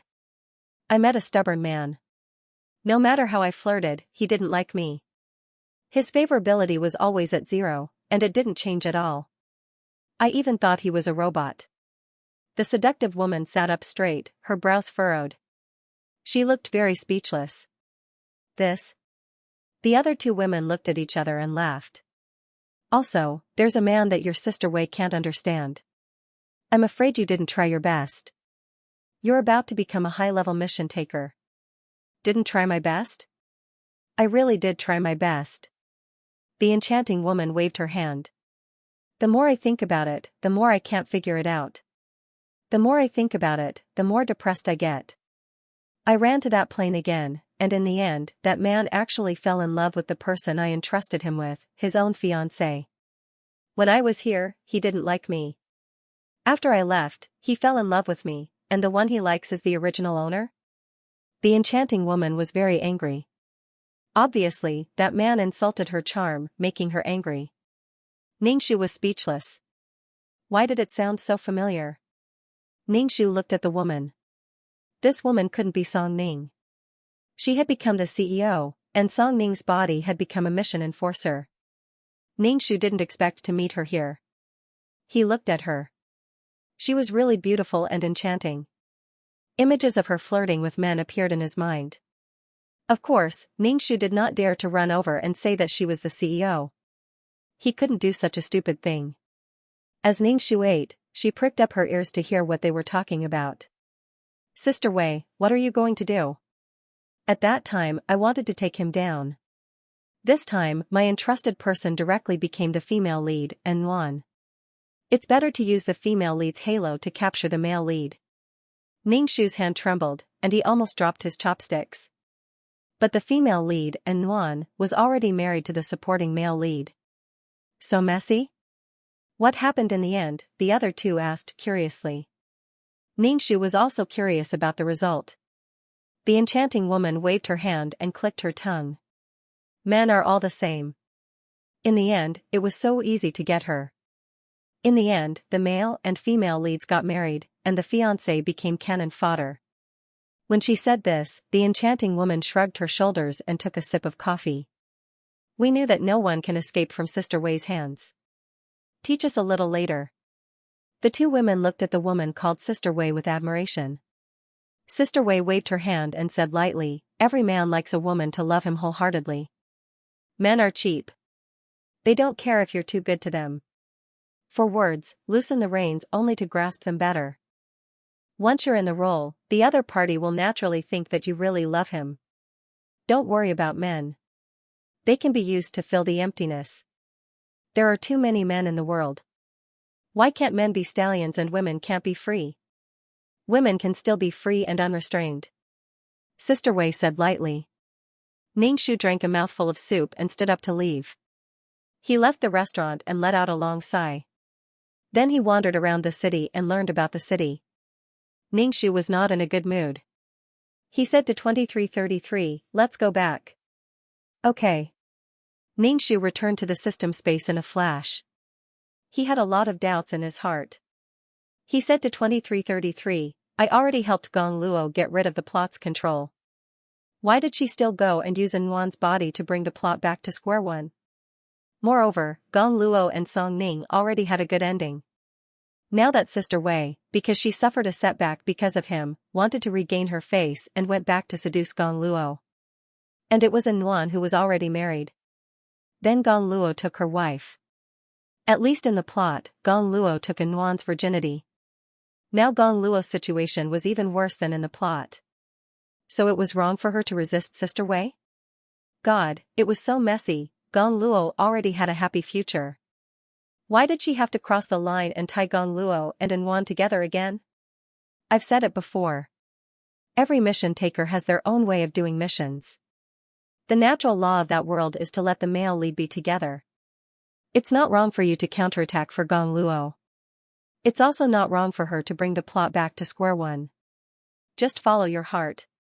If Gong Luo and Nuan get together again in that world, it doesn't have much to do with you. Gong Luo couldn't control his own heart. You helped him counterattack once. The second time, he lost himself in the charm of a mission taker. This is something that can't be helped, 2333 said. Ningxu wiped her face. Even a woman like her couldn't resist this kind of charm, let alone a man. Ningxu only just realized that beauty and charm were also weapons that could make people addicted and happy. Therefore, Ningxu decided that she would recite the clear heart mantra more and cultivate her heart to resist the temptation of the outside world. This time it was a woman. If it was a man next time, a man with unparalleled charm was flirting with her like this, Ningxu felt that she might not be able to control herself. However, Ningxu still felt that Sister Wei was doing this for her own selfish reasons. She wanted to break up Gong Luo and Song Ning, who were about to get married, just to prove her own charm. Paying too much attention to these things would weaken one's heart. Ningxu was very satisfied with her appearance. Maybe one day she could become beautiful, not now when even surviving was difficult. There was no need to pay attention to the details. Ningxu felt that Gong Luo was a smart person. When the mission taker left, the dazzling and charming aura would disappear from the mission taker. That was the mission takers, not the mission takers. Moreover, everyone's personality was different. She hoped that Gong Luo could see the clues. If Gong Luo really fell in love, it wouldn't be with Nuan. It would be with the mission taker in Nuan's body. Ningxu didn't dwell on Gong Luo's matter. Everyone had their own fate. Ningxu sat on the sofa and began to meditate and cultivate her soul. When she was almost done with her cultivation, she watered the potted plants. Although these potted plants would never wither and would always be like this, Ningxu still wanted to water them. After reading for a while, Ningxu thought that one day, he would be able to finish reading all the books on this bookshelf. At least he would be able to get the title of erudite.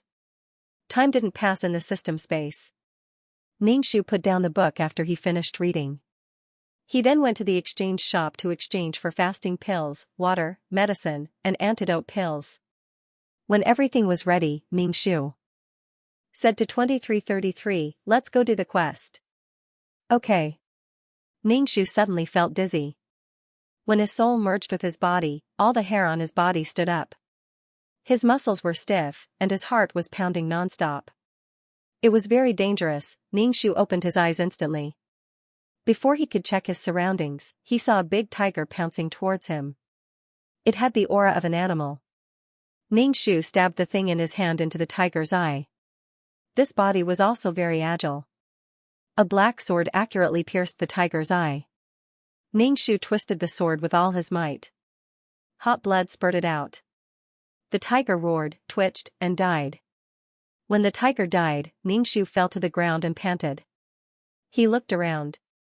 This was a carved stone house. He was locked in a metal cage. There was only him and a tiger in the cage.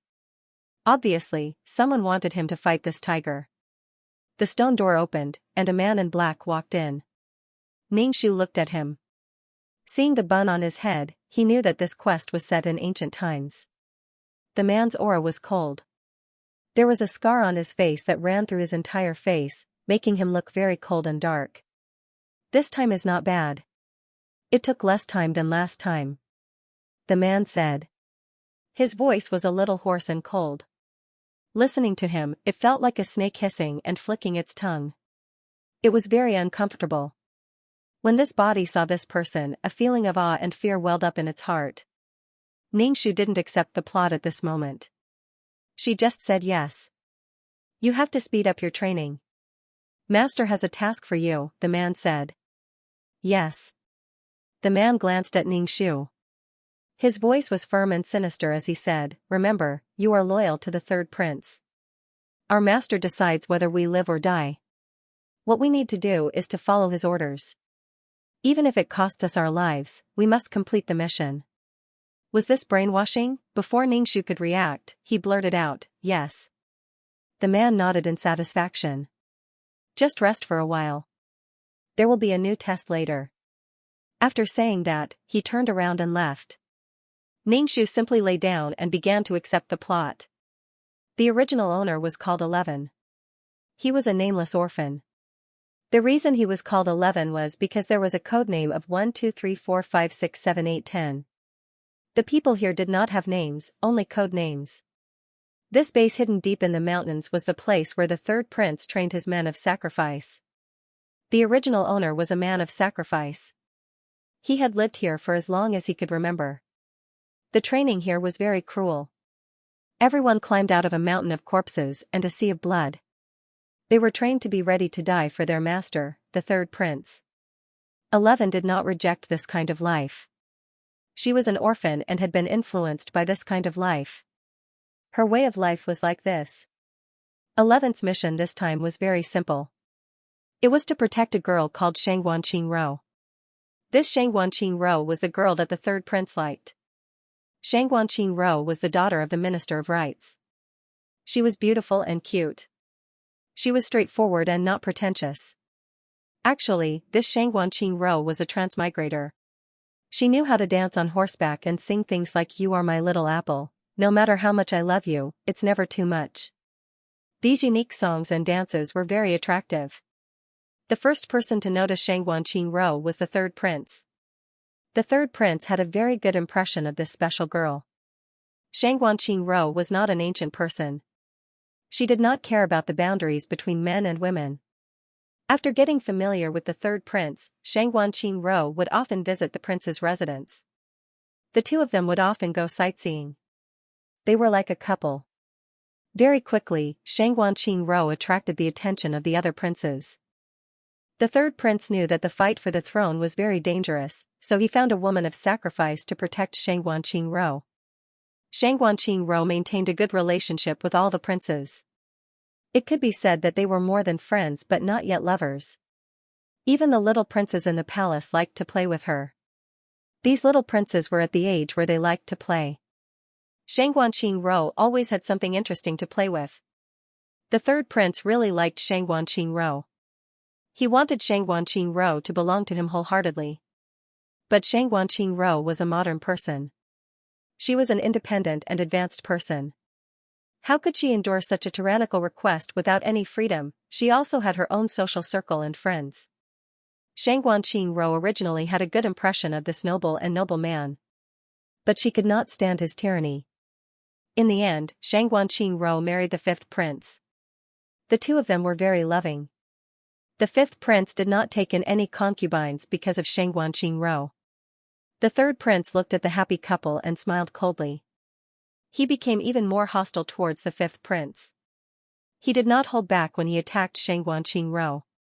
Every time Xianxia was about to be harmed, she would be saved by someone, turning the misfortune into a blessing. The third prince wanted to destroy Xianxia. I love you, you have to love me. If you don't love me, I'll kill you. Since I can't have you, I'll destroy you. Then I'll hug your corpse and spend the rest of my life with you. In this battle for the throne, the third prince lost. The fifth prince ascended the throne. Xianxia became the empress. But there was still no concubine in the harem. The third prince was finally killed by the fifth prince. From then on, the emperor and the empress lived happily together. The original owner's wish, to not let his master die. Shuri could not understand. His master was so good to Xianxia. He gave her everything she wanted. The only condition was for Xianxia to be loyal to his master. Xianxia was very close to the other princes, but she said they were friends. Shuri thought that his master was so good. He even said that his master did not understand love and only knew how to rob. Ningxu sighed. Look, this is a loyal servant. When he was alive, he risked his life for his master. After he died, he even gave his soul to save his master. How successful was this brainwashing? Ningxu did not know if Shuri had feelings for the third prince or if he was just purely loyal. But this mission? Damn it, she was only a death warrior. How could she influence the fight between these important people? How could she influence the change of a dynasty? She had no right to speak in front of the third prince. She only needed the third prince to give the order, then she would charge forward with her sword. Ningxu death soldiers did not need to speak, they only needed to wave their swords, and could do anything for their master. Even if there was a cliff in front of them, if their master said to jump, they would jump without hesitation. Ningxu carefully considered this mission in his heart. If he transmigrated into the emperor, he could directly give the throne to the third prince. The third prince, who had become the emperor, could easily recruit Xianxia into the palace. The third prince also liked to seek death. To put it bluntly, if he was not satisfied, he would be in pain, and if he was satisfied, he would be bored. Ningxu analyzed 11's wish. She said she would not let her master die, so she wanted to change the third prince's fate of being killed. As for whether the third prince could become the emperor, it had nothing to do with her. But if the third prince did not become the emperor, he would be killed in the end. Especially with his death-seeking attitude of using every possible method to kill the female lead, he would definitely not be able to bear the consequences. In fact, the third prince should have been a scumbag of an ex. It was not that he did not love him, but that he loved him too much. It was tiring to have such a master. Forget it, I'll just take it one step at a time.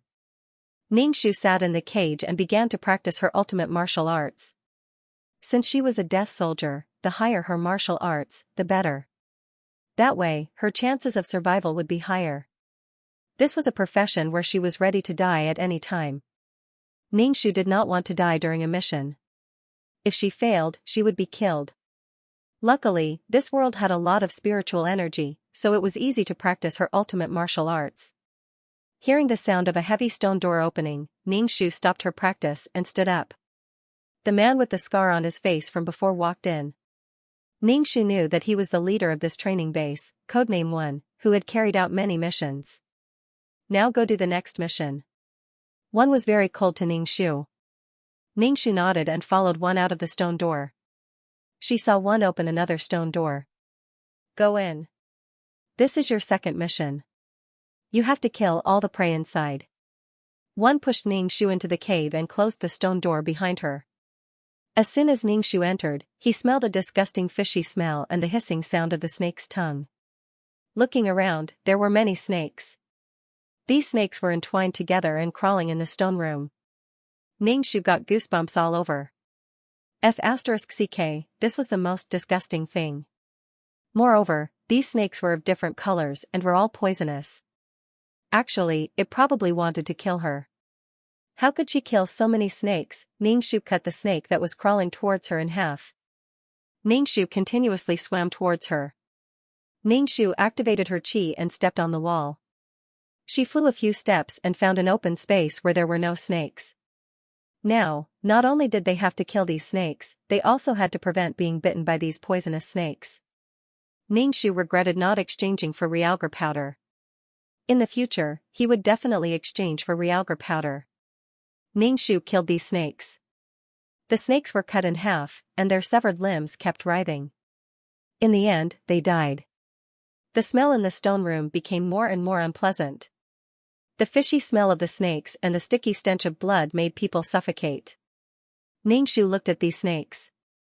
He did not know when he would be able to kill all of them. He waited at the door for Ningxu to complete his task. After a long time, he opened the stone door. Ningxu had just killed the last snake. He looked at the snake corpses in the stone room. His face was expressionless. He did not praise Ningxu. He said, "You have passed the second test. There is still 1 more test." Ningxu was very tired. He could not even lift his arm. He said to Yi, "Can I rest first? I am very tired." He glanced at Ningxu. The last test was very simple. You do not need to rest. Very simple. Ningxu followed Yi into the stone room. This stone room was very clean. There was a stone bed. On the stone bed, there was a swaddling cloth. Ningxu walked in to take a look. There was a baby in the swaddling cloth. At this moment, a pair of black eyes were looking around. Bubbles were coming out of his mouth. When he saw Ningxu, he made a babbling sound. When he opened his mouth, there were no teeth. There were only pink gums. Ningxu looked at the swaddling cloth. There were many patches on it. At first glance, he knew that this was a child from a poor family. Ningxu had a bad feeling in his heart. He looked at Yi. Yi's face was cold. He said to Ningxu, "This is your last test. Kill this child." Ningxu's heart tightened. Why? This child has nothing to do with us. As soon as she looked at Ningxu, her eyes suddenly became fierce. Are you the one who should say that? We are the sword in the master's hand. As long as the master gives the order, no matter who the target is, we must kill. Even if it is a baby. Kill him. He pointed at the child on the bed. This is your last task. If you do not complete this task, you are not qualified. You cannot be assigned tasks by the master. Perhaps the baby sensed danger, or perhaps Yi's voice scared him. He began to cry at the top of his voice. The stone room was filled with the child's cries. Ningxu's palms were sweating as he held the sword hilt. His heart sank into an unprecedented struggle and confusion. If he did not kill this child, he would not be able to leave this base. What about his task? She would be obliterated. But this child had no enmity with him. He did not even know anything. He was ignorant. This was a life. Ningxu did not feel any psychological pressure when he killed those tigers and snakes. But now he had to kill a person. A person who had no enmity with him. Ningxu's whole body was covered in cold sweat. The cold sweat on his forehead flowed into his eyelids. His eyes were sore and painful. But Ningxu did not have the heart to rub his eyes. Was he going to kill an innocent person for his task, using an innocent baby in exchange for his own life? Could he do this? Yes, no, no, no, no. Ningxu felt unprecedented confusion and helplessness. This was a situation he had never encountered before in his previous missions. What should he do? This was using this life to complete his task. But this child did not know anything and had never done anything to hurt him. Was he going to do this? Ningxu could seek justice for the person who had entrusted him, but this child had nothing to do with the task. What should he do? Killing an innocent person like this, and an ignorant baby at that? The baby was not to blame, and it was still an innocent child. Ningxu's mind was in a mess. Her mind was a mess. Ningxu felt like her spirit was about to collapse. She was confused and confused. Should he do anything to survive? Should he do anything to survive? He looked at Ningxu with cold eyes and said, "You just need to raise your hand and stab the sword into this child's heart. This is the simplest task. Remember, you are a kamikaze soldier." Ningxu swallowed a mouthful of saliva. A kamikaze soldier. This kind of training was simply inhumane. This kind of training was to eliminate the pity and sympathy in human nature. It was to turn people into machines without humanity. Under the throne of an emperor were piles of bones. Stepping on these bones to create a staircase, step by step, one ascended to the throne. As long as the sword pierced through, her persistence would vanish and she would no longer be bound. If it happened once, there would be a second time. If it happened too many times, she would become numb and would no longer be entangled like this. Ningxu gripped the hilt of the sword so tightly that the veins on the back of her hand popped out. "Kill him, kill him." A cold voice rang in her ears. It was either you die or I die. If the person in front of her was her enemy, Ningxu would raise her sword and fight without hesitation. However, this was an unarmed baby who had no enmity with her. 2333, what should I do? Ningxu asked 2333 for help. 2333 was silent for a moment and asked, "What do you want to do?" "I don't want to kill him." After saying this, Ningxu's body relaxed and her mind became clear. She didn't want to kill this child. This child had nothing to do with her. The system was silent. 2333, please help me. Ningxu saw 2333 was silent and begged. "There's a fake death pill in the system store. I'll get one for you. But don't report me. This is against the rules. I'm risking being formatted to help you. This is the last time. If I'm found out, both of us will be wiped out," 2333 said. Ningxu was happy. "Thank you 2333. Don't worry, I will exchange for these things in advance." A pill appeared in Ningxu's hand. Ningxu's floating heart suddenly calmed down. It seemed that in the future, not only would she need to exchange for survival necessities, she would also need to exchange for this kind of thing. Only by exchanging for something in advance could she use it in the quest. "Have you thought about it?" Ningxu asked. "With your mentality, you can't be a death warrior. You don't have to go on this quest. I can do it."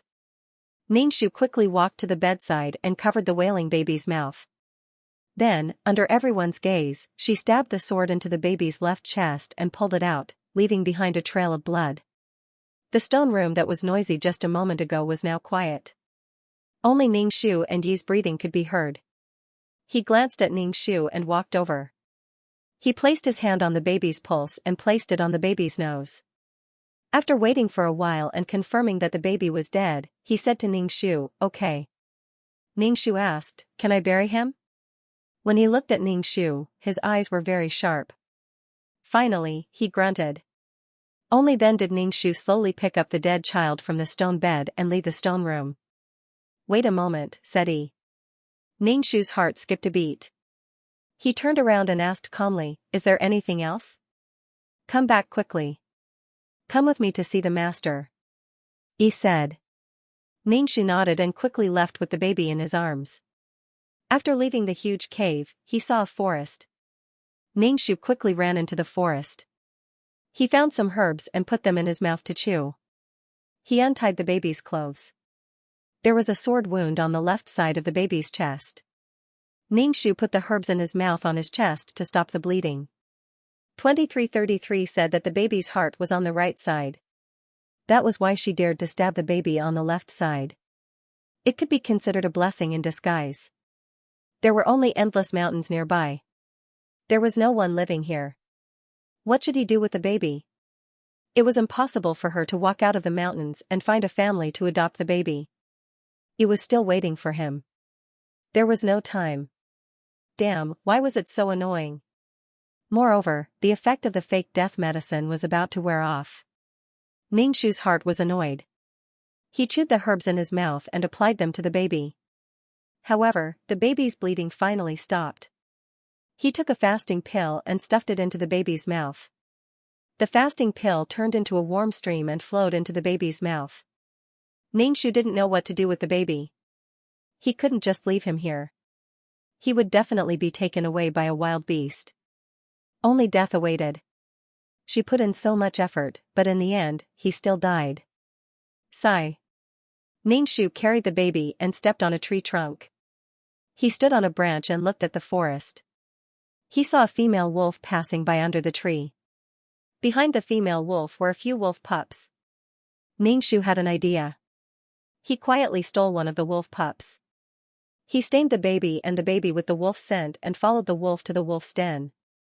Ningshu could only try. He just didn't know if the female wolf was willing to raise the baby. He fed the baby anti-inflammatory and anti-fever pills. When the female wolf left the den, Ningshu placed the baby in the den. He then stood guard not far away. If the female wolf hurt the baby, Ningshu would have to kill her. When the female wolf returned, she saw an unknown creature in the den. Her nose kept sniffing the baby's clothes. She even bit the clothes with her mouth. It seemed that she didn't intend to eat the baby. Ningshu stood guard for a while. Seeing that the female wolf ignored the baby and didn't hurt him, he sighed in relief. That was all he could do. Seeing that it was getting late, Ningshu decided to go back. When he returned to the cave, he was waiting for Ningshu. He gave Ningshu a set of clothes and told her to freshen up and prepare to go to the capital to see his master. Ningshu took her clothes and went to the stream to take a bath. She put on her clothes and was given a set of women's clothes. She looked very capable. After tying her hair into a ponytail with a rope, Ningshu bent down to look at the water. He wanted to see what the original owner of the body looked like. She was very ordinary. Her appearance was not good. Her facial features were very ordinary. She was not eye-catching at all in a crowd. After tidying up, Ningshu returned to the cave. He took Ningshu to the capital. It took more than half a day just to get out of the deep forest. Ningshu felt lucky. Fortunately, she didn't take the baby out of the forest to find him. How far did she have to go? Out of the forest, there was a man leading 2 horses on the side of the road. When he saw Yi and Ningshu coming, he gave the horses to Yi. He gave a horse to Ningshu. Then the 2 of them quickly went in the direction of the capital. When they arrived at the city gate, Yi got off the horse. Seeing that Ningshu was still sitting on the horse, he said coldly, "Get off. Don't ride into the city. It's easy to attract attention." Ningshu got off the horse and followed into the city. The capital was very prosperous. There were all kinds of shops and stalls. The people on the street were very particular about their clothes. Ningshu held the sword in his arms and followed Yi to the backyard of the 3rd prince's residence. He entered from the backyard. He was too vigilant. Ningshu silently remembered it in his heart. The housekeeper told Yi and Ningshu that the 3rd prince was receiving a guest and asked them to wait for a while. Yi turned to Ningshu and asked, "Do you know how to salute when you see the master? Fist salute, knee bend, or directly kneel on the ground?" Ningshu shook his head. He didn't know. "Kneel on one knee and fist salute," Yi said. Wasn't this the posture of a proposal? The housekeeper came out and asked Ningshu to go in. Yi didn't go in and asked Ningshu to go in by himself. Ningshu tidied his clothes and walked into the room. "Oh my, I'm a little nervous." As soon as he walked into the room, he saw a man and a woman at the desk. They seemed to be drawing something. When Ningshu saw the 2 of them, he felt that his eyes were about to be healed. Because the 2 of them were really too beautiful. The woman leaned on the desk, bent over and supported her chin with her hand, watching the man write something. What an immortal couple. The two of them didn't pay any attention to Ningxu, and Ningxu tactfully didn't say anything, standing in the corner and observing the two of them. The man should be the third prince, Xianxia. Xianxia's hair was tied up with a jade hairpin, he wore a white brocade robe with wide sleeves, and when he held a brush, he had a certain charm to him. His eyebrows slanted to his temples, his facial features were exquisite, and his lips were the color of cherry blossoms. His beauty was like jade, and the prince was unparalleled. Truly a peerless beauty. Ningxu grinned, he looks like a normal person now, but who knows when his possessiveness will act up. He has an obsession and emotion towards Xianxia that normal people can't understand, and extreme possessiveness. The people he has his eyes on are also quite pitiful. Ningxu looked at Xianxia, her eyebrows were curved, her mouth was small, her skin was soft, and her eyes had a hint of craftiness. Xianxia's body had a sense of freedom, different from the noble ladies trapped in the backyard. This was a kind of freedom that came from the soul. This was the straightforward and unpretentious Xianxia. Ningxu felt that the person who transmigrated to Xianxia shouldn't be too old. After she transmigrated, she obtained happiness and was pursued by the princes who were like dragons and phoenixes among men. In the end, she became the empress who was doted on by everyone. Xianxia is a very beautiful woman, but Ningxu imagined her dancing on horseback, then singing modern pop songs, and felt disillusioned. Fine, maybe this is very special to these nobles. Ningxu wanted to know, a man and woman alone in a room, this isn't good for Xianxia's reputation. Other women care a lot about their reputation, but Xianxia doesn't care, and the man who likes her also doesn't care. Like the fifth prince, he often visits her at night. Ningxu stood there motionless like a wooden stake.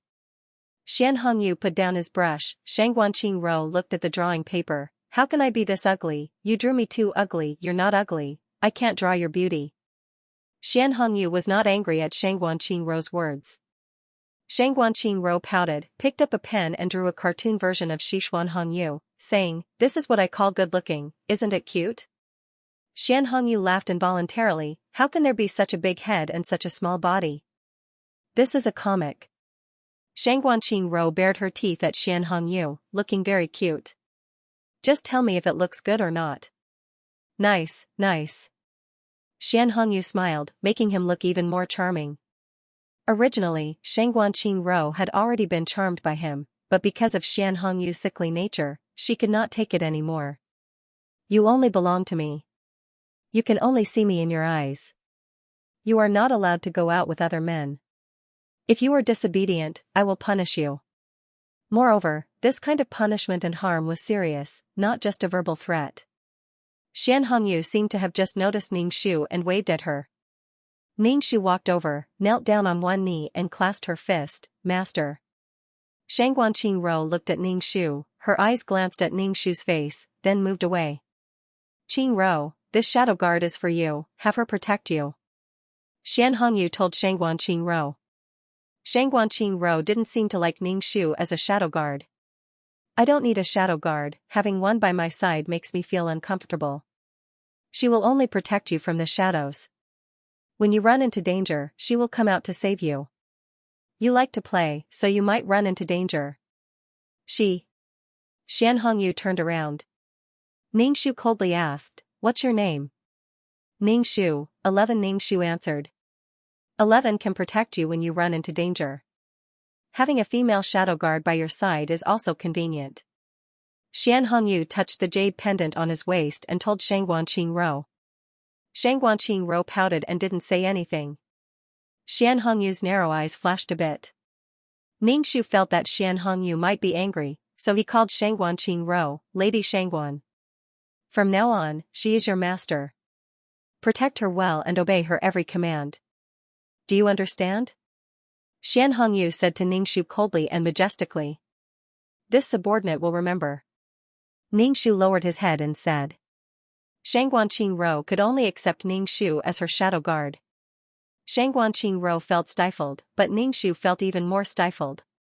She was supposed to protect Xianxia, why is she so unwelcomed? When Xianxia left, she was a bit unhappy. Xianxia didn't say anything, only gave Ningxu a meaningful look. Ningxu didn't understand this look. What does it mean? Ningxu saw Shangguanqing leave and quickly followed. After leaving the prince's estate, Shangguanqing stopped and turned around to face Ningxu. Thank you for protecting me, but I don't like people following me around and interfering with me. Ningxu took a few steps back and said, Lady Shangguan, you go first. I definitely won't appear in front of you again. Just look at her, an ancient boudoir girl who didn't even bring a maidservant with her when she went out. It was really dangerous. Shangguanqing didn't even have the strength to truss a chicken. What if she was captured and dragged away by someone? Maybe the next time Xian Hongyu sees Shangguanqing, it'll be at Yihong court. Bringing a maid with you is also a sign of your status. It makes people not dare to be impudent. Secondly, it's better to avoid suspicion. Shangguanqing stomped her feet gloomily, but the way she stomped her feet made her look very delicate. Ningxu followed Shangguanqing to the Ministry of Rights official's estate. He climbed over the wall and squatted on a tree in front of Shangguanqing's embroidery building. The leaves were very thick, blocking Ningxu's figure. The caterpillar on the leaf next to Ningxu felt very bitter. Why is the shadow guard so miserable? After flicking the caterpillar away, Ningxu sat on the tree branch and began to practice his ultimate martial arts. He had to practice it. With the original owner's skills, he was still a bit lacking. In the plot, he ran to the palace to save people. Instead of saving them, he was shot into a hornet's nest. As he practiced, Ningxu observed the entire Ministry of Rights official's estate. Shangguanqing was very favored in the estate. She was the daughter of the first wife and was very likable. Even the Ministry of Rights official treated her very well.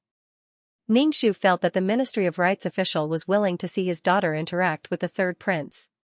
Even if the third prince couldn't become the emperor in the future, he would still be a prince with a high position. In a situation where there was already an heir, it wouldn't be easy for the third prince and the fifth prince to become the emperor. However, Ningxu knew that the crown prince was just cannon fodder. In the plot, he was also very interested in Shangguanqing. He had people kidnap Shangguanqing and planned to force himself on her. Alright, Shangguanqing was very charming. In the end, the crown prince was forced to step down. Then came the battle between the third prince and the fifth prince, Xianxia. Xianxia had luck on him. Xian Hongyu couldn't beat him. Furthermore, Xian Hongyu hurt Shangguanqing so much. You hurt the female lead so much and you still want to succeed? Keep dreaming. Ningxu could only sigh silently. Ningxu was not willing to protect Shangguanqing, but she did not have the right to say no due to her status. She was just a death warrior with no thoughts of her own. If she showed even the slightest bit of unwillingness, what awaited her was destruction. Ningxu still had 10 people above her, and they were ranked according to their abilities. Ningxu could not beat them, or at least she could not beat them now. Ningxu had already decided how to proceed with this mission. She did not need to interfere with Xian Hongyu at all, and she could not interfere. When Xian Hongyu was defeated, she would go and save him, as long as he was alive. She did not need to care about anything else. Ningxu began to practice her ultimate martial arts. When the sky turned dark, Ningxu sneaked into the kitchen to find something to eat, then returned to the tree to cultivate. But there were really so many mosquitoes. Ningxu slapped her face, killing a mosquito. She scratched her itch, then remembered Xian Hongyu's meaningful gaze. Should she go back to the prince's residence? Ningxu climbed over the wall and left the minister's residence. When she returned to the prince's residence, she saw that the light in Xian Hongyu's study was still lit. After hesitating for a moment, Ningxu knocked on the door. Xian Hongyu's cold voice came from inside. Come in. Ningxu pushed the door open and entered. She saw Xian Hongyu writing something with a brush. The light shone on him, making him look hazy. Master. Ningxu knelt on one knee. Xian Hongyu was expressionless. In front of Ningxu, he was cold and dignified. His body exuded an oppressive aura. Xian Hongyu raised his head and glanced at Ningxu, who was kneeling on the ground. He dipped the brush in his hand in ink and said, "You came later than I thought, but at least you came." Ningxu, so that meaningful gaze was for her to come back. How could she understand a gaze? It was a coincidence that she was able to come back. Plus, there were so many mosquitoes on the tree. Ningshu's face was stiff, and she did not say anything. Xianxia continued to draw on the Xian paper, writing faster and faster. Finally, he slammed the brush down, and the paper was splashed with ink. Xianxia frowned, crumpled the paper into a ball and threw it away. Ningxu was speechless. "Can you not make me kneel?" Xianxia looked at Ningxu and said, "Do you know what your mission is?" "I know. Rest assured, master. This subordinate will definitely protect Miss Shangguan well and not let Miss Shangguan encounter any danger," Ningxu said solemnly. Xianxia didn't have any reaction to Ningxu's impassioned speech. In short, his face was indifferent, which made Ningxu feel awkward. "Other than protecting Shangguan Qingrou's safety, you have another mission. This prince wants to know what Shangguan Qingrou does every day, who she meets, no matter how big or small." Xianxia looked at Ningxu. "Can you do that?" Ningxu rolled his eyes and pondered over Xianxia's words. He asked, "Master, what does this mean?" "Anything," Xianxia said calmly. "What does this anything include?" Ningxu asked again, "Do I have to report what I'm wearing, what I'm eating, and who I'm talking to?" "Yes." Xianxia nodded. Ningxu stared blankly at him, speechless. F***ck, why is he so perverted? I feel like I'm about to become a stalker. This possessiveness is more than a little scary. He wants to know everything, including when Shangguan Qingrou wakes up, when she eats, when she goes to the toilet, whether it's big or small, when her period comes. Ningxu's face was calm and expressionless, but his heart was about to break down. "You have to pay special attention to Shangguan Qingrou's men. You have to report to me what those men say or do. Do you understand?" Xianxia looked at Ningxu coldly. "Can you do that?" Ningxu knew that if he said no, he would be beaten to death. He nodded and said, "This subordinate will definitely record it." Ningxu felt like he still had to ask clearly. "If Miss Shangguan speaks to her father or the manservants in the residence, do you also have to record it?" Xianxia looked at Ningxu coldly, as if he was dissatisfied with Ningxu's ability to understand. "Any man." Ningxu was speechless. His heart was tired. This bastard should just die. Why did he save him? He's just a burden.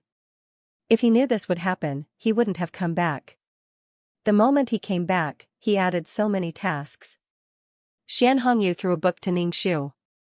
Ningxu flipped it open and saw that it was filled with white paper.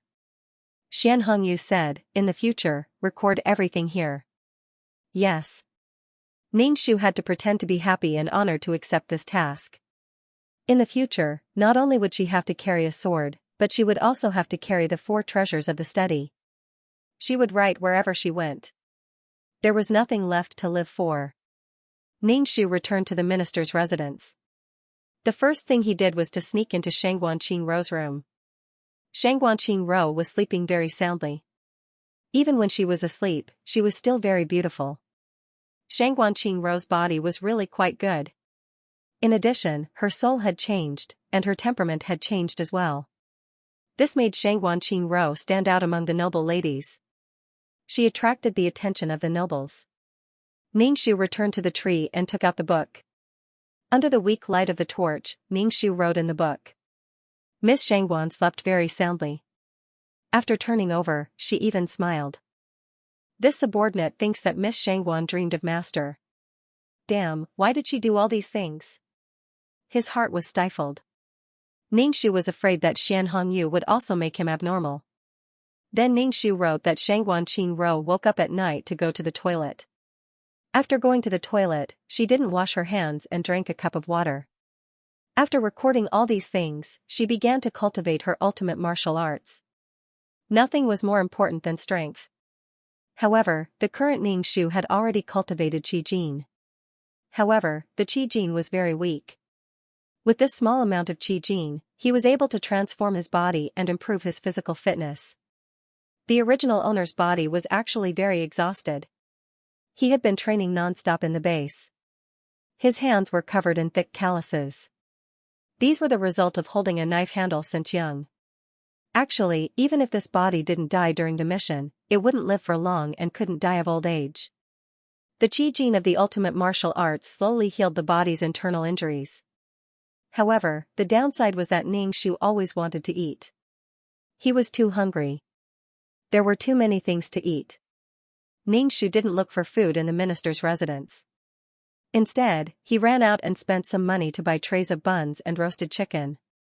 It was simply a delicacy. Ning Shu's daily life, other than cultivating, was to record Xianxia Ro's situation.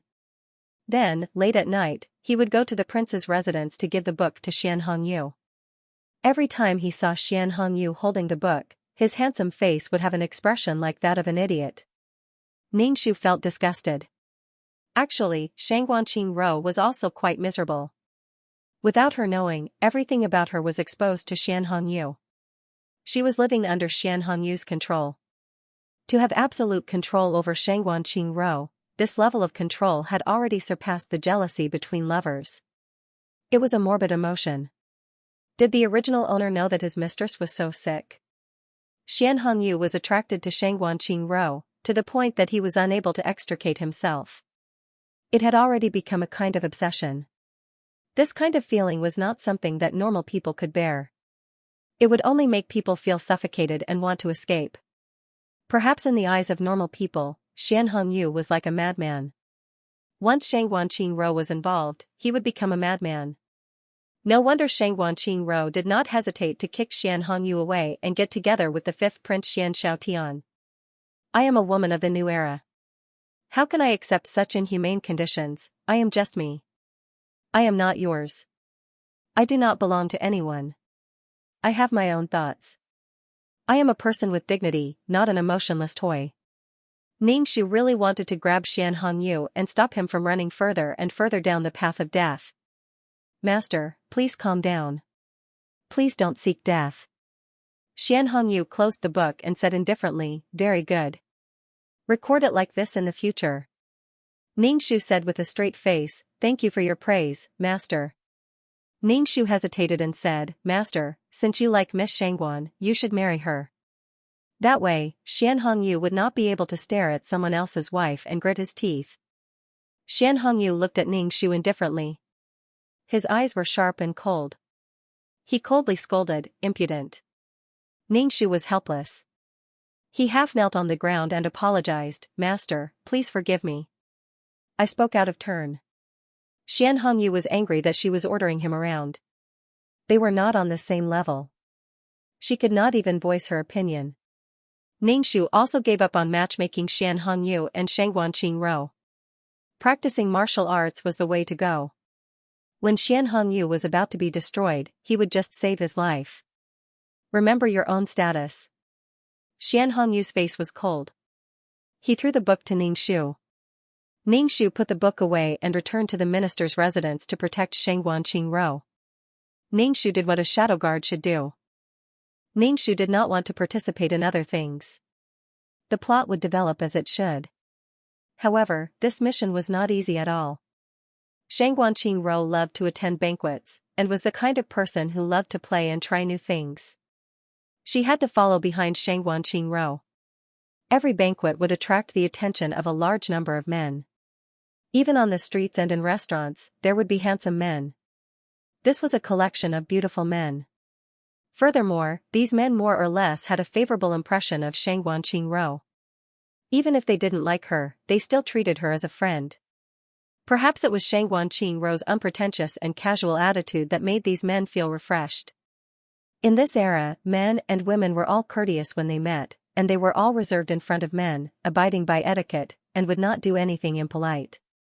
Unlike Xianxia Ro, who was so lively and refreshing, Xianxia Ro did not have any barriers between men and women.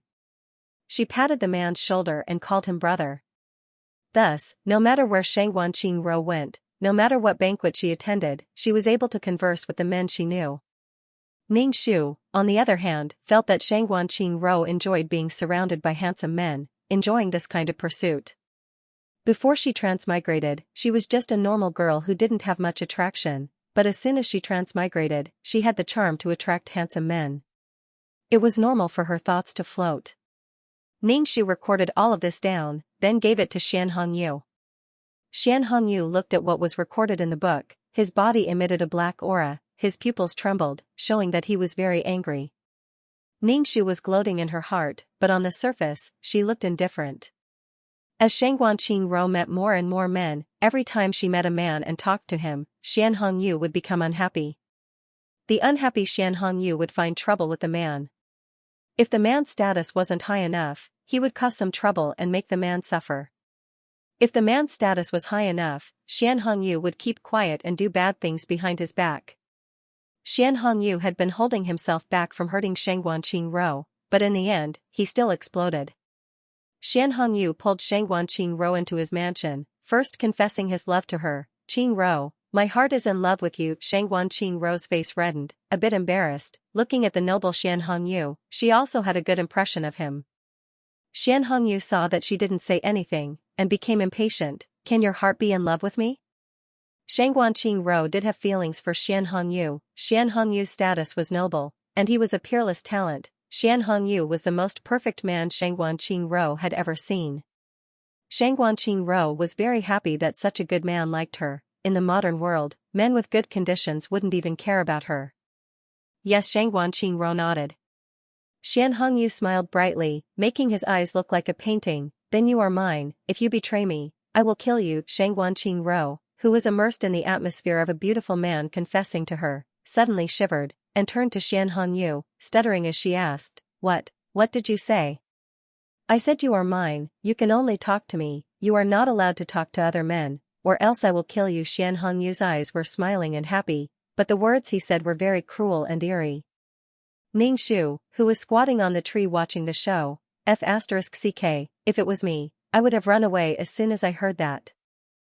Xianxia was clearly frightened, but she still argued, straightening her neck and saying, "How can you be like this? What right do you have to not let me talk to other men? Aren't you being too nosy?" Hearing that, Xianxia's face darkened, but he still said, "Be obedient, or else I will really kill you." Xianxia was about to die from anger. "This man is too domineering. Just because he confessed to me, does that mean I belong to him now? I don't like a male chauvinist sand pig like you." Xianxia turned to leave. The little bit of good feelings she had for Xianxia instantly disappeared. She wanted a man who could understand her and accept her, not a man who controlled her like this. Xianxia's face did not look good. He tightly pursed his lips, grabbed Xianxia's wrist, and asked in a low voice, "You don't like me?" "Yes, I don't like you," Xianxia said loudly. Faced with this situation, Ningxu thought that according to the normal plot, Xianxia should have pushed Xianxia against the wall, and then kissed her wildly, making her dizzy and lightheaded. With Xianxia's looks, everything would have been solved. Xianxia did push Xianxia against the wall, but he did not kiss her. Instead he strangled Xianxia's neck, and said, "Be good, don't make me angry, or I will kill you." Ningxu saw that Xianxia's face was red from being strangled. He quickly jumped down from the tree, and shouted at Xianxia, "Master! If this continues, Xianxia will die." Ningxu reminded Xianxia. Xianxia's face turned purple, and she was shocked beyond words. Her beautiful face was distorted, and tears streamed down her face. Xianxia came back to his senses after being called by Ningxu. He suppressed the anger and helplessness in his heart, and let go of Xianxia's neck. Xianxia slid down the wall and fell to the ground, coughing and gasping for air. She looked at Xianxia with fear and disgust in her eyes. She could feel that this man wanted to kill her. He said he liked her, but he wanted to kill her. Xianxia got up from the ground and ran away in a hurry. Xianxia looked at Xianxia's back and clenched his fists. He lowered his head slightly, and a few strands of hair fell down his forehead, forming a shadow on his flawless face. Ningxu looked at him from the side. At this moment, Xianxia looked helpless and lost, without the anger he had when he was strangling Xianxia. To this, Ningxu could only say, "You deserve it." The way he expressed his feelings was too unbearable, especially when he was strangling Xianxia's neck while saying that she belonged to him and that he loved her. The way he said it was so affectionate, full of love. It was too intense, too extreme. "Master, do you still want me to protect Miss Xianguan?" Ningxu asked Xianxia. Xianxia raised his head and looked coldly at Ningxu. His voice was cold and emotionless. Like before, protect her safety. This prince wants to know her whereabouts. Xianxia turned and left, as if he didn't want to say another word to Ningxiu. Xianxia's attitude made Ningxiu feel at ease. It was best to ignore him. Those who were cared for by Xianxia were always suffering. Ningxiu ran out of the prince's residence. Shangguanqing saw her crying and wiping her tears. She didn't look where she was going and kept bumping into people on the street. She almost crashed into the carriage, but luckily Ningxiu pulled her out of the way. Shangguanqing's face was pale, and the marks on her neck were very obvious. Shangguanqing's expression froze as she stiffly turned her head to look at Ningxiu. Then, she reached out her hand and pushed Ningxiu away, shouting at him with a hoarse voice, "Get lost, I don't want to see you, I don't want your protection, you're Xianxu's man." Ningxiu frowned. Why was he angry with her? If he had the ability, he could go and fight with Xianxu. Furthermore, she had just saved Shangguanqing's life from the horse's hooves, yet the other party still had this kind of attitude, which made Ningxiu very annoyed. Even if she was ordered to protect Shangguanqing, she did not owe Shangguanqing anything. Venting his anger towards Xianxu on her, Ningxiu took a few steps back, ignoring the shocked Shangguanqing. "Yo, who's this?" A sloppy voice sounded. A palanquin stopped in front of Shangguanqing. The curtains were lifted by a fan, and a man walked out. This man had a ruffian air about him, but his temperament was noble. He was the kind of yuppie, romantic but not vulgar. Most importantly, he had a good face and a pair of long peach blossom eyes, making him look very seductive. Xianxu's temperament was cold and unparalleled, while Xianxiaotian's was carefree and unrestrained. Ningxiu looked at this man, thinking, Shangguanqing had just been wronged, and the male lead had already come online. At this time, the female lead needed the male lead to comfort her broken heart. Shangguanqing looked at this man and rolled her eyes, saying angrily, "What does it have to do with you? A good dog doesn't block the way." Xianxiaotian opened his fan with a whoosh and glanced at Shangguanqing. "You dare to call this highness a dog? If you continue to be so impolite to this highness, be careful that this highness will punish you for the crime of disrespect." Shangguanqing looked at this despicable man and was about to die from anger. Enemies truly meet on a narrow road, meeting him at such a difficult time. Shangguanqing hated this man and said angrily, "Then punish me for disrespect, throw me in jail, and chop off my head." Xianxiaotian was choked by Shangguanqing's words and closed his fan. "Damn girl, you ate the wrong medicine. You're the one who ate the wrong medicine, your whole family ate the wrong medicine." Shangguanqing scolded Xianxiaotian without thinking. Ningxiu was on the side as a passerby. When he heard Shangguanqing's words, he was speechless. Is this a big-breasted brainless person, or is she fearless? Shangguanqing even scolded the emperor. Xianxiaotian used his fan to slap Shangguanqing's picture and said unhappily, "Damn girl, you've got guts. Is this highness someone you can scold?" Shangguanqing finally reacted and stuck out her tongue, feeling a bit guilty. Xianxiaotian didn't blame Shangguanqing, but instead helped her cover it up. He was actually protecting Shangguanqing. This was actually a pair of quarrelsome lovers. Xianxiaotian met Shangguanqing at a banquet and directly said that Shangguanqing's songs were immoral. This made Shangguanqing very unhappy. She had been singing these kinds of songs ever since she came to the ancient times. Everyone said it was very special, but this man said it was immoral. Actually, Ningxiu also agreed with 5th Prince Xianxiaotian's words. After all, modern popular songs were very straightforward and were all about love. In this conservative and tactful ancient times, it was indeed shocking. At that time, Shangguanqing was unhappy and asked Xianxiaotian to sing a song to see what he could sing. Xianxiaotian said that he wasn't a prostitute and couldn't sing. The two of them started a feud, and whenever they saw each other, they would scold each other. Shangguanqing felt that she was very unlucky today. First it was Xianxuan, then it was the Xianxiaotian. Both of them couldn't get along with her. So what if he was a prince, he could bully people like this? Shangguanqing turned and left. Xianxiaotian saw this little pepper's angry look and was a bit surprised. He reached out and grabbed Xianxua's arm. He pulled her clothes, revealing the bruises under her collar. Xianxia looked at the bruises and froze, then asked with a cold face, "Who did this?" Xianxua quickly covered her neck and said hatefully, "It's none of your business." "I'm asking you, who did this?"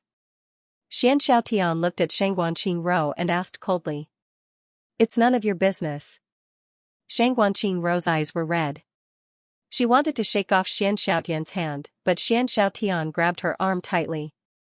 Xianxua's tears fell. "You're all bullying me, all bullying me." Xianxia froze. Seeing Xianxua cry, his lips moved and he pulled Xianxua into his sedan. Xianxua jumped in fright and forgot to wipe her tears. "What are you doing?" "It's none of your business." "Start the sedan," Xianxia said. Ningxu hesitated, then followed.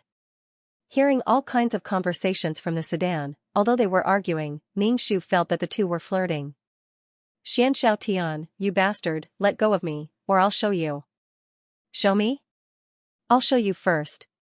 "You bastard, you're taking advantage of me." When they reached Xianxia's residence, Xianxia got off the carriage and pulled Xianxua into his residence. Ningxu did not rashly jump over the wall to enter the residence. He sensed the presence of similar people in the surroundings. They should be Xianxia's secret guards, guarding the safety of the fifth prince's residence. After thinking about it, Ningxu openly entered and stood guard at the door, listening in on the various conversations inside.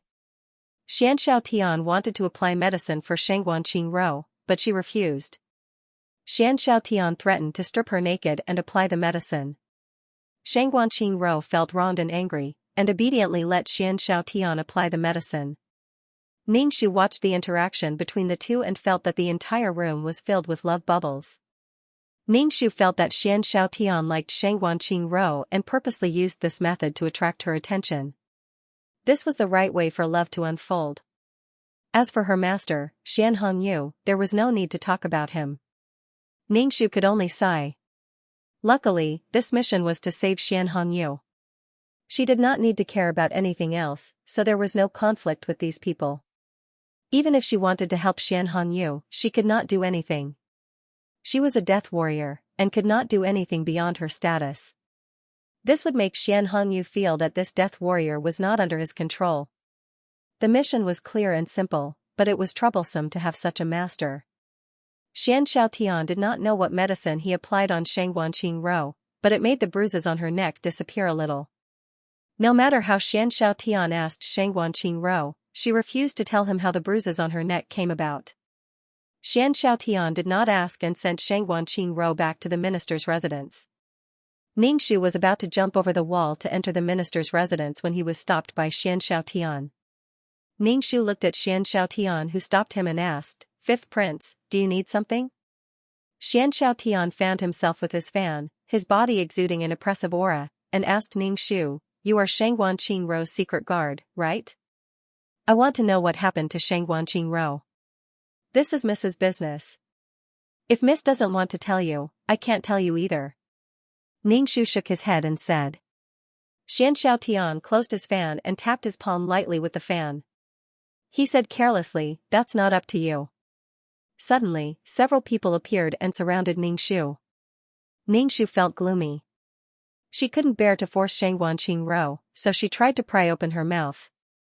Even if Xianxia knew that Xianxia was the culprit, he couldn't find out from her mouth. She was a death warrior loyal to Xianxia, a death warrior who was willing to die for her master. How could she betray her master? How did she get the marks on her neck? Ningxu asked, "Do you want to say it yourself, or do you want me to tie you up and say it? If you do, you might lose an arm or a leg. You're not someone from the minister's residence." "Who's your master?" Xianxia looked coldly at Ningxu. "What's your purpose in following Xianxua?" Ningxu didn't say anything. He gripped his sword tightly and looked at the four people surrounding him. For against one, Ningxu wasn't sure how strong these four people were. Xianxua was quite lucky. There was always a man protecting her from behind and loving her. "Tie him up." Xianxia didn't want to waste time talking. He retreated to the side and let the shadow guards tie up Ningxu. The 4 shadow guards rushed forward. Ningxu used his chi to fight with them. His strength was not much weaker than these shadow guards, and it was still 4 against 1. Ningxu couldn't take it. He touched the bag at his waist and sprinkled white powder on the 4 people. In order to avoid the white powder, the 4 people gave Ningxu time to catch his breath. Ningxu immediately escaped without a trace. Ningxu circled around the capital in fear of being followed. After circling for more than 2 hours, Ningxu returned to the 3rd prince's residence. When Xianxia saw Ningxu, he frowned. "Why are you back? This prince asked you to follow Xianxia." Ningxu quickly told Xianxia the whole story. When Xianxia heard about Xianxiaotian and Xianxia, he immediately frowned. Especially when he heard that Xianxiaotian wanted to take off his clothes to apply medicine for Xianxia. He directly crushed the jade pendant in his hand, his expression cold and treacherous. Ningxu didn't care about Xianxia's feelings at all. She was more concerned about what she should do next. She asked Xianxia, "Master, is this subordinate still going to protect Miss Shengguan?" She didn't want to go. She really didn't want to go. "Look at my longing eyes." Ningxu stared at Xianxia. Xianxia didn't even bother to look at Ningxu. He held a pen in his hand and quickly wrote something. When he held the pen, his hand was trembling. "Of course it's to protect Xianxia," Xianxia said without raising his head. "Ningxu, why did she still have to protect Xianxia? So what if she protected her? She didn't even get a good word from her." Ningxu agreed, then said to Xianxia, "What about the 5th prince? This prince will take care of him. You stay by Xianxia's side. Especially the matters between her and the 5th prince. You must tell this prince everything," Xianxia said coldly. Ningxu agreed, then went back to protect Xianxia. She knew that Xianxia didn't like her, so Ningxu never appeared in front of her. To be honest, Ningxu also felt bad when she saw Xianxia. She also had to record all kinds of things about Xianxia. These things were annoying to Ningxu, but Xianxia insisted on it. He even recorded everything, no matter how big or small. Ningxu wanted Xianxia to quickly be defeated, then save Xianxia and run away. That way, she wouldn't have to do such annoying things every day. Ningxu leaned on the tree and wrote in her book. After she finished, she continued to practice her peerless martial arts. Her strength was still not enough. She couldn't even deal with Xianxiaotian's 4 hidden guards. If she really went to save Xianxia, she would die. Ningxu didn't want to participate in these people's love affairs. Every day, other than practicing martial arts, she recorded who Xianxia met with.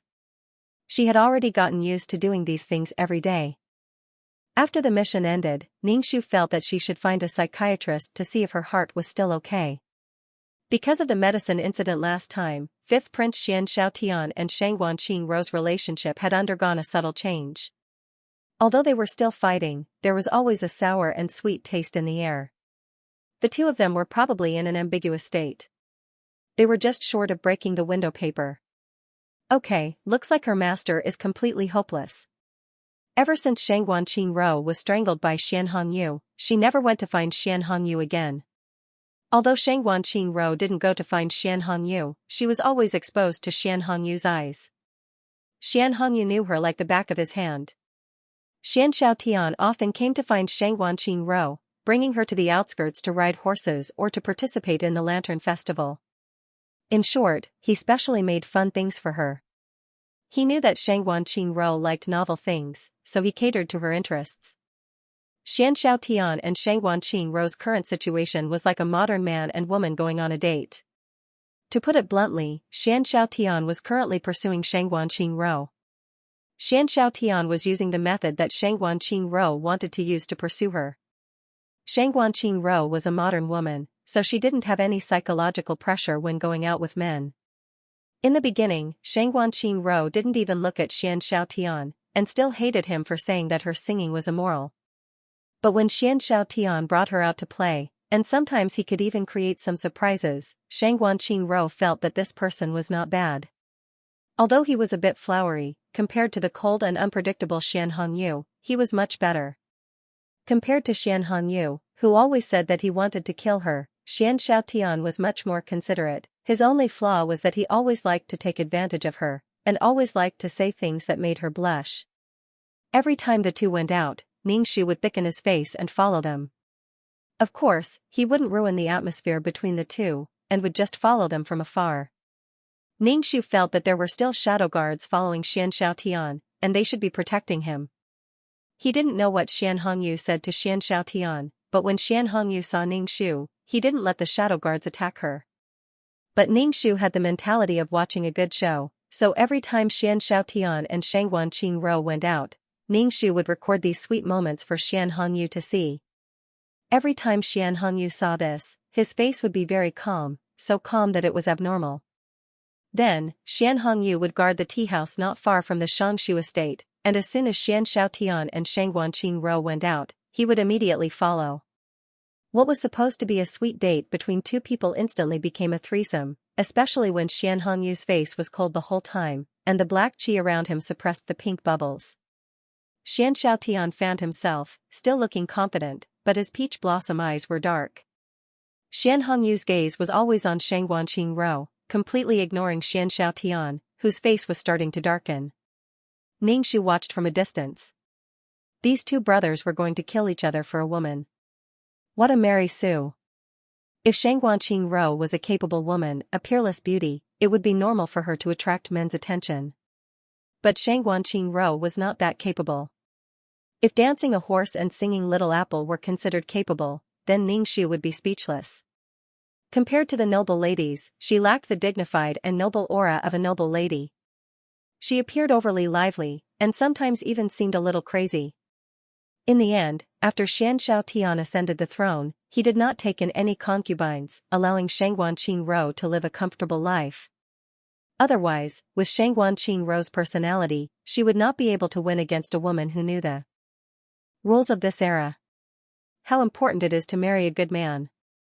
Even though Shangguanqing talks about her self-respect and self-respect, I only belong to myself, I don't belong to anyone, blah blah blah. She thought she had modern and new ideas, but in fact, she was the same as the women of this era. Her husband was honorable, and she relied on her man to climb to a high position and live a happy life. Shangguanqing also relied on Xianxia to survive, and all she relied on was Xianxia's love for her. They were all women waiting for a man to pamper them. Shangguanqing was very dissatisfied with Xianxia's arrival, especially when she saw Xianxia looking at her with a gaze that made her heart palpitate. It made Shangguanqing's hair stand on end. In short, the atmosphere between the three of them was very strange and stiff, and the atmosphere was not pleasant at all. Shangguanqing was so angry that she turned and left. As soon as she left, the two men behind her followed. Wherever she went, the two men followed. Xianxia and Xianxiaotian were like brothers on the surface, calling each other third brother and fifth brother, but in private, there was a surging undercurrent. The atmosphere was not good, so of course they could not continue to play. Shangguanqing could only return home. The two brothers stood at the door and watched Shangguanqing enter the house. Then, the atmosphere between the two of them changed. Shangguanqing is my woman, don't have any ideas about her. She can only be mine. Even if I destroy her, I will not give her to anyone else, Xianxia said coldly to Xianxiaotian. Xianxiaotian found himself, let's see who has the ability. The marks on Shangguanqing's neck were caused by you, right? You hurt her like this, how could she be happy with you? Xianxia's face flashed with a gloomy expression. He coldly snorted and turned to get on the sedan. Seeing Ningxu not far away, he narrowed his eyes, F***ck, it's that meaningful gaze again. Ningxu really wanted to pretend that she did not see it. She and Xianxia basically communicated with their eyes. Who the hell knows what he wants to say? Seeing Xianxia leave, Xianxiaotian also got on his own sedan. However, he also glanced at Ningxu, and his peach blossom eyes flashed with a trace of light and haze. Ningxu, why is he looking at her? A shadow guard. At night, Ningxu hid in a dense tree branch to practice martial arts. When she heard light footsteps, she immediately stopped practicing. Parting the leaves, she saw Xianxia standing outside Shang Wanqing's room. Xianxia tidied his clothes, then opened the window and jumped in. Ningxu really wanted to yell, "There's a flower thief here." She pricked up her ears to listen to the movements in the room. Rustling sounds came from inside, followed by Shang Wanqing's voice, 11. Shang Wanqing's voice was not loud, but it was just enough for Ningxu, who was standing guard outside, to hear. Ningxu hesitated for a moment, then lightly jumped down from the tree. She jumped into the room through the window, only to see Shang Wanqing sitting on the bed perfectly fine. Xianxia was sitting leisurely on a stool, playing with an elegant white porcelain cup in his hand. Xianxia shouted, "Come in." 4 secret guards came in and surrounded Ningxu. The boudoir, which was originally quite big, was now very crowded. They were waiting for her. Ningxu held her sword tightly and asked Shang Wanqing, who was sitting on the bed, "Miss Shangguan, what's the meaning of this?" Shang Wanqing's face was very beautiful under the light. The more you look at a beauty under the light, the more beautiful she became. Her skin was like cream, with a hint of naivety and charm from just waking up. Ningxu naturally did not care about Shang Wanqing's beauty. She was thinking about how to break out of the encirclement. Furthermore, these people were all masked, a very thick kind of cloth, clearly to prevent her from poisoning them like last time. "You're Xian Hongyu's shadow guard. Recently, you've been sending him news about me. Otherwise, why would Xian Hongyu know every time I go out? Leave, I can't afford to have a shadow guard like you." Shang Wanqing said angrily. "You're loyal to Xian Hongyu, I don't need you to protect me." Shang Wanqing was very annoyed that Xian Hongyu would follow her wherever she went. Shang Wanqing was very annoyed by Xian Hongyu's entanglement. Ever since Xian Hongyu made a move on her and strangled her, Shang Wanqing had completely excluded Xian Hongyu from her heart. Looking at a noble and peerless man who actually made a move on a woman, this kind of scum cannot be kept. After Shang Wanqing came to the ancient era, she had seen many handsome men. She had been mesmerized by Xian Hongyu's beauty at first, but the longer she stayed in the ancient era, the more handsome men she saw. Her shock and admiration for Xian Hongyu gradually disappeared. On the other hand, Xian Hongyu's feelings for Shang Wanqing were very deep, to the point that it had become an obsession. One was eager to control, while the other was eager to get rid of him. What a tragedy. 11. You are Xian Hongyu's shadow guard. Even if you follow me now, your heart is still loyal to your original master. You don't have to follow me anymore, you can leave.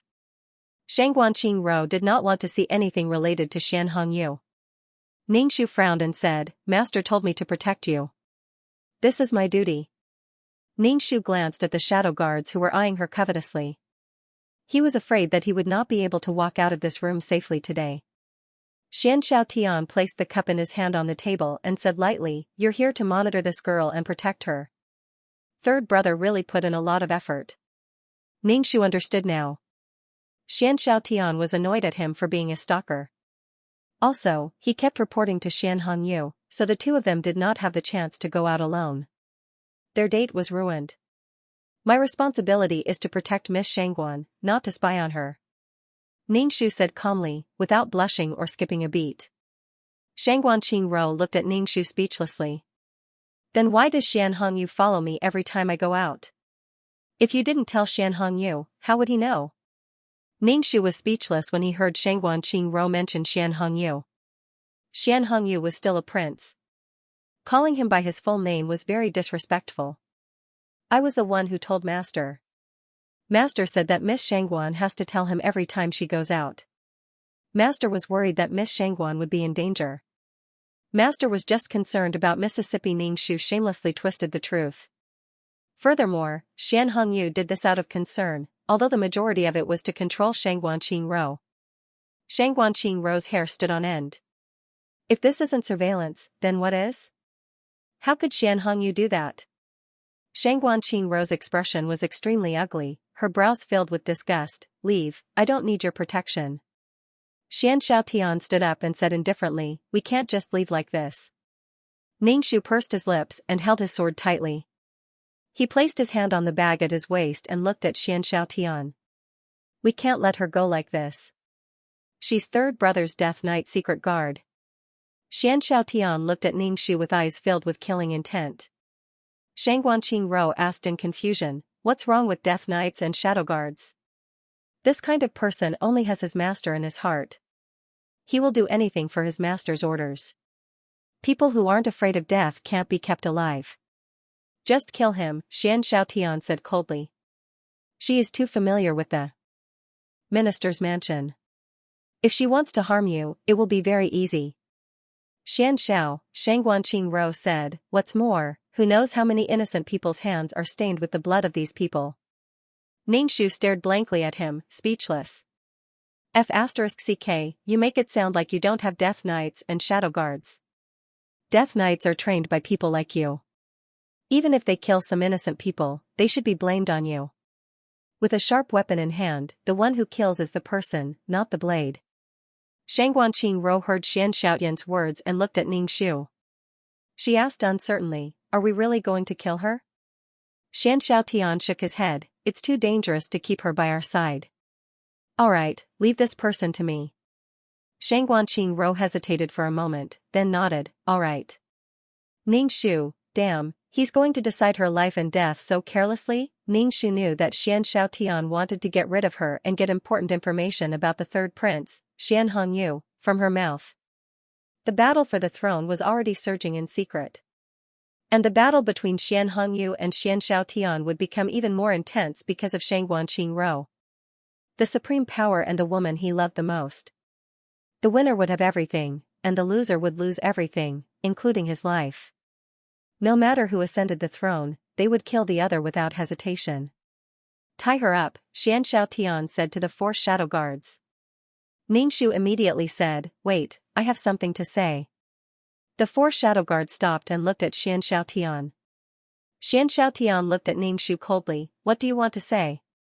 Ningxu circulated his qi in his dantian, his body tensed up and ready to go. He said to Shangguanqing Rou, I know I can't escape this time, but I want to say a few words to you. What do you want to say? Shangguanqing Rou looked at Ningxu, her face filled with pity for a person about to die. Ningxu circulated his qi and rushed in front of Shangguanqing Rou, his hand reaching out like lightning and grabbing Shangguanqing Rou's neck. Xianxiaotian's face immediately turned ashen. His low voice was filled with boundless rage, completely different from his usual roguish and unrestrained manner. Let her go, or else this highness will make you beg for death. Ningxu grinned, one hand grabbing Shangguanqing Rou's arm and turning her arm behind her back, making her unable to move. You lied to me, Shangguanqing Rou struggled, but with her hands behind her back, she couldn't move. You still want to kill me, Ningxu curled his lips and said to Xianxiaotian, let me go. Impossible. Xianxiaotian's face turned ugly, to be threatened by an ant, what a joke. Xianxiaotian no longer had the mood to interrogate this shadow guard, he would just capture him and execute him. Ningxu tightened his grip on Shangguanqing Rou's neck. Shangguanqing Rou immediately gasped in pain, tears flowing down her face. She hated Xian Hongyu to death, first her neck was grabbed by Xian Hongyu, now her neck was being grabbed by Xian Hongyu's shadow guard. Feeling the cold and murderous aura of the body behind her, Shangguanqing Rou was a little frightened by Ningxu. Thinking about how Xianxiaotian had said that death warriors and shadow guards were people who killed people like flies, she was very afraid. The 2 groups of people were in a deadlock, the room was quiet. Ningxu saw that Xianxiaotian wouldn't let him go, so he placed his sword on Shangguanqing Rou's neck, let me go, or I'll kill her. Xianxiaotian looked at Ningxu, then looked at the sword on Shangguanqing Rou's neck, his expression indifferent and calm. Ningxu pressed down on the sword, the sharp blade sinking into Shangguanqing Rou's delicate skin, fresh blood flowing down the blade. Shangguanqing Rou immediately sucked in a breath of air from the pain, her tears falling. Xianxiaotian's expression immediately changed, he took a deep breath and said to Ningxu fiercely, this prince will let you go, let her go. Ningxu wasn't stupid, if he let go of Shangguanqing Rou, the 4 death warriors would surround her, the kind that would kill. Ningxu didn't think that after hurting Shangguanqing Rou, Xianxiaotian would still want to capture him alive. She challenged Xianxiaotian's authority, he could only kill her. Ningxu dragged Shangguanqing Rou out of the room. He wanted to let go of her and run, but he saw Xianxia's dark face, his face filled with killing intent. Xianxia's eyes were cold and indifferent. It was obvious that he wanted to kill him today. In this situation, Ningxu could not let go of Xianxia. He gathered his qi and carried Xianxia, stepping on the wall and flying away. However, Ningxu felt that Xianxia was a bit heavy. Chase. Xianxia's face was cold as he led Ningxu to chase. Let go of me. Xianxia kept struggling. She felt the pressure behind her getting closer and closer. The aura of death was getting closer and closer, causing Ningxu's hair to stand on end. On top of that, Xianxia kept making a fuss, which made Ningxu very impatient. She directly chopped her neck with her hand, knocking Xianxia unconscious. Then, she carried Xianxia and ran towards the third prince's estate. Feeling the distance behind him getting closer and closer, Ningxu gathered his qi in his dantian and increased his speed. He was still too weak. He was really too weak. Xianxiaotian wanted to kill him. He did not want Xian Hongyu's men to be around Xianxia. Xianxiaotian already treated Xianxia as his woman, a woman that no one else could touch. Xian Hongyu could send Xianxia a shadow guard. This meant that the two of them were not ordinary people. Killing this shadow guard would completely worsen Xianxia's relationship with Xian Hongyu. Those who were born into the royal family did everything with a purpose. Ningxu felt his dantian was about to be torn apart. It was not easy to get rid of the 4 shadow guards and Xianxiaotian, who was not weak. Ningxu wanted to put Xianxia down and run, but even if she did, the people behind her wouldn't let her go. She might as well keep Xianxia in her hands, as that would be a life-saving talisman. Seeing that they were about to reach the third prince's estate, Ningxu put his finger to his mouth and blew a loud whistle. The sound was sharp and hurried. This was the method used by the shadow guards in the base to express themselves when it was inconvenient for them to communicate. Suddenly, a few black shadows darted out of the third prince's manor. Ningxu had arrived. Ningxu directly said to them, "You guys hold them off for me. I'm going to find Master." Seeing these people, Ningxu let out a sigh of relief. He carried Xianxia into the prince's mansion and went to Xian Hongyu's study room. He saw that the light in his study room was still on. Ningxu knew that Xian Hongyu was waiting for him to deliver the book today, and wanted to know what Xianxia had done today. But today, she had brought everyone with her. Ningxu knocked on the door. Xian Hongyu coldly said, "Come in." Ningxu pushed the door open and entered. He saw that the floor was covered in Xian paper. On each paper was the same person, Xianxia. Xianxia's every move, every frown, every smile. Right now, Xian Hongyu was still holding a brush in his hand. When Ningxu entered, he did not even raise his head. He coldly said, "It's late today." Facing such a Xian Hongyu, Ningxu felt a chill at the back of his head. After placing Xianxia on a chair, Xian Hongyu raised his head and glanced at Ningxu. His gaze landed on the unconscious person on the chair. He was stunned for a moment, then threw down his brush and walked over. Especially when he saw the wound on Xianxia's neck. He looked at Ningxu with a particularly sharp gaze. Ningxu hurriedly said, "Master, this subordinate can explain." Ningxu emphasized that Xianxiaotian went to Xianxia's room in the middle of the night. It looked like he wanted to do something bad. She wanted to save her, but found out that the two of them were in cahoots. They wanted to capture her and interrogate her about Master. Then she brought Xianxia back. She did not know how the wound on Xianxia's neck came about. Xian Hongyu coldly looked at Ningxu, then extended his white jade-like hand. "Don't try to play tricks in front of this prince." Xian Hongyu slapped Ningxu, clearly punishing Ningxu for acting on her own. Ningxu quickly bent down, dodging Xian Hongyu's palm.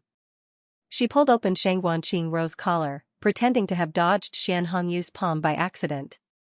She said to Xian Hongyu, "Master, Miss Xianguan's wound needs to be treated."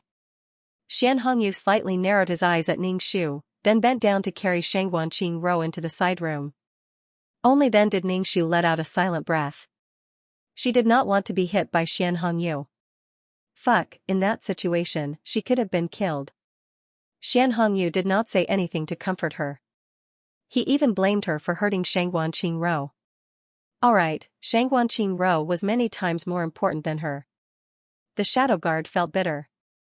She really did not know what kind of mentality the original owner had to sacrifice her soul to save her master. With such a master, it was better to get rid of him as soon as possible. 11 actually still wanted to save him. Ningxu could not understand 11's loyalty to Xian Hongyu. Xian Hongyu was lucky to have such a death guard, to follow him and not abandon him. However, Xian Hongyu's attitude towards her was that she was just a tool. He did not even treat her as a person. His attitude towards the original owner was probably the same. Ningxu glanced at the countless portraits on the ground. These were all Shangguan Qingro in Xian Hongyu's heart. Rather than saying that Xian Hongyu loved Shangguan Qingro deeply, it was more of an obsession. After leaving the study, Ningxu closed the door. After running for her life for a while, her whole body was sore and weak. Moreover, her muscles were still in pain from the strain. She did not know how Xian Xiaotian was doing. Ningxu stood on the wall of the prince's residence, waiting for the shadow guards to return. When the shadow guards returned, Ningxu smelled the scent of blood on them. She hurriedly asked, "How is it?" "They left first. These people are not weak. Should we inform the master?" One of the shadow guards said. His face was covered, and in addition to the darkness, it was hard to see what he looked like. Ningxu shook her head. "Let's talk about it tomorrow." Xian Hongyu was not in the mood to listen to these things. In the future, Xian Hongyu would probably not ask her to protect Shangguan Qingro anymore. It was already like this. If Xian Hongyu still asked her to protect Shangguan Qingro, it was no different from sending her to her death. Ningxu did not care about this anymore. She stepped on a tree trunk and flew up to a branch, preparing to start cultivating.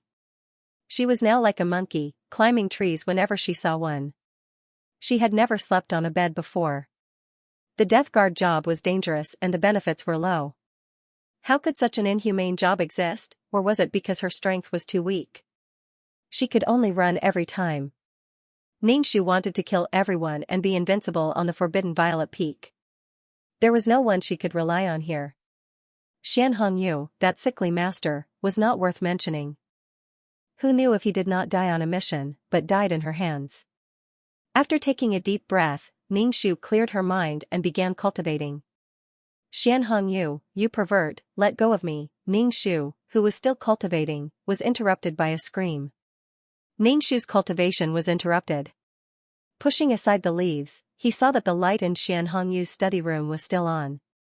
Inside, Shangguan Qingro's screams could be heard. Ningxu suspected that Xian Hongyu did something to Shangguan Qingro. Jumping down from the tree, Ningxu went to the window and looked inside. He saw that Shangguan Qingro was tied to a four-poster bed, her 4 limbs tied to the bed. Shangguan Qingro was sprawled on the bed, unable to move. Xian Hongyu was sitting on a stool not too far away, looking at Shangguan Qingro like that. "You're awake?" Xian Hongyu poured a cup of water and walked to the bed, telling Shangguan Qingro, "You must be thirsty, do you want some water?" Shangguan Qingro was struggling with the ropes. Hearing Xian Hongyu's words, she angrily shouted, "I don't want to drink water." "Xian Hongyu, let go of me, I'm not feeling well." Ningxu watched from outside, feeling that Xian Hongyu was really looking for trouble. Shangguan Qingro is such a weak woman, even if she's a bit energetic. With Xian Hongyu's skills, he could easily push her down with one hand. How could she run away? Seeing that, Shangguan Qingro's face went pale, her expression fearful, looking at Xian Hongyu like he was crazy. "Xian Hongyu, can you let go of me first?" Shangguan Qingro begged Xian Hongyu. Xian Hongyu shook his head, put the cup down, got on the bed and hugged Shangguan Qingro, causing her to tremble in fear. Xian Hongyu stroked Shangguan Qingro's hair, comforting her. "Don't be afraid." Shangguan Qingro trembled even more. Xian Hongyu sighed, his voice gentle. "Qingro, I like you, so why don't you like me?" Shangguan Qingro was speechless, not knowing what to say. Xian Hongyu laid on his side next to Shangguan Qingro, propping his head up with one hand as he looked at Shangguan Qingro. His expression was lazy, his hair was draped over his shoulders, truly a peerless beauty.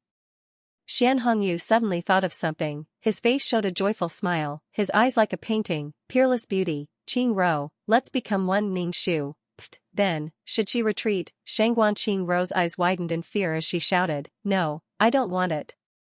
You will like it. Xian Hongyu said and got out of bed. Ning Shu, how filthy. After squatting for a long time, his legs were numb and he couldn't get up. Ning Shu hammered his legs and then looked at the situation in the room. Xian Hongyu took out a dagger. The dagger was as bright as snow. Under the candlelight, it emitted a cold light. Shangguan Qing Ro's lips trembled. You, what are you doing? When he saw Xian Hongyu holding a dagger, he was puzzled. Shouldn't they be fused? Why are you holding a dagger? Xian Hongyu held a dagger in his hand, but spoke gently to Shangguan Qing Ro like a noble young master. Don't be afraid. Let's not talk about Shangguan Qing Ro's feelings. Even Ning Shu felt his hair stand on end. This kind of man was really unbearable. Xian Hongyu first bent down and buried his head in Shangguan Qing Ro's neck, intertwining their necks. Shangguan Qing Ro screamed, her voice was filled with pain, her face was twisted from the pain. Ning Shu squinted his eyes, the place where Xian Hongyu kissed was where Shangguan Qing Ro was hurt. After a while, Xian Hongyu finally looked up. His lips were covered in blood, together with his peerless face, he looked extremely seductive. He even licked the blood off his lips. Xian Hongyu spoke softly to Shangguan Qing Ro, who was scared out of her wits and had a blank expression. Right now, I have your blood in my body. Then you should drink my blood now, that way we can fuse as one. Xian Hongyu said as he cut his wrist without hesitation. Beads of blood flowed out of the wound. You. Shangguan Qing Ro looked at Gu Xian Hongyu in disbelief. You, what are you trying to do? Shangguan Qing Ro looked like she wanted to cry, but no tears came out. Let's fuse as one, that way no one can separate us. Xian Hongyu held Shangguan Qing Ro's chin and put his wrist in front of her, letting the blood drip into Shangguan Qing Ro's mouth. Shangguan Qing Ro's expression was pained and twisted. She tilted her head to prevent the blood from dripping into her mouth. Blood covered her face. Be good, be good. Xian Hongyu turned Shangguan Qing Ro's head and held her chin. He lifted his wrist and let the blood drip into Shangguan Qing Ro's mouth. The thick smell of blood made Shangguan Qing Ro vomit. She made a retching sound. Shangguan Qing Ro spat out the blood. Xian Hongyu dripped the blood into her mouth again. Swallow it. After a while, Xian Hongyu finally stopped. He used a cloth to bandage his wound and said to the lifeless Shangguan Qing Ro, from now on, we are one. Shangguan Qing Ro made a gurgling sound. She was stunned, clearly frightened by Xian Hongyu. Xian Hongyu got on the bed and hugged Shangguan Qing Ro. He said to Shangguan Qing Ro, whose face was covered in blood, I'm very happy. Ning Shu wiped the cold sweat off his forehead. His legs were no longer numb, so he climbed up the tree in one breath. A sickly man is enough for you.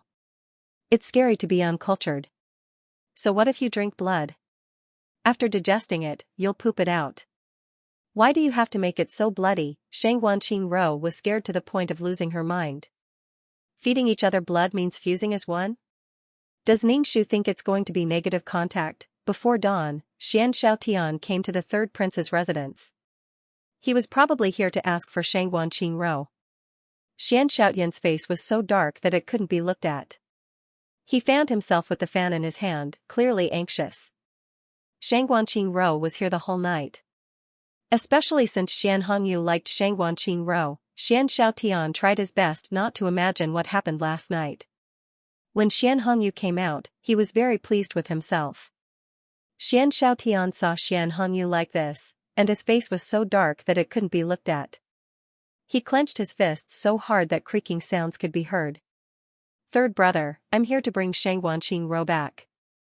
It's going to be daybreak soon. If the minister's residence finds out that she's not here, it'll be bad for her reputation. Xianxiaotian suppressed his anger and said to Xian Hongyu in a hoarse voice. If a woman didn't return for a night, it would be too damaging to her reputation. Xianxiaotian still wanted to have a future with Shangguan Qing Ro. He couldn't let Shangguan Qing Ro carry the reputation of being unfaithful. Compared to Xianxiaotian, who was so anxious that he was about to jump up, Xian Hongyu had a calm expression. Third brother, where is Xianxia? I'm going to bring her back. Xianxia said again. You don't have to worry about that. I'll send her back. Xian Hongyu said lightly. I want to see Xianxia. Xianxia gripped his fan tightly. His brows were filled with hostility and anger. Xian Hongyu grunted. You'll leave after seeing her, right? Yes. Xianxia gritted his teeth. He wanted to see what happened to Xianxia. Xianxiaotian's current emotions were indescribably complicated. Nervousness, impatience, anger, worry for Xianxia, and anger. Xianxiaotian looked at Xian Hongyu's solemn expression and felt uneasy. He felt like something had happened between the two of them. Xianxia was helped out by a maid. She had already changed into clean clothes, and there were no more bloodstains on her face. However, her face was completely pale, and her expression was dazed, as if her soul had left her body. Seeing Xianxia like this made Xianxiaotian's heart skip a beat, and his expression became even uglier. Xian Hongyu must have done something to her. Seeing Xianxiaotian, Xianxia's tears fell. She ran to Xianxiaotian's side and said with a trembling voice, Xianxiaotian, take me away, I want to go home. Xianxia didn't even dare to look at Xian Hongyu. Xian Hongyu's expression became indifferent, and said to Xianxia, come here. I don't want to go with a pervert like you. Whenever Xianxia thought of what happened last night, she would feel extreme disgust towards Xian Hongyu. Xian Hongyu looked at Xianxia with a cold expression. Xianxia felt a chill down her spine, and pulled Xianxiaotian's sleeve. Xianxiaotian, I want to go home. All right. Xianxiaotian could only endure the anxiety in his heart and take Xianxia away. I said, I'll take her back. Xian Hongyu coldly said, looking at Xianxia's eyes with sadness and disappointment. Xian Hongyu was happy before, thinking that he and Xianxia had a new beginning, but why was Xianxia still like this? Third brother, she told me to take her back, so let me. Also, don't send any shadow guards to Qingrou's side, she doesn't like it. Xianxiaotian pushed Xianxia behind him, and confronted Xian Hongyu. Xian Hongyu pursed his lips, his expression cold. Xianxia is one of mine. Xianxiaotian's body staggered, and Xianxia immediately said, I'm not one of yours, you're speaking nonsense. Xianxiaotian coldly replied, Third brother, if you care about Qingru at all, then let me take her away right now. It's almost dawn. Do you want her to carry the reputation of losing her virginity after staying out all night? Before Xian Hongyu could say anything, Xianxiaotian pulled Xianxia away. Xian Hongyu just stood there, staring at Xianxia's back, his face expressionless. Ning Shu, who was squatting on the tree, curled her lips. Although Xian Hongyu was her master, Ning Shu still wanted to say in her heart, you deserve it. Xian Hongyu was a perfect example of what it meant to be an expert at courting death. This was the first time Ning Shu had seen a supporting male lead who was so good at courting death. Shouldn't a supporting male lead have the symbol of a warm man as a spare tire on his head, but this bastard's possessiveness had already given up on treatment. 11. Xian Hongyu, who had been standing still for a long time, suddenly called out to Ning Shu. Ning Shu immediately jumped down from the tree, walked in front of Xian Hongyu, and shouted, Master. Xian Hongyu's face was pale. Ning Shu asked, 11, why is she like this? Ning Shu's face was wooden, and said seriously, this subordinate does not know. Xian Hongyu glanced at Ning Shu, then turned around to enter the house. Seeing that Ning Shu was still standing outside, he coldly said, get in here. See, he was angry at her. Ning Shu expressionlessly rolled into the house, half kneeling on the ground and asked, Master, what are your orders? Ning Shu's heart was very uneasy. Please don't let me protect Xianxia anymore. Xianxiaotian wants to kill me every time he sees me. Don't send me to the knife's edge, Master. Xian Hongyu asked Ning Shu, you are also a woman. Do you know why Xianxia treats me like this? I like her, so why is she so afraid of me? Ning Shu chuckled in his heart. If it were me, I would be afraid too. This time, I fed her blood, but next time, I might have to feed her shit. If you don't even dare to eat the shit of the person you love, how can you talk about loving me? Ningxu said in all seriousness. I don't know about this. What do you like? Xian Hongyu suddenly asked Ningxu. What do I like? Ningxu was stunned for a moment. I like points the most. This subordinate does not like anything, Ningxu said. Xian Hongyu glanced at Ningxu, then remembered that this woman in front of him was not a normal person.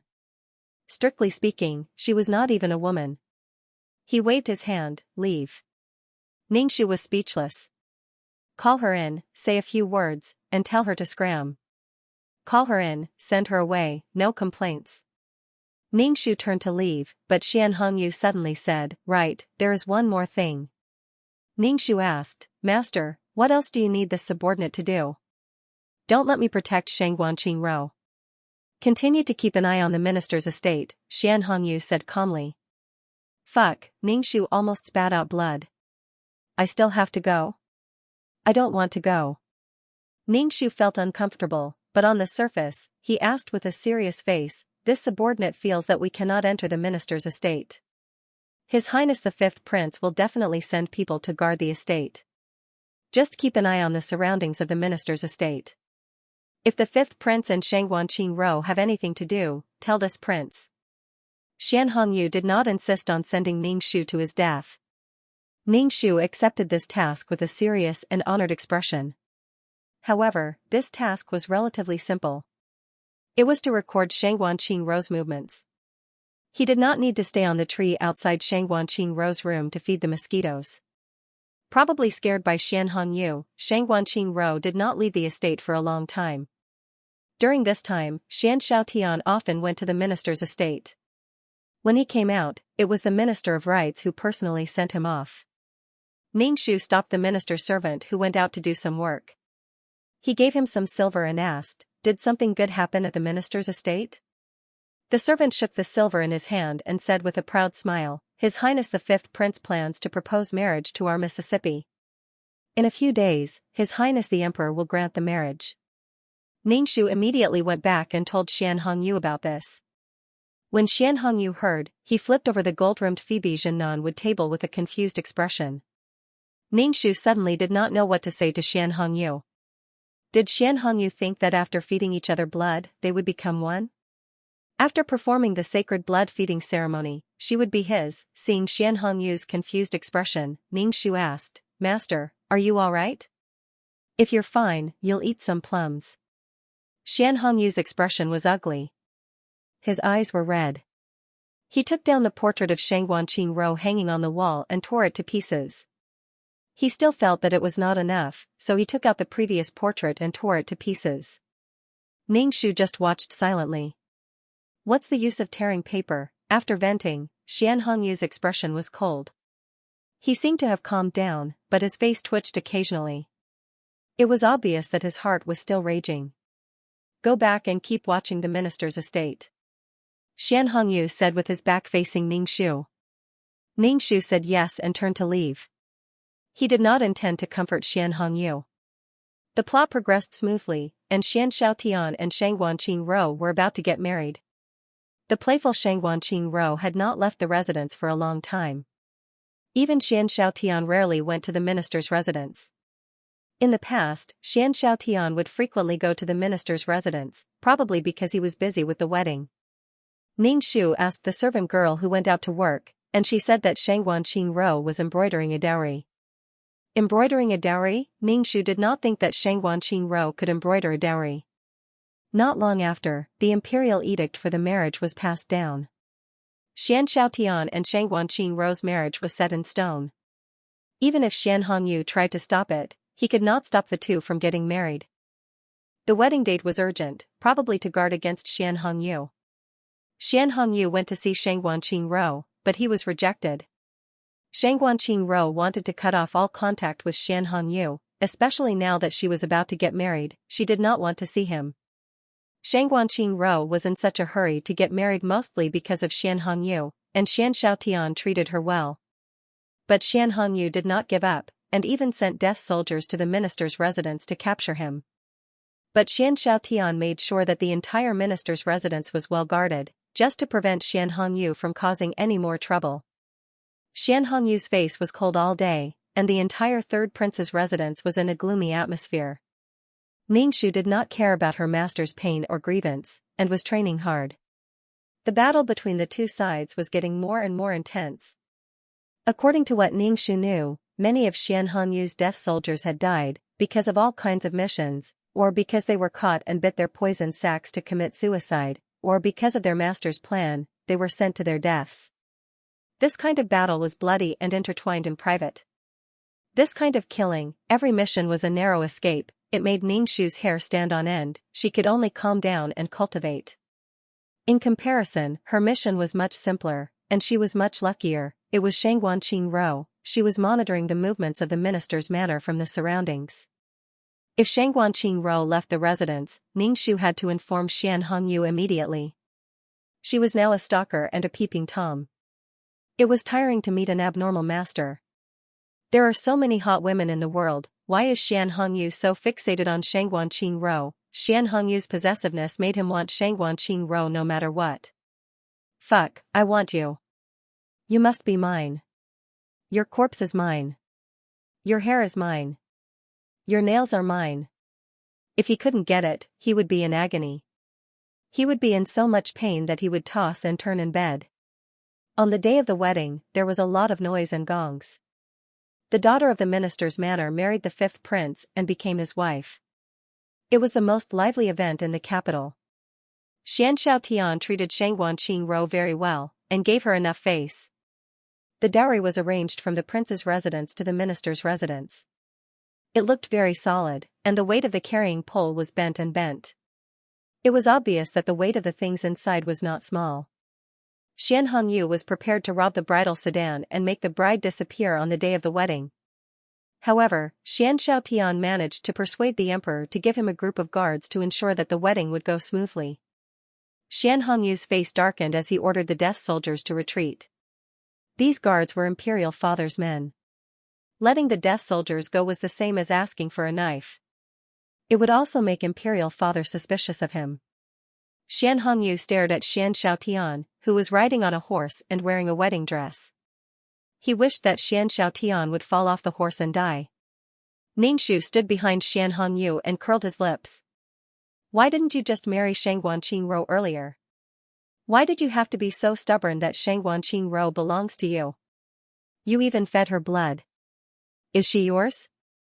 Then Shangguanqing Rou married someone else with a pure body. Ningxu just wanted to facepalm. Xianhongyu naturally had to attend Xianxiaotian's wedding. Even if the two of them were like fire and water in private, they still had to act like brothers in front of the emperor. After leaving the tea house, Xianhongyu went to the fifth prince's residence. The fifth prince's residence was very lively, but the security was very tight. It was to prevent anything from happening today, but more importantly, to guard against Xianhongyu.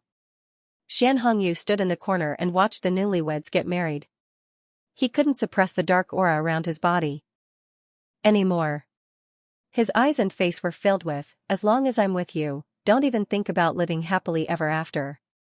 He also said, "If I kill someone, let's see how you can hold his hand and grow old together." Hearing the master of ceremonies call for the bridal chamber, Xianhongyu pursed his lips and turned to leave. Ningxu was waiting for Xianhongyu outside the residence. When he saw Xianhongyu's expression that looked like he was about to destroy the world, he immediately took 2 steps back. "Don't get close to this bastard. If he attacks me, I won't be able to dodge and will become cannon fodder." Xianhongyu returned to the residence and locked himself in his room. No one knew what he was doing. Ningxu grinned and went to do something. It shouldn't be long before Xianxiaotian ascends to the throne. Ningxu had to prepare in advance to save Xianhongyu. Squatting on a tree branch, feeding mosquitoes, and writing a diary every day, he endured it all. But in the end, Xianhongyu died, and Ningxu vomited to death. As for the heartbroken Xianhongyu, who cares? He'll be alive and kicking and will think of ways to kill Xianxiaotian and Shangguanqing Rou. Xianhongyu was in pain, and Xianxiaotian and Shangguanqing Rou's days after marriage were inseparable. They were so loving that all the noble ladies in the capital were envious. Every time Xian Hongyu heard such news, his face was cold, and no one could see his expression. Ningxu felt that if this bastard didn't explode in silence, he would become perverted in silence. Xian Hongyu didn't give up on Shangguan Qingrou. Instead, he became more persistent and stared at someone else's wife every day. During this period of time, something big happened. The crown prince coincidentally saw his sister-in-law, and his heart itched. Shangguan Qingrou had a lively personality and was beautiful. Now that she was married, she also had the charm of a young married woman. She was simply the best quality. He thought of ways to get Shangguan Qingrou. Just as he was about to do it, Shangguan Qingrou was saved by Xianxia Tian. Shangguan Qingrou was scared to death. Shangguan Qingrou was also suffering. She always had this kind of wolf. She couldn't help it. Her charm was too great. When Xian Hongyu heard about this, he tacitly agreed to work with Xianxia Tian to kill the crown prince. Following this, the entire capital was in turmoil. Some of the crown prince's evil deeds were exposed.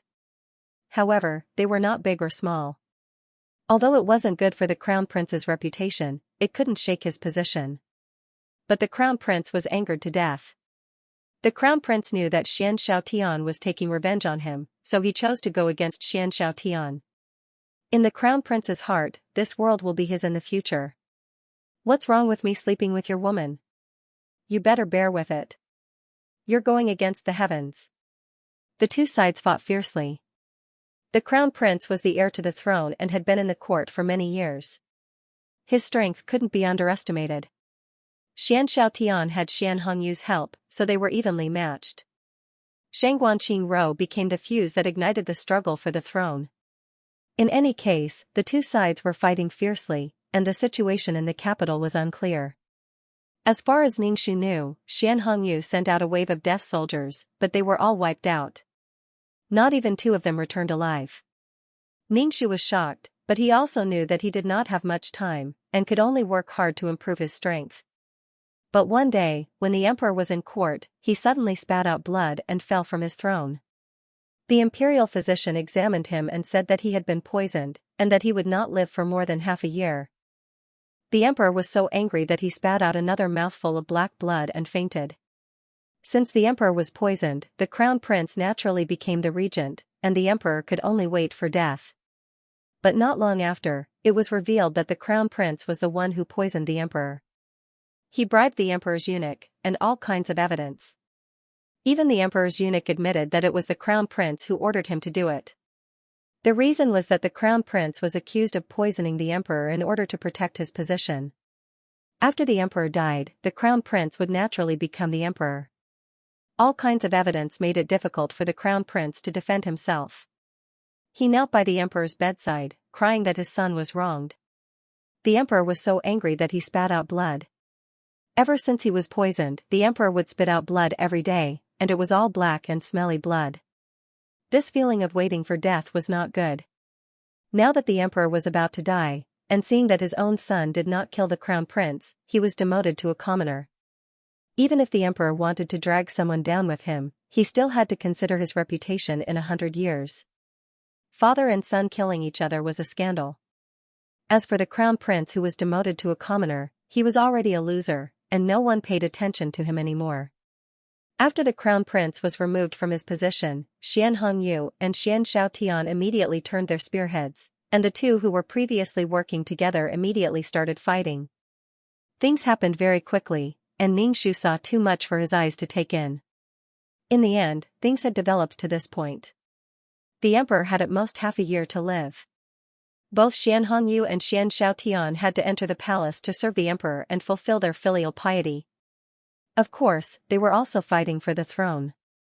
Now, there were only 2 adult princes, and the others were still children who had no ability to compete. If nothing unexpected happened, one of them would become the emperor. Ningxu did not think that Xian Hongyu could become the emperor. The emperor was Xianxia Tian, the male lead, and the empress was Shangguan Qingrou. A love story between the two of them would be a model for the royal family. Ningxu intensified his training, and his strength was even stronger than before. If he were to meet Xianxia's 4 secret guards again, with the addition of his hidden weapons and poison, he would be invincible.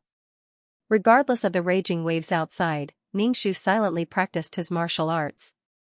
In any case, he already knew the outcome. It wasn't that Ningxu didn't want to help, but Xian Hongyu absolutely couldn't tolerate being ordered around by a tool. Anyway, the mission was to save Xian Hongyu, and Ningxu didn't care about anything else. However, saving Xian Hongyu required a lot of twists and turns. Xian Hongyu and Xianxiaotian stayed by the emperor's side day and night. They both lived in the imperial palace. The emperor said that he could live for half a year, but the poison took effect after a month. His skin turned purple, and the poison had already seriously corroded his internal organs. Even if the imperial physician of the imperial hospital did their best to treat him, they still couldn't save the emperor's life. A dying emperor naturally had to hand over the country to his son. Xian Hongyu and Xianxiaotian knelt in front of the emperor who was about to die. The emperor's mouth was overflowing with stinky black blood.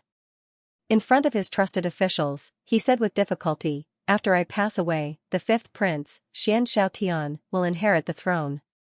The 3rd prince, Xian Hongyu, will be conferred the title of Ding Prince. After I pass away, the 3rd prince will immediately leave the capital for his fief. This son thanks the emperor for his kindness."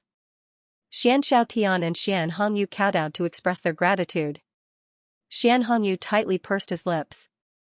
His expression was indifferent, and no one could tell what he was feeling. Xianxiaotian, on the other hand, was full of spirit. "All of you, leave. Hongyu, stay." The emperor coughed. Black blood overflowed from the corner of his mouth, bringing with it a rotten stench. Xianxiaotian glanced at Xian Hongyu and followed the officials out. "Hongyu, come in front of me," the emperor said to Xian Hongyu. Xian Hongyu shouted at the emperor, "Father, your personality is not suitable to be the emperor." The emperor said, "When you were young, you raised a puppy. You doted on this puppy a lot. But one day, this puppy ran in front of me and played with me. I teased it, but you killed it afterward." Xian Hongyu did not speak.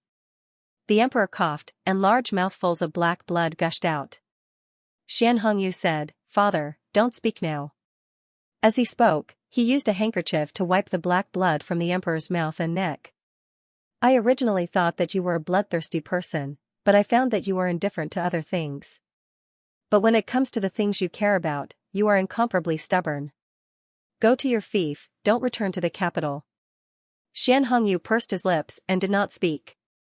"You can leave," the emperor said to Xian Hongyu. Xian Hongyu knelt down. "This son will take his leave."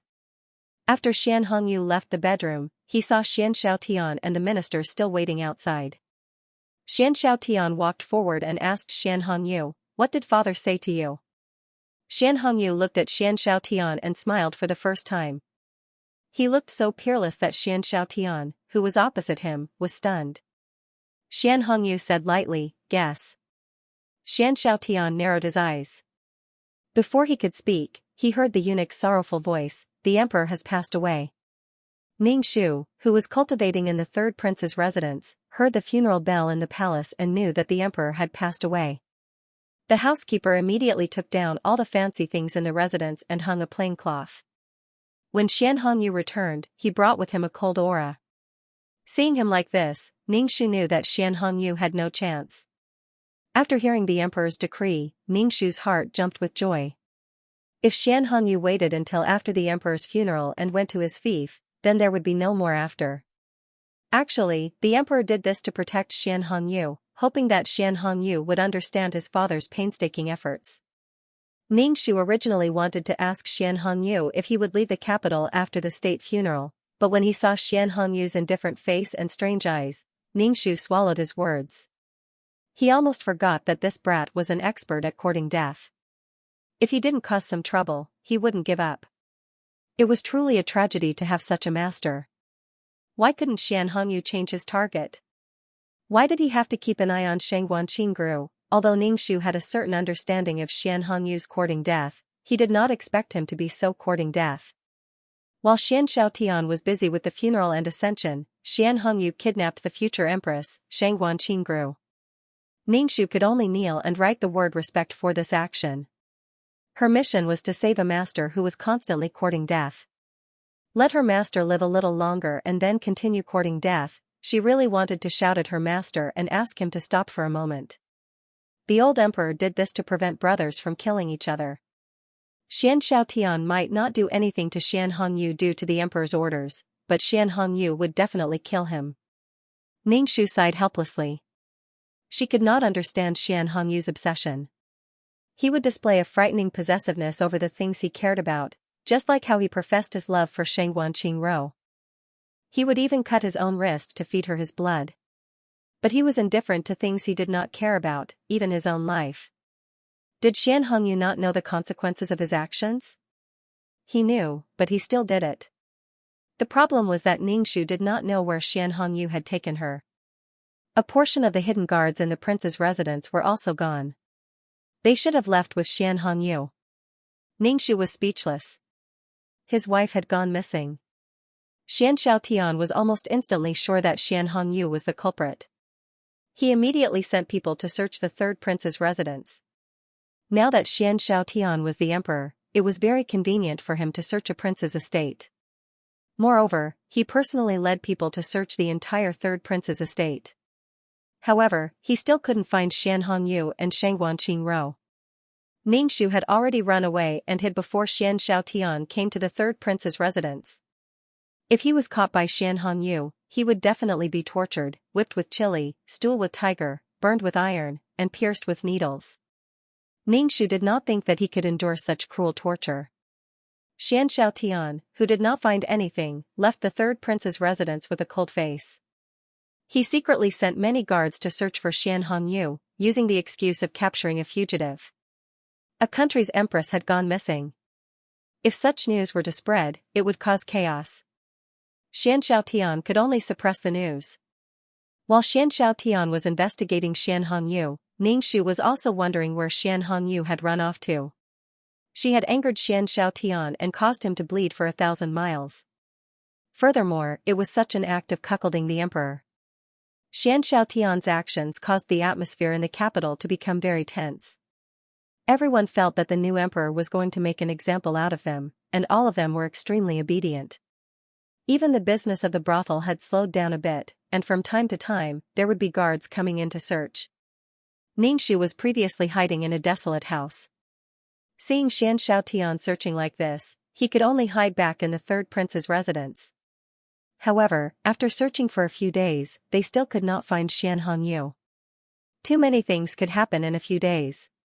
If Xian Hongyu wanted to do anything to Shang Wanqingru, he would have done so long ago. If this matter was made public, then even if nothing happened between Shang Wanqingru and Xian Hongyu, she would still have to bear the crime of losing her virginity. Furthermore, it would depend on whether Xian Xiaotian believed that nothing had happened between them. Xian Xiaotian was already anxious. He added more guards to conduct a large-scale search of the capital, but they still could not find Xian Hongyu. Ningxu felt that Xian Hongyu was definitely not in the capital. Perhaps he had run off to a base deep in the mountains. Ningxu wanted to go back to that base to take a look. He also wanted to see the child from before. He did not know how the child was doing. Ningxu had disguised himself. He did not wear any clothes, but ordinary female clothes on the bed.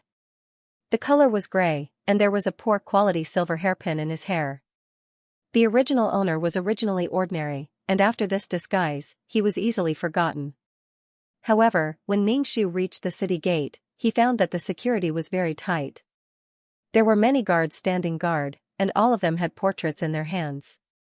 As long as it was a woman, they would be stopped and compared to the portraits. If they looked similar, they would be detained. Ningxu saw a portrait of him on the city wall. He was wanted. Ningxu wiped his face. It was probably because Xian Xiaotian did not have a way to directly arrest Xian Hongyu. He could only capture him and use him to find Xian Hongyu. The problem was that he did not know where Xian Hongyu had run off to.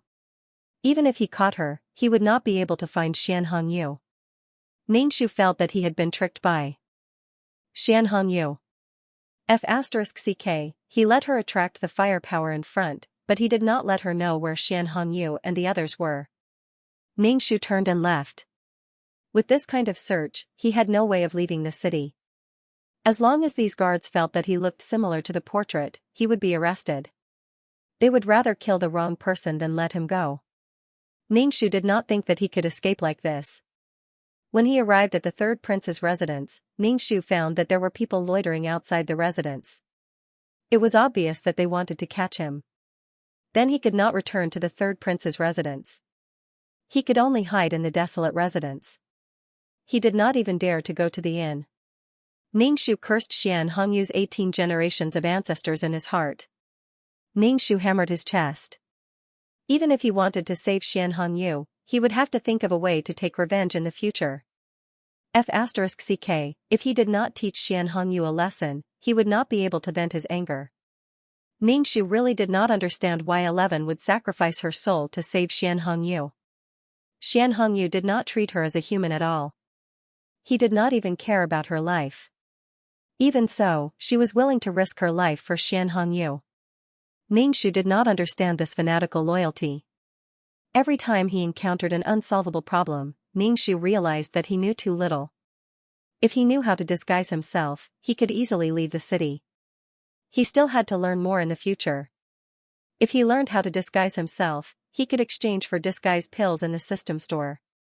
However, if there was a day when he could not use the items exchanged in the system store, he still had to study hard. The more he learned, the better. These skills could make his missions easier, and could even save his life sometimes. Ning Shu meditated in the cellar. When he was hungry, he did not go out to find food. He just ate fasting pills and then continued to cultivate. Occasionally, he would go out to ask for information to see if Xian Hongyu had been found. As long as the guards at the city gate did not withdraw, he knew that Xianxian had not found Xian Hongyu. Ning Shu wiped his face. Xian Hongyu was driving his brother crazy. It had been a few days, almost 10 days. Xianxian, who was supposed to ascend the throne, did not ascend. He delayed the ascension date because he wanted to do a full 21-day ritual for the late emperor. He wanted to let the monks chant Buddhist scriptures day and night so that his father could enter the Pure Land. Even when the ministers advised that the country could not be without a ruler and that Xianxian should ascend the throne quickly, Xianxian refused.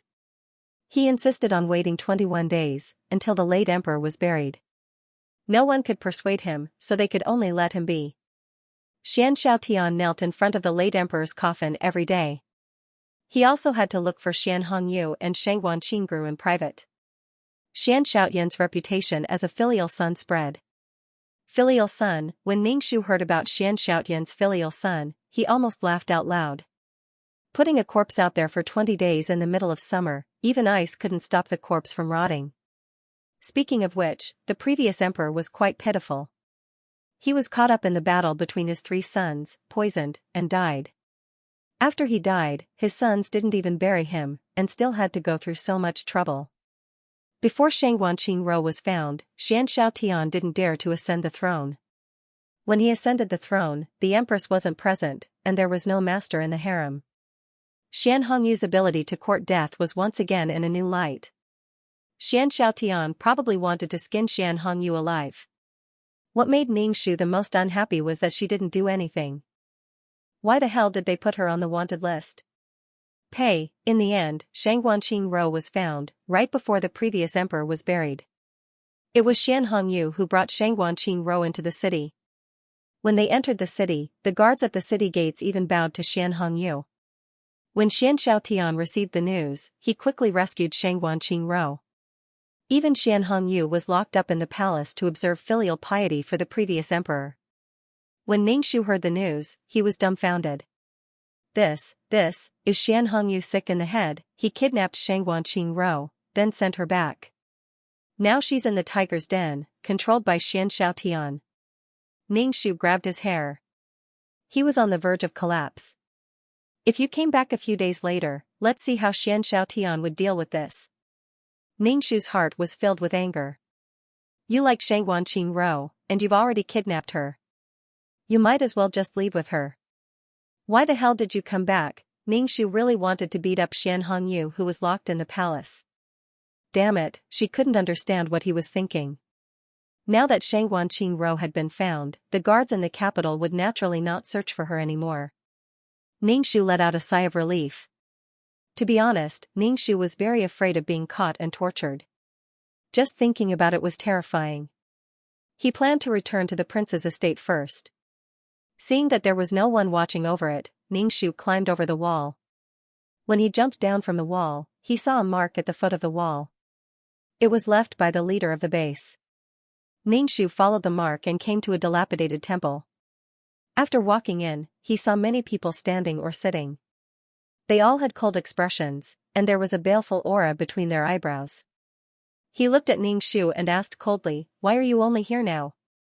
Ningxu hurriedly said respectfully, "The prince's mansion has always been under surveillance." This subordinate only saw the mark now. One snorted coldly, looked at the people in the room, and said, "We plan to rescue Master. I heard that Master is imprisoned in Changle Palace." Ningxu felt that this was very unreliable. Was he going to barge into the palace just like that? It was no different from courting death. Ningxu originally wanted to say something, but when he saw that no one else said anything, it was obvious that whatever he said was the truth.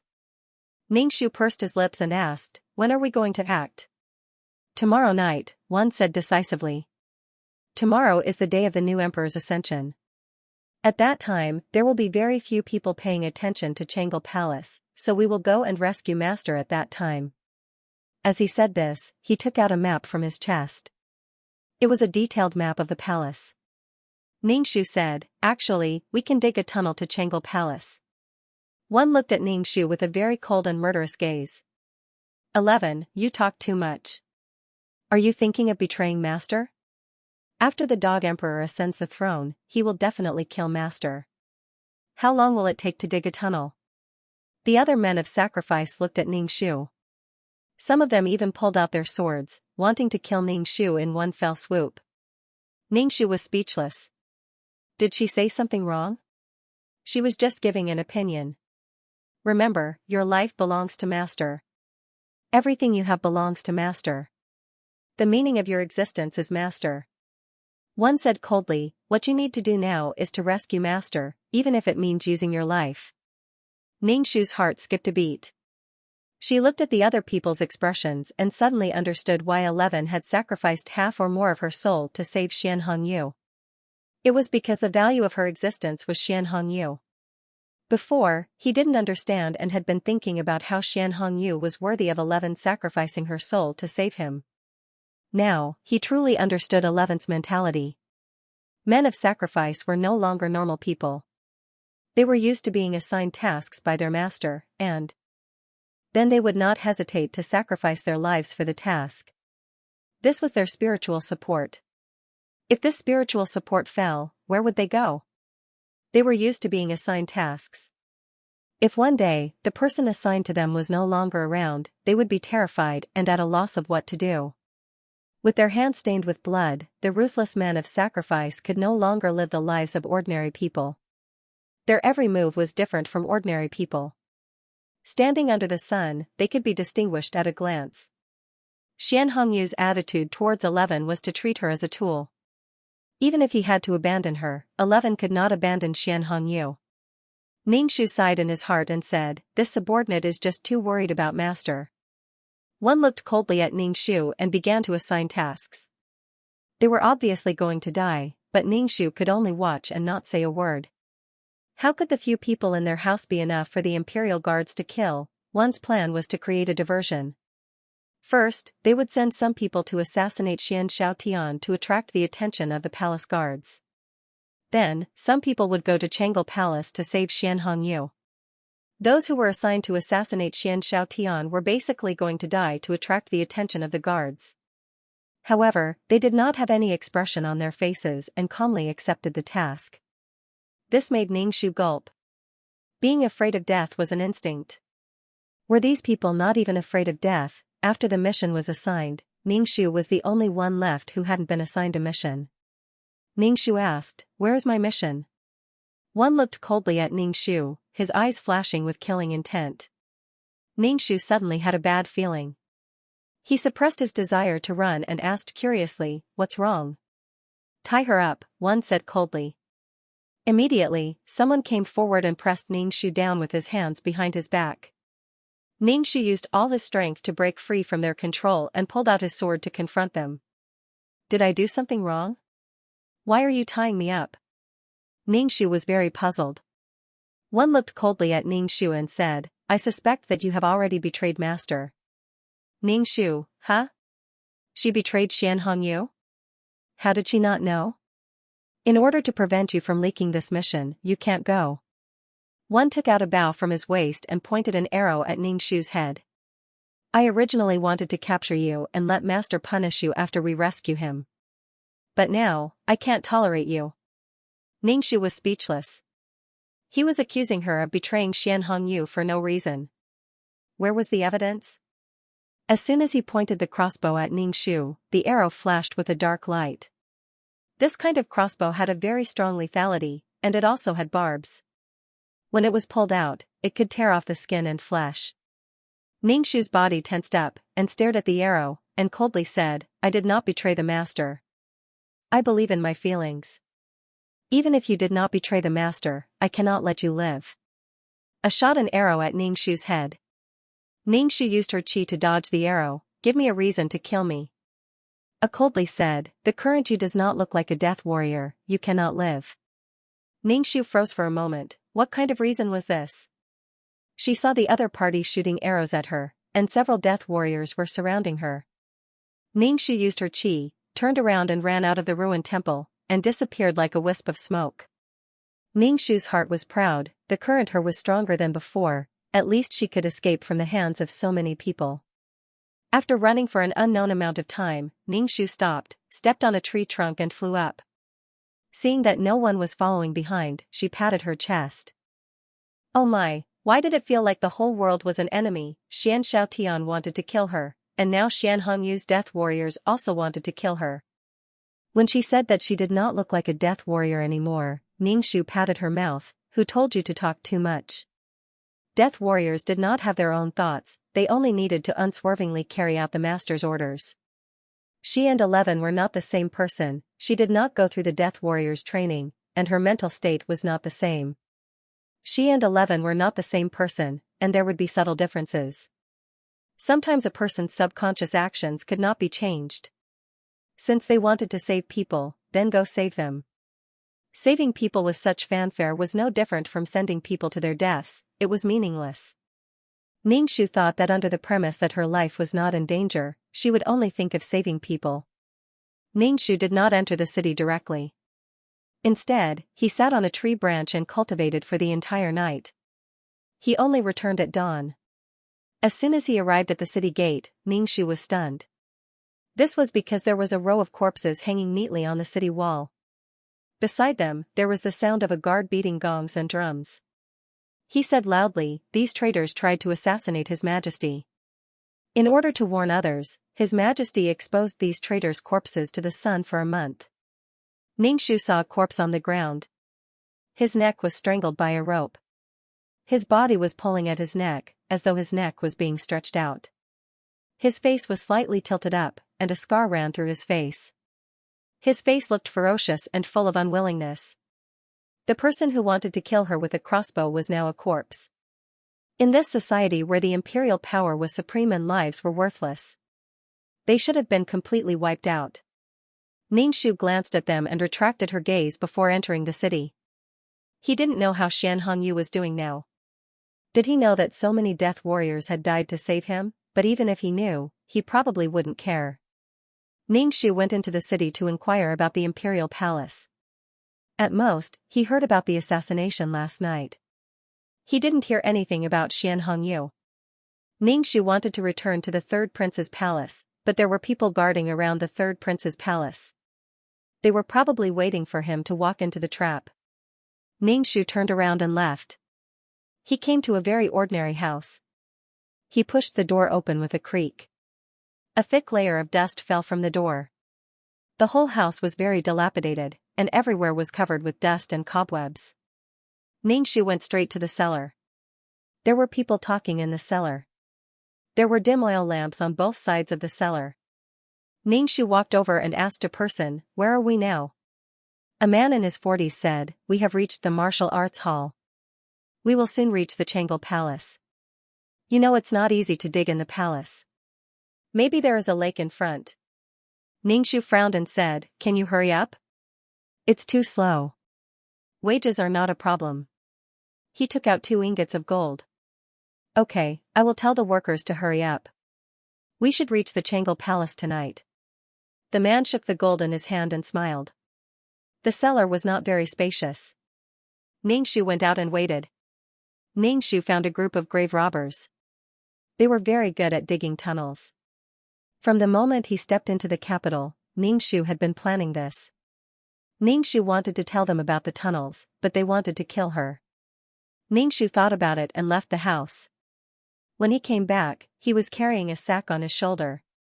There was something inside. In the middle of the night, the tunnel to the Changel Palace was finally opened. Ningxu was delighted when he heard that. It had finally been opened. Ningxu had learned the tunnel method from the school doctor. The school doctor had created a tunnel between the school doctor's office and his laboratory. Ningxu applied what he had learned. Ningxu carried the sack on his shoulder and held an oil lamp in one hand as he walked in the tunnel with his back hunched. In the tunnel, there was no way to straighten his back. Ningxu felt that his waist was about to break. When he was tired from carrying the sack on his shoulder, he dragged it on the ground. However, he finally reached his destination. There was a blue stone slab above. Ningxu pushed the stone slab up with all his might. Just as he pushed it up, someone stepped on it. Ningxu was shocked. Could it be that she had been discovered? After a while, Ningxu pushed it up and made a crack in the obsidian floor. Through the crack, he saw a pair of shoes embroidered with auspicious clouds. Where did this big rat come from? Xianxia stretched out his foot and stepped on the stone slab. Ningxu was speechless. "Master, it's me. Don't step on it." Ningxu used all his strength to push away the stone slab and used his chi to throw the sack away. Then, he crawled out of the tunnel. When Xianxia saw Ningxu, he raised his eyebrows in surprise. "You're not dead yet?" Ningxu was speechless. Ningxu didn't know why, but he really wanted to beat him up. He really did know that his men of sacrifice had been killed by Xianxia. Ningxu looked at Xianxia. He didn't look like he had suffered much. Living in such a luxurious palace, he didn't look like a prisoner. "Master, I'm here to save you. Let's go," Ningxu said to Xianxia. Xianxia narrowed his eyes and said indifferently, "Where are we going if we leave this place?" "We can go anywhere," Ningxu said as he opened the sack. There was a man's corpse inside. Xianxia looked at the corpse and raised his eyebrows. Then, he looked at Ningxu. "Master, come with me," Ningxu said to Xianxia. He was here to save someone, but why did he feel so vexed? Xianxia looked at Ningxu. "Where are we going?" "Let's talk after we get out." Couldn't they think about where to go after they got out? "You're carrying a corpse to replace me?" Xianxia sneered. "Such a lowly thing.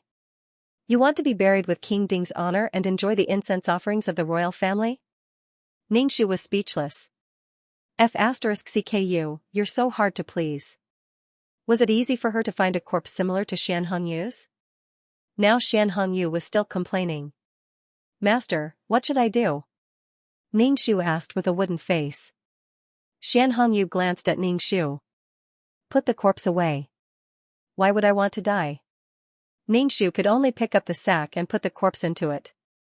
Looking at the ashen-faced corpse, Ningxu chanted Ba in his heart. Xianxia walked to the candlestick and lit the curtain with a candle. Seeing this, Ningxu hurriedly threw the corpse into the tunnel and jumped into it. Xianxia also jumped down and covered the floor with his body. It was dark in the tunnel. Ningxu took out a match and walked in front of Xianxia while holding the sack. She said, "Master, follow me." Xianxia nodded.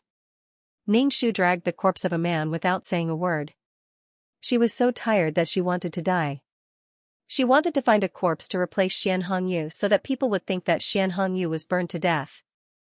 Even if they found out later that the corpse was not Xian Hongyu, they would have run far away. But Xian Hongyu was too proud to use this method. He was more willing to let his life and death be a mystery. Ningxu curled his lips. You have nothing now. So what if your life and death is a mystery? It's the same whether you are dead or not. Ningxu exhaled a long breath after they got out of the tunnel. He flew up to the roof and saw the fire in the direction of the palace. The fire was so big that it lit up half the sky. The whole capital was in an uproar because of the fire in the palace. Ningxu put the sack on his shoulder and prepared to go out. Where are you going? Xian Hongyu stood in a dilapidated room surrounded by dust and cobwebs. But he was still so handsome, and his brilliance lit up the whole room. Ningxu said, I will put this corpse back in the memorial hall. She stole it from the memorial hall. Xian Hongyu's face was expressionless. Ningxu carried the sack over the wall and left. When he returned, he saw Xian Hongyu sitting on a stool, propping up his chin and looking at the flickering oil lamp on the table. Seeing that Ningxu had returned, Xian Hongyu coldly said, When are we leaving? The security tomorrow will definitely be tight. Master, the city gate is now closed. We can only leave tomorrow morning. Ningxu said. Xian Hongyu didn't say anything. Seeing Ningxu standing there in a daze, Xian Hongyu said, I'm going to bed. Was he asking her to step down? Ningxu turned around and left. 11. Where should I sleep? Xian Hongyu was somewhat angry. When Ningxu came in, he saw that there was indeed no place to rest. Everywhere was dirty. He said, Master, it's going to be dawn soon. Bear with it and don't sleep. Xian Hongyu remained silent with a cold face. Mistress, we must disguise ourselves when we leave the city. Someone as graceful as you will definitely be recognized.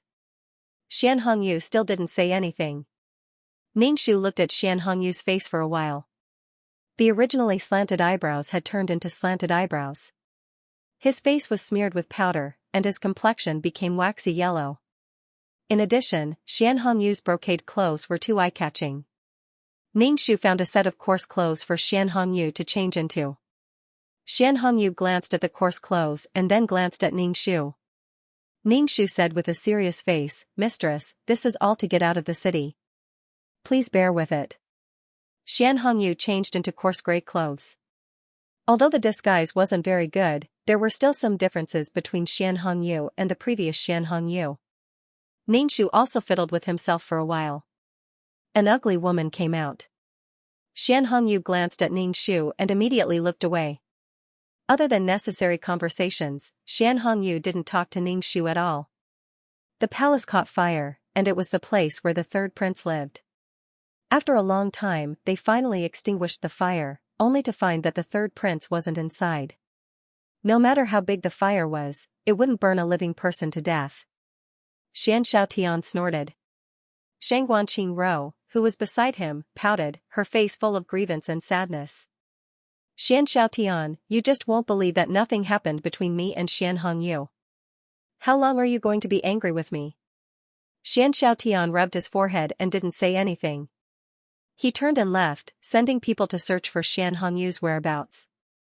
Xianxiao felt that Xian Hongyu was like a flea jumping around all day. He didn't even have time to deal with him, and he already caused trouble. Xianxiao couldn't wait to catch Xian Hongyu and break all the bones in his body. By the time Xianxiao sent people to search, Ningxu and Xianxiao had already left the capital and were sitting on a horse. Master, can you lower your head a bit? This subordinate can't see the road ahead clearly. Ningxu said to Xian Hongyu, who was sitting in front. Xian Hongyu lowered his body slightly. Why does this prince have to sit in front? Why is there only one horse? Ningxu held the reins in one hand and the whip in the other. This subordinate sits in the back. If there are pursuers, this subordinate can block the attack for master. There's only one horse because this subordinate can only afford one horse. Ningxu really didn't have any money on him. The money to dig the tunnel had been gathered by Ningxu from all over the place. He even secretly took some things from Xian Hongyu's residence to sell. Xian Hongyu, who was sitting in Ningxu's arms, was speechless. Ningxu planned to return to the base to see how the child was doing. Ningxu felt a bit guilty about the child. Outside the forest, there was no way to ride a horse. They could only walk. Xian Hongyu glanced at Ningxu. Are we going to the training grounds?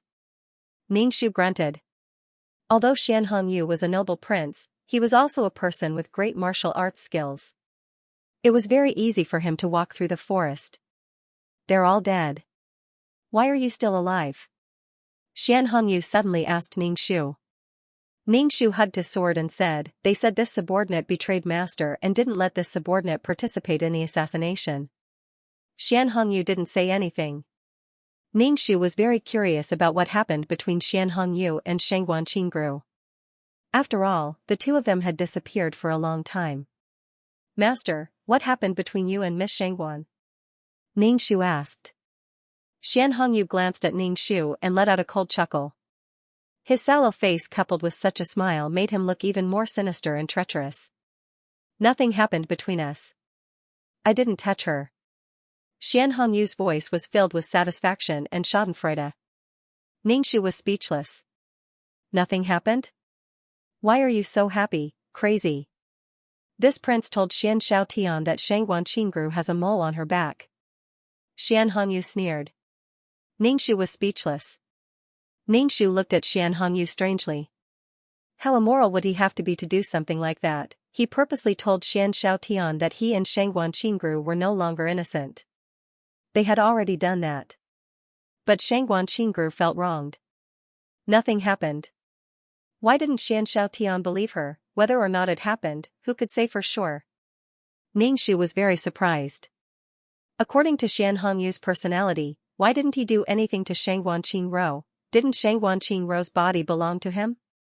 Ningxu walked in front of Xian Hongyu and asked, Master likes Miss Shangguan a lot. Xian Hongyu said calmly, I like her a lot, but she betrayed me, so I have to punish her.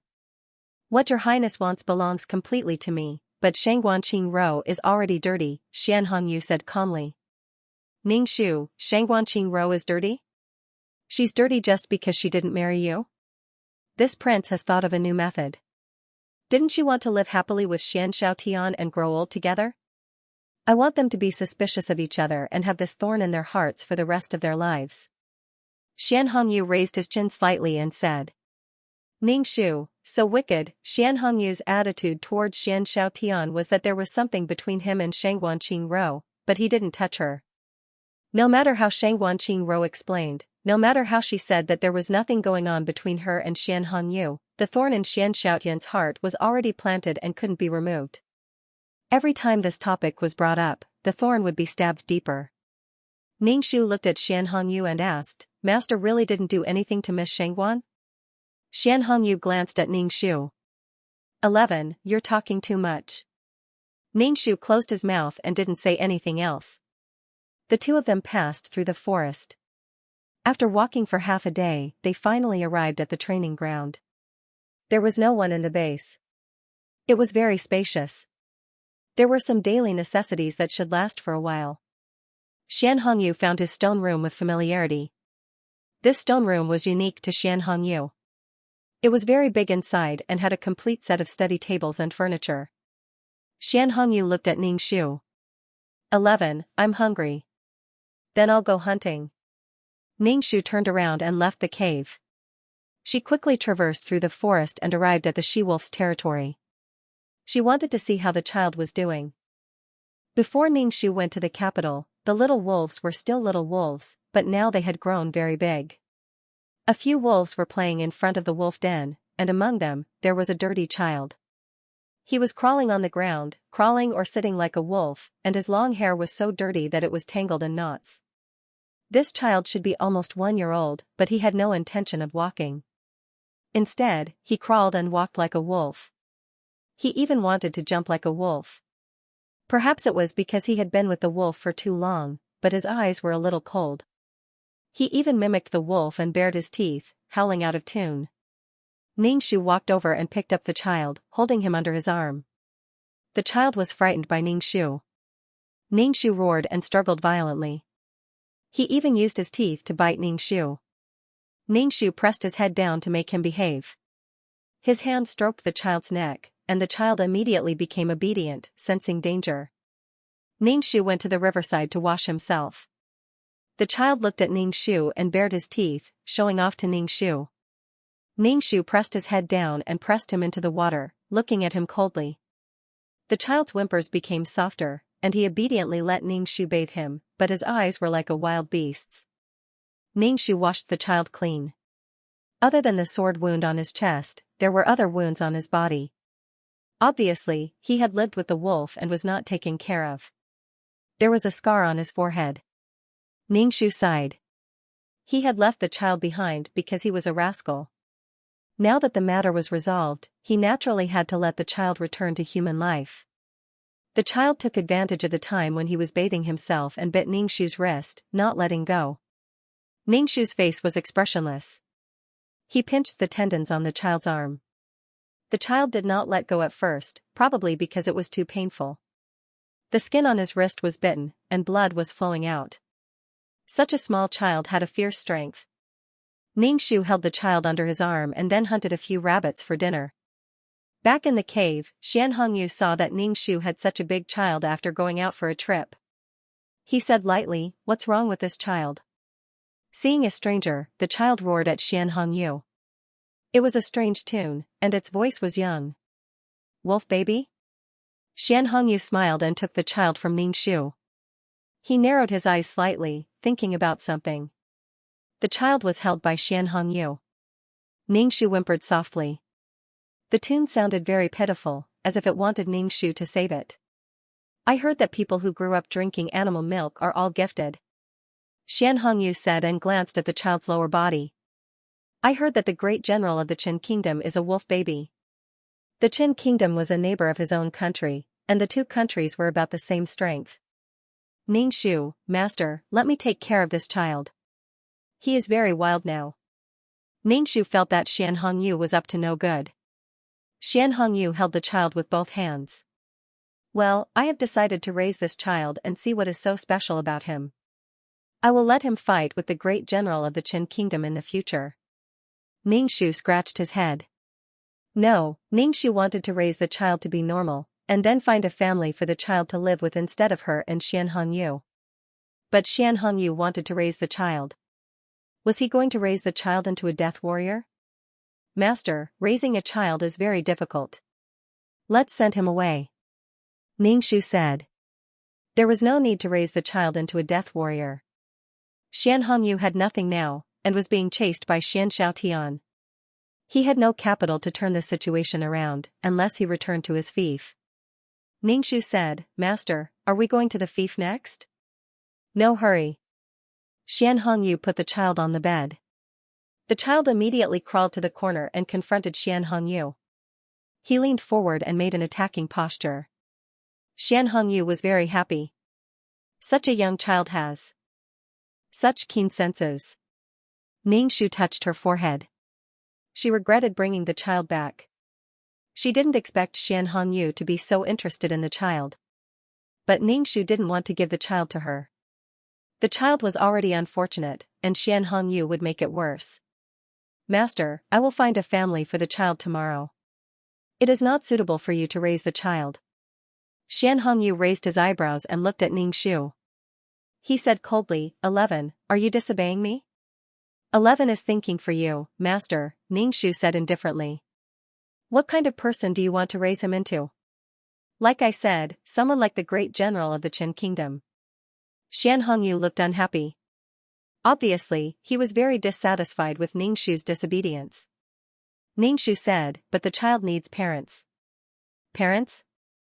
Then I will be the child's father." Xianxia grinned. Obviously, he was very interested in the child and wanted to raise him. Ningxu saw that Xianxia was very interested in the child. If she said anything else, Xianxia would kill her. As for Xianxia saying that he wanted to be the child's father, Ningxu just spat in her heart. She suddenly felt sorry for the child. He was targeted by Xianxia. His fate was full of misfortune. He almost died before, and now he fell into Xianxia's hands. 11, I'm hungry.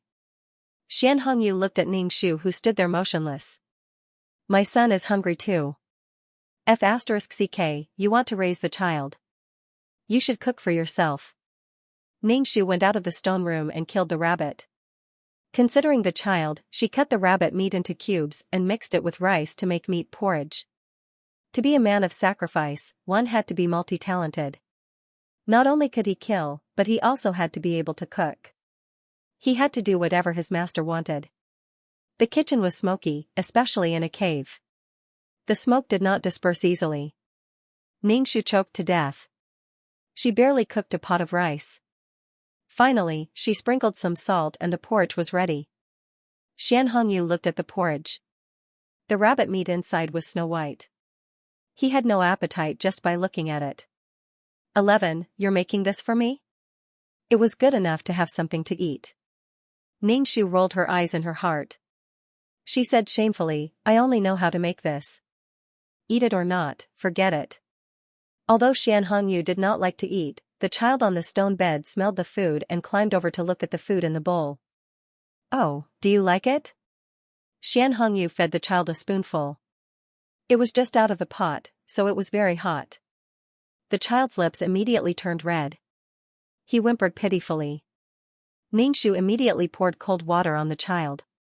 The child's mouth was already red. She did not know if it would blister. I didn't do it on purpose. Xianxia said, I didn't know it was so hot. You should have tested the temperature first. F***ck off. You should at least blow on the food to test the temperature before you eat. How dare you say that you're the father of someone else? It's not easy for the child to survive. Ningxu gave Xianxia a fake smile. Xianxia clasped his hands behind his back and looked away. Ningxu held the bowl and a spoon. He blew on the meat porridge until it cooled down before feeding it to the child. The child liked it very much and ate 2 bowls in a row. For a child of his age, it was a little too much. Good appetite. Xianxia said, by the way, this child should have a name now. What's a good name? Xianxia went to think about the name of the child. Ningxu ignored him and ate some meat porridge. However, the food she cooked was really not delicious. The rabbit meat had a fishy smell. Ningxu ate 2 mouthfuls and then stopped. Xianxia thought for a long time and finally came up with a name, Xianxiao. Xianxiao? The word xiao shouldn't be what she thought it was, right? Was it really a good idea to give the child such a name? How did Xianxiao feel when he heard it? Ningxu's face twitched. He didn't know why, but Xianxia's every move was asking for trouble. He looked cold and elegant, but the things he did always made Ningxu feel disillusioned. Master, do you think this name is good? Ningxu asked Xianxia. This bastard not only asked for trouble, but also asked the child who didn't know anything to do it. Xianxia's face was cold. He was very dissatisfied with Ningxu's reaction. Does it not sound good? If Xianxiao doesn't sound good, let's call him Xianxiao. Ningxu, although I know you hate Xianxiao, you can't do this. Ningxu felt that Xianxia was doing it on purpose. Master, as long as you're happy. Ningxu grinned. Xianxia said that he wanted to raise the child. He said some obscure knowledge to the child and the child curled up in a ball to sleep, completely ignoring Xianxia. To this, Ningxu could only say, as long as you're happy. Xianxia obviously didn't have any experience in taking care of a child. All these things fell on Ningxu's head. Ningxu had to feed the child every day, bathe him, and let him try to stand up and walk. When he spoke, his lips were more exaggerated. He wanted the child to stop howling like a wolf. Even when he cried, it sounded like a wolf's whimper.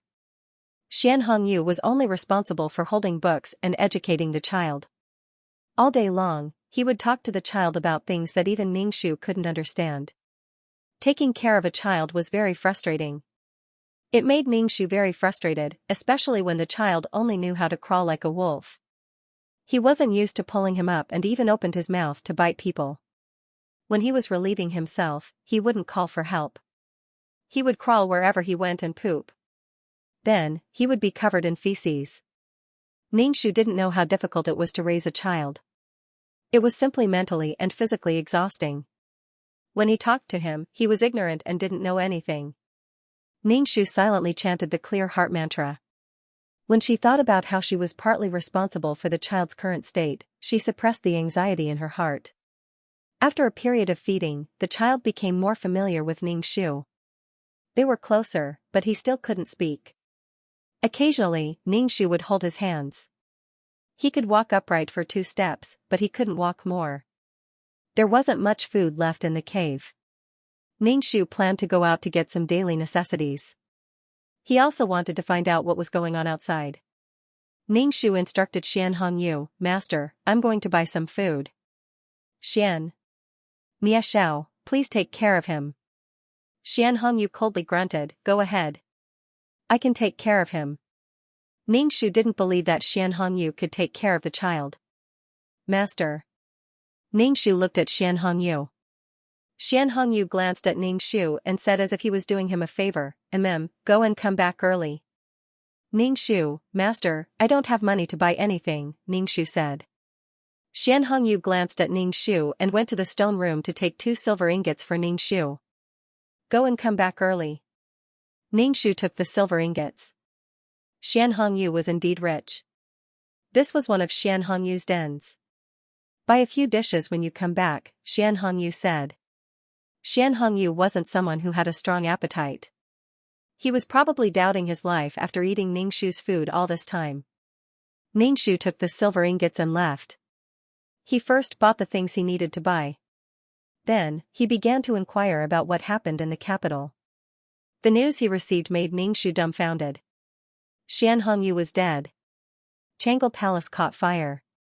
Xianxia immediately announced that King Ding, Xianhongyu, had been burned to death.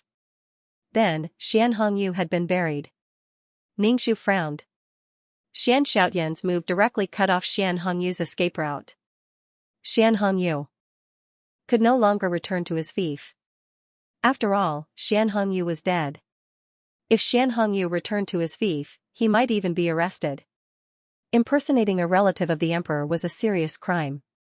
Xianhongyu was really courting death. He lost his woman and his noble status. In the future, he wouldn't be able to say his name openly. Ningxu wasn't in the mood to buy groceries for Xianhongyu. He bought some food and went back. Ningxu carried the food back. As soon as he entered the stone room, he smelled a stench. Ningxu knew that a child had pooped. Xianhongyu stood in the corner, his body covered in black gas. He just watched the child crawl on the floor. Wherever the child crawled, the child's feces would be stained. Ningxu was speechless. Even if he didn't wash the child, he wouldn't have messed up the room like this. "Hurry up and take him away," Xianhongyu said coldly to Ningxu. "F***ck, this is your son. His surname is Xian." Since he wanted to be a father, he had to bear the responsibility of being a father. Ningxu put the child in the water, washed him, and placed him on the stone bed. Xianhongyu was looking for the things Ningxu bought. Ningxu asked, "Where are the groceries I asked you to buy?" Ningxu was still in the mood to eat at this time. She said, "Master, something bad has happened." Xianhongyu looked at Ningxu coldly. Ningxu told Xianhongyu everything he heard. When Xianhongyu heard the news, he was expressionless. Ningxu didn't know what he was thinking. He asked, "Master, what should we do now?" Xianhongyu glanced at Ningxu and didn't say anything. Ningxu saw him like this and went to cook. Xianhongyu really didn't have anything now. No, he still had her, a loyalist, and a son. Ningxu was feeding Xianxia when Xianhongyu came out of the stone room. His expression was indifferent. He was still as handsome and cold as ever. Xianhongyu asked Ningxu to scoop rice for him. When Xianhongyu ate, his every move was elegant and noble. Even in the stone room, looking at him made people feel like they were in a jade palace. Ningxu looked at the silent Xianhongyu and asked, "Master, what should we do next? Can you stop asking me what to do?" Xianhongyu said coldly. Ningxu pursed his lips. "See, even your claws are numb." Since things were already like this, Xianhongyu should just live an ordinary life. After all, Xianxiao was the emperor. The two of them were not on the same level. If Xianxia wanted to kill Xian Hongyu, it would be a piece of cake. Master, don't talk. Xian Hongyu interrupted Ningxu. Ningxu could only keep his mouth shut. The next day, Xian Hongyu woke up early in the morning and said to Ningxu, who was cooking breakfast in the smoky fire, "Clean up my face. I want to enter the city." Ningxu asked, "Master, why did you enter the city?" 11. You talk too much, Xian Hongyu said coldly. Ningxu pursed his lips and disguised Xian Hongyu with his poor disguise skills. Xian Hongyu was good-looking and had an elegant temperament. It was not easy for him to disguise himself. Temperament was something that was emitted from the bones. After a while, it was barely possible.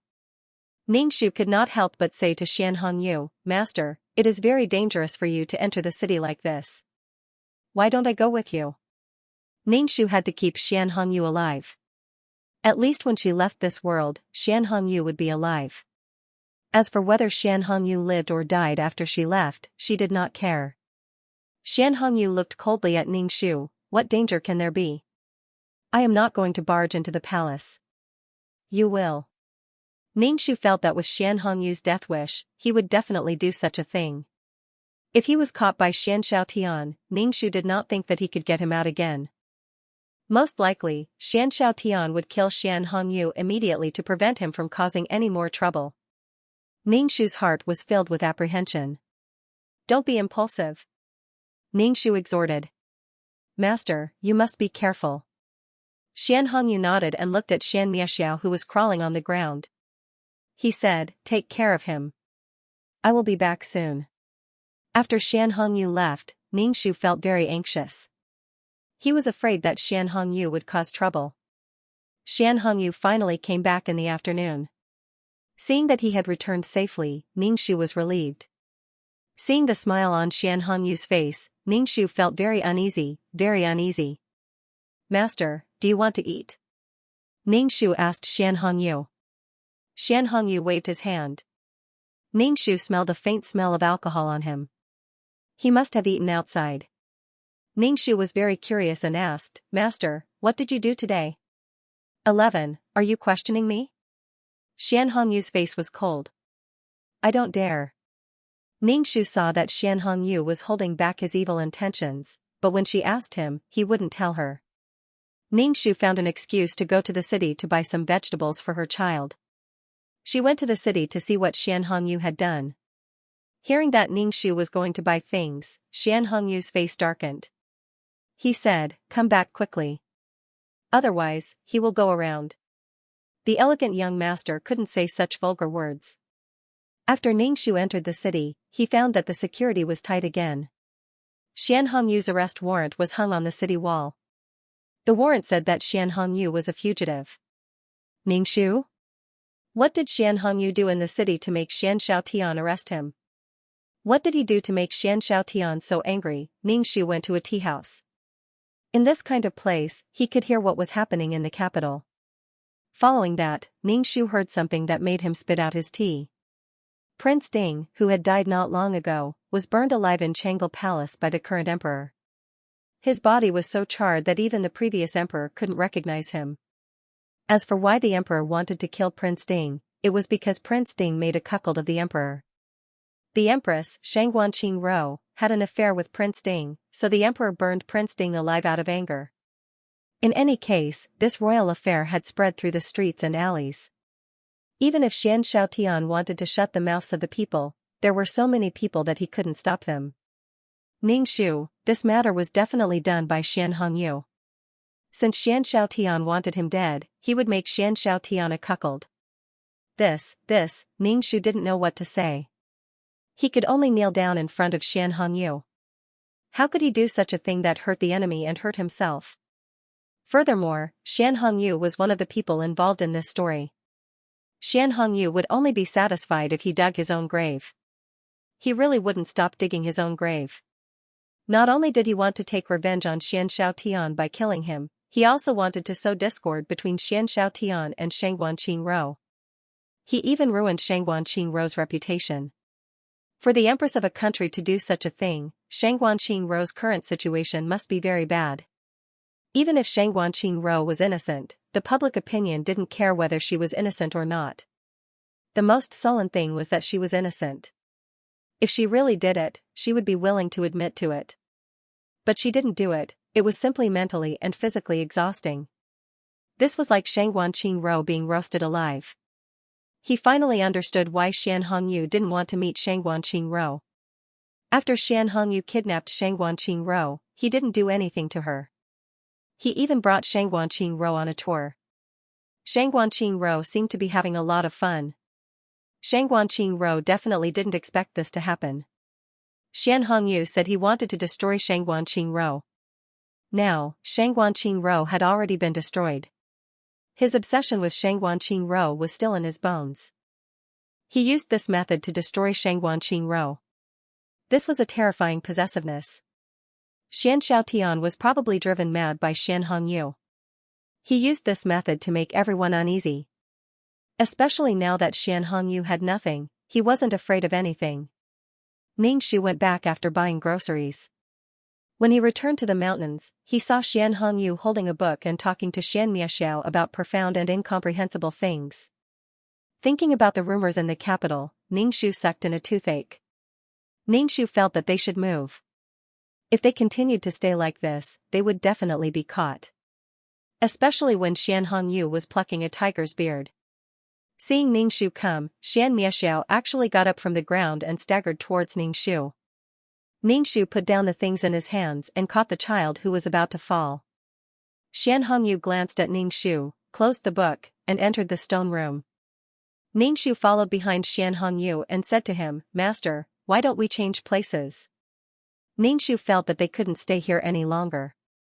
Every time she went to the city to buy things, she wouldn't buy from the same store. She was afraid of exposing herself. But now, the capital was no longer safe. There were so many guards and wanted posters. Fugitives were heavily rewarded regardless of whether they were dead or alive. This showed Xianxia's anger. They had to change places in such a big world. She was still in this world, which meant that the mission hadn't been completed yet. Ningxu wanted Xian Hongyu and Xianxia to stay away from each other. If they got too close, something would happen. Xian Hongyu raised his eyebrows. "Even if we have to leave, now is not the time."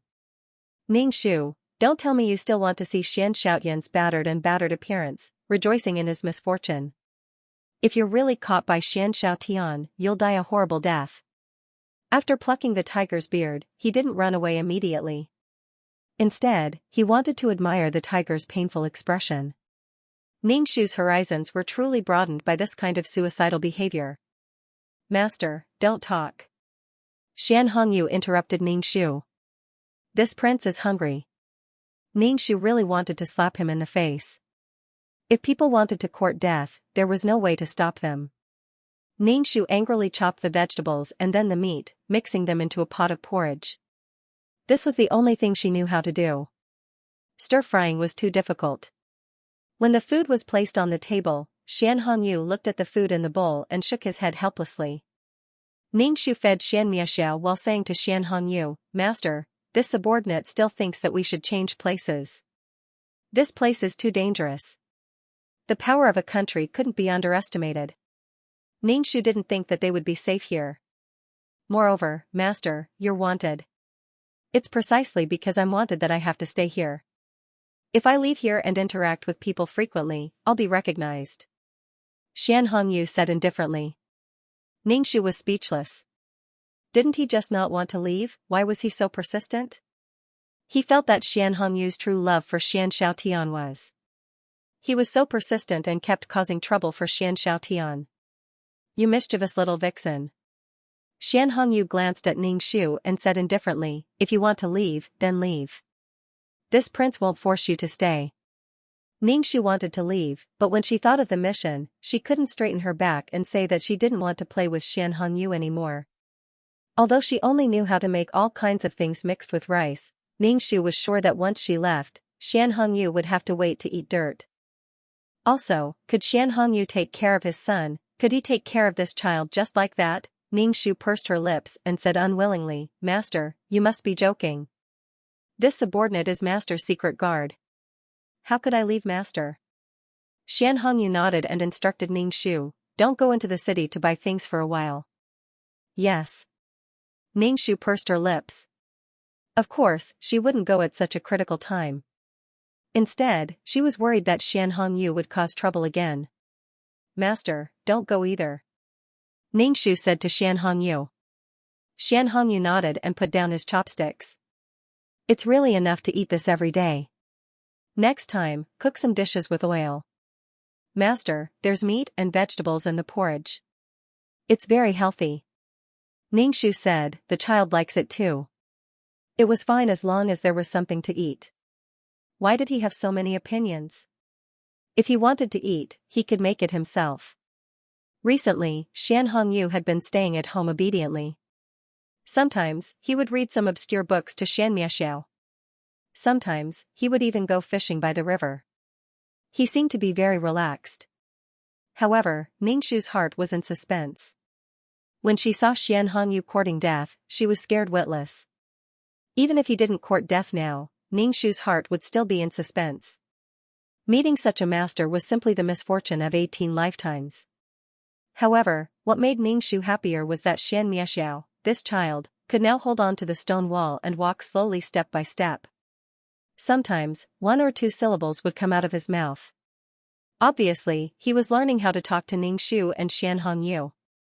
She suddenly felt a sense of pride as a mother. Although Xianxia recognized this child as his son, he rarely took care of him. It was always Ningxu who took care of this child. Sometimes, she could sew simple clothes, but it was hard for her, a person with a sword, to sew with an embroidery needle. All she did all day was wash, sew, cook, and do the housework. Sure enough, every world was a brand new life.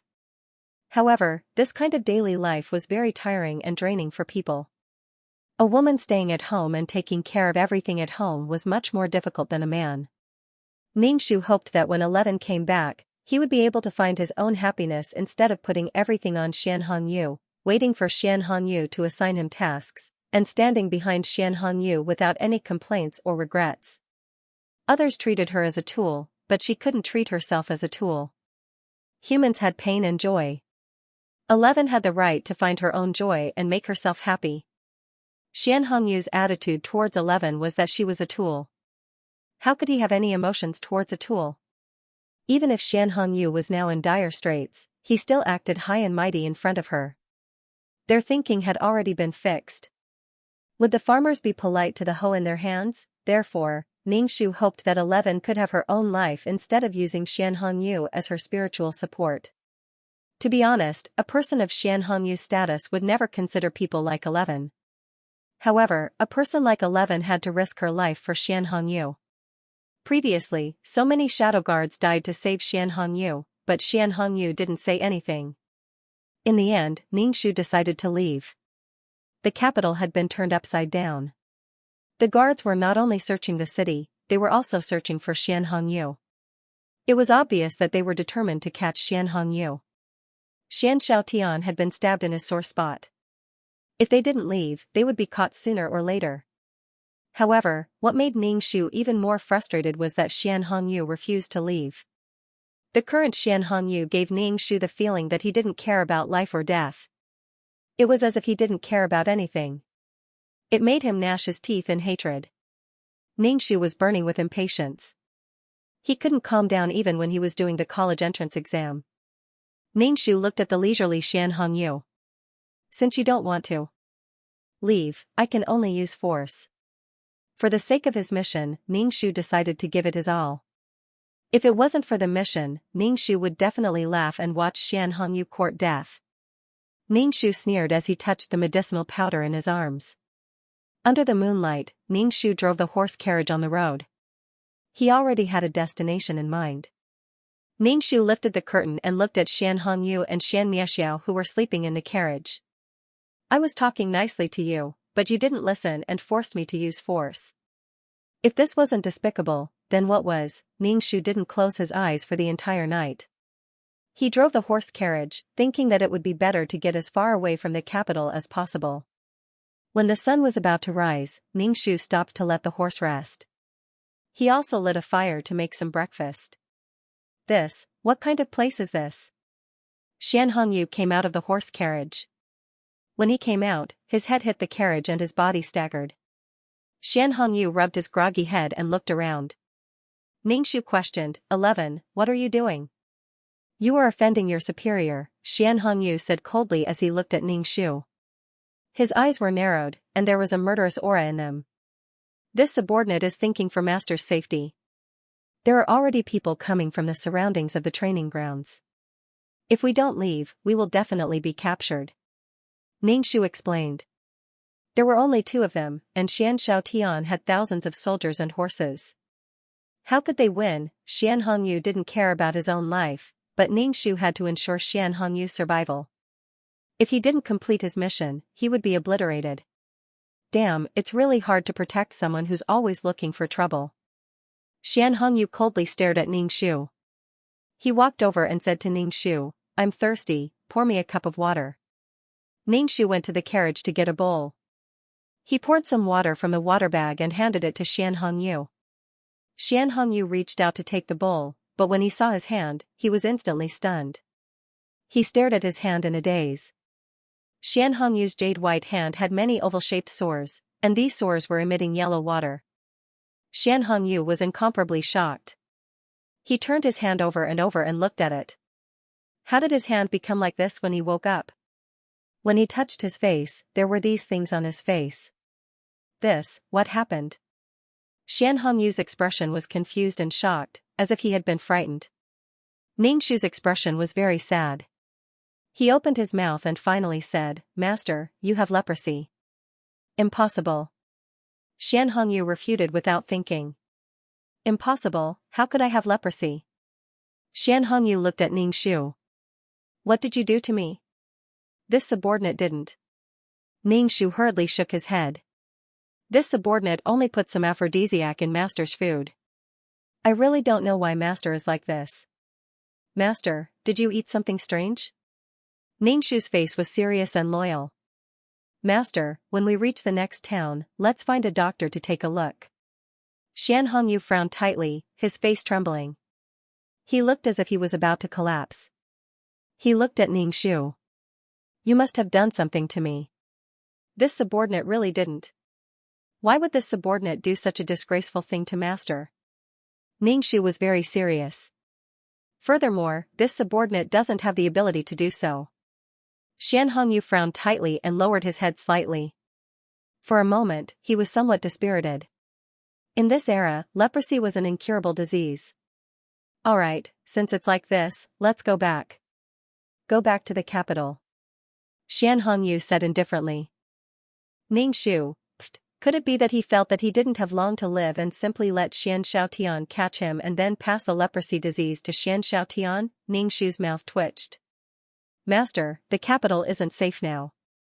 There are many miraculous doctors in this world. Your leprosy will definitely be cured.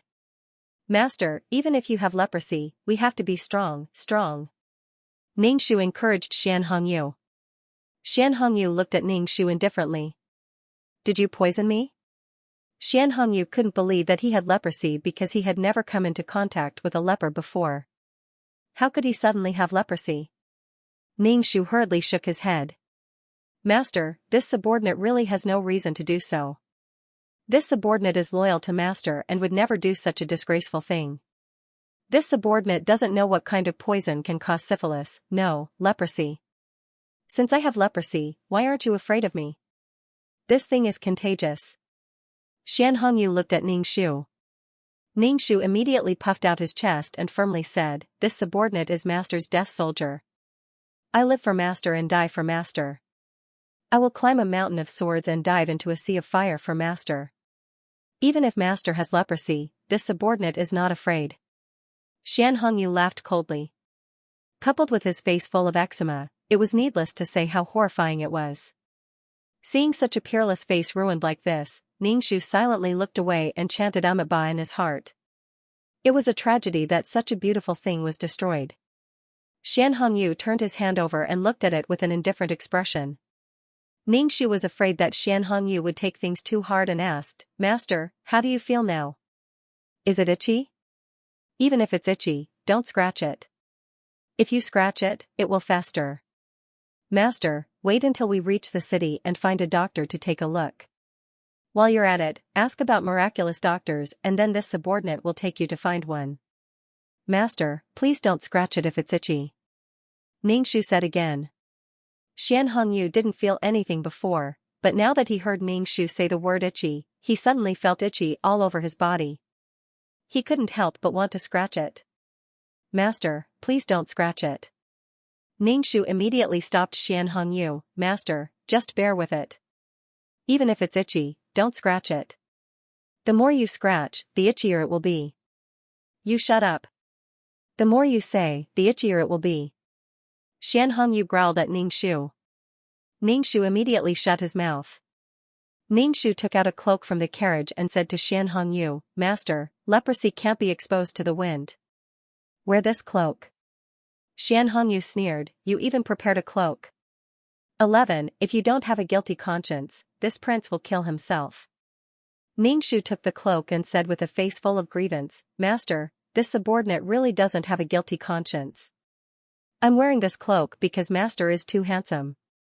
Wearing this cloak will cover up your peerless beauty. Xian Hongyu put on a cloak and wrapped himself up tightly. Even his face was covered by the black veil hanging down from his hat. Where are we going? Xian Hongyu glanced at Ningxu through the black veil. I was planning to go to the towns around His Highness's fief.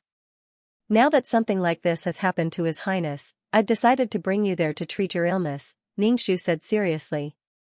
Xian Hongyu remained silent. The black veil covered his face and his expression couldn't be seen clearly. Xianxiao woke up in the carriage. Ningxu carried Xianxiao down and fed him something.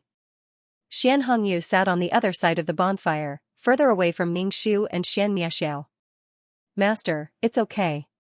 I'll apply some mugwort leaf juice on the child later. It won't be so easy to get infected, Ningxu said. Xian Hongyu only nodded. Don't look for a doctor. Let's go back to the capital, Xian Hongyu said. Ningxu, this person was simply crazy. Why? Master, if you go back like this, you'll only make the people who are laughing at you happy. Master, what you need to do now is to cure Mei, Pui, leprosy. Master will definitely make a comeback. Ningxu didn't want Xian Hongyu to go back. Xian Hongyu didn't say anything. Ningxu took it that he agreed. Ningxu applied mugwort leaf juice on Xianxia's body. He said to Xian Hongyu, who was standing there like a wooden stake, Master, let's go. Xian Hongyu didn't enter the carriage. Instead, he sat beside Ningxu. Xianxiao was the only child in the carriage. Clearly, Xian Hongyu was afraid that he would pass the leprosy to the child if he got close to Xian Hongyu. Ningxu shouted and waved her whip. She glanced at Xian Hongyu from the corner of her eyes. The black veil covered his face so that Ningxu could not see his expression. Ningxu felt that under the black veil was a lifeless face. He really wanted to see it. Master, don't talk. Xian Hongyu didn't want to talk. Ningxu pursed his lips. Ningxu traveled at a leisurely pace. After a night's work, he was now quite a distance away from the capital. As Ningxu steered the horse, he lifted the curtains to look at the child in the carriage. After a while, Xianxiao fell asleep again. Swoosh. Suddenly, a sharp wooden stick flew from the side of the road towards the wheel. Ningxu pulled the reins and swung the whip, entangling the wooden stick and throwing it to the side. Hand over all your valuables. Many people appeared on the side of the road. Each of them was holding a broadsword in their hands. Their faces were filled with the aura of bandits and ferocity. They had encountered bandits. Yo, there's also a little girl. Although she's a little ugly, she's still a woman. One of the bandits looked at Ningxu and then at Xian Hongyu, who was covered from head to toe.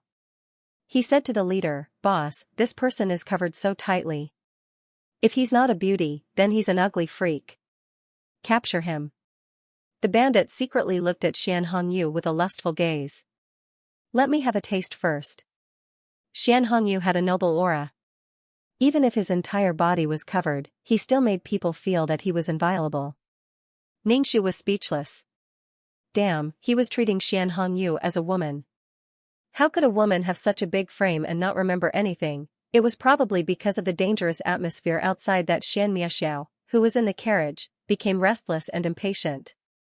He couldn't stop crying. There's also a child. The bandit leader licked his lips. He looked a little frightening. Before Ningxu could take action, Xianhongyu reached out and took the whip from Ningxu's hand. He got off the carriage and walked to the bandit leader. He whipped the bandit leader fiercely. When the other bandits saw this, they wanted to go up and support their boss. Xianhongyu was not in a hurry. Facing the bandits who rushed over, he wrapped his whip around them and directly threw them out. The bandits who were thrown out hit the tree trunk and immediately couldn't get up. They vomited blood from their mouths. When the bandit saw how fierce this beauty was, he didn't dare to rush forward. He could only watch as his head was whipped. The bandit leader couldn't run even if he wanted to. Every time he tried to run, he would be whipped back. Xianhongyu swung the whip unhurriedly, but every time the whip landed on the bandit leader's body, the bandit leader would cry out in pain. Ningxu felt that Xianhongyu was venting his anger on this unlucky bandit. The sound of the whip whistling through the air was chilling. The other bandits didn't dare to get close to Xianhongyu. They rushed over to Ningxu, wanting to control Ningxu. Ningxu drew his sword and killed the people who rushed over. These people relied on robbing for a living. Not only did they want money, but they also wanted lives. Ningxu's actions were swift, so the other bandits didn't dare to rush forward. Xianhongyu whipped the bandit leader to death. Some parts of his skin were torn, revealing the white bones. After whipping the bandit leader to death, Xianhongyu looked at the bandits. Even though they were separated by a black veil, when Xianhongyu's gaze swept over the bandits, they couldn't help but shiver and run away. Xianhongyu chased after the bandits, obviously wanting to kill them all. Ningxu called out for her master, but Xianhongyu ignored her and chased after her. Ningxu could only wait for him to come back. Then, she comforted the crying Xianxia and gave Xianhongyu some jerky to grind his teeth. After a while, Ningxu leaned on the carriage and almost fell asleep. He didn't sleep the whole night, but after a while, Xianhongyu still didn't come back. Ningxu felt that something was wrong. Ningxu was shocked. She immediately turned the horse around and ran back. Xianhongyu definitely took the opportunity to escape. After running for a while, Ningxu finally saw Xianhongyu in a cloak. Xianhongyu looked back at Ningxu and quickened his pace. However, his 2 legs couldn't compare to the 4 legs of a horse. "Master, where are you going?" Ningxu asked Xianhongyu lightly. Xianhongyu said, "I thought about it and still think that I should go back to the capital. The doctors in the capital are better than those barefoot doctors in the countryside." Haha. Ningxu gave a fake smile and said, "Master, do you want to be covered in blisters or infected with leprosy? You can't even go through the city gate. How are you going to see a doctor?" Ningxu was really speechless that Xianhongyu had to run to the capital. "Master, don't give up on the treatment. Don't drag it out. If you drag it out, the treatment will be troublesome. Master, don't be stubborn." Ningxu looked at Xianhongyu. Ningxu patted the carriage. "Master, get on." Xianhongyu didn't move and ignored Ningxu. Ningxu said again, "Master, are you itchy?" Xianhongyu's body moved, as if he was itching. In the end, he sat beside Ningxu. He gave off a cold aura and didn't say a word. Ningxu glanced at him and turned the horse around. Ningxu, who hadn't slept the whole night, was a bit sleepy. Xianhongyu had already scared her awake. She had to follow Xianhongyu closely from now on. "Master, why are you in such a hurry to go back to the capital?" Ningxu asked. Xianhongyu snorted and said, "I have to go back and see how Shangguanqing Ro is doing." "What does it have to do with you? If Shangguanqing Ro saw Xianhongyu, she would probably take him down with her." After walking for a long time, they finally arrived at a small town. Ningxu saw a wanted poster for Xianhongyu at the entrance of the town.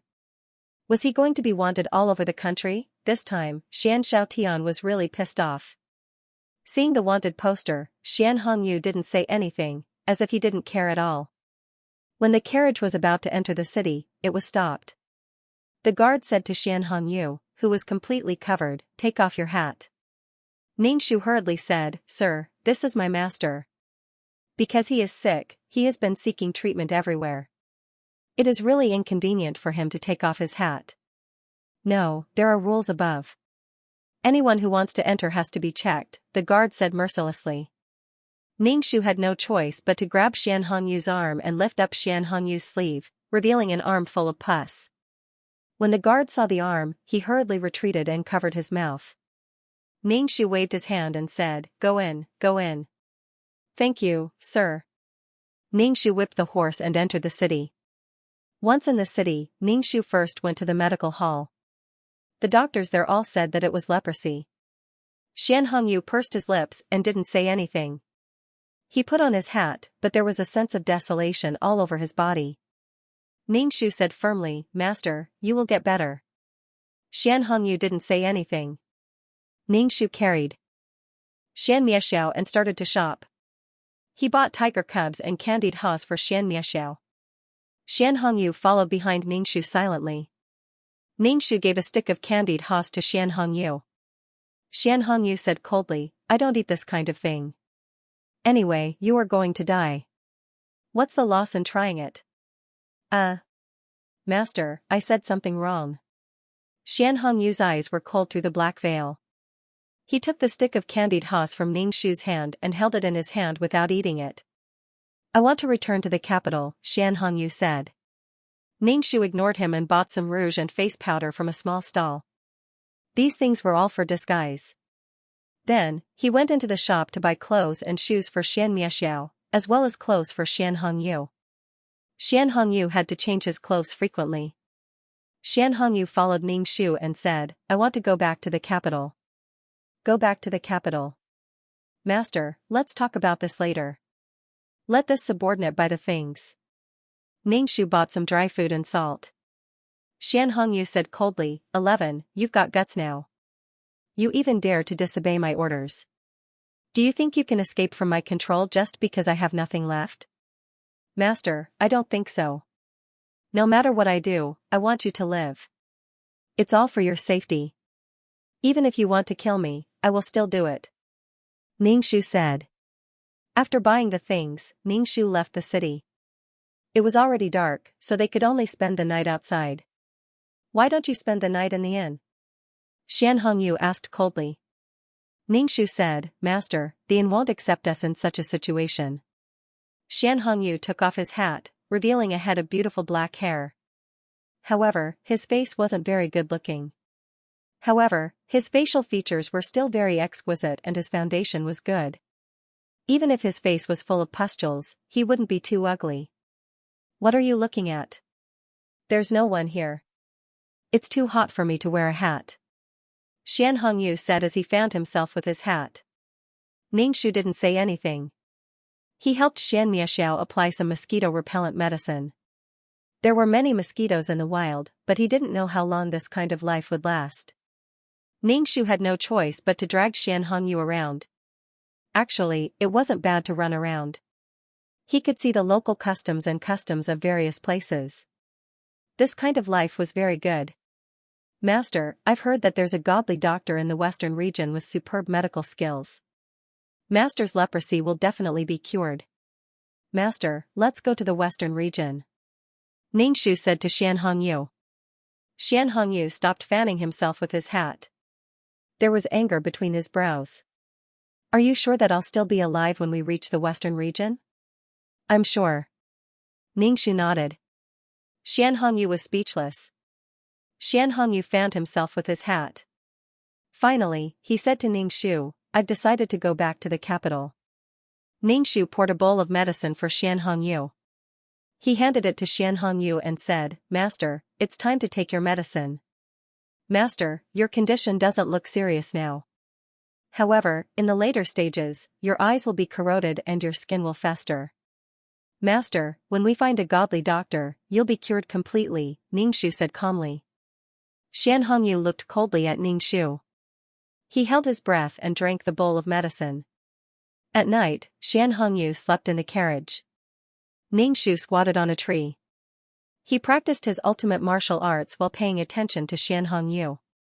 Just like that, Ningxiu and Xian Hongyu walked and stopped as they headed towards the western region. Xianxia was forced to follow Ningxiu and Xian Hongyu and live in the open. However, Xianxia could now call Xian Hongyu father. He could occasionally say simple words and walk slowly. Xian Hongyu seemed to have found a joy in the boring journey. He taught Xianxia, who had just learned how to call him father, how to speak. He made Xianxia repeat what he said, regardless of whether Xianxia could understand. Xian Hongyu shook his head with a look of disappointment. He said that the great general of the Qin country was very smart. Ningxiu was speechless. After a while, Xian Hongyu stopped complaining about going back to the capital. He probably felt that it was too far away from the capital. Besides, there was no point in going back. Every time they passed by a town, Ningxiu had to go in to replenish his daily necessities. Every time they entered the city, Ningxiu would lift Xian Hongyu's arm and reveal the pustules on it. He would say that his young master was here to see a doctor. Xian Hongyu was disgusted at first, but after a while, he let it go. Xian Hongyu said that Ningxiu would get retribution for using a dying person like this. Ningxiu was speechless. Xian Hongyu still believed in retribution, because Ningxiu brewed medicine for Xian Hongyu every day. Xian Hongyu's leprosy was maintained in a neither bad state. It didn't worsen. Along the way, Ningxiu and Xian Hongyu saw a lot.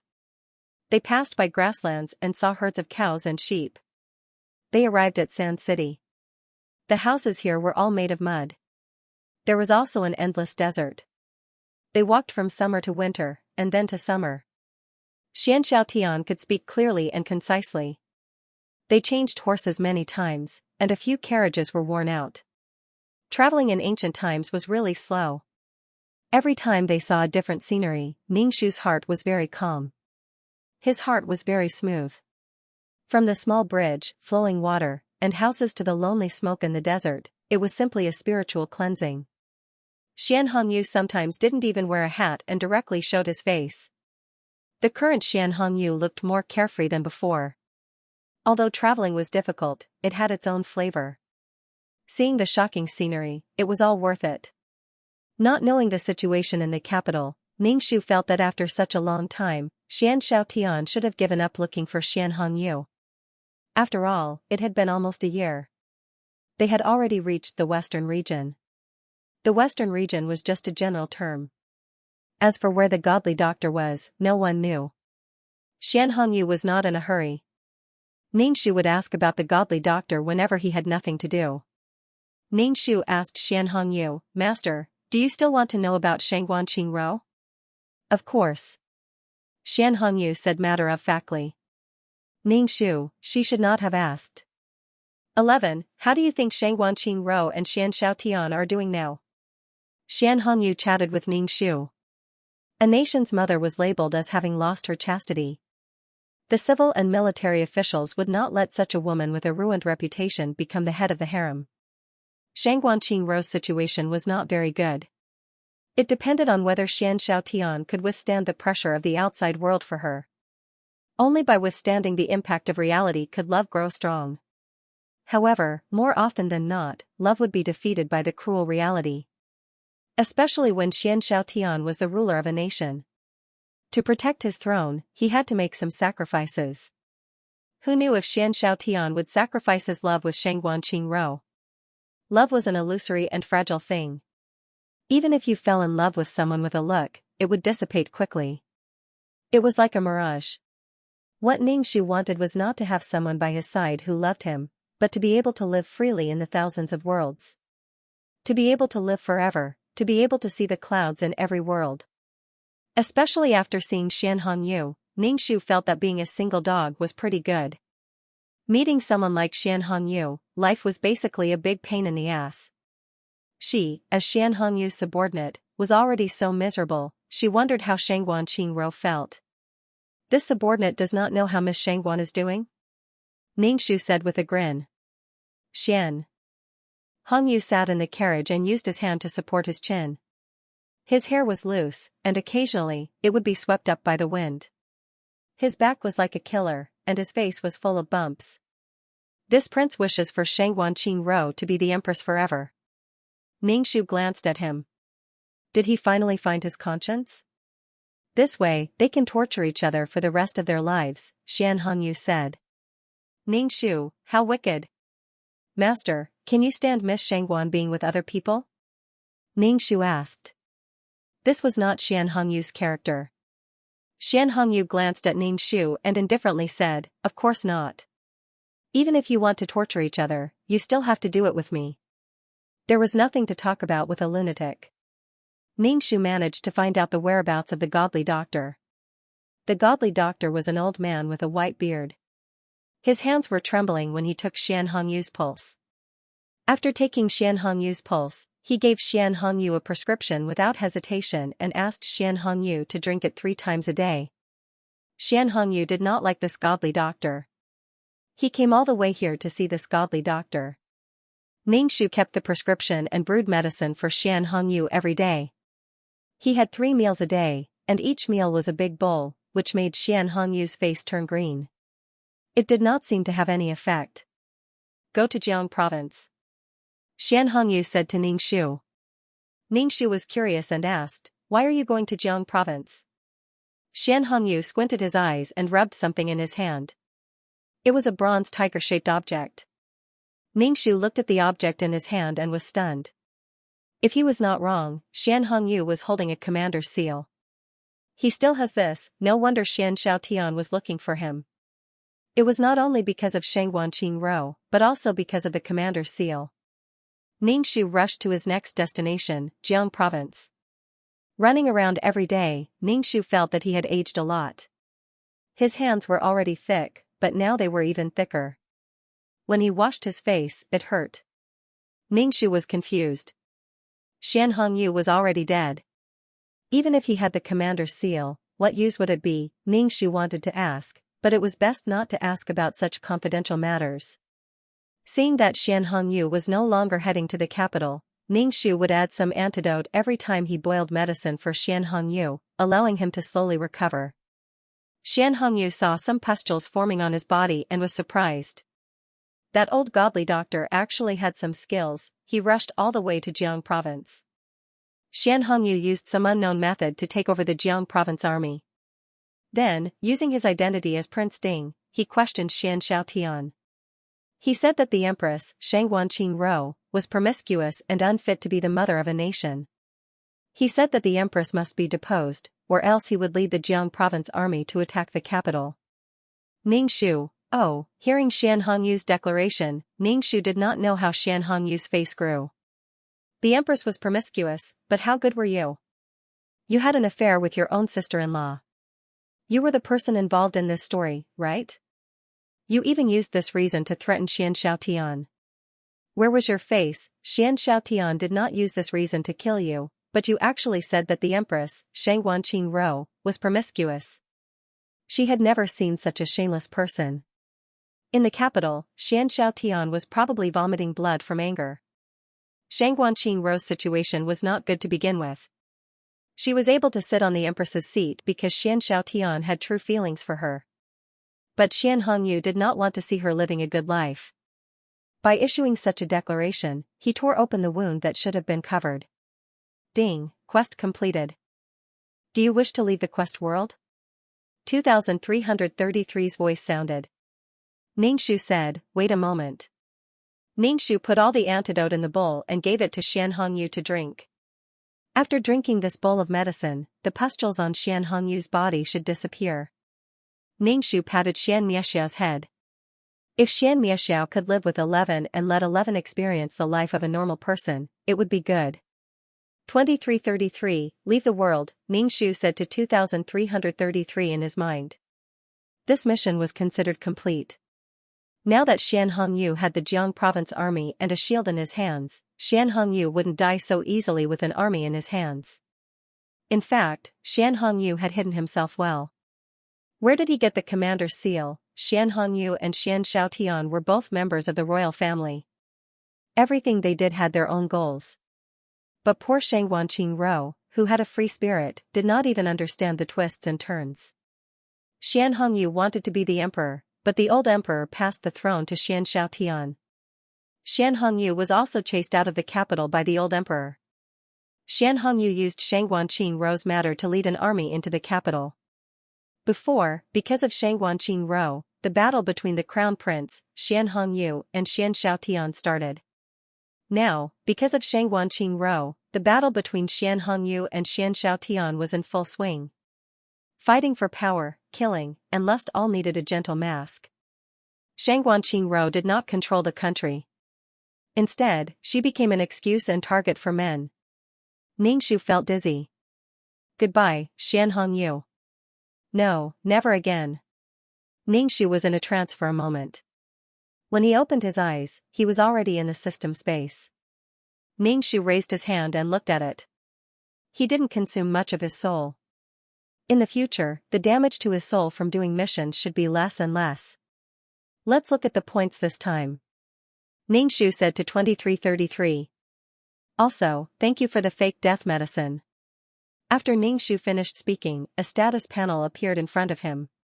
Number, 23333 Name, Ningxu, Beginner Mission Taker, Age, 27 points, 650,000/200,000 Soul, 200 HP, 60 Wisdom, 115 Charm, 3 Luck, 34 MP, 120 Force, 65 Faith, 113 Qualifications, 31 Merit, 36 Skills, 5th Ring Spear Technique, Trash Fighting Technique, Beginner Level Martial Arts, Beginner Level Business Management Knowledge Honorable Title, Wargood's Selfless Ancestor Aura, Mother of the World, Queen's Blessing, Model Worker, Qinshi's Blessing, Leader Aura, Grass Blessing, Best Friend for Life, Meow. Meow Meow's Blessing, Fulfill 11th Wish, Protect the Master, Keep the Master Alive. Mission Completion, 100. Obtain 200,000 points, 20 attribute points, and 3 points of faith. The mission points this time were average, and the difficulty of the mission wasn't that high. It only required her to ensure Xian Hongyu's life. Ningxu's method was to drag Xian Hongyu far away if he couldn't win. It could be considered as barely completing the mission. The difference between two people and a country's strength was like an ant and an elephant. Ningxu was very satisfied with the points. After obtaining 20 attribute points, Ningxu added them to his wisdom, force, and luck. Ningxu inexplicably felt that her character was very bad, and that her luck was always bad. Number, 23333 Name, Ningxu, Beginner Mission Taker, Age, 27 points, 850,000 Soul, 200 HP, 60 Wisdom, 1155 Charm, 3 Luck, 3410 Spirit, 120 Force, 655 Faith, 14 Qualifications, 31 Merit, 36 Skills, 5th Ring Spear Technique, Trash Fighting Technique, Basic Peerless Martial Arts, Basic Business Management Knowledge. Honorary Title, Goddess of War, Selfless Ancestor Aura, Mother of the World, Queen's Blessing, Sister Model Worker, Qinshi's Blessing, Leader Aura, Grass Blessing, Lifelong Best Friend, Meow Meow Meow's Blessing. After setting up the attribute values, Ningxu sat cross-legged on the sofa and started cultivating. After he finished cultivating, Ningxu said, I'll go to the virtual space to take a look. Ningxu wanted to interact more with the other task takers. He wanted to know how the other task takers completed their missions. Ningxu felt that it was a little difficult to complete the mission now. He was still in the same place, and he didn't have many points. If this continued, when would he become an intermediate task taker? Ningxu stood at the entrance of the virtual space and felt a strong sense of weightlessness. When he opened his eyes, he was already in the virtual space city. Looking at the bustling city, there were mission enforcers coming and going. There were so many people, but Ningxu didn't recognize a single person. In life, it was hard to find a confidant and a lover. If he didn't have friends and lovers, then so be it. When he had friends and lovers, everyone had different thoughts. When there was friction, he had to compromise and compromise. Ningxu wandered around the city and looked at all kinds of items. However, the exchange requirements were different. Some required points, some required merit points, and some required faith. Ningxu just looked around. There were many things he couldn't afford. He didn't have many points to begin with, and he still needed 3 million to become an intermediate task taker. Above the intermediate task taker, there was the advanced task taker, and above the advanced task taker, there was the super task taker. As for what was above that, with Ningxu's shallow knowledge, he didn't know. Ningxu wandered for a while and felt that it was a little boring. There was no one he could talk to here, and he didn't know a single person. He planned to go back, but at the corner of the street, he saw a shop. The name of the shop was Affairs Consultation Room. Ningxu thought for a while and walked into the consultation room. There was agarwood in the consultation room. Even in his soul state, when he smelled it, he felt a cooling feeling enter his soul, calming his anxious mood. Ningxu's nose twitched as she inhaled the fragrance of the agarwood. A man walked out. He had long silver hair that was tied up. He was very tall and had fair skin.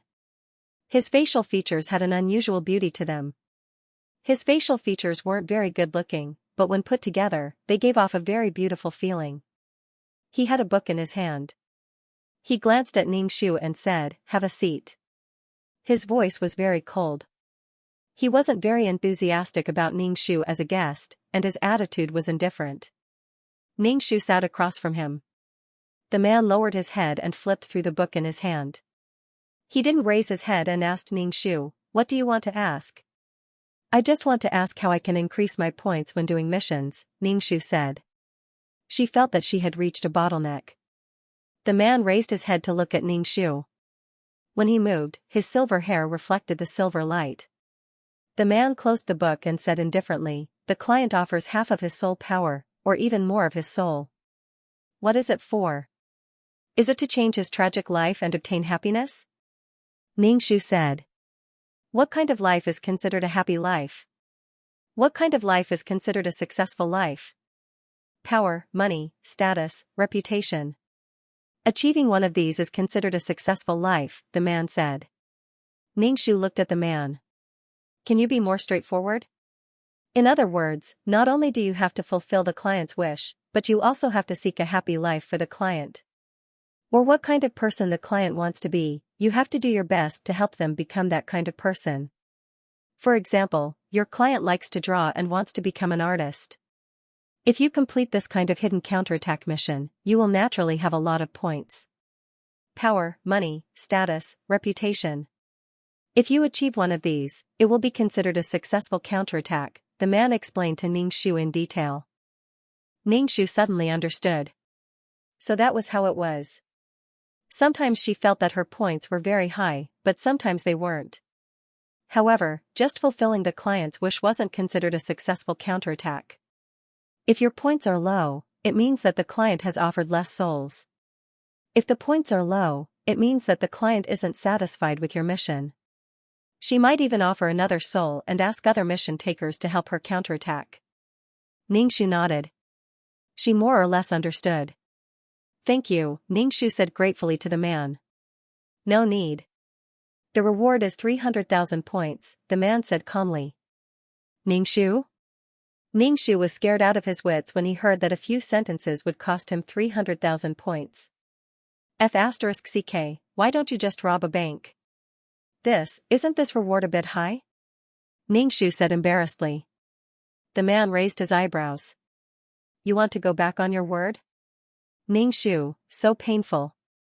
Don't think that it's just a few sentences. This is the conclusion of many mission enforcers. Do you think these words aren't worth 300,000 points? The man crossed his arms and looked at Ningxu. His posture was like an ancient British aristocrat. Ningxu could only pay the bill.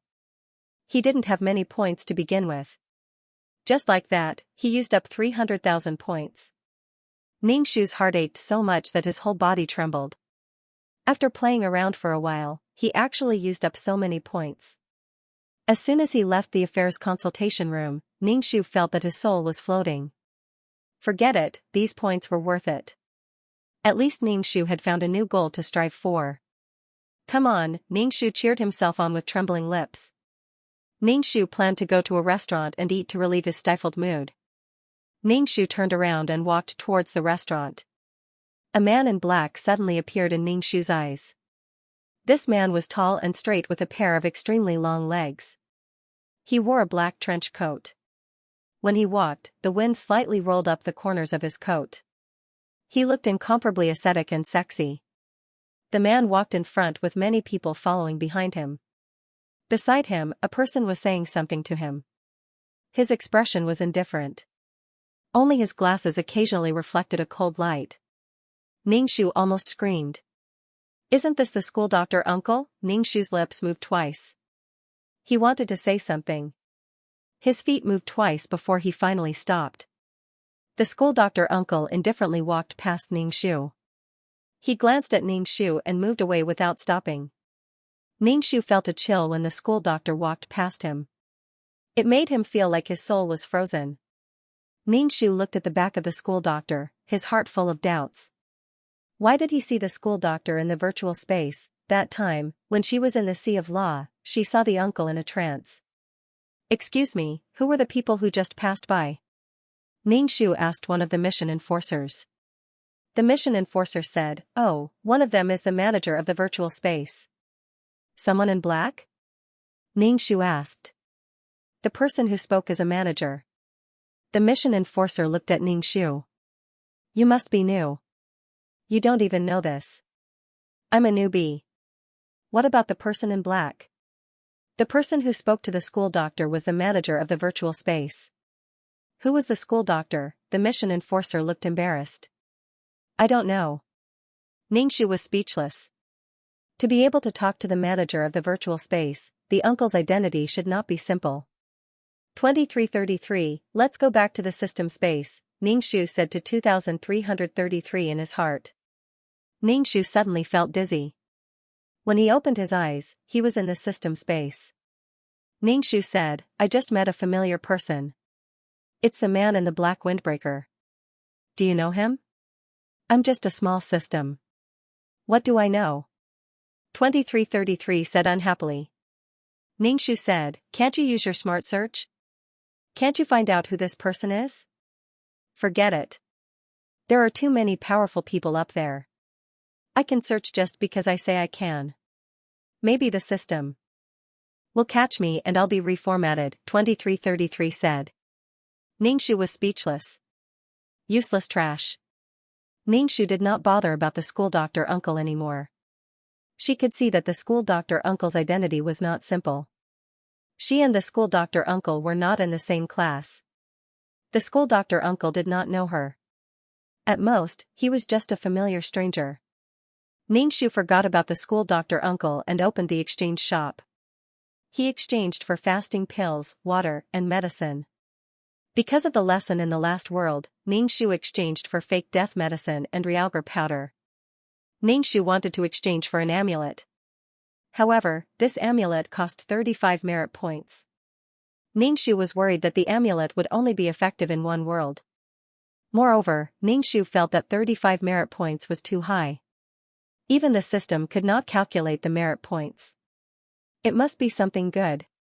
"System, if I exchange for this amulet, will it only be effective in one world?" Ningxu asked 2333. "Oh, this amulet is effective forever. It will be effective in any world.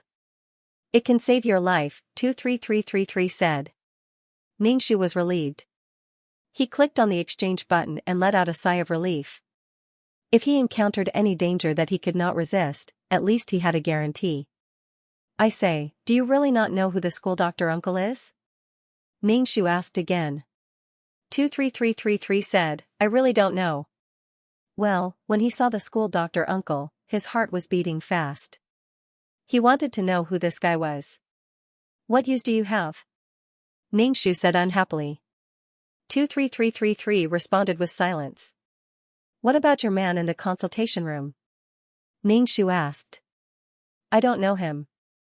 I don't have permission to search," 23333 said straightforwardly. "What a piece of trash." Ningxu rolled his eyes.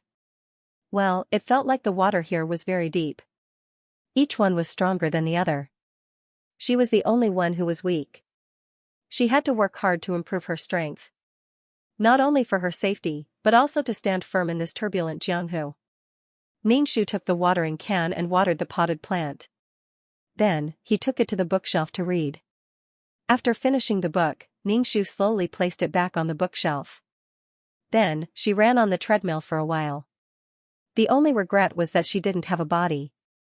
She couldn't sweat at all, so she didn't have the pleasure of sweating profusely. After wandering around the system space for a while, touching here and there, he said to 23333, "Well, let's go and do the mission." "Okay." 23,333's voice sounded. Ningshu suddenly felt dizzy. After a while, when his soul and body merged, he opened his eyes. His body was very stiff. When he looked up, he found himself sleeping on the desk. Ningshu stretched out her hand and placed it on her cervical spine. She moved her neck, which was so stiff that it made cracking sounds. Ningshu's neck stiffened. She reached out and flipped her hand over to examine it. Then, she touched her lower body. Ningshu was speechless. F*CK, how did he become a man again? 23333, we need to talk about life. Ningshu said to 23333. Your system is disconnected. Trying to connect to the Wi-Fi.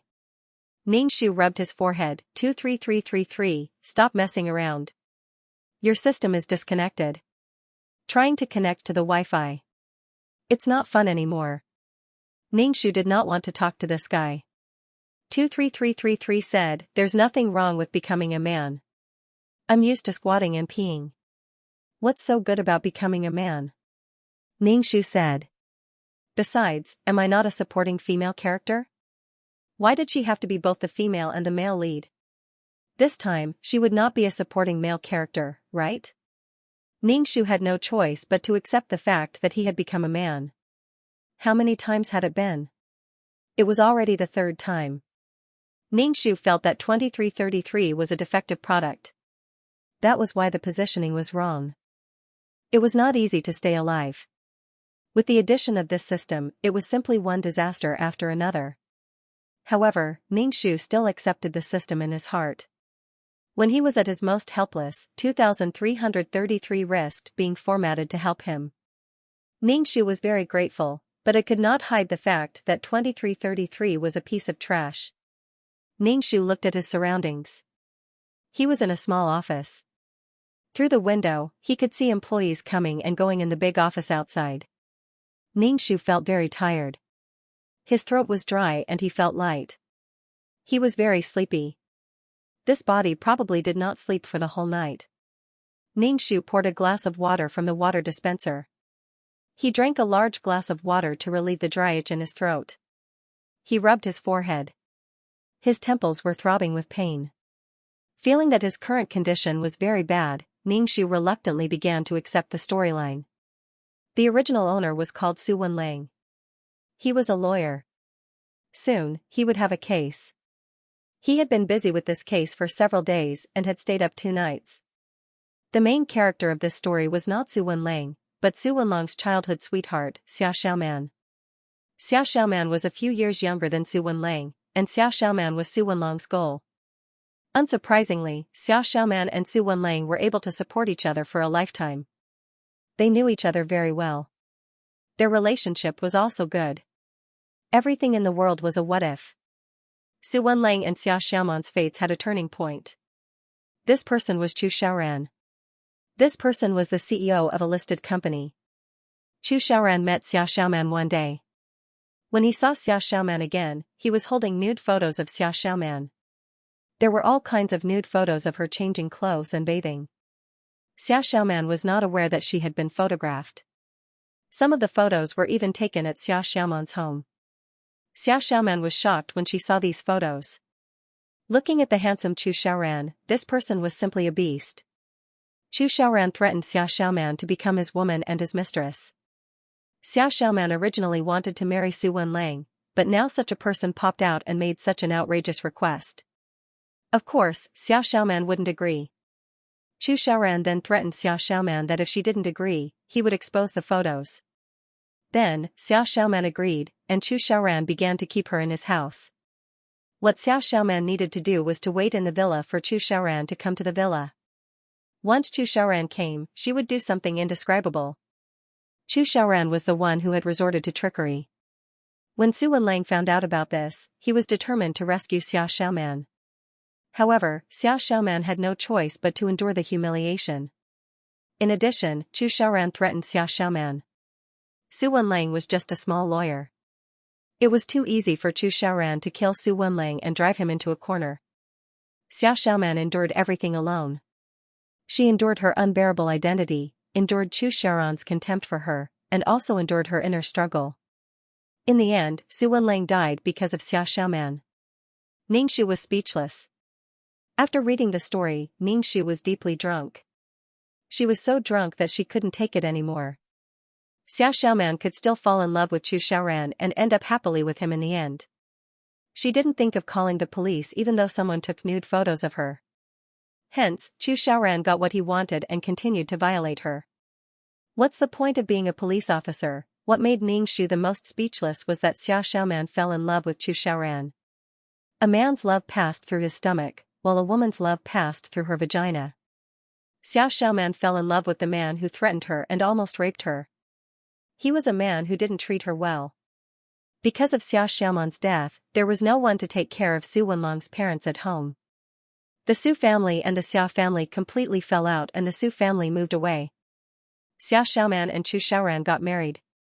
Su Wenlang's death was just a catalyst for their relationship. Su Wenlang was just a cannon fodder.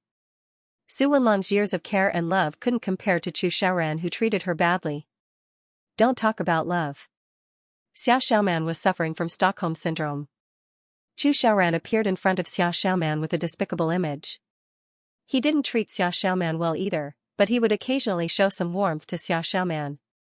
If a person who had always been nice to you suddenly treated you badly one day, you wouldn't be able to take it and would resent and get angry. If a person treated you badly, threatened you, and forced you to do things that you didn't want to do, but if that person treated you slightly better one day, you would immediately change your opinion of that person. Haha, what a sadistic relationship.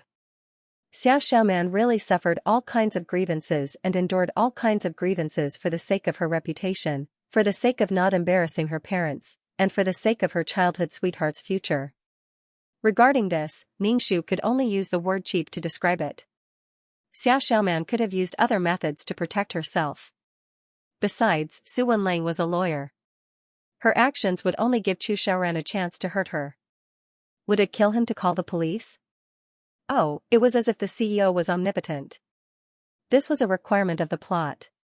Why did Chu Xiaoran and Xia Xiaoman have to be related to each other through such things? Chu Xiaoran was also crazy. Why did he have to use such a method? Even if he wanted to steal her, he didn't have to use such a method. Did the CEO seem high and mighty just because he took advantage of her? Chu Xiaoran's identity added a lot of points to him, and Xia Xiaoman only had to enjoy the benefits that this man brought her. On the other hand, Su Wenlang's family could only be considered wealthy. If he wanted to have a bright future, he had to work hard on his own. He couldn't be compared to Chu Xiaoran, who had a silver spoon in his mouth since he was young. His halo couldn't be compared to Chu Xiaoran. Su Wenlang had died once, and his parents were taking care of him at home. Now, he just wanted to let Xia Xiaoman do whatever she wanted. What she wanted to do with Chu Xiaoran was her own business. Ningxu rubbed his swollen forehead. He felt very tired and wanted to rest. After taking his coat, Ningxu took a taxi home to rest. The Su family lived in a house in the neighborhood, and they were neighbors with Xia Xiaoman. The two families had been friends for more than 20 years, and they even planned to become in-laws. When he returned home, Mother Su was watering the potted plants on the balcony. When she saw how tired Ningxu was, she said, "Go take a shower and sleep first." Ningxu took a nap. He didn't care about anything and just slept.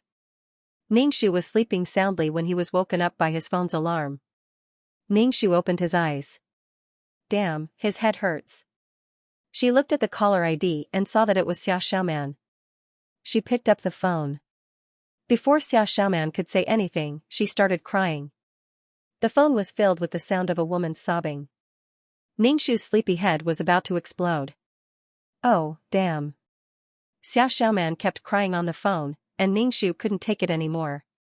He asked, "What happened to Xiaoman?" Brother Wenlang, Brother Wenlang." Xia Xiaoman kept crying and calling Ningxu's name, but she didn't say anything. Finally, Xia Xiaoman calmed down a little and arranged to meet Ningxu at a coffee shop. Her house was opposite, and they agreed to meet at a coffee shop. He wanted to say no, but Xiao Xiaoman kept crying and called him again after hanging up. Ningshu could only get up from the bed, put on his clothes and prepared to leave. Mother Su was cooking when she saw that Ningshu was about to go out again. You just rested for a while, why are you going out again? Ningshu took his suit jacket and changed his shoes at the entrance. He said, I have something to deal with. Don't work too hard, take care of your body and spend more time with Xiaoman. Why haven't I seen Xiaoman recently? Don't neglect her because of work. Xiaoman isn't a vain child, Mother Su said. Mother Su thought that her son was working so hard for Xiaoman, who lived opposite them. Ningshu grinned and didn't say anything. He went out. When he arrived at the coffee shop, Ningshu saw Xiao Xiaoman sitting near the window. Xiao Xiaoman was wearing long sleeves, and her long hair was draped over her shoulders. Ningshu walked over and pulled out a chair and sat opposite Xiao Xiaoman. He looked at Xiao Xiaoman, and her eyes were slightly red. Xiao Xiaoman looked pure and innocent, and Xiao Xiaoman was a well-protected and obedient girl. No wonder Chu Xiaoran liked her. She was different from the flirtatious sluts outside. But now, she looked like the female lead of a torturing novel. He didn't know how Chu Xiaoran could bear to do it. It seemed that every time they had sex, it was half-forced. Brother Wenlang. Xiao Xiaoman looked at Ningshu, and her tears fell. Her eyes were red. Ningshu took a tissue from the table and handed it to Xiao Xiaoman. He said, Don't cry, wipe your tears. Xiao Xiaoman took the tissue and wiped her tears. She looked like she had lost all hope. She looked at Ningshu with guilt and uneasiness. Her eyes were filled with confusion, pain, and a trace of hatred. Ningshu took a sip of coffee, and her mind finally cleared up a little. Seeing Xiao Xiaoman's twisted face, she sighed in her heart and said, What happened? Xiao Xiaoman looked at Ningshu, covered her mouth and cried. She sobbed, Brother Wenlang, Brother Wenlang. Ningshu rubbed her swollen forehead. Why are you crying? Ningshu chanted the clear heart mantra in her heart. Xiao Xiaoman felt that she had suffered a lot. It was so painful. Xiaoman, I've stayed up 2 nights. I'm very tired. Don't cry. Tell me what happened. Ningshu took another sip of coffee. Xiao Xiaoman immediately stopped crying. She said to Ningshu worriedly, Brother Wenlang, you have to take care of your body. Don't work so hard. Ningshu nodded. She had already finished a cup of coffee and ordered another one. Ningshu just wanted to sleep now. Xiao Xiaoman's face was pale, and she looked like she was struggling and in pain. Brother Wenlang, let's break up. Why? Ningshu put down the coffee and looked at Xiao Xiaoman. We're going to get married soon. I'm not good enough for you now. Brother Wenlang, I'm sorry. Xiao Xiaoman was disheartened. Ningshu saw mottled marks on Xiao Xiaoman's collar. The hickeys were a little bruised, and he could see how hard Chu Xiaoran was. Fortunately, it wasn't so exaggerated that Xiao Xiaoman couldn't get out of bed. Su Wenlang worked hard day and night for the future of the two of them. He worked hard so that Xiao Xiaoman could live a comfortable life after marrying him and live a happy life as Mrs. Su. He worked hard for his and Xiao Xiaoman's future. However, Xiao Xiaoman was already lying under another man. Even when such a thing happened, Xiao Xiaoman didn't discuss it with Su Wenlang. She took on the tragic feeling of feeding the wolf with her body. She even felt that she had sacrificed herself for everyone. She was drunk. What happened, Xiaoman? I still have a case to deal with. Are you serious about breaking up? Ningshu raised his wrist and looked at it. Xiao Xiaoman took a deep breath. Brother Wenlang, don't ask me what happened. I don't want to talk about it. I hate myself. Brother Wenlang, you'll meet a good girl. Ningshu nodded. If this is your wish, I promise you. Xiao Xiaoman's face was full of tears.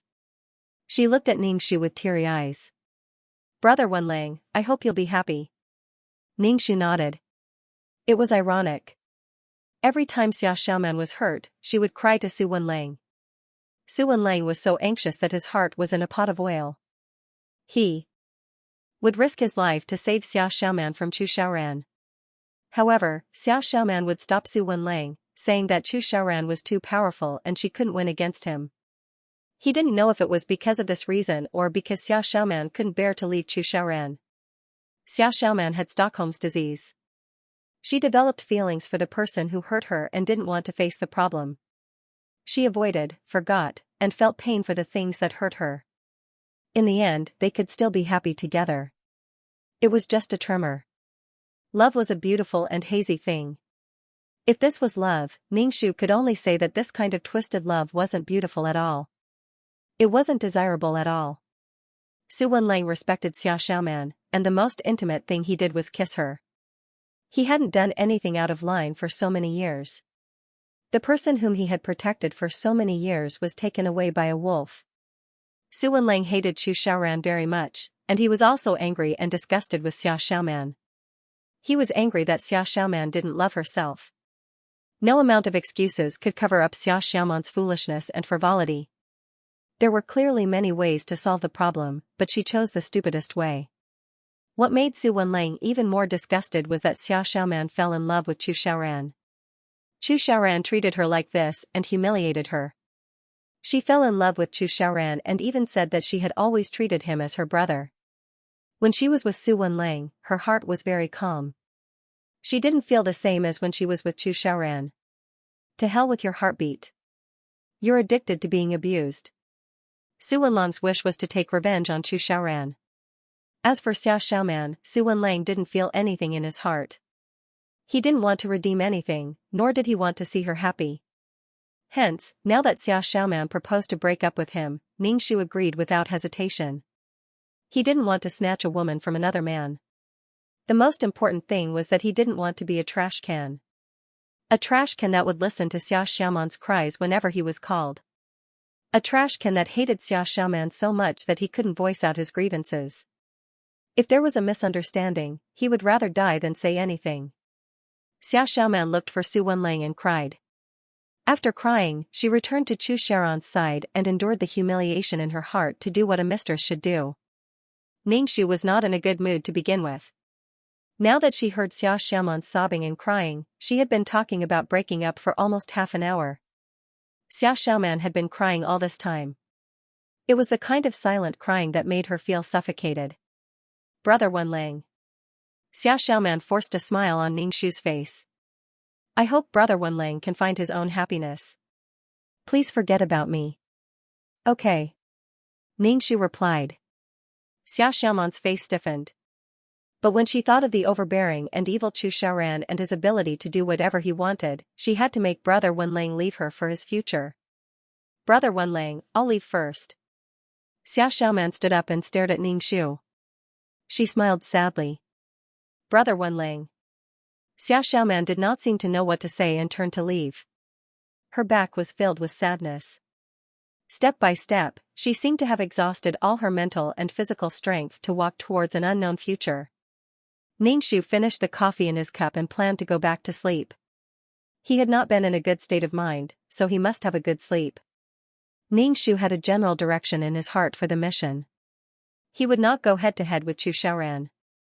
He was now at a disadvantage and did not have the ability to fight with Chu Xiaoran, so everything had to be done slowly. If it was so easy, the client would not have offered her soul and wanted to turn the tide of life. Not only did she want to avenge Su Wenlang, she also wanted to live a brand new future for him. Ningxu returned home and slept. After a good night's sleep, he first practiced a peerless martial arts. After all, the original owner was stabbed to death. It was best to have some martial arts to defend himself. In the modern era, it was basically useless to practice martial arts. It was good to be able to strengthen his body and make his body more agile. The sky was already dark. Ningxu stopped practicing and went to the kitchen to find something to eat. There was some food in the pot that Mother Su had left for Ningxu. After eating some dinner, he began to read the information of the original owner, Su Wenlang. Ningxu had never been a lawyer. Fortunately, the original owner had done a lot of homework. He followed the order of defense and even made notes of possible situations. His mind was filled with legal provisions. Ningxu had to flip through the legal book according to the legal provisions on the document. This case was relatively big. It was a copyright infringement lawsuit between two large companies. The law firm allowed Su Wenlang to represent them because of his outstanding ability. Su Wenlang had racked his brains for this case. Now that he was looking at such a thick document, Ningxu was also nervous. He calmed himself down. In this world, he was a lawyer and he was going to become a famous lawyer. Therefore, a mission enforcer had to be multi-talented. Most importantly, they had to have an intelligent brain. More and more, they felt that intelligence was too important. Intelligence and martial prowess, both legs must be in the same place in order to walk steadily and quickly. Ningxu recited these plans in his mouth. The original owner's mind was filled with ideas, so he only needed to sort them out. However, Ningxu's mind was empty, so he had to memorize these plans. He could only cram for them at the last minute. Fortunately, there were still a few days before the court session. This gave Ningxu enough time to prepare. Ningxu was still memorizing the provisions when his phone rang. He took the phone and looked at it. Ningxu raised his eyebrows. It was Xiao Xiaoman again. It was already midnight. Why was she calling? Ningxu picked up the phone and said hello. Xiao Xiaoman didn't say anything. She was sobbing. It seemed like she was covering her mouth and crying. Ningxu pinched the bridge of his nose. If he remembered correctly, didn't they break up during the day? Although they broke up, Xiao Xiaoman still relied on the original owner. After all, they had been together for so many years. There was no way to get rid of it all at once. She subconsciously called Ningxu and thought of the original owner when she was wronged and hurt. She would cry to her whenever she was in trouble. However, when it came to such a big matter, she acted on her own and didn't discuss it with Su Wenlang. What did she think Su Wenlang was? When Su Wenlang found out, Xiao Xiaoman had already given herself to Chu Xiaoran. Xiao Xiaoman was also extremely daring. She had concealed such a big matter. Xiao Xiaoman actually didn't tell Su Wenlang about their relationship for so many years. Moreover, they were going to get married. Just based on this point, Ningxu didn't have a good impression of Xiao Xiaoman. Xiao Xiaoman still felt that she had sacrificed a lot and made a lot of sacrifices. She was simply compromising. What's the matter? Ningxu asked indifferently. Xiao Xiaoman still didn't say anything. She was probably covering her mouth and only the sound of her heavy breathing could be heard. Ningxu felt that it was strange. Why is Xiao Xiaoman calling me? She's not talking. It's not cheap. Ningxu was about to hang up the phone when he heard a low and magnetic voice. Xiao Xiaoman, what are you doing hiding inside? Then, Xiao Xiaoman hung up the phone. She seemed to be very scared. That voice should be Chu Xiaoran. It could only be said that between Chu Xiaoran and Xiao Xiaoman, one was willing to take the hit and the other was willing to take the hit. Ningxu didn't care about Xiao Xiaoman's matter anymore. He was busy with his lawsuit. After finishing this lawsuit, Ningxu had new arrangements. A few days were enough for Ningxu to memorize these things. When the court started, Ningxu put on his lawyer's uniform and walked into the court under the encouragement of the law firm's boss. The atmosphere in the court was serious and tense. Ningxu's heart suddenly became nervous. He silently chanted the heart-calming mantra in his heart to suppress the nervousness in his heart. Ningxu and the other party's defense lawyer went back and forth. Ningxu had never been a lawyer before. For a moment, he was suppressed by the other party and became more and more anxious. Taking a deep breath, Ningxu strictly followed the original owner's plan and strictly guarded. Ningxu felt that his back was covered in cold sweat. It was more nerve-wracking and tiring than on the battlefield. From the corner of his eye, Ningxu saw an extremely handsome man sitting in the gallery. He had a strong temperament and his eyes were contemptuous and arrogant. This was a domineering and cruel man. At the sight of this man, 3 words immediately popped up in Ningxu's mind: Chu Xiaoran. What is Chu Xiaoran doing here? Upon meeting Ningxu's gaze, Chu Xiaoran raised his chin slightly and gave Ningxu a spurious smile. However, his contempt for her was evident in his words. Ningxu stopped looking at Chu Xiaoran and focused on his lawsuit. In the end, Ningxu won by a small margin, because his company was the one that had been violated. If the original owner was here, she would definitely do better than her and not be suppressed by the other party. She clearly had the advantage, but it took her so much effort to win. It was necessary for her to further her studies, not only for Su Wenlang, but also for herself. If she did that, Su Wenlang's reputation as a top lawyer would be ruined in her hands. After the judge announced the result, Ningxu wiped the sweat off his forehead, put away the documents, and left the court. As soon as he left the court, Ningxu saw Chu Xiaoran standing there, seemingly waiting for him. Ningxu pretended not to see him and walked straight away. The big CEO was busy every day. If he could spend so much time watching him fight a lawsuit, it would most likely be something bad. He didn't come with good intentions. Lawyer Su. Chu Xiaoran stopped Ningxu, who was walking past him without looking sideways. Ningxu stopped and turned to look at Chu Xiaoran. President Chu, what can I do for you? Chu Xiaoran walked in front of Ningxu. He was a little taller than Su Wenlang. Ningxu felt that he was sizing her up and scrutinizing her with hostility. Chu Xiaoran narrowed his eyes. This man must be the brother Wenlang that Xia Xiaoman mentioned. When she was lying under him, Xia Xiaoman deliberately made him angry and called him brother Wenlang. Chu Xiaoran sized up this man. He had a scholarly aura and gave people a comfortable feeling. He was pure and gentle like jade, and he was good-looking. Chu Xiaoran narrowed his eyes, and there was a hint of viciousness between his eyebrows. President Chu, what can I do for you? Ningxu asked when he saw Chu Xiaoran looking at him condescendingly. Lawyer Su, do you know me? Chu Xiaoran asked leisurely. Ningxu said indifferently, President Chu is famous in T-City, but you actually know a nobody like me. A nobody? In my heart, you're not a nobody. Chu Xiaoran took out a business card and handed it to Ningxu. You're quite capable. It's a waste of your talent to stay in that small law firm. Come to my company and be my lawyer. The salary will be better than in a law firm. Ningxu was a little surprised. What did Chu Xiaoran mean? Ningxu didn't think that Chu Xiaoran wanted to promote him, and it was impossible for him to promote him. Ningxu took the business card and was very polite and distant. President Chu, you think too highly of me. Chu Xiaoran smiled evilly and the corners of his mouth curled up.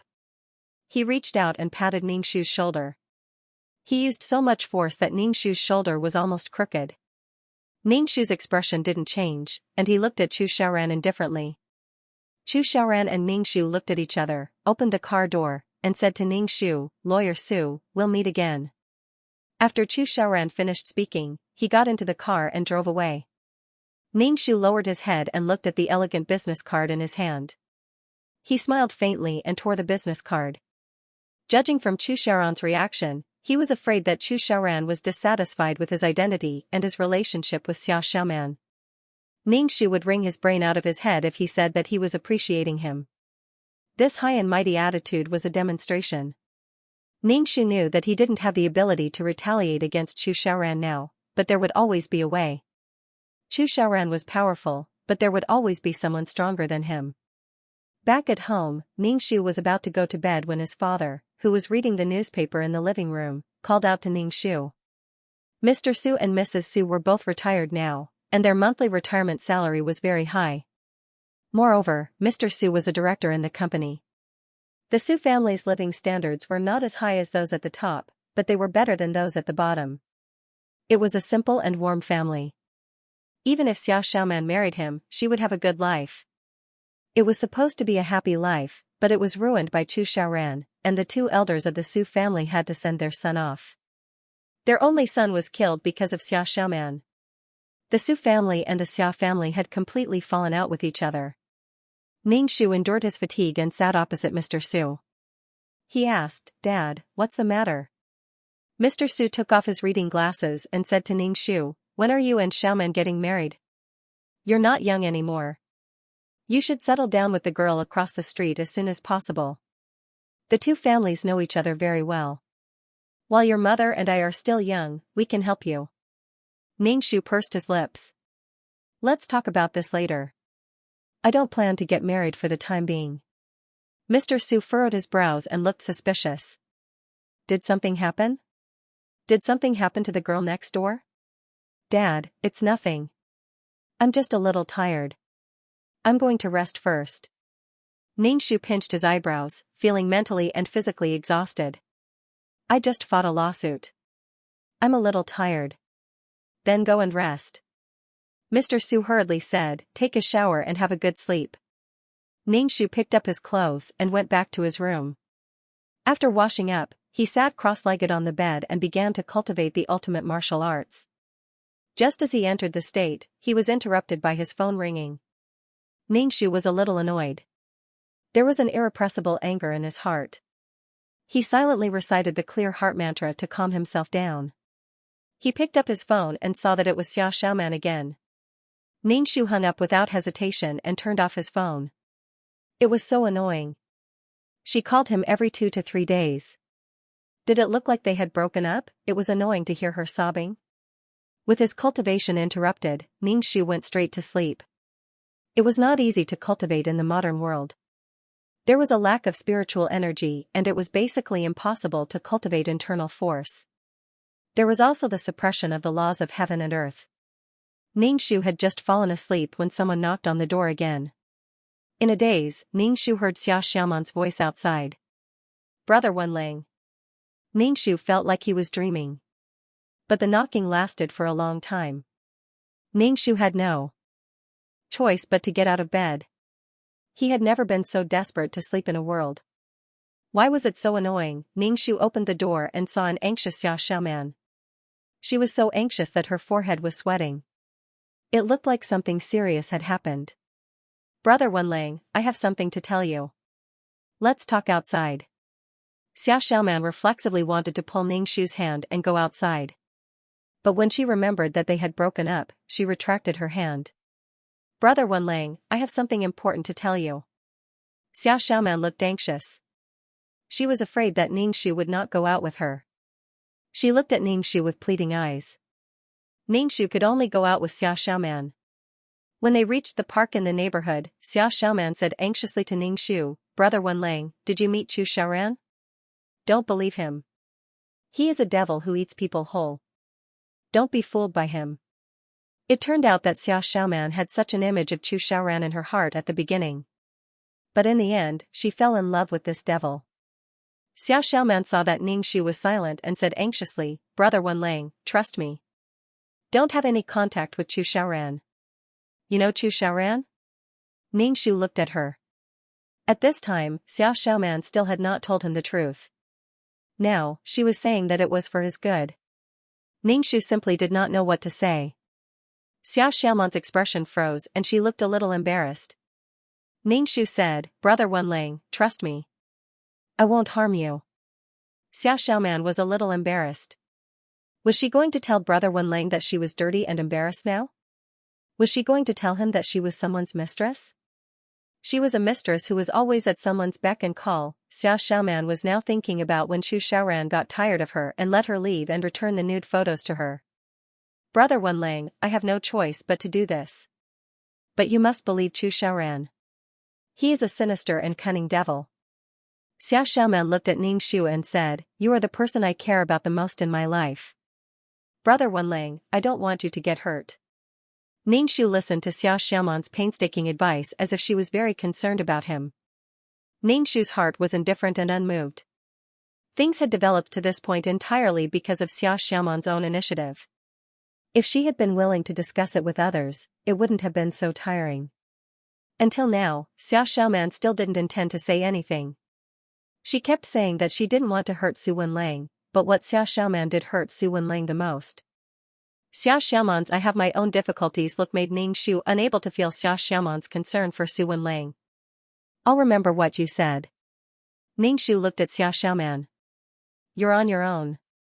Xiaoxiaoman heard Ningxu's words and instantly thought that he knew. Her face was pale and she stuttered, Brother Wenling, do you know something? What do you think I should know? Ningxu asked Xiaoxiaoman. We've been together for more than 10 years, from when we were young until we grew up. What kind of existence am I in your heart? We're family. Xiaoxiaoman said without hesitation. I can do anything to protect you, Brother Wenling. Family? This is similar to how I've always treated you as my brother. In other words, Xiaoxiaoman subconsciously kicked Su Wenling out of the circle of love. There could be friendship and family, but not love. Ningxu grinned. I'll tell my parents that we broke up. Brother Wenlang. Xia Xiaoman's lips trembled. As long as you're happy. As long as the people she cared about were happy, Xia Xiaoman felt that everything she endured was worth it. The two of them were speechless. Xia Xiaoman walked in front and entered the Xia family's house. Ningxu entered the Su family's house opposite. Xia Xiaoman turned to look at Ningxu's back and felt that he was a stranger. She pursed her lips. As long as he was happy, it was fine. Xia Xiaoman felt very guilty towards Su Wenlang. She had let Su Wenlang down. She had let Su Wenlang down. She had let Su Wenlang down. She had let Su Wenlang down. She had let Su Wenlang down. The image of Chu Xiaoran appeared in Xia Xiaoman's mind. He had an aura that could destroy the heavens and the earth. He had destroyed her everything and caused her to fall into hell. Xia Xiaoman hated Chu Xiaoran in her heart. Why did it have to be her? Why did Chu Xiaoran choose her? Why did this king-like man choose an ordinary person like her? Ningxu walked into the house and said to the Su couple, "Dad, Mom, I've broken up with Xia Xiaoman. I won't get married." The Su couple was stunned and didn't react for a long time. It was Mrs. Su who asked first, "What happened? Why did you break up?" "I just feel that we're not suitable for each other, so I can only break up," Ningxu said indifferently. This time, he might as well completely break up with Xia Xiaoman. It was very annoying to always be entangled with her. Moreover, Chu Xiaoran would also deal with him. He didn't have the ability to deal with Chu Xiaoran now. Isn't this nonsense? It's so childish. You two live opposite each other and see each other frequently. Isn't this too awkward? Everyone in the neighborhood knows that you two are getting married. Now that you're saying that you're not getting married, what face does the Su family have left? You've lost your friendship with your neighbor for more than 20 years. Mr. Su frowned. You grew up with the girl next door. You know her very well. Why did you break up with her? Ningxu's lips moved. Just as he was about to say something, the doorbell rang and Mrs. Su went to open the door. Xia Xiaoman's mother was the one who knocked on the door. She dragged the pale-faced Xia Xiaoman into the living room and questioned Ningxu angrily, "Wenlang, what did you do? Why did you break up with Xiaoman?" Xia Xiaoman felt extremely guilty. Her face turned pale and she felt very embarrassed. She glanced at the indifferent Ningxu and dragged her mother outside. "Mom, I was the one who initiated the breakup. It has nothing to do with Brother Wenlang. Mom, I beg you. Let's go back. I'll tell you everything when we get back." Xia Xiaoman had only told her mother that she had broken up with Brother Wenlang, and the straightforward mother Xia had dragged her here. This made Xia Xiaoman feel very embarrassed. Even if her difficulties were to protect the people she cared about, if she really had to say it out loud, she would be embarrassed and ashamed. She detested Chu Xiaoran even more. He had messed up her life. She was no longer the pure Xia Xiaoman and no longer had the right to be Brother Wenlang's bride. If you have something to say, then say it clearly. Mr. Su looked at Xia Xiaoman. This isn't just between the two of you. It's a matter between the two of you and your family. It also concerns your family's reputation. Why did you have to break up? Xia Xiaoman couldn't say anything. Tears rolled down her cheeks and she was extremely distressed. Mrs. Su frowned. Mrs. Su couldn't bear to see Xia Xiaoman cry so easily. Xia Xiaoman wasn't like this in the past. Ningxu could only say that Xia Xiaoman was now in the mode of torturing the female lead of a novel. She was torturing the relationship and the male lead was torturing her. In any case, Xia Xiaoman seemed to be constantly hypnotized. "I'm suffering so much. I'm in so much pain." Ningxu said, "We did break up. We broke up a long time ago." "Why?" "Su Wenlang, you can't change your mind. Our Xiaoman has been with you for so many years. Don't you think it's too much to fall out with her just like that?" Xia Xiaoman's mother said, displeased with Ningxu. "Our Xiaoman doesn't necessarily have to marry you, but there has to be a reason for breaking up. Abandoning our Xiaoman like this, I won't agree to this. Old Su, we've known each other for so many years, you can't do such a thing." Xiaoman's mother's words were like firecrackers, a string of crackling sounds. Xia Xiaoman's face turned red and tears rolled down her cheeks.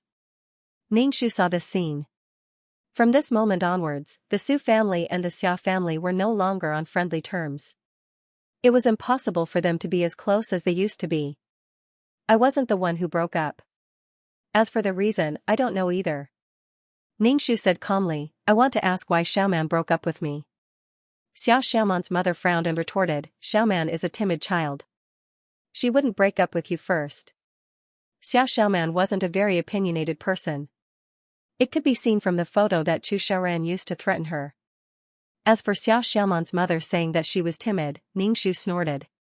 Xiaoman was bold enough to make such a decision behind the backs of the two families. She was stupid and thought that she had sacrificed a lot. She didn't think about the situation that the two families were facing. Su Wenlang even died because of her. Xiaoman, what happened? Did you break up with him? Xiaoman's mother was stunned. Xiaoman bit her lips tightly and nodded with a mournful expression. Xiaoman's mother originally thought that the two children broke up because of Su Wenlang. After all, men were more likely to get bored than women. She thought that Su Wenlang wanted to dump her daughter. But when she heard that it was Xiaoman who broke up, she was dumbfounded. Why did you break up? Xiaoman's mother was instantly annoyed. She felt that she had embarrassed herself in front of the Su family. Why didn't you discuss such a big matter with me?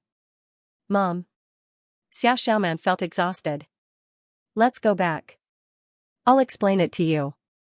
Mom, I beg you. Let's go back first. Xiaoman pulled her mother with all her might and walked out of the door. Why? Xiaoman, why did you break up?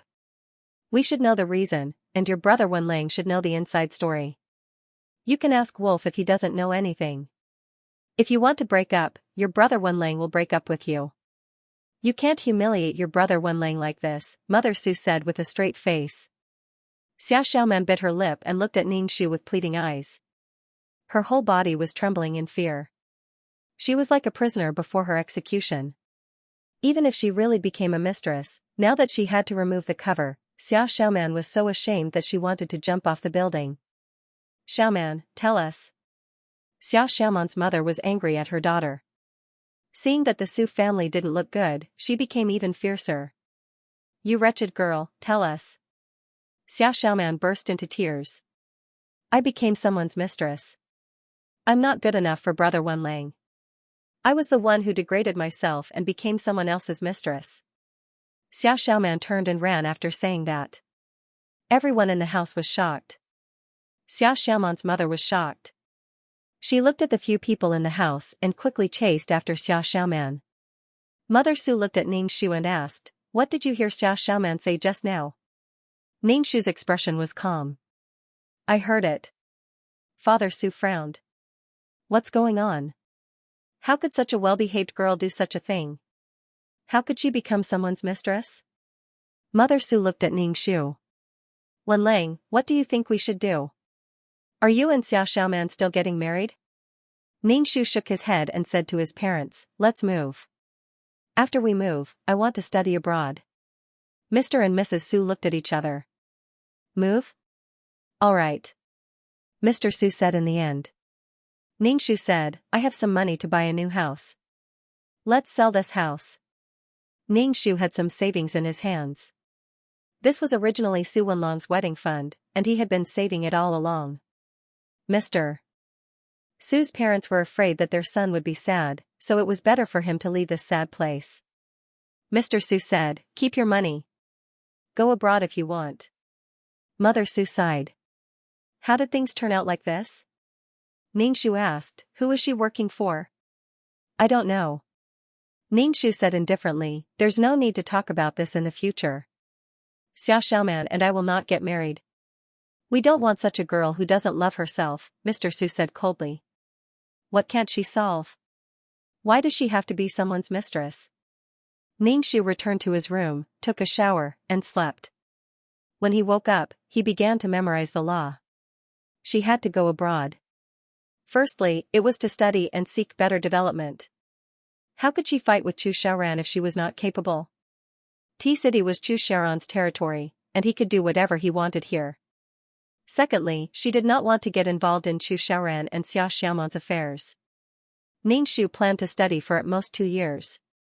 Su Wenlang clearly had a bright future, but he fell into the whirlpool of love and lost his life in the end. After this incident, the Su and Xia families got along very awkwardly. Even if they met each other when they went out, they would not speak. The two families used to be very close. They would inform each other about any activities. Sometimes, they would go to each other's house for dinner. Sometimes, they would go to each other's house for dinner. But now, they did not even speak. In the end, Xia Xiaoman's mother pulled Mrs. Su back. Her face was red with shame as she said, "Wenlang's mother, can you not tell anyone about Xiaoman?" She had no choice. Mrs. Su said, "We won't talk about this kind of thing. It's just that your Xiaoman didn't seem like a child who would do such a thing." Xia Xiaoman's mother's face twitched. With a helpless and sorrowful expression, she said, "She also has her own difficulties. That man has hers. That bastard didn't threaten Xiaoman on her own accord. Xiaoman is also silently enduring this for the sake of our family's reputation. I know that Xiaoman is no longer worthy of your family's Wenlang, but don't tell anyone about this." Mrs. Su frowned. Why didn't she tell us about such a big matter? She decided on her own. That man committed a crime and she agreed? Mrs. Su's face twitched. In the end, she said, "Don't worry, I won't tell anyone." Mrs. Su just wanted to move out as soon as possible and leave this troublesome place. Mrs. Su went back and told Mr. Su about this. Mr. Su said bluntly, "That man is rich and good-looking. If he was an old man, Xia Xiaoman probably wouldn't have agreed to it. How could she have compromised so easily?" Mrs. Su was speechless. Ning Shu heard Mr. Su's words as soon as he came out of the room. Perhaps Xia Xiaoman subconsciously agreed to it, but she still had to pretend that she was coerced to hide some of her thoughts. Seeing Ning Shu come out, Mr. Su changed the topic. Ning Shu said, "There's already a buyer for this house. When do you plan to go abroad?" "I'll go abroad after the new house is bought and you've settled down." Ning Shu had to settle down the two elders of the Su family before he could go abroad with peace of mind. Ning Shu couldn't guarantee that Chu Xiaoran wouldn't do anything to the two elders of the Su family. Chu Xiaoran stole someone else's girlfriend and even tried to kill him. He was probably the most arrogant male lead Ning Shu had ever seen. He was so confident because he thought that Su Wenlang was weak. "Okay then." Mr. Su nodded. "You can go out and relax." Ning Shu went to the law firm to resign. The boss of the law firm treated Su Wenlang quite well. The reason why Su Wenlang could fight his way to become a top lawyer was partly because of his own ability and partly because the boss treated him well. Before Ning Shu could say anything, the boss looked at him with a complicated expression and asked, "Wenlang, did you offend someone recently?" Ning Shu narrowed his eyes. "No, President Gu." "Did something happen?" "Oh, why are you looking for me?" Ning Shu asked. Ning Shu said, "I'm here to resign. I plan to study abroad for a while." "Okay, I agree. But even if you don't resign, I might have to fire you. Someone is pressuring me." "Sigh, it's good to go abroad," Ning Shu said. When Ning Shu heard the boss of the law firm, he instantly knew that Chu Xiaoran was the one who did it. He was using his power to oppress others. He wondered if Xia Xiaoman had done something that made Chu Xiaoran angry, causing him to act against her so quickly. As long as Xia Xiaoman did something that made Chu Xiaoran angry, Chu Xiaoran would do something to make Xia Xiaoman suffer and force her to compromise. Su Wenlang was also one of Chu Xiaoran's weak spots to threaten Xia Xiaoman, especially since Xia Xiaoman and Su Wenlang had a past. Chu Xiaoran treated Xia Xiaoman like a pet. This pet had to be loyal to him and was not allowed to have any selfish motives. He would only use Xia Xiaoman's weakness to force her to compromise and suppress Xia Xiaoman's thoughts. "Wenlang, go and write your resignation letter. This will be considered as your resignation. Being fired is not good for your reputation, especially for those in this industry. I've let you down. Those who are in this industry will always make some compromises," the boss said helplessly. Ning Shu said with a smile, "Thank you, I'll go and write my resignation letter now." Ning Shu also knew the boss's helplessness. This law firm was not very big, and people like Chu Xiaoran could make this law firm disappear with a flip of his hand. Xia Xiaoman was miserable, but Su Wenlang was even more miserable.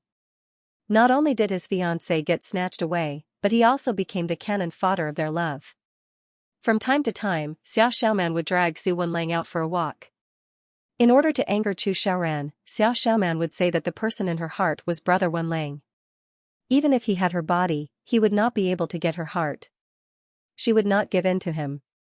When Chu Xiaoran was angry, he would also say that she still had Su Wenlang in her heart. No matter how Xiao Xiaoman explained, he felt that a woman's heart was only filled with her ex-boyfriend.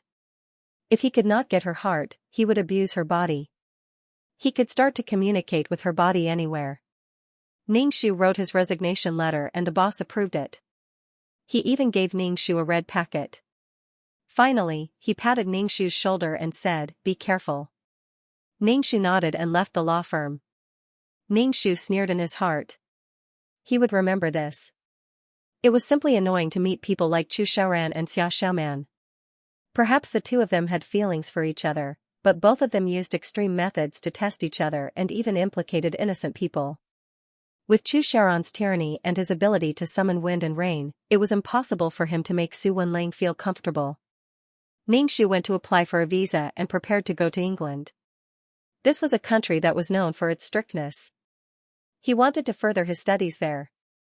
The only thing left was to choose a university. Moreover, not every university wanted Ningxu. "Wenlang, can I come in?" Nanny Su's voice sounded outside the door. Ningxu said, "Come in." Nanny Su brought a glass of milk to Ningxu. She sat beside Ningxu and said, "Wenlang, ever since you broke up with Xiao Xiaoman, you've been calmly planning to go abroad. I don't see you being sad. Don't keep it to yourself." How could he give up on a relationship that had lasted more than 10 years so easily? That was why Su Wenlang insisted on getting Xiao Xiaoman out. However, he did not know that Xiao Xiaoman had fallen in love with Chu Xiaoran. "I know that there's no future with Xiao Xiaoman. I'm not that sad. I just feel that it's a pity that she's not by my side after so many years of being alone."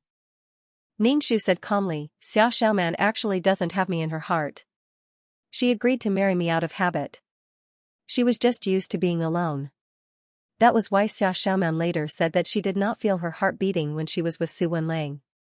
Nanny Su could only sigh. "Go abroad and relax. Don't keep it to yourself." Ningxu nodded. In the luxurious villa, Chu Xiaoran held a document in his hand and looked at Xiao Xiaoman with a devilish gaze. "Here, take a look." Xiao Xiaoman looked at the document suspiciously and took a look. It was a resignation letter. When she saw the signature, Xiao Xiaoman's face turned pale. Xiao Xiaoman's eyes reddened. Why would Brother Wenlang resign? Xiao Xiaoman remembered that Brother Wenlang said that he loved being a lawyer and worked hard for it. However, he had resigned now. "You did it, didn't you?" Xiao Xiaoman asked Chu Xiaoran hatefully. "Brother Wenlang is innocent. Why did you do this to him?" "Because my little pet kept thinking about him and made me unhappy." Chu Xiaoran's expression was cold and cruel. "I just gave him a name card and said that I wanted to promote him. He immediately resigned. I even wanted to kick him out of that law firm. I didn't expect him to resign first." Chu Xiaoran looked at Xiao Xiaoman viciously and snapped his fingers. He then nonchalantly said, "Next, shall we make a bet? Let's see if Su Wenlang will call me and ask me to fulfill my promise and let him work in my company. Is the man in your heart nothing more than this?" I lost a bone and he came running over wagging his tail. "I'm afraid he still doesn't know that you're my mistress." "You're shameless. Why did you do this? What exactly are you after? Are you happy to see others suffer?" Xiao Xiaoman yelled and fell to the ground with a look of confusion. She really couldn't understand how Chu Xiaoran could be so cruel. Chu Xiaoran looked at Xiao Xiaoman. "You're my pet now. Don't think too much and make me unhappy. Don't forget your current identity. You're my mistress." "I didn't want to be your mistress. I was forced by you." Xiao Xiaoman's body trembled. Every time Chu Xiaoran called her mistress, Xiao Xiaoman felt that her self-esteem was being dismembered and trampled into the mud. Xiao Xiaoman bit her cheeks and said fiercely, "I've been your mistress for almost 2 months. You should let me go. Give it to me."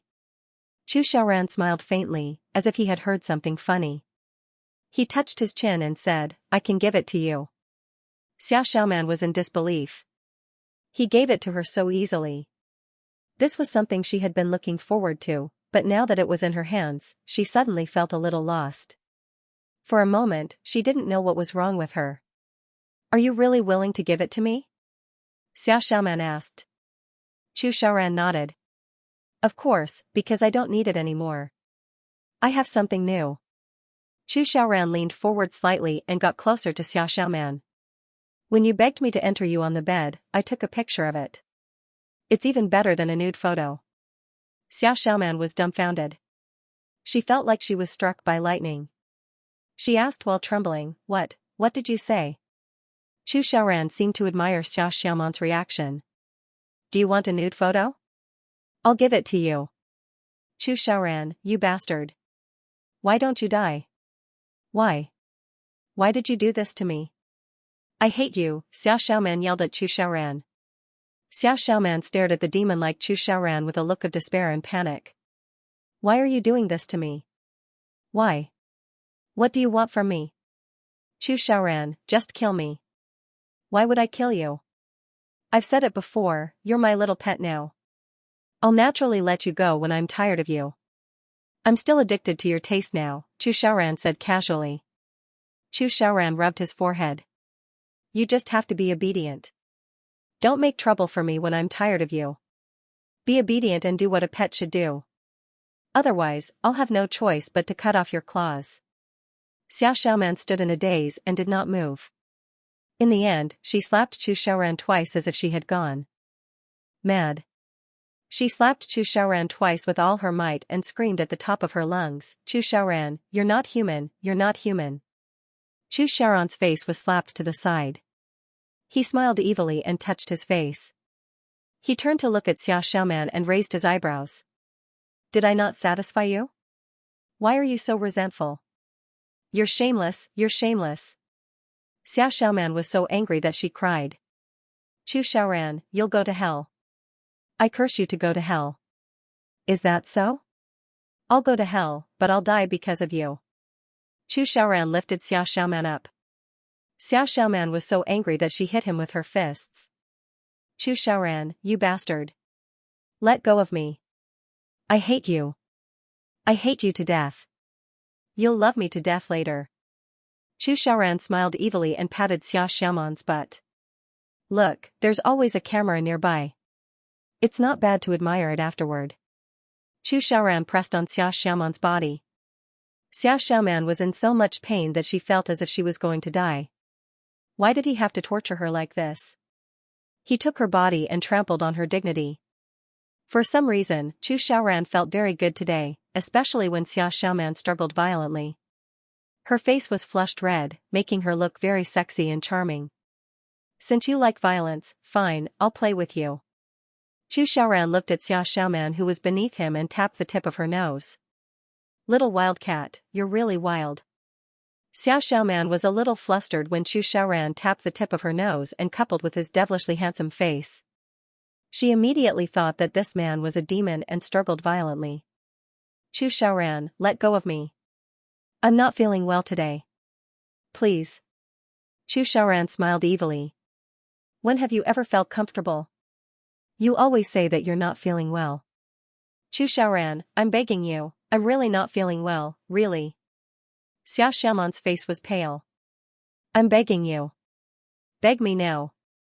Ningxu was studying his law books at home. He had already gotten his visa, and all he had to do was wait for the new house to be bought before leaving. Ningxu's intention was to leave T-City. Leaving T-City would be better for the two elders of the Su family.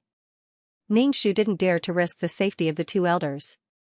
With Chu Xiaoran's character, he was a rich and willful person who could do anything.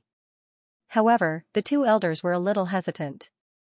They couldn't bear to leave the place where they had lived for so many years.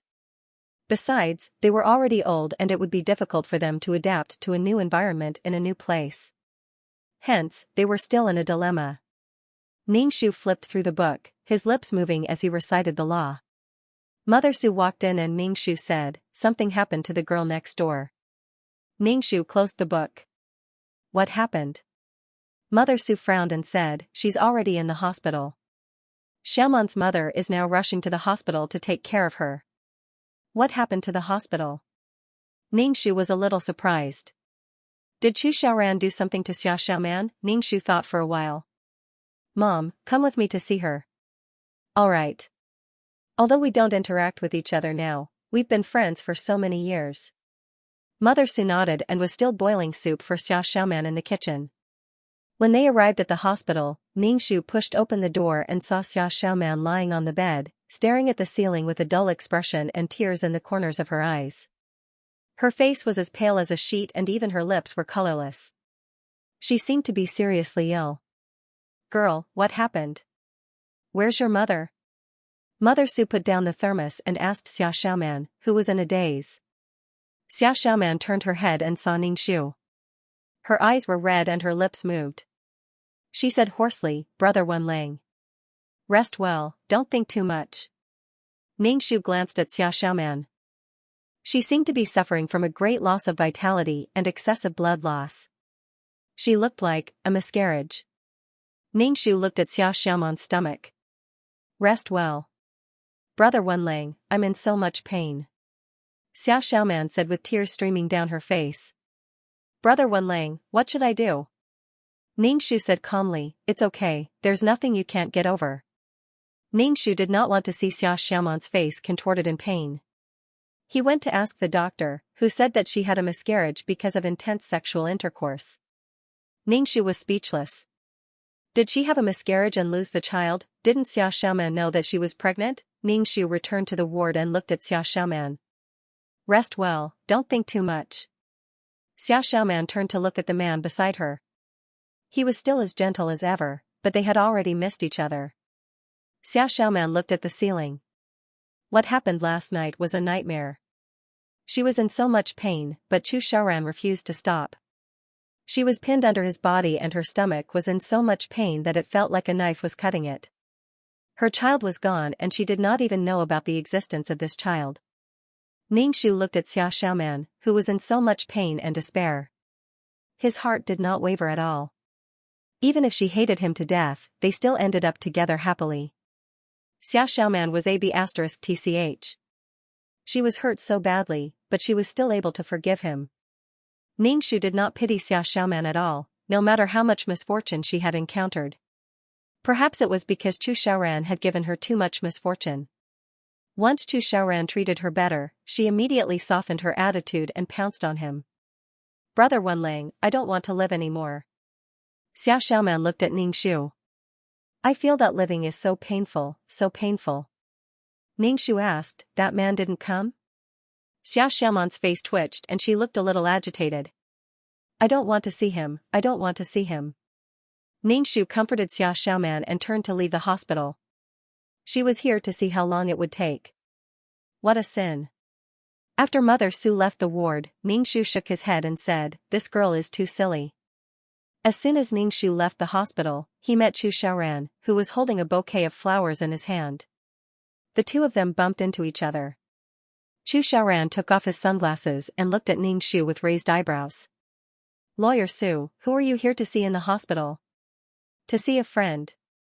Ningxu glanced at Chu Xiaoran's crotch without leaving a trace. It was so fierce that Xiaoman almost had a miscarriage. Chu Xiaoran narrowed his eyes and his aura suddenly became fierce. Is that so? Ningxu walked past Chu Xiaoran with an indifferent expression. She was not going to participate in the love between the two of them. Wait a minute, Lawyer Su. Chu Xiaoran stopped Ningxu when the two of them brushed past each other. Ningxu turned his head and looked at Chu Xiaoran. He was tall and handsome, holding a bouquet of flowers in his hand. Under the sunlight, he looked extremely handsome. Many passers-by looked at him. For words appeared in Ningxu's mind, a beast in human clothing. He relied on his power and money to take advantage of others. Ningxu raised his eyebrows and asked, is there anything else, President Chu? Chu Xiaoran looked at him and said, I heard that Lawyer Su has resigned. Have you thought about where you'll be working next? Ningxu felt quite speechless. His woman had a miscarriage, but he didn't care about her. Instead, he asked about her work. Ningshu didn't think that Chu Xiaoran was concerned about him. I haven't thought about it yet. We'll talk about the future in the future, Ningshu said. Chu Xiaoran said casually, I said last time that lawyer Su can work under me. Since you've resigned, you can be my lawyer. Ningshu felt that Chu Xiaoran's words were filled with malice. He was just trying to humiliate her and Xia Xiaoman. Ningshu didn't get angry and said politely, thank you for your kindness, President Chu.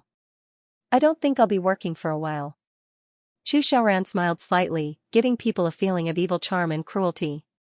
He was like Satan from hell, but he was also fatally charming. Xia Xiaoman should have submitted to Chu Xiaoran. Coupled with Chu Xiaoran's power and status, although such a man was hateful, he had a charm that women couldn't resist. She knew that there was a cliff in front of her and that she might be smashed into pieces, but she still jumped down without hesitation. She was like a moth flying into a flame. However, when Ningshu looked at Chu Xiaoran, she didn't feel anything. Was it because her soul and heart had become stronger, or was it because of the calm halo and the mind-cleansing mantra? Ningshu didn't feel anything when he saw Chu Xiaoran's evil smile. Ningshu suspected that she had lost her sense of beauty. Really? When you want to work, you can come and find me. My phone number is on the business card I gave you last time. Lawyer Su, I really hope you can join my company. Chu Xiaoran said, the treatment is negotiable. I welcome capable people very much. Ningshu smiled but didn't say anything. Chu Xiaoran turned around and left with the bouquet in his arms. He went to visit Xia Xiaoman, who had suffered a miscarriage. However, based on Xia Xiaoman's current state of mind, the two of them were probably going to get intimate again. Ningshu turned around and drove back. Mother Su, who was sitting in the front passenger seat, said to Ningshu, let's move. Seeing Xia Xiaoman like this, Mrs. Su knew that it was impossible between her son and Xia Xiaoman. Moreover, it was impossible for the Su family to take in a daughter-in-law who was someone else's mistress and had a miscarriage. When she was pregnant, she slept with a man and even lost the child. Mrs. Su used to think that Xia Xiaoman was a well-behaved child. She looked like a happy and adorable child. However, one couldn't judge a book by its cover. She did such a thing without saying a word. Ningshu nodded. As long as the two elders of the Su family were willing to move, she would be able to go abroad to study in peace. The Su family sold the house as quickly as possible. When they were moving, Ningshu met Xia Xiaoman, who had just returned from the hospital, in the corridor. It was summer, but Xia Xiaoman was not only wearing long-sleeved clothes, but also a thin-down jacket and a hat on her head. Xia Xiaoman's face was very pale, and her eyes were dim. She looked listless, and there was an aura of sadness and despair all over her body. Xia Xiaoman was supported by Mother Xia. Mother Xia's face was trembling. She was angry and distressed for her daughter, and she also felt very embarrassed. Brother Wenlang, what are you guys? Xia Xiaoman asked Ningshu. Her voice was weak and listless, which made people feel bad just by looking at her. We're preparing to move, Ningshu said, and said politely and distantly, take good care of your body. You don't look very good. When Xia Xiaoman heard Ningshu say that they were moving, her eyes showed reluctance and a trace of sadness. She felt that her life was gloomy. Her child was gone, and now Brother Wenlang was going to leave. All of this was because of that devil-like man. Ningshu saw Xia Xiaoman's expression. He didn't know what she was thinking. Her face was full of pain and despair, which made her pale face even paler. Her eyes were red, but she forced herself not to let tears fall. Ningshu felt speechless. People like Xia Xiaoman, you don't have to do anything to her, and she can fall into the pain she created. She can torture herself over and over again, and feel that she is in pain, very painful. Female protagonists of sadomasochistic novels are like this. They are always in pain, so painful that they want to die. They can always find things to make themselves feel uncomfortable. In this regard, Ningshu couldn't understand at all. Ningshu stayed in the hospital for more than 10 years. The pain of chemotherapy was unbearable. If he kept falling into pain at this time, it would definitely make him collapse. So, things have already happened. He didn't work hard to get himself out of it, and he still destroyed himself over and over again. Ningshu felt that this guy was simply sick. Xiaoxiaoman forced a smile and said to Ningxu, "It's good to move away. Brother Wenlang, I hope you are happy." "You too. Nothing is more important than the body. The body is everything," Ningxu said lightly. Xiaoxiaoman didn't have any bad intentions, but she was a little self-righteous. She thought that what she did was for the good of others. She sacrificed herself to help others, but she didn't think about whether others would accept it or not. "Brother Wenlang." Seeing that Ningxu had left, Xiaoxiaoman turned around and looked at Ningxu. "I'm sorry." Ningxu curled his lips and didn't say anything. Xiaoxiaoman didn't just apologize to Su Wenlang. She still had another life. But Xiaoxiaoman actually got together with Chu Xiaoran, who killed Su Wenlang. Xiaoxiaoman was angry at first, but in the end, she was softened by Chu Xiaoran's tenderness. In the end, she even ran to Su Wenlang's grave and said that she couldn't forgive Chu Xiaoran, but she loved Chu Xiaoran. She wanted to forget the hurt in the past and be with Chu Xiaoran. It wasn't easy to find love in one's life. In the end, she even said, "Brother Wenlang, I have found happiness now. Bless me." This made Ningxu spit out a mouthful of blood. Ningxu turned around and left.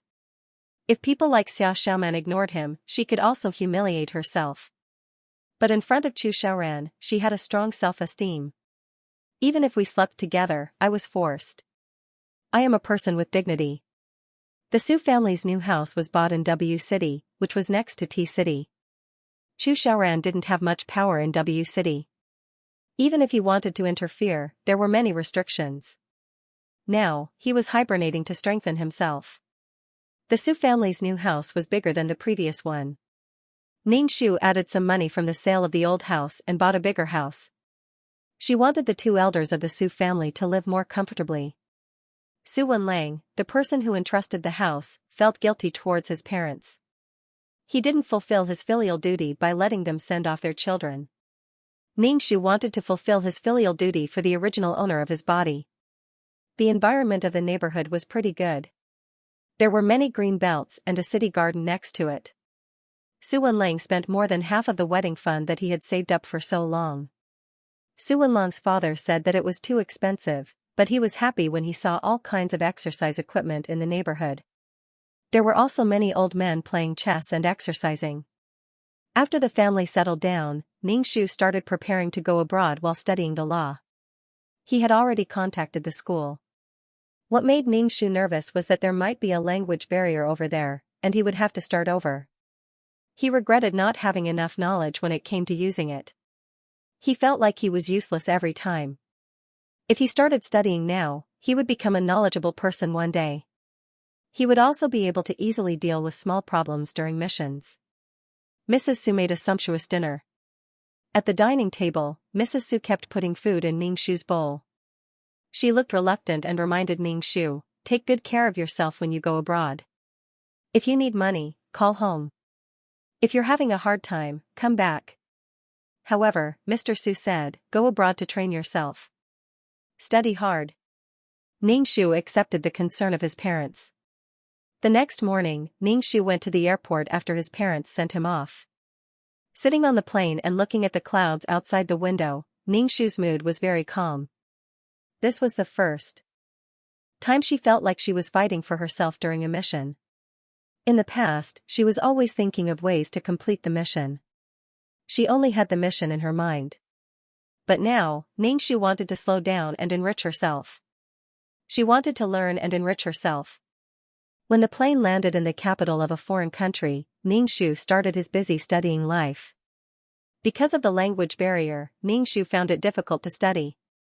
This is because lawyers are very strict when arguing with each other. If you don't pay attention, you will be caught by the other party. Especially when it comes to grammar in a foreign language. In order to master foreign languages as soon as possible, Ningxu had to work as a waiter at the restaurant. Perhaps because Su Wenlang was good-looking, the restaurant accepted Ningxu, a Chinese man. In school, Ningxu basically didn't participate in the mock defense because she couldn't even speak clearly. Defending was simply a joke. Ningxu was exhausted every day. If it wasn't for the fact that he had to practice martial arts every day, Ningxu would probably be lying on the ground.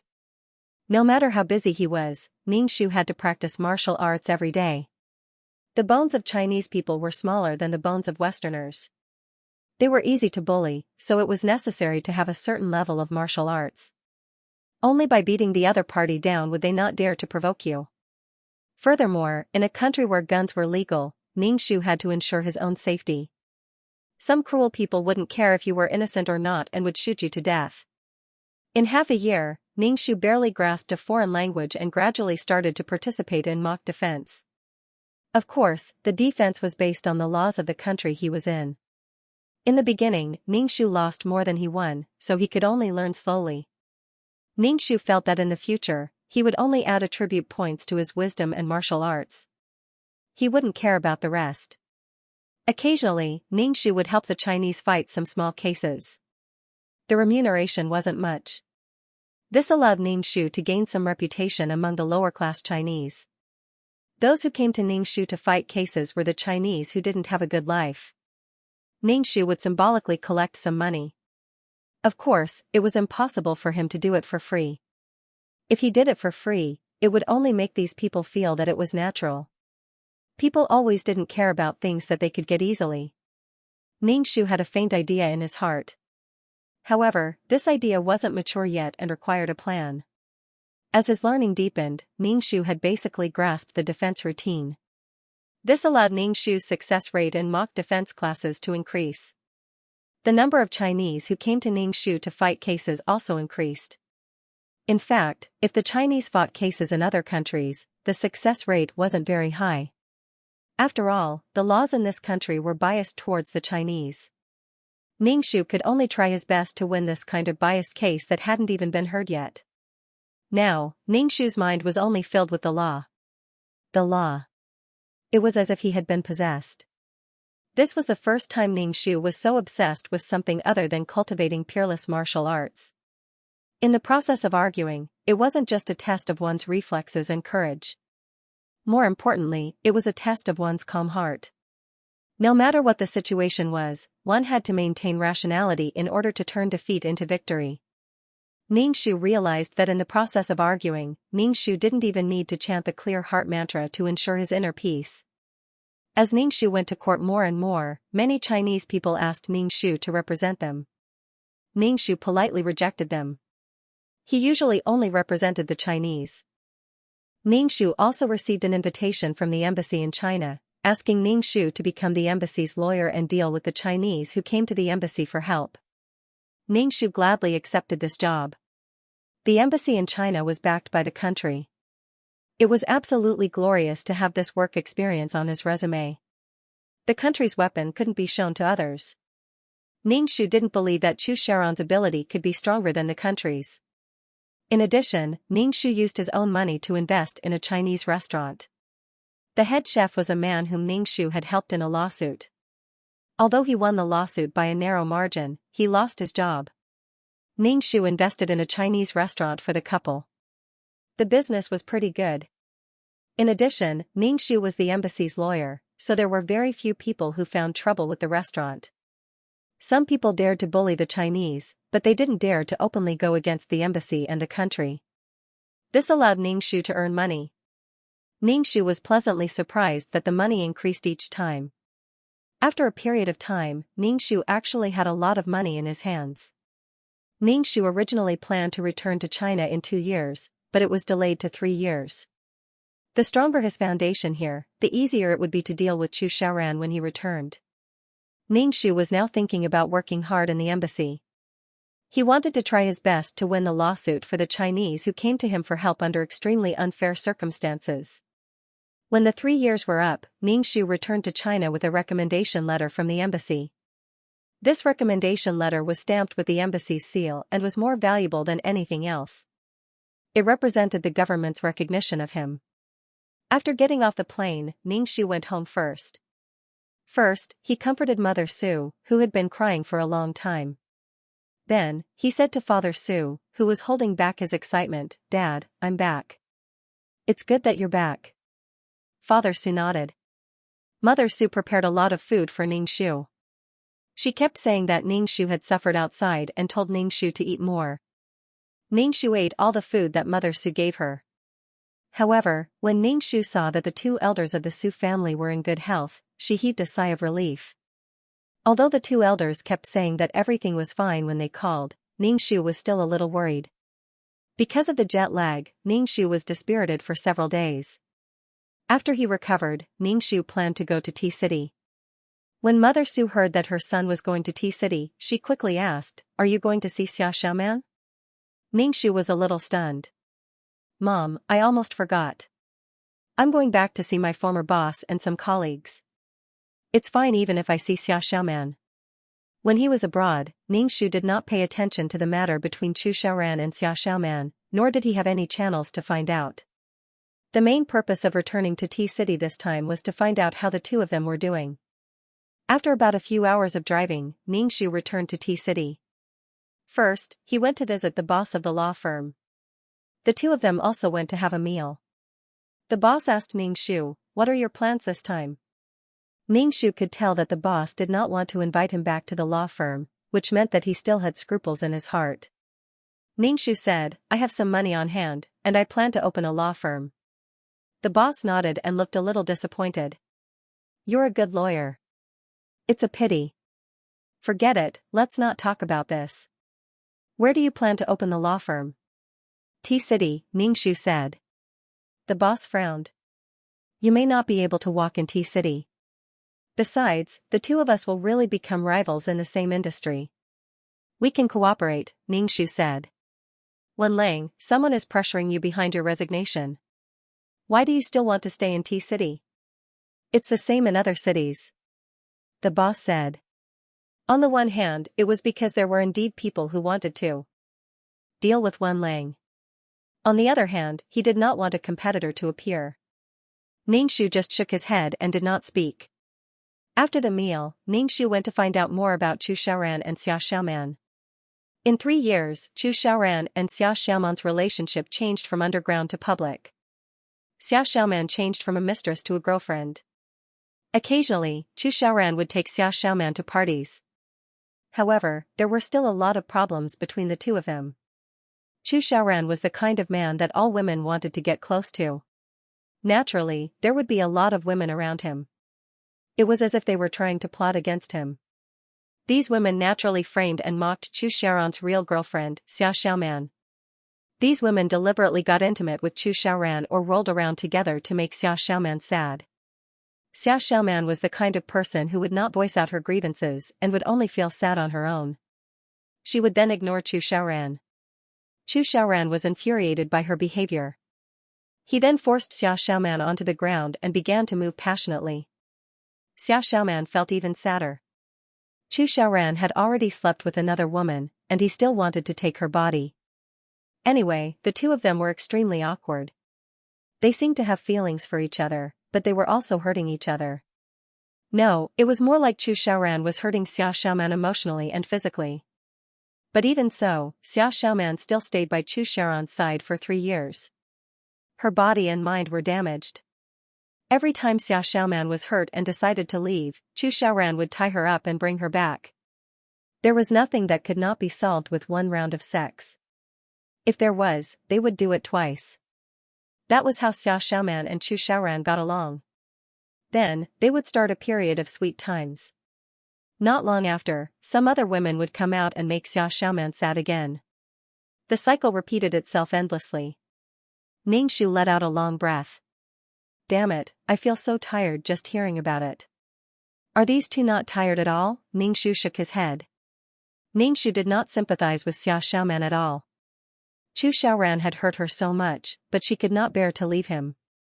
Who else would she hurt if not you? Su Wenlang was really miserable. Every time Xiaoxiao Man got hurt, she would come to Su Wenlang and cry. She would cry and ask Su Wenlang to take her away. She could not stand it anymore and would come to Su Wenlang for treatment. After her injuries were healed, she would return to Chu Xiaoran's side. After understanding these things, Ningshu did not pay attention to the two of them anymore. Seeing them hurt each other so much, Ningshu was very happy.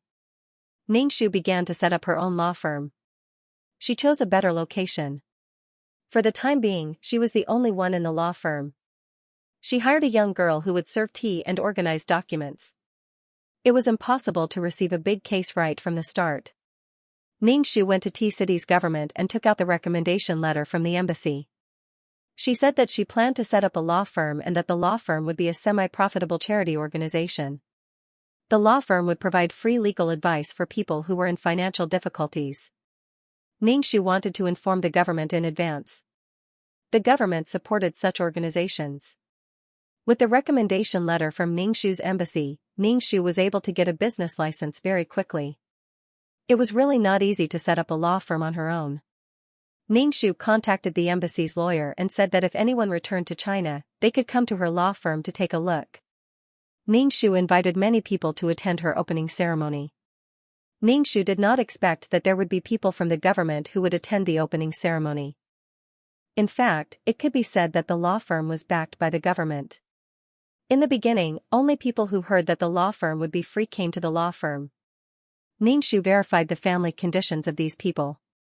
If they were really poor, Ningxu would keep her promise and free the law firm. After a while, they gained some reputation. A few more lawyers came to the law firm, and it looked like they were on the right track. Ningxu occasionally went back to attend banquets to expand her network. She would meet Chu Xiaoran and Xia Xiaoman. Xia Xiaoman was wearing an expensive gown and dazzling jewelry. She had a blissful look on her face as Chu Xiaoran held her arm.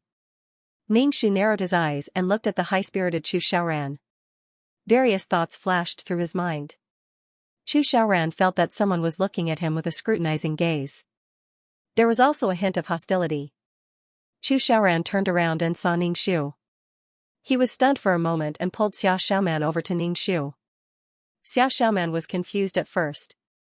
When she saw Ningxu, a trace of uneasiness flashed across her face.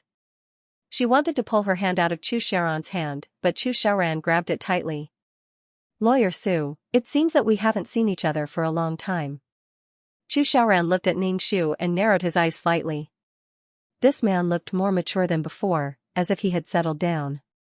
Chu Xiaoran actually felt that he could not see through him. This feeling made Chu Xiaoran very unhappy. He originally thought that this man would come to him and beg him to give him a job, but he did not expect that he would disappear for so long. Now that he saw this man again, Chu Xiaoran felt unhappy and uneasy. Ningxu glanced at Xia Xiaoman, who had exquisite makeup, and said to Chu Xiaoran, "It seems to have been quite a long time. President Chu, how have you been?" Chu Xiaoran looked at the calm Ningxu and reached out to hold Xia Xiaoman's shoulder. He said to Ningxu provocatively, "Let me introduce you to my girlfriend, Xia Xiaoman." Chu Xiaoran introduced Xia Xiaoman to Ningxu. Was there a need for an introduction? Su Wenling and Xia Xiaoman had known each other for more than 10 years and had spent more time together than the two of them. Chu Xiaoran did it on purpose. Ningxu raised his eyebrows and reached out his hand to Xia Xiaoman calmly. "Hello." Xia Xiaoman's face flashed with sadness when she saw her brother Wenlong's reaction, but she still reached out to shake hands with Ningxu. However, Chu Xiaoran grabbed Ningxu's hand first. Chu Xiaoran held Ningxu's hand tightly. Seeing that Ningxu was expressionless, he tightened his grip. Ningxu smiled calmly and held Chu Xiaoran's hand tightly. Chu Xiaoran's expression changed immediately and he let go of Ningxu's hand. Chu Xiaoran's eyebrows were filled with anger and displeasure, but there was a sinister smile on his lips. "Lawyer Su, you're really an interesting person. Let's keep in touch with each other in the future. I like interesting people like you." Ningxu nodded. "We'll definitely keep in touch with each other in the future." Even Xia Xiaoman could feel that the atmosphere between the two of them was not quite right. She pulled Chu Xiaoran away. The moment Chu Xiaoran turned around, his face became extremely sullen. His face turned black, and his eyes were filled with coldness, anger, and prying. He said sharply to Xia Xiaoman, "Are you very happy that your old lover is back?" Xia Xiaoman staggered twice and looked at Chu Xiaoran in disbelief. "How can you say that? I didn't think so at all. Don't slander me. You keep glancing at your old lover and you still say that there's nothing between you and him? Do you think I'm blind? Why? Are you trying to rekindle your old flame?" Chu Xiaoran's expression was full of contempt and sarcasm. Xia Xiaoman was hurt by the expression on Chu Xiaoran's face. Why did Chu Xiaoran always say such hurtful words without restraint? Ningxu took a glass of red wine from the table and sipped it while looking at Chu Xiaoran and Xia Xiaoman. Previously, the atmosphere between the two of them was quite good, but now, they seemed to be in conflict again. Xia Xiaoman had a bitter expression on her face, as if she had suffered a great grievance. She looked like a little wife who had been bullied, which made people feel suffocated. If Ningxu considered himself a man, he would definitely not like Xia Xiaoman with such a bitter face. Xia Xiaoman was clearly happy before. At least, she was happy when she was with Su Wenlang. But now, Xia Xiaoman was no longer happy, only pain and helplessness after being destroyed. If this was what Xia Xiaoman thought of as love, Ningxu had nothing to say. Ningxu finished the red wine and turned to leave. During this period of time, Ningxu was not only busy with the law firm, but also took time to visit the two elders of the Su family. Currently, the law firm was in a relatively idle state, and more people came to consult for free. Brother Wenlang. When Ningxu lowered his head to look at the documents, he heard Xia Xiaoman's voice and thought it was an auditory hallucination. Ningxu looked up and saw Xia Xiaoman. He asked, "How did you find this place?" Xia Xiaoman smiled and looked at the surrounding environment. She said to Ningxu happily, "Brother Wenlang, congratulations on having your own law firm." Ningxu nodded and asked, "Why are you here? How did you find this place?" "Brother Wenlang, you probably don't know that your law firm is already very famous." "I just asked around a little and found out," Xia Xiaoman said with a light tone, as if she was happy for Ningxu. Ningxu didn't think that Xia Xiaoman was here to talk to her about this. Ningxu poured a glass of water for Xia Xiaoman and asked indifferently, "Why are you here this time?" Xia Xiaoman saw that Ningxu's attitude was cold and looked a little hurt. She asked, "Brother Wenlang, do you still blame me in your heart?" "No." Ningxu did not know what Xia Xiaoman meant. "Brother Wenlang, I know that I let you down. We should have gotten married, but because of me, I made you sad. Brother Wenlang, I'm sorry." Xia Xiaoman's face was filled with guilt and helplessness. Ningxu shook his head. "Those are all things in the past. I don't take it to heart. You will also have your own happiness. We're both passers-by in life." Ningxu was very impatient. Why did Xia Xiaoman come all the way here to say something? Ningxu felt that Xia Xiaoman was quite silly to come all the way here. If Chu Xiaoran knew about this, he would give her another round of abuse. Chu Xiaoran's punishment method was to make her unable to get out of bed. It seemed that this punishment method actually made Xia Xiaoman happy. "What exactly do you want from me?"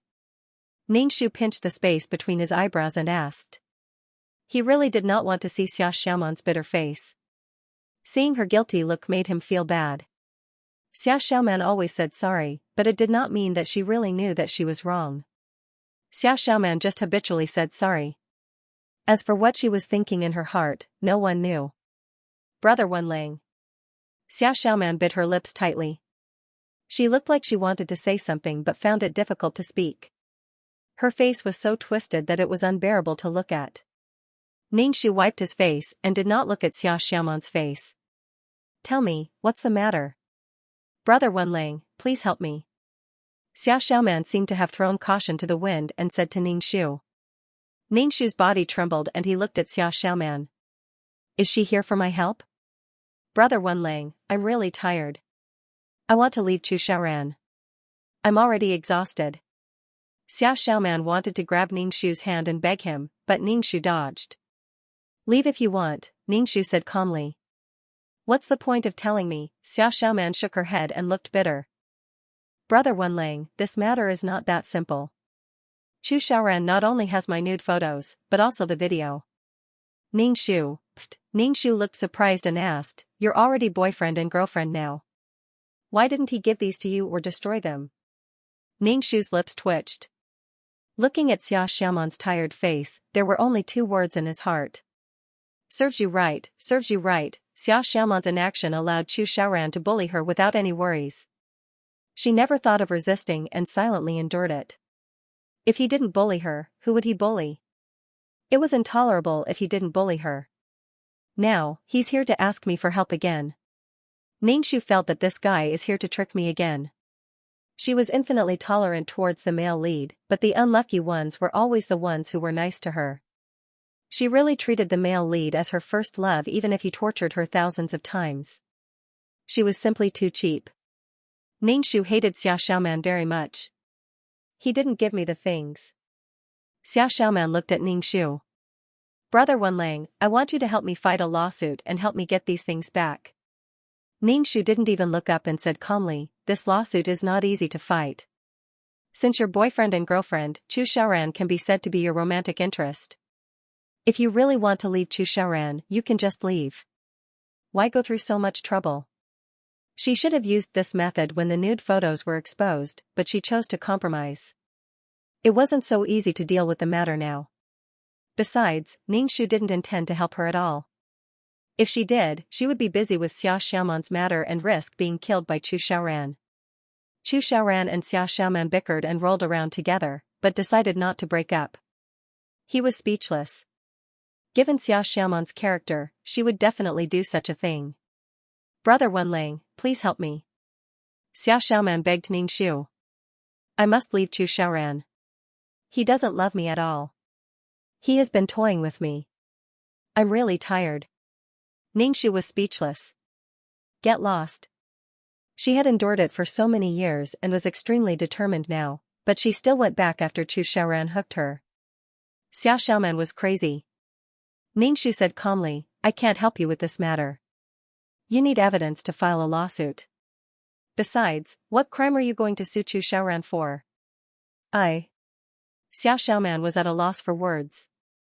Ningxu said, if you're really determined to leave Chu Xiaoran, just leave and don't care about anything else. Don't care about the nude photos and disappear from Chu Xiaoran's side. No, Xia Xiaoman retorted. But there are photos and videos. Chu Xiaoran will release them as soon as I leave. Brother Wenlang, I'm scared. Also, I can't let my parents be mocked because of me. See, Xia Xiaoman subconsciously didn't want to leave Chu Xiaoran, which was why she found all kinds of reasons. Even if she vowed to break up with him now, it was most likely because Chu Xiaoran had done something to upset her. She would naturally forgive him after some time and be lovey-dovey with him again. Xia Xiaoman would forgive Chu Xiaoran easily. As long as Chu Xiaoran was more attentive and did one or two romantic things, Xia Xiaoman's attitude would soften. Xia Xiaoman's words couldn't be trusted, especially when she said that she wanted to leave Chu Xiaoran. Ningxu did not believe that Chu Xiaoran would release the photos and videos. With Chu Xiaoran's chauvinism, would he allow others to observe his woman's body? Especially the video of them having sex. It would be strange if it was released. Only Xia Xiaoman would believe it. Chu Xiaoran and Xia Xiaoman subconsciously used these things to bind each other. Ningxu only wanted to say that she was sick in the head. How could this be called love? She was hurt all over, yet she was still talking about how difficult it was to obtain happiness. She was simply drunk. Then, Brother Wenlang, I'll leave first. Xia Xiaoman looked depressed. She suddenly thought of something. And said to Ningxu, Brother Wenlang, let me treat you to dinner to welcome you. Ningxu waved his hand. Just as he was about to speak, he saw a group of people with sticks and knives walking into the law firm aggressively from the corner of his eye. Without saying a word, they slashed and smashed everything. The people in the law firm were shocked. Xia Xiaoman was so scared that her face turned pale. She hid behind Ningxu and grabbed Ningxu's clothes tightly. Ningxu sneered, took off his suit jacket, and walked towards the gangsters. Xia Xiaoman pulled Ningxu, shook her head and said, Brother Wenlang, don't go over. It's too dangerous. Ningxu shook off Xia Xiaoman and walked over to a gangster who was smashing things. He kicked him, snatched the stick from his hand, and hit him in the leg. The gangster screamed in pain and fell to the ground, unable to get up. Ningxu walked towards the other gangsters with a stick. When the gangsters saw Ningxu's murderous aura, their faces became weak and they wanted to run away. Ningxu closed the door directly, smashed things and wanted to run away. The gangsters who looked strong but were weak in reality were not Ningxu's opponents. They were all beaten to the ground by Ningxu. Ningxu stepped on the gangster leader's chest and said, How dare you come to the law firm to make trouble and provoke people who play with the law? Believe it or not, I will put you in jail. Let me go, or our boss will show you. The gangster bluffed and shouted at Ning Shu. Ning Shu smiled indifferently.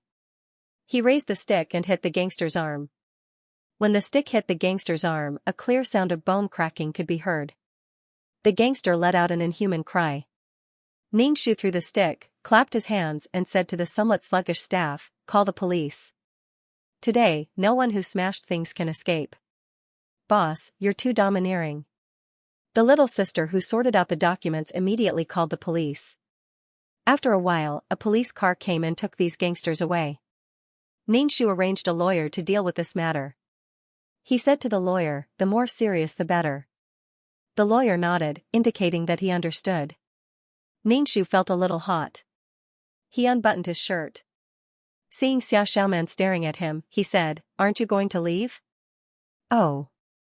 Xiaoxiaoman recovered and said, "Brother Wenlang, I didn't know you could fight so well." One person beat all the gangsters down. Ning Shu casually said, "I practiced abroad."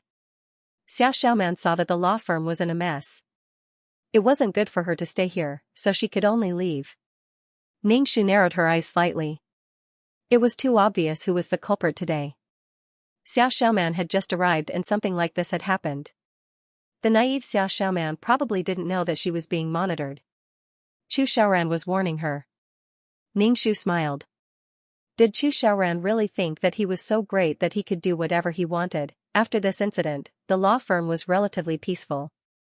There were no other gangsters who came to make trouble. The previous gangsters were charged with all the crimes that could be added, such as breaking into private property, maliciously hurting others, robbery. Anyway, these people would not be able to make a comeback. If they were greedy and came to make trouble, they had to think about the consequences. Su Wenlang died in the hands of gangsters. Sometimes, these gangsters were a very good tool. Su Wenlang's death had no effect on Chu Xiaoran at all. Chu Xiaoran was still the CEO and was still high and mighty. Towards Xiaoxiaoman, Ning Shu only had disgust in her heart. This woman's stupidity was simply unbearable. Her naivety was unbearable. Moreover, Xiaoxiaoman only had naivety and no sweetness. She always had a bitter face. Ning Shu went to the city government. Under the government's invitation, he became a lawyer. The law firm was actually considered to be the government's. T-City needed this to establish a good image. Of course, Ning Shu was also the boss of the law firm. Ning Shu had wanted to get on this line since a long time ago. Chu Xiaoran treated her like this, so she had to return the favor. Previously, she thought that her strength was not very strong and the chances of winning against Chu Xiaoran were not high. Now that Chu Xiaoran was bullying her, Ning Shu felt that there was no need for her to hide. With the support of the government, Ning Shu's law firm gradually got on the right track and slowly gained a foothold in T-City. This was the difference between working alone and having support. Ning Shu was supported by more than one person. Ning Shu had fought many cases for free, but the law firm was still profitable. Ning Shu was now the person the government pushed out to deal with the people who needed legal aid. As long as the bottom line was not crossed, Ning Shu's law firm would slowly start to grow. Ning Shu could now attend some high-end banquets, which meant that her social status was slowly rising. Ning Shu felt that even if the final mission was not completed, he had reversed a beautiful life for the original owner of this body and was now on equal footing with Chu Xiaoran. Ning Shu felt very carefree. During the banquets, Ning Shu would occasionally meet Chu Xiaoran. When Chu Xiaoran looked at Ning Shu, he was a little strange. "You're quite good at fishing for fame. You've even become a philanthropist." Ning Shu had a smile on his face.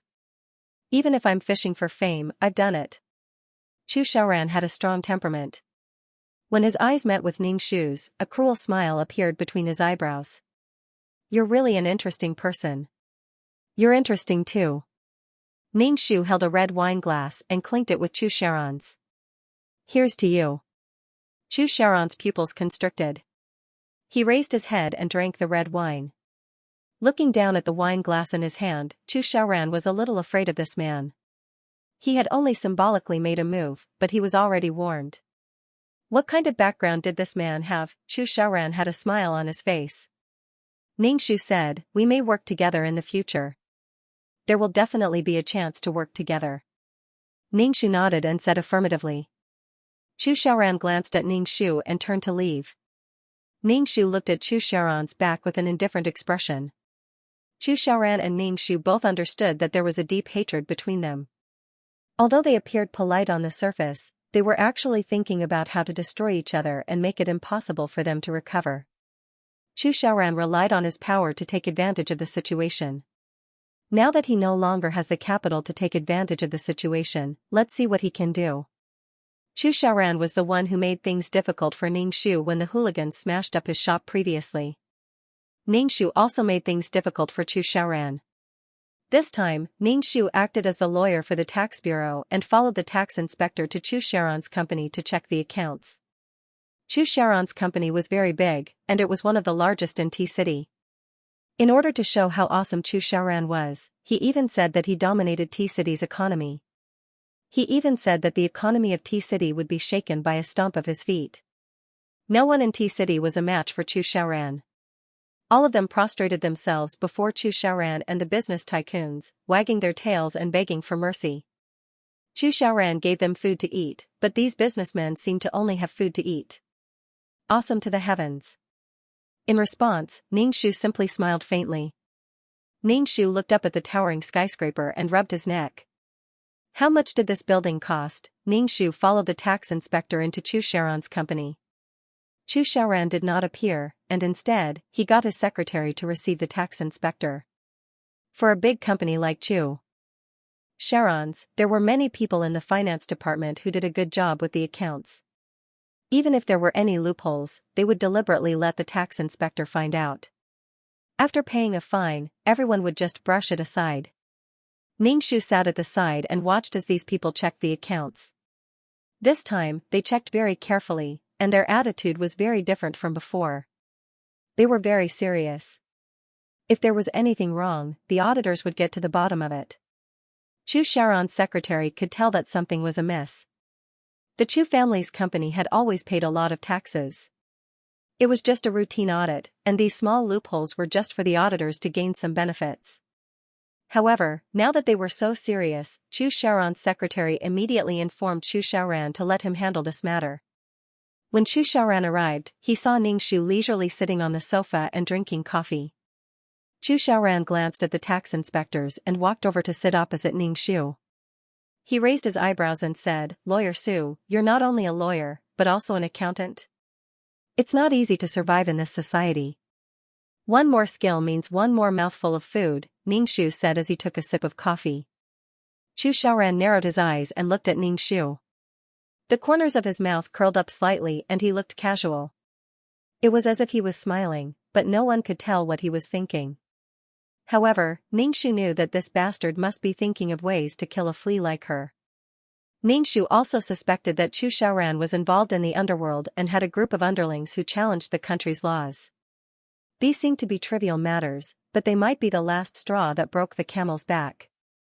In the end, the tax inspector found a loophole, but the people in the finance department couldn't do anything about it. Ning Shu immediately said, "President Chu, please explain yourself. Otherwise, you'll be accused of tax evasion." Chu Xiaoran looked at Ning Shu, who didn't hide the gloating in his voice. A murderous look flashed in Chu Xiaoran's eyes, and he said to the tax inspector indifferently, "I'll explain this matter clearly to the tax bureau. You can leave now." Ning Shu took out an indictment and said, "President Chu, you'd better explain yourself. Otherwise, you'll be sued for tax evasion. It won't be good for you to go to court." Chu Xiaoran sneered. "You've prepared in advance and are targeting me? Look at what you're saying. I'm a lawyer. In this line of work, I have to be thorough," Ning Shu said with a smile. Chu Xiaoran stared at Ning Shu and suddenly smiled. This smile was cold and murderous. Ning Shu was hit in the face. "You're not bad. I misjudged you previously. Thank you for the compliment." "You're not bad yourself," Ning Shu said without changing his expression. In the end, Chu Xiaoran was fined 5 times the amount of money he couldn't explain. Although it was nothing to Chu Xiaoran, he felt that he had been offended. In fact, some of the accounts were unclear. He didn't care about it in the past, but when he did, it was too much for Chu Xiaoran. Chu Xiaoran's company monopolized many industries, and many companies were just picking up the leftovers behind Chu Xiaoran. Therefore, Chu Xiaoran had a lot of power in T-City. Ningxu put away the indictment and planned to leave. Chu Xiaoran stopped Ningxu. "Lawyer Su, it's my girlfriend's birthday this weekend. Xiaoman is holding a banquet. You should come too." Haha, he even used Xia Xiaoman to attack him. To Ningxu, Xia Xiaoman was just a stranger that he hated. Even if Xia Xiaoman died in front of him, Ningxu wouldn't even blink. He wanted to use Xia Xiaoman to provoke him. Ningxu thought, "I'm a cute girl at heart and don't like women." Ningxu said faintly, "I have a date this weekend. I won't be going to your girlfriend's banquet." Chu Xiaoran said, "I heard that you and Xiaoman have known each other for many years. You should go to her birthday party. Xiaoman and I both welcome you." Ningxu pulled out his memory. In Su Wenlong's memory, Xia Xiaoman's birthday was more than a month away. Her birthday was celebrated so soon, it was probably Chu Xiaoran's impromptu decision to poke at her heart. He probably invited her to the banquet to watch the two of them flaunt their love for each other. Ningxu's expression remained unchanged. "I've been a little busy recently. I still have to go to various companies to check their accounts. I'm not as lucky as you, CEO Chu, who can count money while lying down. CEO Chu, do the accounts properly next time. Also, you'll really be sued next time." Ningxu turned around and left after saying that. What banquet? It was just Chu Xiaoran trying to show off to her. Ningxu would rather fight a free lawsuit than waste her time on such a thing. She didn't want to know what was going on between Chu Xiaoran and Xia Xiaoman. She didn't care, didn't want to know, and didn't want to know. Chu Xiaoran's face was gloomy and he frowned. As a businessman, his sharp senses told him that checking the accounts was a signal. He felt that someone was going to take action against him. However, Chu Xiaoran was still confident in his heart. In T-City, ordinary people couldn't shake him. Even the higher-ups didn't dare to touch him because there might be a riot in T-City's economy. Especially since he monopolized many industries, it would cause chaos in T-City in a short period of time. Chu Xiaoran was increasingly disgusted with this man called Su Wenlang. It was not only because of Xia Xiaoman's matter, but also because this man had a strong aura and seemed to have some background. Chu Xiaoran frowned. He had to come up with a plan. Recently, Ningxu felt that someone was following her, as if she was being watched. Every time she tried to find this feeling, her eyes would disappear. Ningxu felt that it should be Chu Xiaoran's men. Are they trying to kill me? Ningxu felt that Chu Xiaoran was sometimes overconfident. If he was an ordinary person, he would be killed just like in the plot. Even if it was just a ripple, it would be over soon. However, her social status was different now.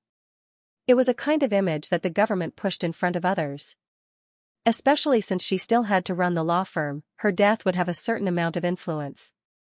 Chu Xiaoran had been in T-City for too long and had forgotten who the land under his feet belonged to. Ningxu walked into a small alley and waited for the person following her to appear. The person following Ningxu was a man. This man had a valiant aura and judging from the way he walked, he seemed to be a veteran. "Why are you following me?" Ningxu asked. The man did not speak. He held a sharp blade between his fingers. It looked like he was going to cut Ningxu's throat. Ningxu narrowed his eyes and took the initiative to raise his fist and punch the man. This man was probably a special forces soldier and was proficient in martial arts. He seemed to look down on Ningxu and directly reached out to grab Ningxu's fist. However, Ningxu's fist knocked him back 2 steps. Only then did the man's expression become serious. He moved his neck, making cracking sounds, and said to Ningxu, "You have some skills." Ningxu narrowed his eyes and took the lead. He clenched his fist and punched the man's head, but in the other hand, he took out a spray bottle and sprayed it at the man's eyes. The man's eyes were burning because of the sudden spray. It was so hot that his eyes seemed to be going blind. The man groaned and bent over to cover his eyes. Ningxu clenched his fist and beat the man. Because of his eyes, although the man was on guard against Ningxu, he was still beaten unconscious by Ningxu. Ningxu kicked the unconscious man and kissed the bottle. The pepper spray was really a good thing. It could achieve an unexpected effect. No one would expect that a man like Xianxia would carry pepper spray. Xianxia thought about it and was angry. This man was very ruthless and wanted to kill him. Xianxia kicked the man's calf. Then, he heard the sound of bones breaking. Xianxia stomped hard twice. The man sat up in pain and wailed. He rolled his eyes and fainted again. His calf was swollen. In fact, Xianxia wanted to kill this man, but after all, this was a society ruled by law. Even if it was dirty in private, as a lawyer, Su Wenlang's hands must be clean. It was the most basic principle and persistence. Su Wenlang probably didn't want to come back and become the person who had to bear a life in his hands. Xianxia called Chu Xiaoran and asked him to come and take his man away. Otherwise, he would be sent to the police. Xianxia didn't want to call the police, because there would always be someone to protect a veteran like him. Xianxia would rather give Chu Xiaoran a warning. Chu Xiaoran had rushed over personally with a few bodyguards by his side. Chu Xiaoran looked at the unconscious man on the ground and then looked at Xianxia. The corners of his mouth curled up. I underestimated you. Chu Xiaoran, keep an eye on your dog. If there's a next time, he won't be here, but in prison, Xianxia said indifferently. Chu Xiaoran waved to the bodyguards behind him and they carried the unconscious man away. Chu Xiaoran looked at Xianxia and said, Su Wenlang, I really admire you more and more. If it weren't for Xia Xiaoman, I really hope that you can work for me. You also know that it's impossible. How stupid would she be to work with Chu Xiaoran? Her purpose was to take revenge and make Chu Xiaoran, who had taken advantage of her, have no hope of struggling. You're a tolerant person. You even tolerated Xia Xiaoman's matter and disappeared for a period of time. You even hooked up with someone from the top. Chu Xiaoran narrowed his eyes, hiding the strong murderous intent in his eyes. Xianxia smiled. He could hook up with someone from the top because she was of value to him. What she did just scratched his itch. However, Chu Xiaoran's existence was like a fishbone stuck in his throat. Xianxia was just borrowing the wind. Chu Xiaoran looked at Xianxia condescendingly and turned to leave. Chu Xiaoran was too arrogant. If God wanted to destroy people, he would first make them go crazy. Xianxia leaned against a big tree and enjoyed the shade. What made Xianxia more amused was that Chu Xiaoran's company's tax evasion was widely reported by the media, causing the stock price of Chu Xiaoran's company to plummet. The morning, afternoon, and evening news came one after another. There were also financial newspapers. Chu Xiaoran immediately blocked the news and no longer reported this matter. Chu Xiaoran's power in T-City was not to be underestimated. However, Xianxia knew that the higher he climbed, the more painful it would be to fall. During this period, Xia Xiaoman came to look for Xianxia again, but this time, she did not say that she wanted to break up with Chu Xiaoran. Instead, she came to be the peacemaker between Chu Xiaoran and Xianxia. Brother Wenlang, let this matter pass. It won't do you any good to fight with Chu Xiaoran like this. Chu Xiaoran is ruthless and powerful. Brother Wenlang, if you go against her like this, it will affect your future and career, Xia Xiaoman said to Xianxia. Her face was full of worry for Xianxia. Xianxia was speechless. Xianxia really did not know what to say. What position did Xia Xiaoman have to make this request? Although Xia Xiaoman was speaking from her position, she was biased towards Chu Xiaoran. She was simply speechless. Not long ago, she came crying and said that she wanted to break up with him. Now, she was speaking up for Chu Xiaoran. Hence, he could not believe a single word that Xia Xiaoman said. If he did, it would be a tragedy. Xianxia really didn't know what Xia Xiaoman was thinking. She kept repeating the same thing over and over again. He couldn't understand what she was thinking at all. Wasn't this fun? In the storyline, Su Wenlang was ruined. Yesterday, she was very sad. Today, she said that she couldn't let go of Chu Xiaoran. Xianxia didn't know where Xia Xiaoman's bottom line and principles were. She was hurt by Chu Xiaoran partly because she gave in without principles. Xianxia felt that it was quite sad for a person to live like this. However, Xia Xiaoman felt that this was a pain that had to be experienced in love in order to obtain happiness. Su Wenlang was so good to her, but he didn't want that kind of warm and gentle relationship. Why did he have to be so heart-wrenching and painful in love? Brother Wenlang, why are you looking at me like this? Xia Xiaoman saw Ningxu looking at her like this. His sharp and unfamiliar eyes made Xia Xiaoman feel uneasy and she moved her body uncomfortably. Ningxu casually retracted his gaze and said indifferently, "Did Chu Xiaoran ask you to say this?" Xia Xiaoman hurriedly waved her hand and said, "No, Chu Xiaoran didn't say this to me. I came here on my own accord. Brother Wenlang, I don't want you to fight to the death like this. I'll be sad if any of you get hurt." Ningxu didn't say anything and just looked at Xia Xiaoman. He and Chu Xiaoran couldn't coexist. In the storyline, Su Wenlang died, but this time, it was hard to say.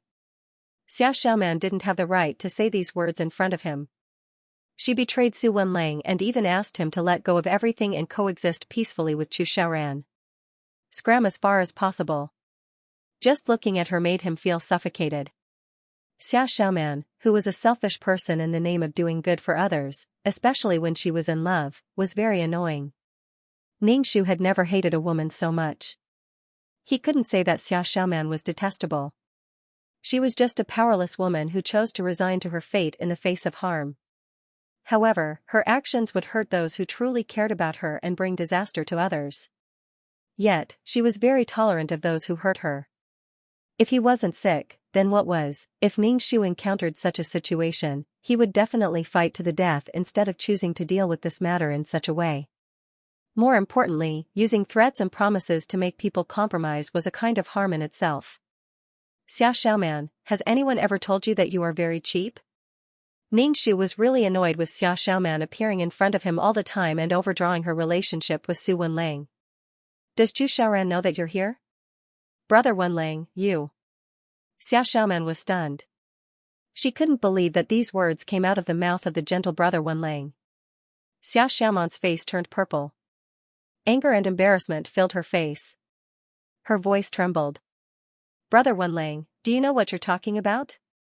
Of course, I know. I'm saying. You. Are.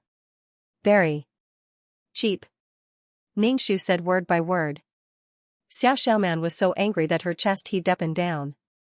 She said angrily, Brother Wenlang, how can you say that about me? Brother Wenlang, you've changed. You wouldn't say such vulgar words in the past. I'm here to tell you these with good intentions. Why are you suddenly scolding me? Xia Xiaoman clearly hadn't recovered from the fact that Brother Wenlang scolded her. Her expression was full of anger and embarrassment. She sat opposite him and seemed to be sulking that she didn't want to talk to Ningxu. Ningxu smiled faintly. You're angry just because of this? If it were Chu Xiaoran now, would you be so angry? No matter how unbearable and vicious Chu Xiaoran's words were, you would still tolerate it. You're so angry just because I said something. Xia Xiaoman, you're just relying on my feelings for you over the years. Also, you betrayed me and appeared in front of me so righteously. Don't you feel embarrassed? Or do you think that I can only have you in this life and that I'll be waiting for you even if you turn around? Ningxu didn't hold back at all. You're really thick-skinned. Xia Xiaoman's face was pale. She stared blankly at Ningxu and bit her lips tightly. You're not Brother Wenlang. Brother Wenlang wouldn't say such things. Ningxu was speechless.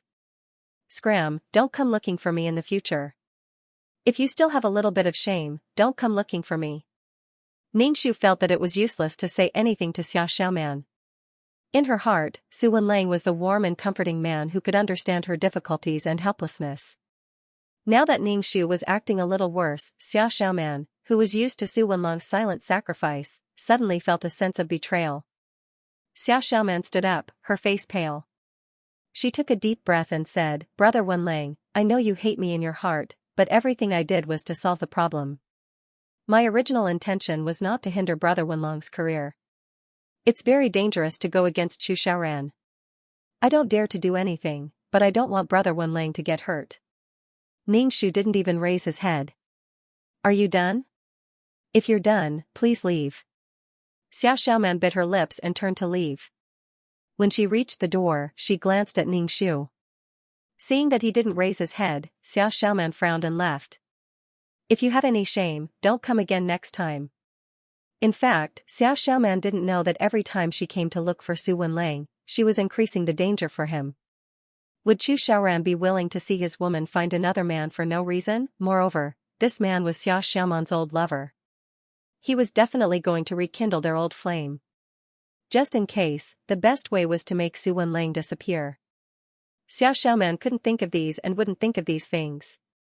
Sometimes, she even used Su Wenlang to provoke Chu Xiaoran. It was really frustrating to meet such a deceitful person. Chu Xiaoran raised a group of people, who were probably specially used to deal with disobedient people. Ning Shu thought about it and also recruited a few security guards, who were all retired soldiers, to protect the people in the law firm. Chu Xiaoran was the kind of person who was high above and ignored the law. It was as if there was nothing he couldn't do. Everywhere he went, there would be people following him, as if he was an emperor. Ning Shu could only laugh at this. In fact, Chu Xiaoran was just a businessman. Why did he act as if he was the most powerful person in the world? He was so arrogant. He was so rich that he could rival a country, but he could only be slaughtered when he was fat. Chu Xiaoran wasn't strong enough to break away from the control of the land under his feet. Ning Shu could only take advantage of the situation. Ning Shu fought a lot of free cases, all of which were to help those who had no way to appeal. This made the reputation of the law firm rise. The newspapers reported that she was a philanthropist. The newspapers wouldn't report on her in an overwhelming manner. They would only appear occasionally in a slow and silent way. Overly exaggerated reports would only cause backlash and doubts. Ning Shu knew that this was the support of her supporters, and what Ning Shu had to do was to work hard and do what he should do. Ning Shu was clear about his position. He was a chess piece that could be used to deal with Chu Xiaoran. Moreover, Ning Shu was willing to be this chess piece. Chu Xiaoran's actions had already crossed the bottom line of the authorities. Was it his job as a businessman to control the economy? Other than being busy with the matters of the law firm, Ning Shu would also take time to go home and visit his parents. However, every time Mother Su saw Ning Shu, the first thing she would do was to ask him to go on a blind date. Mother Su felt that her son was not young anymore. At most, he was already in his 30s. Many people his age had already become fathers.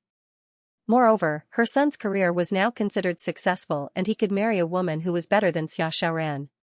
Although Mother Su did not say it out loud, she still had some resentment towards Xia Xiaoran, especially when she saw that Ning Shu did not have a single woman by his side, not even a romantic partner.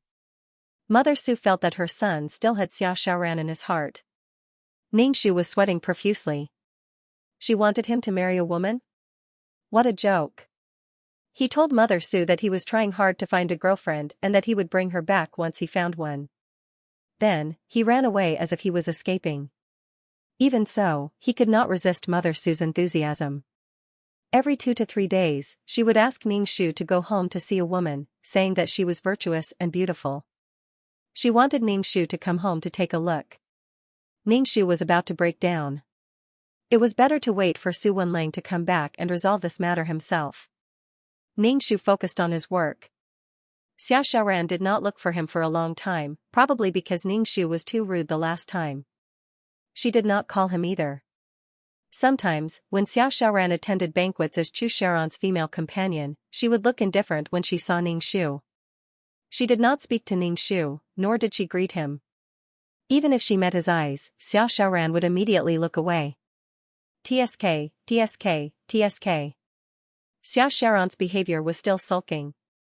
She felt that this would make her feel uncomfortable and make her compromise.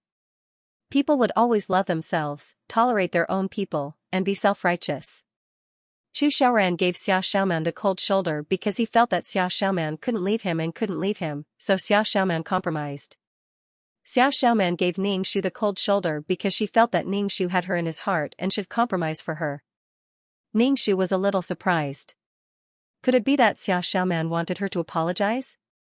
Ning Shu talked to the others and didn't even look at Xia Xiaoman.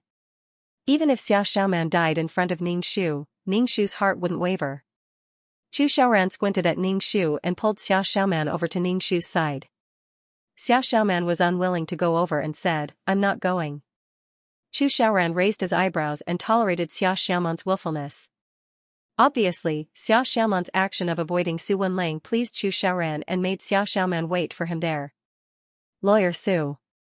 Chu Xiaoran looked at Ning Shu and said, "You're the fastest person I've ever seen. You used to be just a small lawyer, but now you've become a government charity lawyer. You're quite good at currying favor. You appear in front of the public as a philanthropist, but I don't know what you're like behind the scenes." Ning Shu didn't take Chu Xiaoran's mockery to heart at all. Chu Xiaoran wanted to say that he had groveled to get to where he was today. "Actually, others don't care about what I'm like behind the scenes. Those who come to me for a lawsuit won't care because I can help them win the lawsuit. Those who need legal aid won't care about what I'm like behind the scenes because I can get justice for them without having to pay a huge price." Ning Shu said calmly, "I'm just doing what I should do. What's there to feel guilty about? What's there to feel uneasy about?" Chu Xiaoran's pupils constricted. Just as he was about to speak, the crisp sound of a glass falling to the ground could be heard, causing a commotion. Chu Xiaoran and Ning Shu turned around and saw that Xia Xiaoran's gown was covered in red wine. The wine was spurting down the white gown, and a beautiful woman was standing opposite Xia Xiaoran. At this moment, she was apologizing to Xia Xiaoran very insincerely. Ning Shu took a glance and looked away. It's these jealous fights again. How boring. Chu Xiaoran walked over and took Xia Xiaoran downstairs to change her clothes.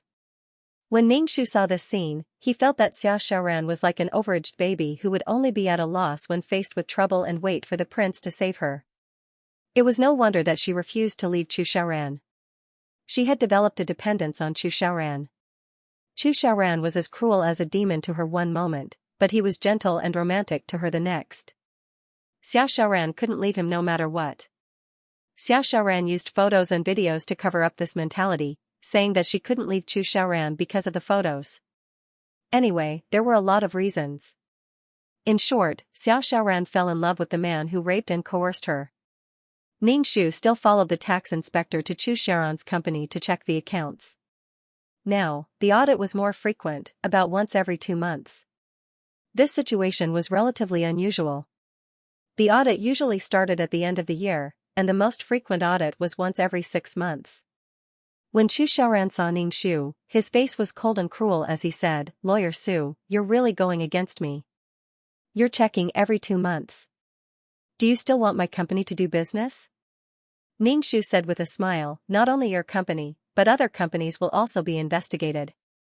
This is the order of the higher-ups. They want to investigate the tax evasion in the past few years." Chu Xiaoran pursed his lips tightly. Ning Shu took a sip of the coffee that his secretary had brought over and waited leisurely at the side for the audit. Chu Xiaoran looked at Ning Shu and said indifferently, "Lawyer Su, are you sure you want to go against me?" "Haven't we always been enemies?" Ning Shu said calmly. "What are you talking about, President Chu?" "I don't understand." Chu Xiaoran sneered. "Some things are not as simple as you think. Or do you think a small lawyer like you can deal with me?" Ning Shu smiled. Chu Xiaoran could say such words, which meant that he was feeling guilty. Instead of saying it to her, he might as well say it to someone else. Ning Shu immediately took out a document because there were a few parts of the account that he did not understand. Chu Xiaoran glanced at Ning Shu coldly, took out a check, and said coldly to the tax inspectors, "How much this time?" Chu Xiaoran was a big shot in T-City. The tax inspectors were frightened by Chu Xiaoran's gloomy expression, and their hearts trembled a little. If Chu Xiaoran wanted to pursue the matter, they would not be able to bear the consequences. Ning Shu took over and said, 3 times. "If you don't pay the amount, you'll be fined 3 times the amount." Chu Xiaoran's pupils constricted, and he pursed his lips tightly. In the end, he wrote down the amount on a check. He scratched the paper hard with the pen, and some parts of the paper were scratched. Ning Shu accepted the check graciously, then took out a document and said, "President Chu, this is the product price opinion. The prices of some products in your company need to be adjusted." End of chapter 518. Don't forget to subscribe, like, and share the video to support the channel.